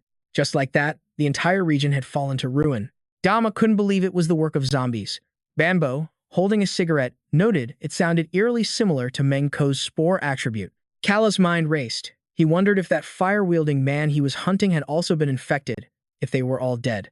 Edmund then mentioned the man Kalap was speaking of. "Are you talking about Lord Gamelo? With his power, he couldn't have fallen so easily. Perhaps he was involved with the Blazing Fire Copper Pupils." Dama then wondered, if the guild faced such a crisis, why didn't the other guilds help? Edmund explained that there's an unwritten rule among the 6 great guilds. Without permission, you are forbidden from entering another's territory for any mission. To do so would be considered an act of war. And though over a month had passed, the Blazing Fire Copper Pupils never once sent out a signal for help. The news of the guild's collapse was based entirely on speculation. Bambo's eyes narrowed as she took the cigarette from her lips.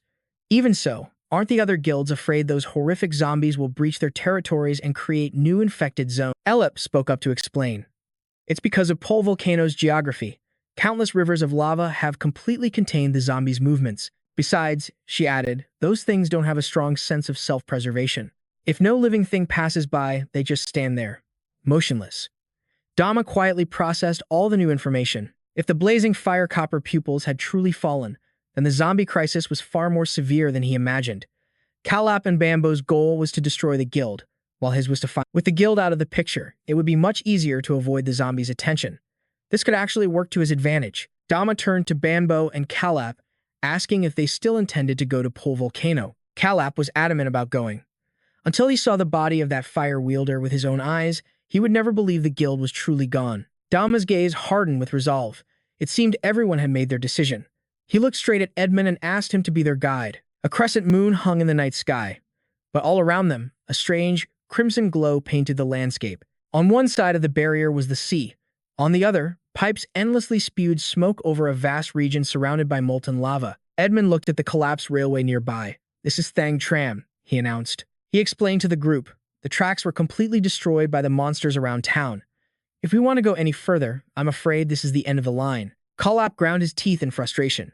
He started to charge forward, but Dama managed to pull him back just in time. A fragment of the railway broke off and plunged into the lava below, consumed by a furious, bubbling roar.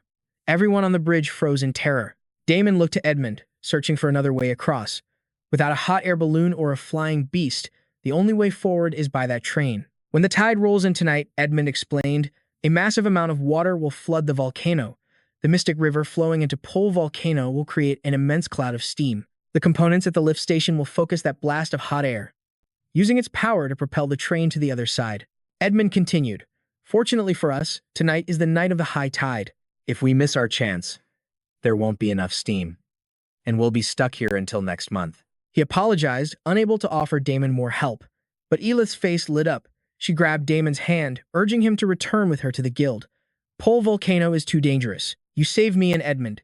Our guild master will surely reward you handsomely for this. Plus, you could even visit my elven forest." But her happy moment was cut short by an angry little piglet on Damon's head. Achu leaped down and rammed into Elith, pushing her away. Damon tried to calm his little companion, but Achu was still furious. Just then, the tide above them swelled, threatening to pour down into the lava below. Water began cascading down the volcano like a massive waterfall. "Everyone, gather around and take cover, now," Edmund yelled. "Or the steam will scald us all." But Bambo had other ideas. "The train is just one way to travel. If we can't use it, we'll just find another way up." She drew her gun and fired a single shot. Suddenly, a giant hot spring mushroom appeared. Bambo leaped onto its cap, standing tall. "This hot spring mushroom will absorb the heat from the steam." She looked down at the others. "Hurry, everyone, get on." Damon, holding Achu, jumped aboard, and Carp landed beside them a moment later. Elith still pleaded for Damon to stay, but his mind was made up, because he is a hero. Those words sent a shockwave through Elith's heart. The cascade of water grew more intense, sending clouds of steam into the air. The engines below began to concentrate the venting pressure. The hot spring mushroom pulsed, looking incredibly comfortable, and with a whoosh, it shot high into the sky.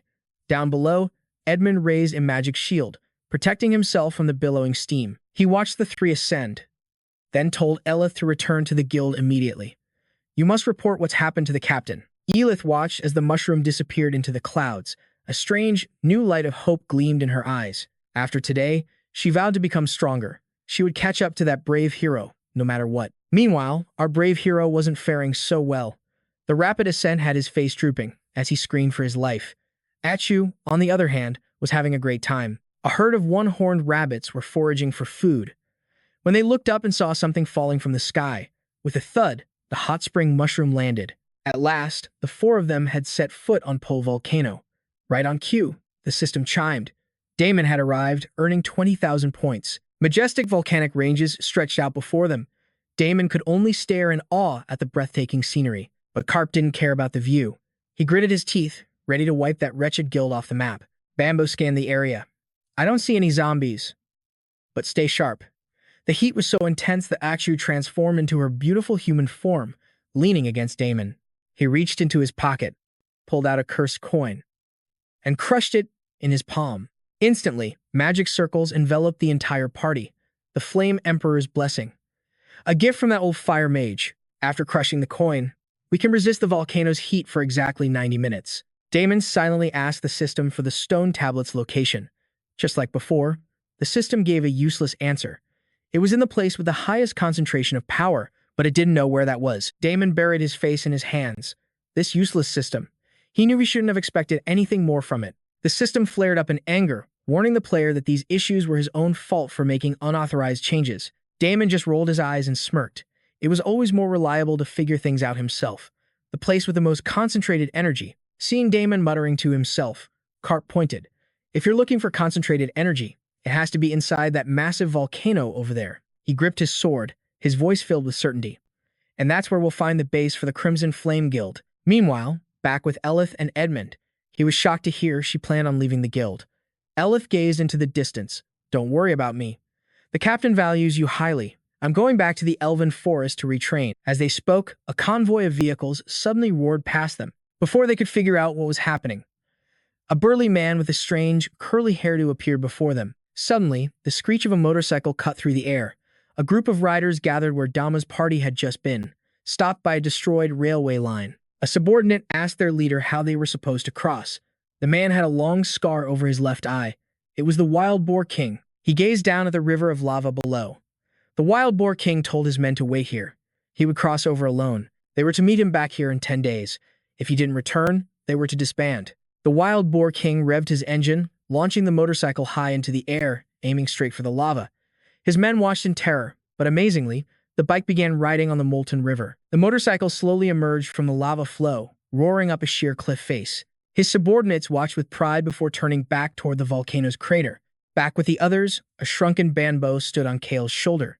Dama carefully navigated the rocks in the lava river. Soon, the four of them were locked in battle with a giant rock serpent. As stone fragments rained down from its body, Dama manifested a shield to protect Achu and Banbo. After traveling for some time, Kale asked Dama if they were going the wrong way. Dama, exhausted, admitted he wasn't sure.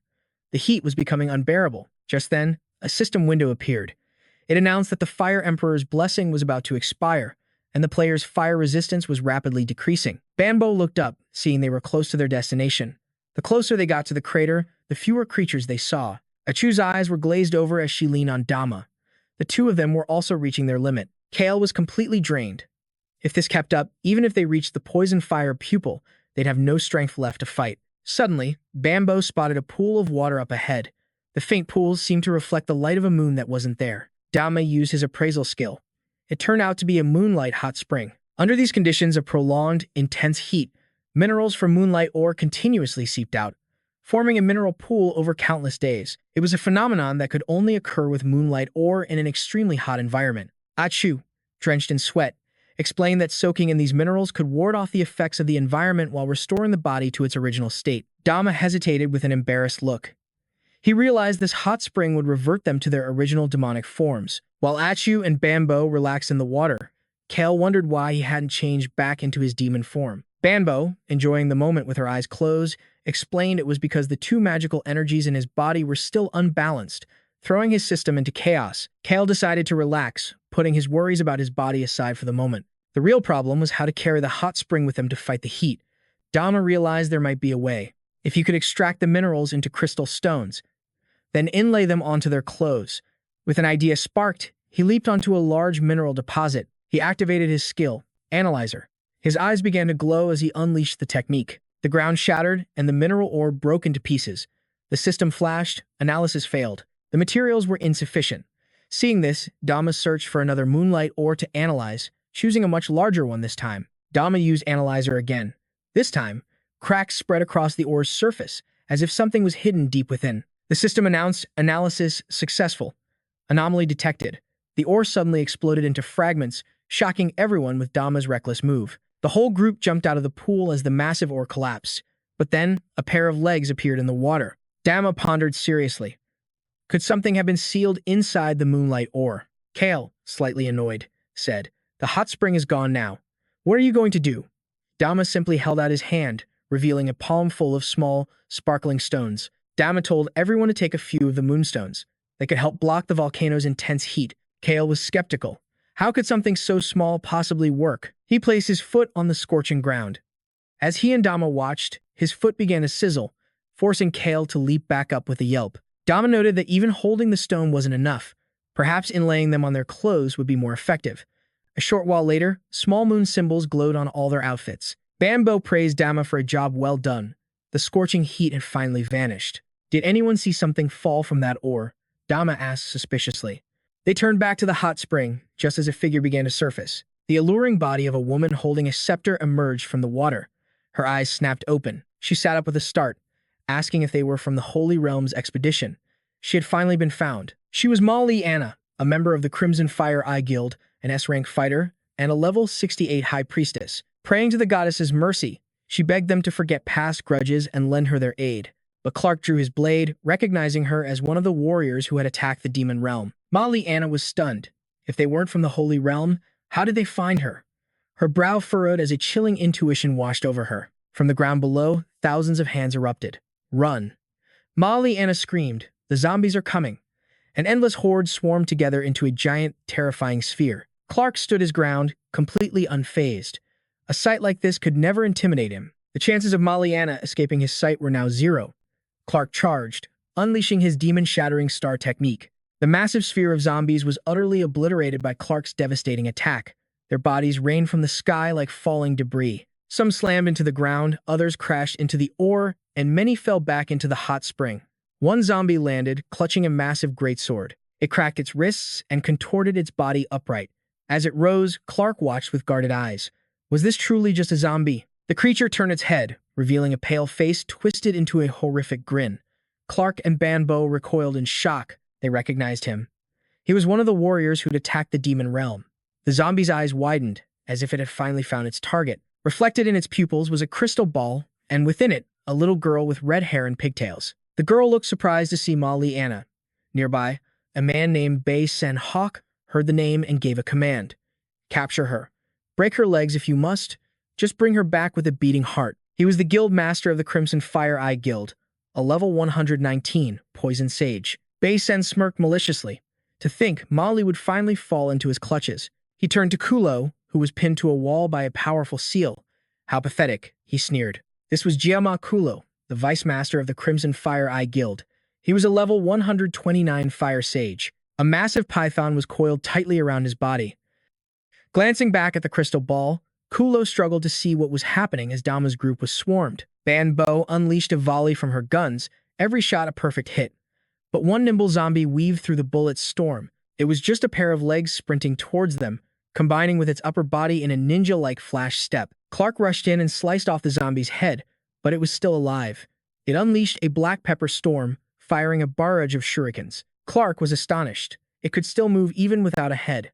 Ah Chu summoned his shield to block the deadly assault. Banbo kept firing, then conjured a giant mushroom whose massive cap intercepted the projectiles. The greatsword zombie swung its weapon wildly, and Dama barely parried the sudden onslaught. He couldn't sense any magic, yet it was clearly using magical skills. How on earth were these things created? As she fought them off, Molly shouted an explanation. They're all corpses of former Crimson Fire Eye members. Their magical power comes from a mysterious meteorite. Unless we can destroy the core zombie carrying its energy, normal attacks are useless. For now, the only thing that can temporarily stop them is purification magic. Just as she finished speaking, Molly used her magic to purify a nearby zombie. But in her current state, her mana was dangerously low, and she couldn't keep it up. As the horde grew, Dama used his own magic to push them back. Before long, the entire group was surrounded and cornered with nowhere left to run. It's because I've been marked, Molly explained. Wherever I go, they will follow. You all need to run. Clark just grit his teeth and smirked. I won't move an inch until I've killed you with my own hands and gotten some answers. Molly saw the unyielding resolve in his eyes. If you don't leave, you'll all die here. Dama held his sword at the ready, his senses on high alert. An idea struck him. If he could just push them into that molten lava, the intense heat should be enough to finish them. A headless zombie in tattered clothes suddenly began wildly firing a heavy machine gun. The powerful recoil sent its body staggering back, until it accidentally tripped over its own severed head lying on the ground. Its body seemed surprised. The zombie picked up its head, placed it back on its neck, and the flesh automatically began to reattach. After adjusting its head, it resumed its bullet barrage. The group frantically dodged, but in the chaos, Molly was struck in the shoulder. The impact sent her flying, and she crashed to the ground, completely off balance. Beside A Chu, Danma watched as Molly and the horde of zombies charged straight for her position. With a deafening crack, Molly slammed her demonic staff into the ground, shattering the earth beneath her. She began to channel a massive surge of blue magic, preparing to activate the teleportation spell. Caplap sneered, still refusing to believe Molly would actually save them. Without a word, Banbo grabbed him by the hair and dragged him into the designated teleportation zone. A luminous circle of light erupted, forming a protective barrier around them as the spell prepared to activate. A brilliant beam of magic shot straight up into the sky. Below, the zombie horde snarled, their dead eyes fixed on the heavens. Suddenly, the greatsword-wielding zombie stepped forward. With bulging muscles and a face twisted in madness, it hurled the colossal blade directly at them. But in that instant, a foot descended from the sky, shattering the massive sword and sending the fragments rocketing back toward the ground. The greatsword zombie stared blankly, utterly stunned. The rest of the horde, seeing this strange new arrival, immediately began to swarm the mysterious figure. A powerful silhouette emerged from the smoke. The wild boar king stepped out, casually picking an ear. His stern gaze fixed on the blue glow of a teleportation spell. A beam of light slammed into the earth. Marion materialized, clutching a wounded shoulder. Instantly, Clark had his sword pointed right at her. He warned her not to move an inch. If he even sensed a hint of magic, he wouldn't hesitate to cut her down. Clark roared with fury, demanding to know why they attacked Moro's territory. And where did that damn fire mage run off to? Marion was completely baffled. She had no idea what guild these people were from. Why were they looking for Lord Kuro? Clark's blade pressed against her throat. Losing his patience, he snarled, "Where is he?" Marion quickly confessed.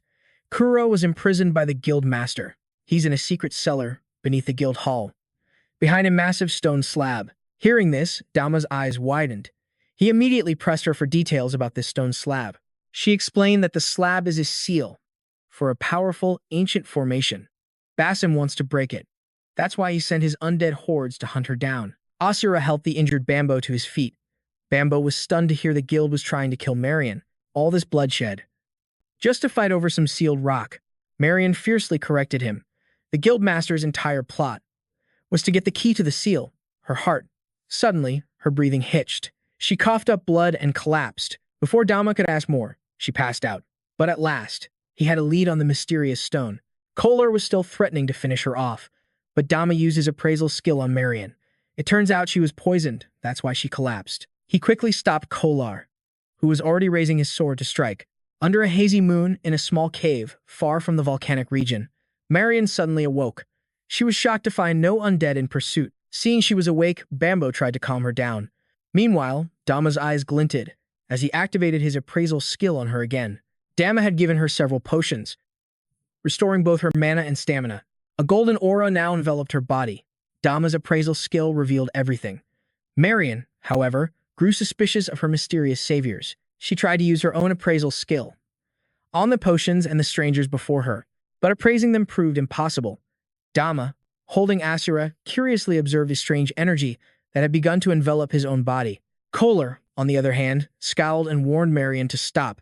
Her attempts at appraisal were all detected and blocked. Marion realized these people were on another level. She immediately bowed her head and apologized.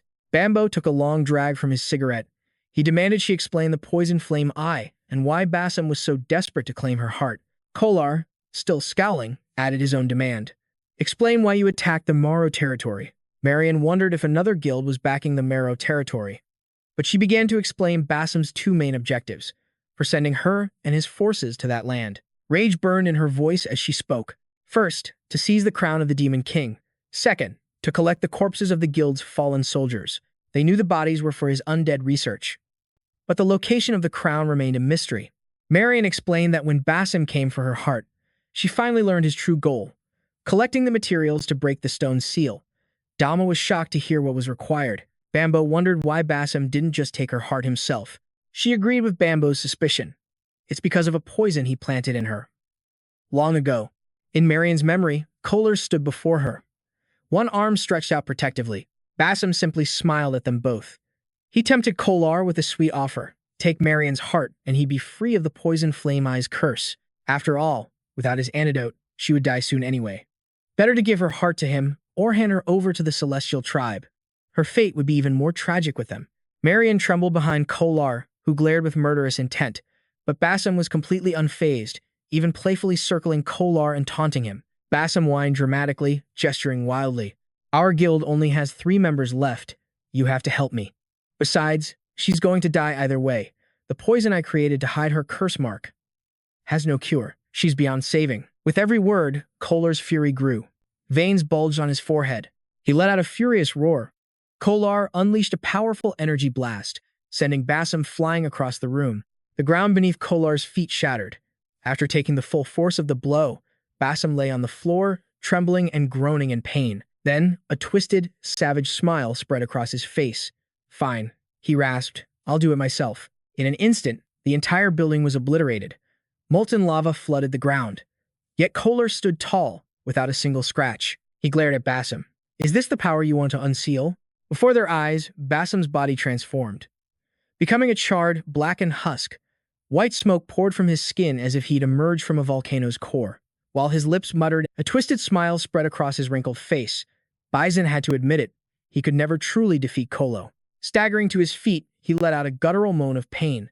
The charred black skin began to crack and peel away, revealing Bison's original form underneath. Kolo had no time to waste at the heart of the volcano. Bison would never be his equal. Bison knew how powerful Kolo was. Their master had always intended for Kolo to inherit the poison fire eye. But the technique he unleashed was a sinister, dark energy. That dark energy instantly engulfed Marion.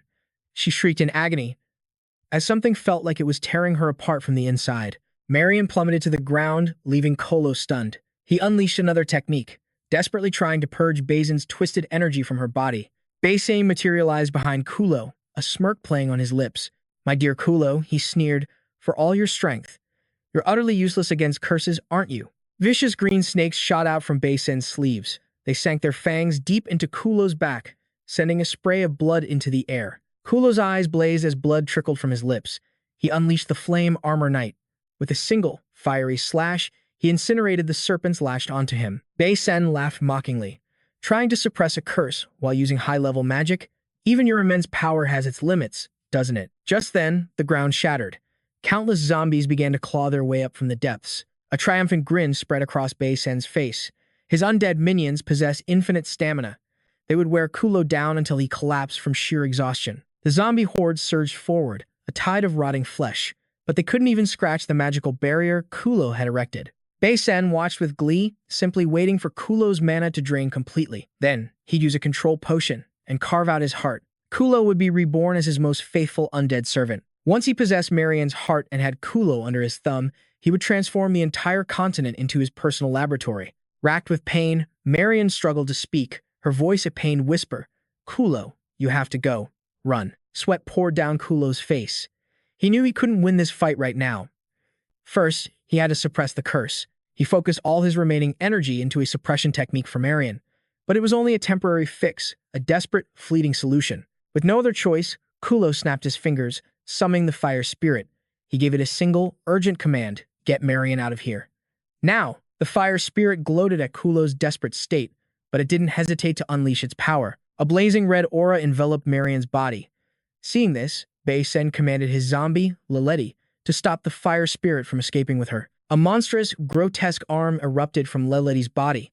It shot directly toward Marion, ready to crush her. The fire spirit countered with a beam of pure flame, piercing straight through the hideous limb. In the next instant, it whisked Marion away from the battlefield. Bison could only watch, his expression turning thunderous. Kolo collapsed to his knees, utterly spent. The zombies closed in, jaws gaping, and lunged as one. The flashback ends. Marion continued her story. "Even though the curse was suppressed, the zombies could still track me, using the mark branded on my body, so I transformed." She explained, merging the curse with the moon itself. "I sent out a distress signal to the other races, praying for reinforcements." Kala grumbled. "Humans. All for a single stone slate, they massacred the entire demon mushroom territory." Bambo's curiosity was piqued. He immediately asked about the slate's power, but even Marion had no idea what abilities the mysterious artifacts held. Finally, Dam broke the silence, shattering everyone's curiosity. "They are the seals of the demon god, Gulu. Break the seals, and you obtain Gulu's power." The other three were stunned into silence. Bambo wondered aloud, "Is that the same evil power from the era of the Demon King's rise?" Dam immediately answered. "Most likely," he confirmed. "My intel is limited. There are 6 sealing slates in total. Manhwa Mountain holds one of them. The apostles of Gulu are already moving to break those seals." As he finished speaking, Bambo put the pieces together. So the Fairy King's crown must be a key to breaking the seals. That's why the apostles of Gulu went after him. Kala shot to his feet, drawing his sword in a flash. He pointed the blade directly at Marion's throat. Marion, completely caught off guard, trembled in fear. "Humans destroy the homes of others out of pure greed." Kala roared. "They all deserve to die." He raised his sword, about to strike Marion down. Dam rushed forward to intercept him. Seeing the situation escalate, Bambo urged Kala to calm down. His voice was ice. "This woman's hands are stained with the blood of my people. Revenge is the only reason we've come this far." Kala's rage boiled over. "Why are you stopping me too?" Bambo remained perfectly calm, reminding him, "Dam is our king." He promised Kala they would have their vengeance. "Killing Marion is meaningless," he explained. "True revenge is killing the mastermind behind it all." Dam then turned to her. "Tell me about this guild master. Bei-sen. Marion struggled to describe Bei-sen's appearance. Finally, she resorted to illusion magic to create a perfect replica of him. Dam was shocked. I can't believe her guild master is just a child. Wait, can you project a memory from my mind? Don't be fooled by his appearance, Marion explained. He maintains that form with a potion of his own creation. I can, she said. Give me your hand. Dam placed his hand in hers, following her instructions and relaxing his mind. Just then, Achu woke up and immediately snuggled up to him. Marion, deep in concentration, told him to clearly picture the person he wanted her to create. The spell was a success. Next to the image of Bei-sen stood another figure, an apostle of Gulu, completely hidden beneath a black cloak. Dam immediately asked Marion, is this person a member of your guild? Marion was certain. Someone disguised like that is definitely not from the Tong Du Huo guild. Bambo, who had been watching intently, turned to Dam. Isn't that the mysterious figure you encountered during the battle for the demon mushroom terror? Dam's eyes widened in shock. He was right there beside you, and none of you even realized it. Impossible. Kalen shot back from behind. With our power, there's no way someone could sneak up on us. Kalen's eyes narrowed at Marion. He suspected she used some kind of mind control magic on Damien. Kalen's hand tightened on his sword. Terrified, Marion clutched her head, screaming out weak, desperate denials. Just then, Damien spoke calmly to Marion. If you want to live, he said, you'll make a deal with us. A flicker of shock crossed both Brandon's and Kalen's faces, but neither of them moved to stop him. Marion hesitated, her curiosity about the three of them growing. Damien stood up, still holding the child in his arms. The enemy of my enemy is my friend. He wanted Marion's help to take down Bryson. She agreed instantly, but on one condition. Crows must not be harmed. Brandon immediately objected. He'd burn the Mao territory to the ground. They would never spare his life. With her one condition rejected, Marion refused their deal entirely. Kalen's dislike for the woman only grew. If Marion refused to cooperate, then she no longer had any value left alive. Marion declared she would rather die by Kalen's blade, just so Bryson would lose everything. But Damien cut her off. He would accept her condition, if she could convince crows to help them fight the true culprit. Standing behind him, Kalen was clearly displeased. He couldn't approve of Damien's decision.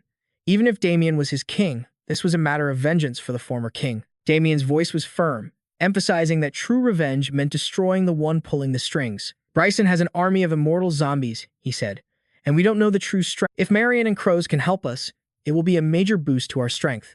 Brandon supported the decision, but added a warning. Until we can confirm their loyalty, we can't guarantee their lives. Though still dissatisfied, Kalen finally consented to Damien's decision. Marion shyly expressed her gratitude to the three of them. Damien stepped forward, extending his hand to her. From now on, he declared, we are allies. Marion looked up at him. She was so moved that a tear escaped her eye. Wiping it away, Marion offered a small smile and grasped Damien's outstretched hand. A system window suddenly appeared, announcing that a high-level priest had successfully joined the party. Elsewhere, a massive, shimmering crystal jutted from the earth, but its peak was shattered as if from a devastating impact. The wild boar king roared in fury. He couldn't believe these strange creatures hadn't been defeated yet. He stood defiantly amid the swirling smoke, his expression pure murder. Before the wild boar king lay a mountain, a grotesque pile formed from countless zombie corpses. He decided he would slaughter every last one of them. But suddenly, a crack split the earth beneath his feet, and a strange, dark mass began to emerge. It was a colossal zombie head. It lunged forward with its jaws wide open, sinking its teeth into the wild boar king's arm. He glanced down impassively at the grotesque thing gnawing on his arm. The wild boar king's body was like iron. The zombie couldn't even scratch his skin. With a single, effortless flick of his arm, he shattered the massive head into 1,000 pieces that rained down on the ground. Just then, a dark tide of zombies began crawling down from the corpse mountain, like a living swarm of insects pouring from the depths of hell. Desperate, skeletal arms reached out, and suddenly, their bodies began to merge, forming one gigantic, pulsating mass of flesh. A deformed monstrosity appeared, its gaping maw lined with razor-sharp teeth. Its horrifying body was a patchwork of mangled flesh and splintered bone. Seeing this new threat, the wild boar king decided it was time. Time to use that. He opened his dimensional storage and began to search. Just before the monstrosity could reach him, he pulled out a boombox. The wild boar king hit play. As powerful sound waves blasted from the speakers, his body began to twist and move to the rhythm. The grotesque creature continued its clumsy advance. Suddenly, the king's eyes flashed with power as he activated a skill. Rhythm Brawl. The attack completely shattered the monster's arm. As the move ended, he launched himself into the air, right in front of the abomination. A full drum kit materialized out of thin air. The wild boar king began hammering out a powerful, relentless beat on the drums. The sound waves transformed into a blazing, crimson energy. As the drum solo reached its crescendo, the wild boar king lunged forward for the final blow. He landed gracefully. The force of his attack sent the creature flying into the distance, kicking up a massive cloud of dust. The monstrosity's body was torn to shreds. With the music still pumping from the boombox, the wild boar king joyfully busted a move, savoring his victory dance. In another location, Lele accessed the zombies' collective memory, reporting the situation directly to Bryson. Bryson's expression darkened upon hearing the news. He was not pleased. Lele finished her report and awaited her master's command. A vicious look crossed Bryson's face. He gave a single, chilling order: eliminate the wild boar king. Meanwhile, our hero was still blissfully enjoying the music. Oozing ichor, the scattered zombie remains began to stir. They merged once more into a giant mass, hurtling toward the king, who was still lost in the music. The grotesque monster had reformed. It began to shamble menacingly toward the wild boar king. With a terrifyingly ferocious expression, the creature let out a low groan and unleashed its corpse vomit attack. The eyes of the other zombies began to glow, one by one, before they spewed strange green orbs from their mouths. Thousands of these projectiles shot out, hurtling straight for the wild boar king. The beat from the music player pulsed steadily. Just as the green masses closed in, the wild boar king suddenly spun around. A blazing red energy erupted around his entire body. Like a god with 3 heads and 6 arms, he unleashed a continuous barrage of punches, blasting away hundreds of the incoming mutations. As the music grew more intense, his attacks became even more ferocious. But a moment of carelessness gave an opening for one green orb to slam into his head. A scratch appeared on the wild boar king's forehead. His rage instantly flared, and the crimson energy around him swelled. Suddenly, the music vanished. The player had been shattered by the impact. The wild boar king's expression turned dangerously grim. The green orbs continued to slam into his body at a staggering speed. White smoke and crimson energy completely enveloped the wild boar king.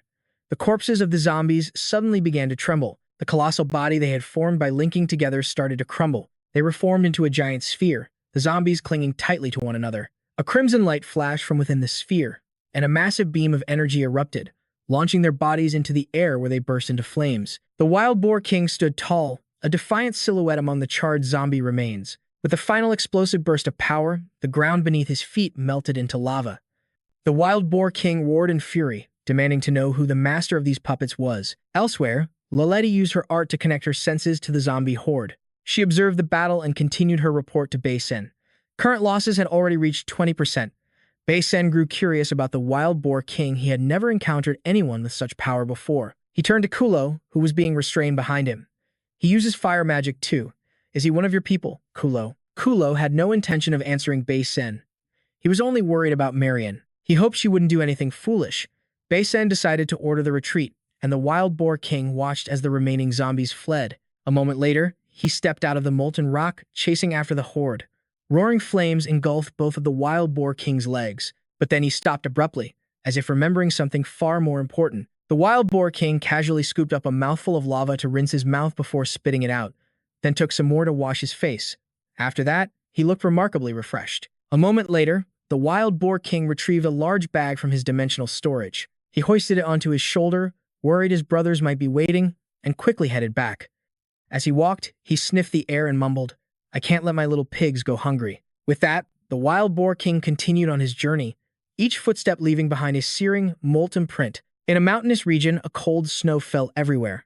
A breathtakingly beautiful creature appeared in the sky, a level 97 radiant dragon queen with a maximum health of 31,400. Her energy was 28,120, magic defense was 4,210, attack power was 1,920, and magic attack was 6,000. Her physical defense was 2,910, speed was 95, and her critical hit rate was 50%, a truly rare specimen. Accessories forged from its feathers and scales were not only magnificent and noble, but also possessed extremely high magic resistance. It was a luxury-class creature, one of the 3 most sought-after dragons. In the distance, 3 figures were flying toward it. The radiant dragon queen was startled, its eyes filled with vigilance. Suddenly, a devastating force descended upon it, and blood sprayed as it cried out in agony. The radiant dragon queen was sliced in half, its body plummeting from the sky onto the cold white snow below.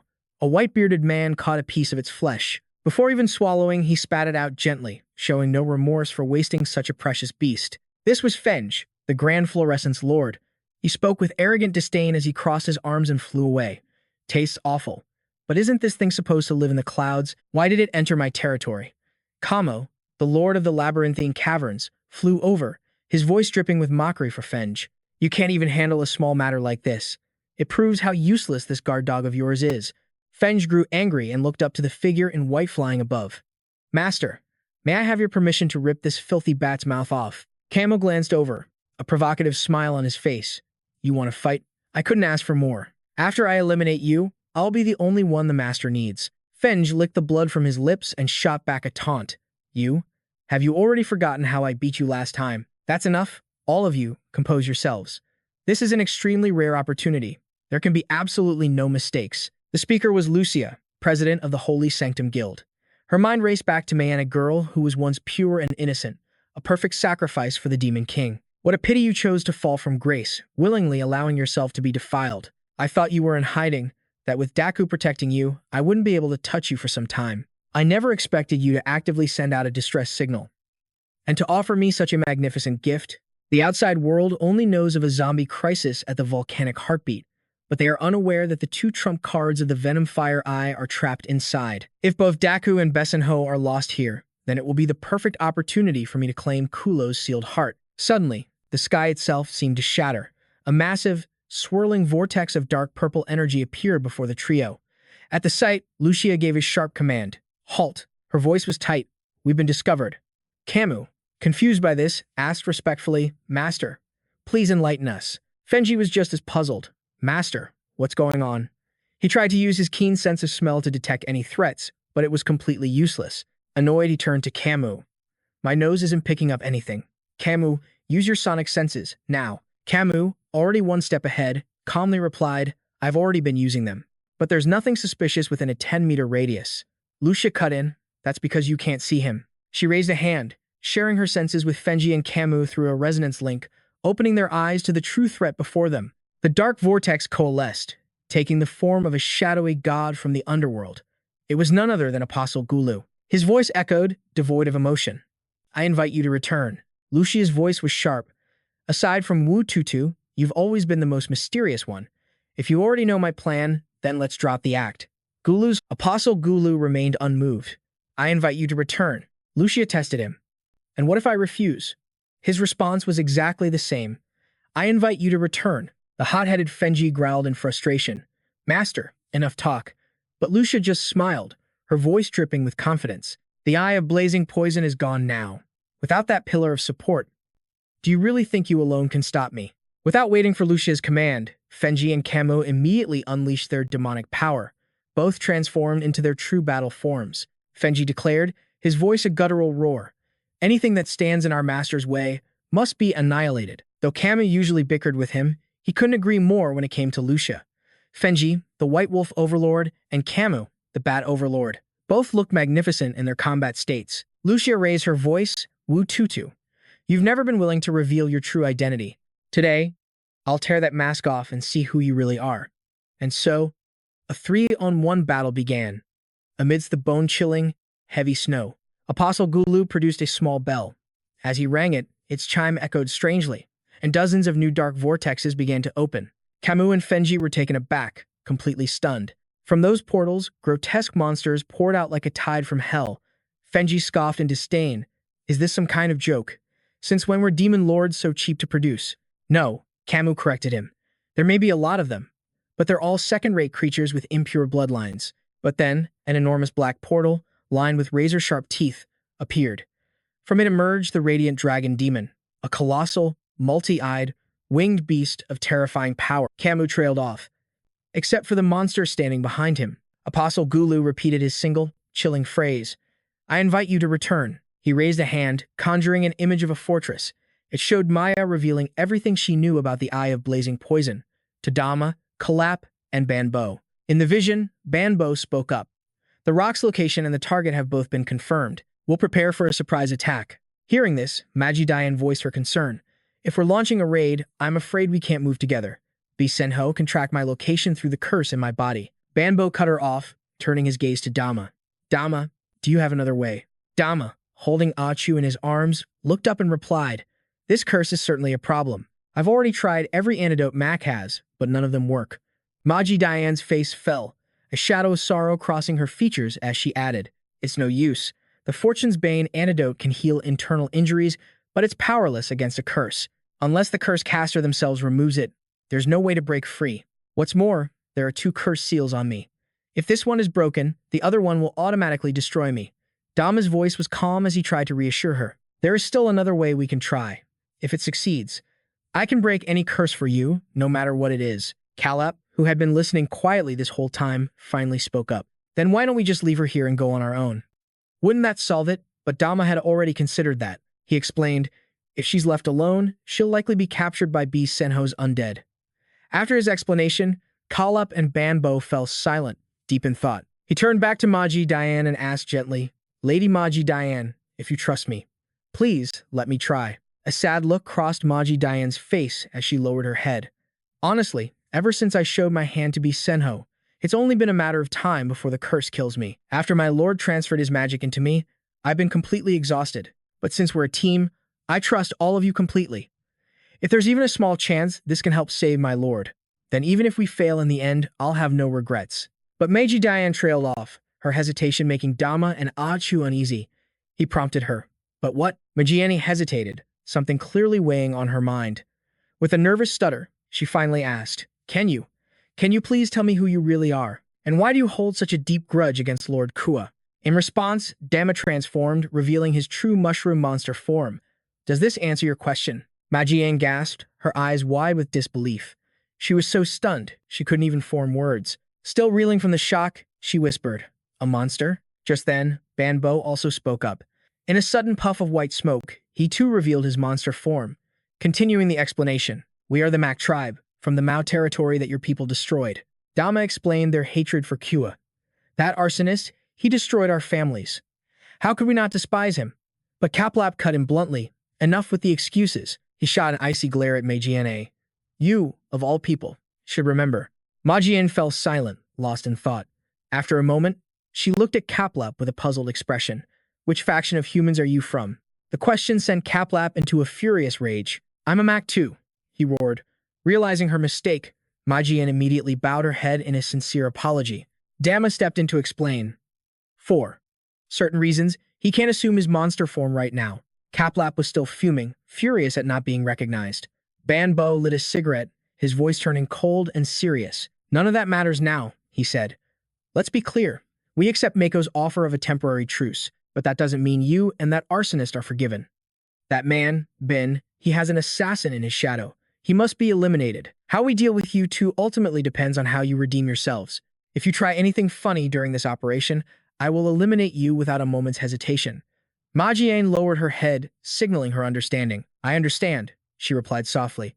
"As long as we can save Lord Kua, I'll even act as bait if I have to. It won't be a problem." Banbo turned to Dama. "Dama, we've said what needed to be said. What's our next move?" Majiane reaffirmed her commitment. "Whatever it takes, I'll cooperate." Dama's solution was simple, yet strange. "Just let us enter your body." A shocked blush spread across Majiane's face. "Enter my body?" she stammered. From a corner, Koplap watched with his arms crossed. He snorted in disgust. "As a proud Mac warrior, I have no interest in humans." Majiane turned, sweeping her hair aside to reveal her back, a silent offering. "Will this be sufficient?" she asked. Dama gave a satisfied thumbs up. "Yes, this is perfect." He began to focus.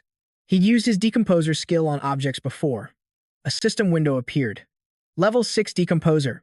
Initiating analysis. Utilizing natural material cycles, decomposition of all non-living matter is unlimited. Warning, player must be prepared to absorb the results. So in theory, he thought, as long as this isn't some curse-immune magic, I should be able to break it down. After a moment of concentration, Dama decided on his approach. It was time to use the king's spores. A cloud of golden smoke erupted around him. From within, countless tiny Mac mushrooms emerged, swarming towards Meijian.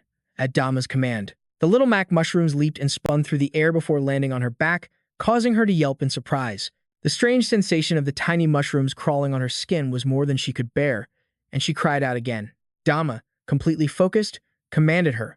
"Don't resist. I'm going in now." He aimed his small hand at her back and activated his skill, spore manipulation. Instantly, the eyes and mouths of every tiny mushroom began to glow ominously. A powerful shiver ran down Majian's spine as she let out a pained scream. Dama's spores had successfully breached her spiritual space. A system notification appeared before him. Through spore connection, player has infiltrated the target's mental space. Congratulations on achieving spore link. Reward, 100,000 EXP. Seeing through the eyes of his spores, Dama gasped. What is that? The system provided an answer. That is the target's spiritual core. The aura surrounding it is the curse. If the curse makes contact with the spiritual core, it will begin to corrode, leading to the target's death. Without hesitation, Dama unleashed another wave of spores. Golden smoke billowed out, but as he tried to push through the barrier, he found his path completely blocked. He slammed into it so hard it left a bump on his head. Ow, who cast this thing? He yelled in frustration. Why is it so tough? The system chimed in again. Curses are a unique form of magic. They can only be lifted by a specific counterspell, otherwise any kind of potion is completely ineffective. Dama smirked, a clever idea forming in his mind. Is that so? Gritting his teeth, he clasped his hands together and unleashed his power. A massive explosion of golden smoke enveloped the cursed aura. Countless more mushrooms appeared. He then commanded, "My little spores." Obeying his command, the tiny mushrooms swarmed the ring of the curse and began to tear it apart with all their might. Demonic energy swarmed the target, leaving no gap. Dama roared, "Dispel." Outside, the party held its breath, anxiously waiting for the result. Ah Chu knelt beside Dama, her voice trembling as she called his name. Banbo took a calm drag from his cigarette. "Don't worry," he said with complete trust. "Dama always has a plan." On Mijian's back, the demonic spirits glowed ominously. Their invasion was still in progress. Leaning against a massive boulder, Majian let out a soft groan, fighting through waves of excruciating pain. Deep within Majian's spiritual plane, the demonic entities swarmed the thick, dark curse, unleashing brilliant streams of light. They channeled every last bit of their power, forcing their way deeper. Tiny fractures began to spiderweb across the curse's surface. The spirits strained, their ethereal forms bulging with effort. The cracks on the curse widened and multiplied. They poured on the pressure, their eyes blazing with raw power. Within the spiritual realm, Majian's true consciousness began to stir. Slowly, her eyelids fluttered open. She looked up and her eyes met the sight of demonic spirits perched above her, tearing the curse apart. Her spiritual form cried out in shock and fear. And in that instant, the curse shattered completely. It was finally broken. Outside, the demonic spirits shot out from Majian's back. Majian let out a shuddering cry of pain and relief as the spirits collapsed to the ground, vanishing in a puff of golden smoke. A system window chimed. Congratulations. The curse seal has been successfully dispelled. Defensive magic skill acquired.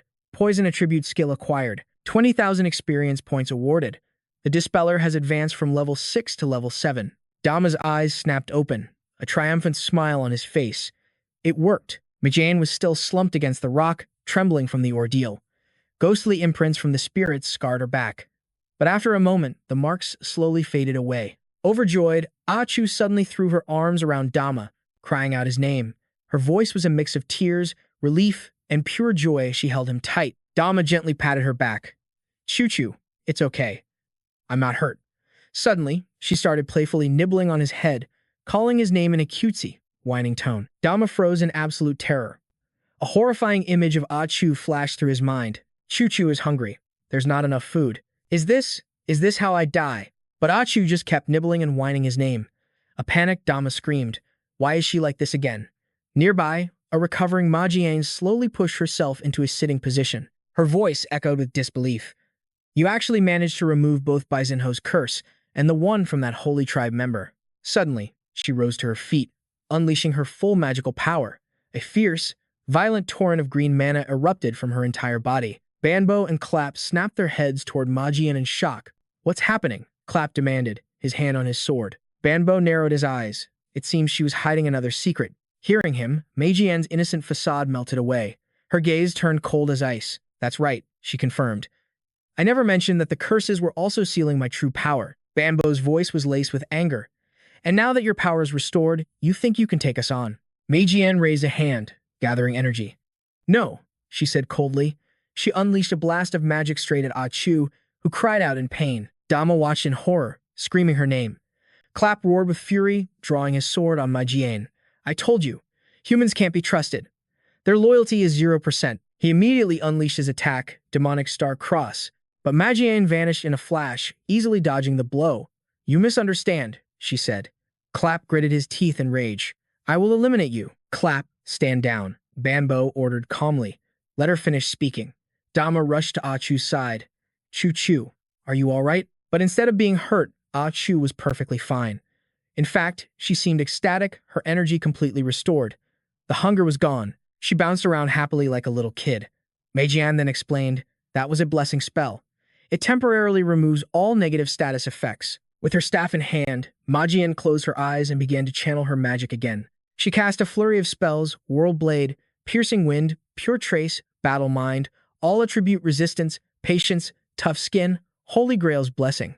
The entire group was stunned, completely caught off guard. Their strength, speed, and defense had all increased dramatically. Ah Chu tested her newfound power, shouting with glee, "Chu Chu is full of energy." But Clap still scowled, clearly unimpressed. Such cheap parlor tricks, he thought to himself.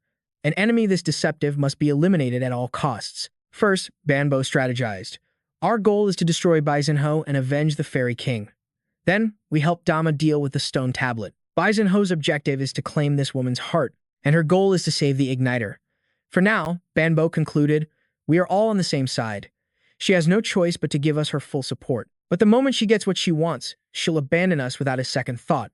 Worse, she might even use us as pawns to buy herself more time." After casting the powerful blessings, Meijian looked exhausted. She wiped a bead of sweat from her brow and spoke. "I've placed every enhancement spell I know on all of you, but their effects will only last for 40 minutes. That means we have to move fast and make every second count." Hearing this, Clap's eyes widened in sudden realization. An angry voice roared at Marianne. "At you, get ready to fight. If something's coming for us, get over here now." She whipped her head around, sensing a dark presence. Her voice was laced with worry. Could it be? Had Bizen's zombies finally found us? Just then, a thunderous explosion echoed in the distance. It seemed Marianne's fears were realized. She immediately turned back to Dama's group. "Forget about them. We're going straight to their headquarters. Everyone, gather close to me, now." Marianne slammed her scepter into the ground and began chanting for a forced teleportation spell. Dama's group huddled in tightly around her. Blinding light erupted from Marianne's spell, illuminating the shocked faces of Dama and Akshu. The light exploded, engulfing the entire area, before fading away into a cloud of smoke. As the smoke cleared, only the remnants of Marianne's spell remained, but in the distance, a massive figure was charging toward them at incredible speed. The figure screeched to a halt. It was the Boar King. Towering and ferocious, he carried a large sack on his back, his eyes glaring down at the smoldering spell circle. The Boar King sniffed the air, his keen senses on high alert. The scent was fresh. They had just left. He growled in frustration at the missed opportunity. Damn it. Just one step behind. At that same moment, Dama's group materialized in a new location. Marianne stumbled, her voice weak. "We're here." Dama's team rushed to support her as she swayed. Clap looked around in awe. Whoa, that was fast. They stood in the grand hall of the Poison Fire Guild, just as Marianne had described. The teleportation spell took everything I had, she gasped. "Next, we go through this pit to reach the stone slab." Dama took a battle stance, issuing a warning. "Everyone, conserve your magic. We only have one mushroom potion for each of us." Achu stood ready, determined to crush anyone who stood in their way. Banbo cocked his rifle, his voice filled with resolve. "The war between the Poison Fire Guild and the Mushroom Domain ends today." Clap stepped forward, dual blades burning with energy. "Then let me be the first to draw blood." He leaped into the pit before anyone could react, causing the others to cry out, "Old man!" Marianne gripped her scepter tightly. "Here it comes." Suddenly, a colossal shadow descended upon them. A grotesque creature stitched together from countless corpses. Everyone froze in shock. Below, Clap swung his blades at the massive beast as it crashed down. He unleashed his mushroom cross slash at the monstrosity. But the creature was completely unfazed. It roared in fury, its gaping maw revealing rows of sharp teeth, like a hideous leaf. The abomination snapped its jaws shut, aiming for Clap. But Clap was too quick, dodging the monster's lunge with ease.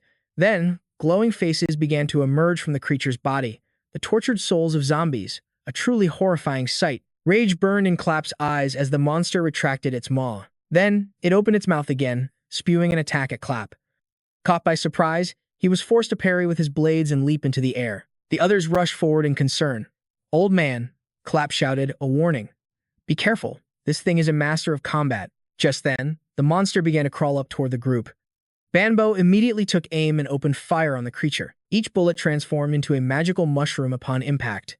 Banbo peppered the monster's head and body with shots. The zombie faces embedded in the creature began to glow. A central mouth emerged and spat out strange, bubble-like projectiles. The bubbles flew forward, completely engulfing Banbo's mushroom attacks. Banbo realized this was bad. It's not just skilled in combat, it adapts its counterattacks based on our moves. Marianne raised her scepter high and began to cast her spell. Grand Purification. A brilliant light erupted from her scepter. The monster shrieked in agony, thrashing wildly, sending the zombies embedded in its flesh flying off. But the dislodged zombies began to chant in unison. Blessing of Holy Light. Infused Light Attribute. Magic Immunity. Recitation of the Holy Ode. Suddenly, the entire monster was engulfed in a protective, fiery aura. Marianne realized in horror, it wasn't just priests.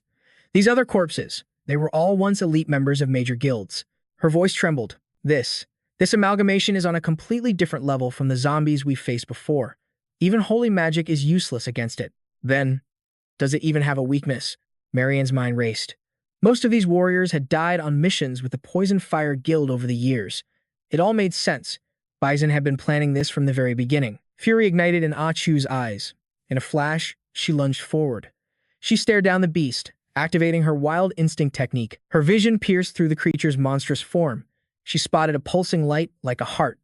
That was it, its weak point. Without hesitation, she unleashed her Chu-Chu fist. The attack blasted a gaping hole straight through the monster. Dama watched, his face beaming with pride. Incredible, he thought. She actually pinpointed its weakness, but something was wrong. The monster, sent flying, lashed out with a vicious counter. A fist shot straight for Ah Chu. Quick as lightning, Banbo fired his gun, creating a mushroom. The mushroom cushioned her fall perfectly. Dama and the others rushed to her side in a panic. He helped her down, his voice laced with concern. Ah Chu, are you all right? Ah Chu looked to Banbo. But I'm sure I saw its core. Banbo nodded, beginning to explain. You're not wrong. You definitely hit it, he confirmed. The problem is, this thing is a corpse amalgam. Its entire structure is constantly shifting, Banbo went on. Because of that, its weaknesses and attributes are always changing. What was a weak point 1 second becomes its strongest defense the next. Your attack. It just absorbed the energy and used it. Dama's face hardened with fury as he stepped forward. Let me handle this. Don't worry, everyone. Banbo called out. Dama, what's your plan? Dama began channeling his power, revealing his strategy. If I can see its true attribute and strike before it has time to adapt, we might just have a chance. He unleashed his SPORE guidance missiles, releasing thick clouds of smoke. The smoke enveloped the creature, leaving it disoriented and confused. Seizing the moment, Dama activated King SPORE. From within the smoke, countless clones burst forth at incredible speed. It was his multi-shadow technique.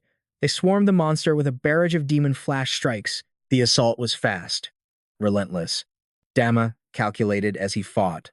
The number of corpses it's made of has to be finite. If I can annihilate all of them before it adapts to my attacks, I can win this. But for every part he destroyed, it instantly regenerated. Dama watched in horror, his voice filled with disbelief. What is this? How can dead bodies regenerate? The creature stood unharmed, restoring itself completely as if nothing had happened. Magi Diane's knuckles turned white as she gripped her staff. It possesses the combat experience and magical knowledge of 1,000 elite warriors, she stated grimly. Worse, it's learning and evolving with every second of this battle. Meanwhile, far away, Basin watched everything unfold through a crystal orb. He saw every move Magi, Diane, and the others made in the guild hall. A smug grin spread across his face. That mine. She's impressive now that her curse is lifted. She figured it all out in an instant. He gloated, admiring his own handiwork. Those other zombies were nothing but failed experiments. But this is the culmination of all my research. It may only be in its infancy now, but with the experience it's accumulating. The corpses of those thousands of elite warriors will constantly upgrade it, making it stronger than any of them were in life. He clasped his hands behind his back, speaking to the man beside him. Brother Kuzoka, the real show is about to begin. Indeed. Kuzoka's gaze was cold and bottomless, watching as the monster on screen grew ever larger, ever more powerful. Back in the hall, the bodies on the amalgam began to fight back.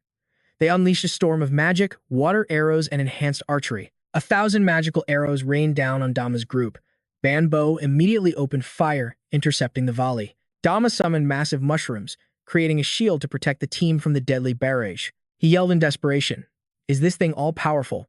At this rate, it's going to wear us down and kill us." Just then, Caplap spoke up. I have a plan. To kill the snake, you cut off its head. Forget this thing. Let's go straight for that, Bei Sen guy. Dama turned to Maji Diane, asking, Maji Diane, is Bei Sen the source of its magical power? No, she replied. The creature's power comes from a stone tablet. If we can destroy that tablet, this entire amalgam will vanish. Hearing this, Banbo immediately took command. All right, we split up. Dama, you and Achu stay here. Find a way to buy us some time. The rest of us will find that tablet. As if on cue, the sky overhead darkened ominously, and bolts of lightning began to crash down. And that's where we'll end this video for today. That was a summary of this chapter. If you have any thoughts on the chapter, let me know down in the comments.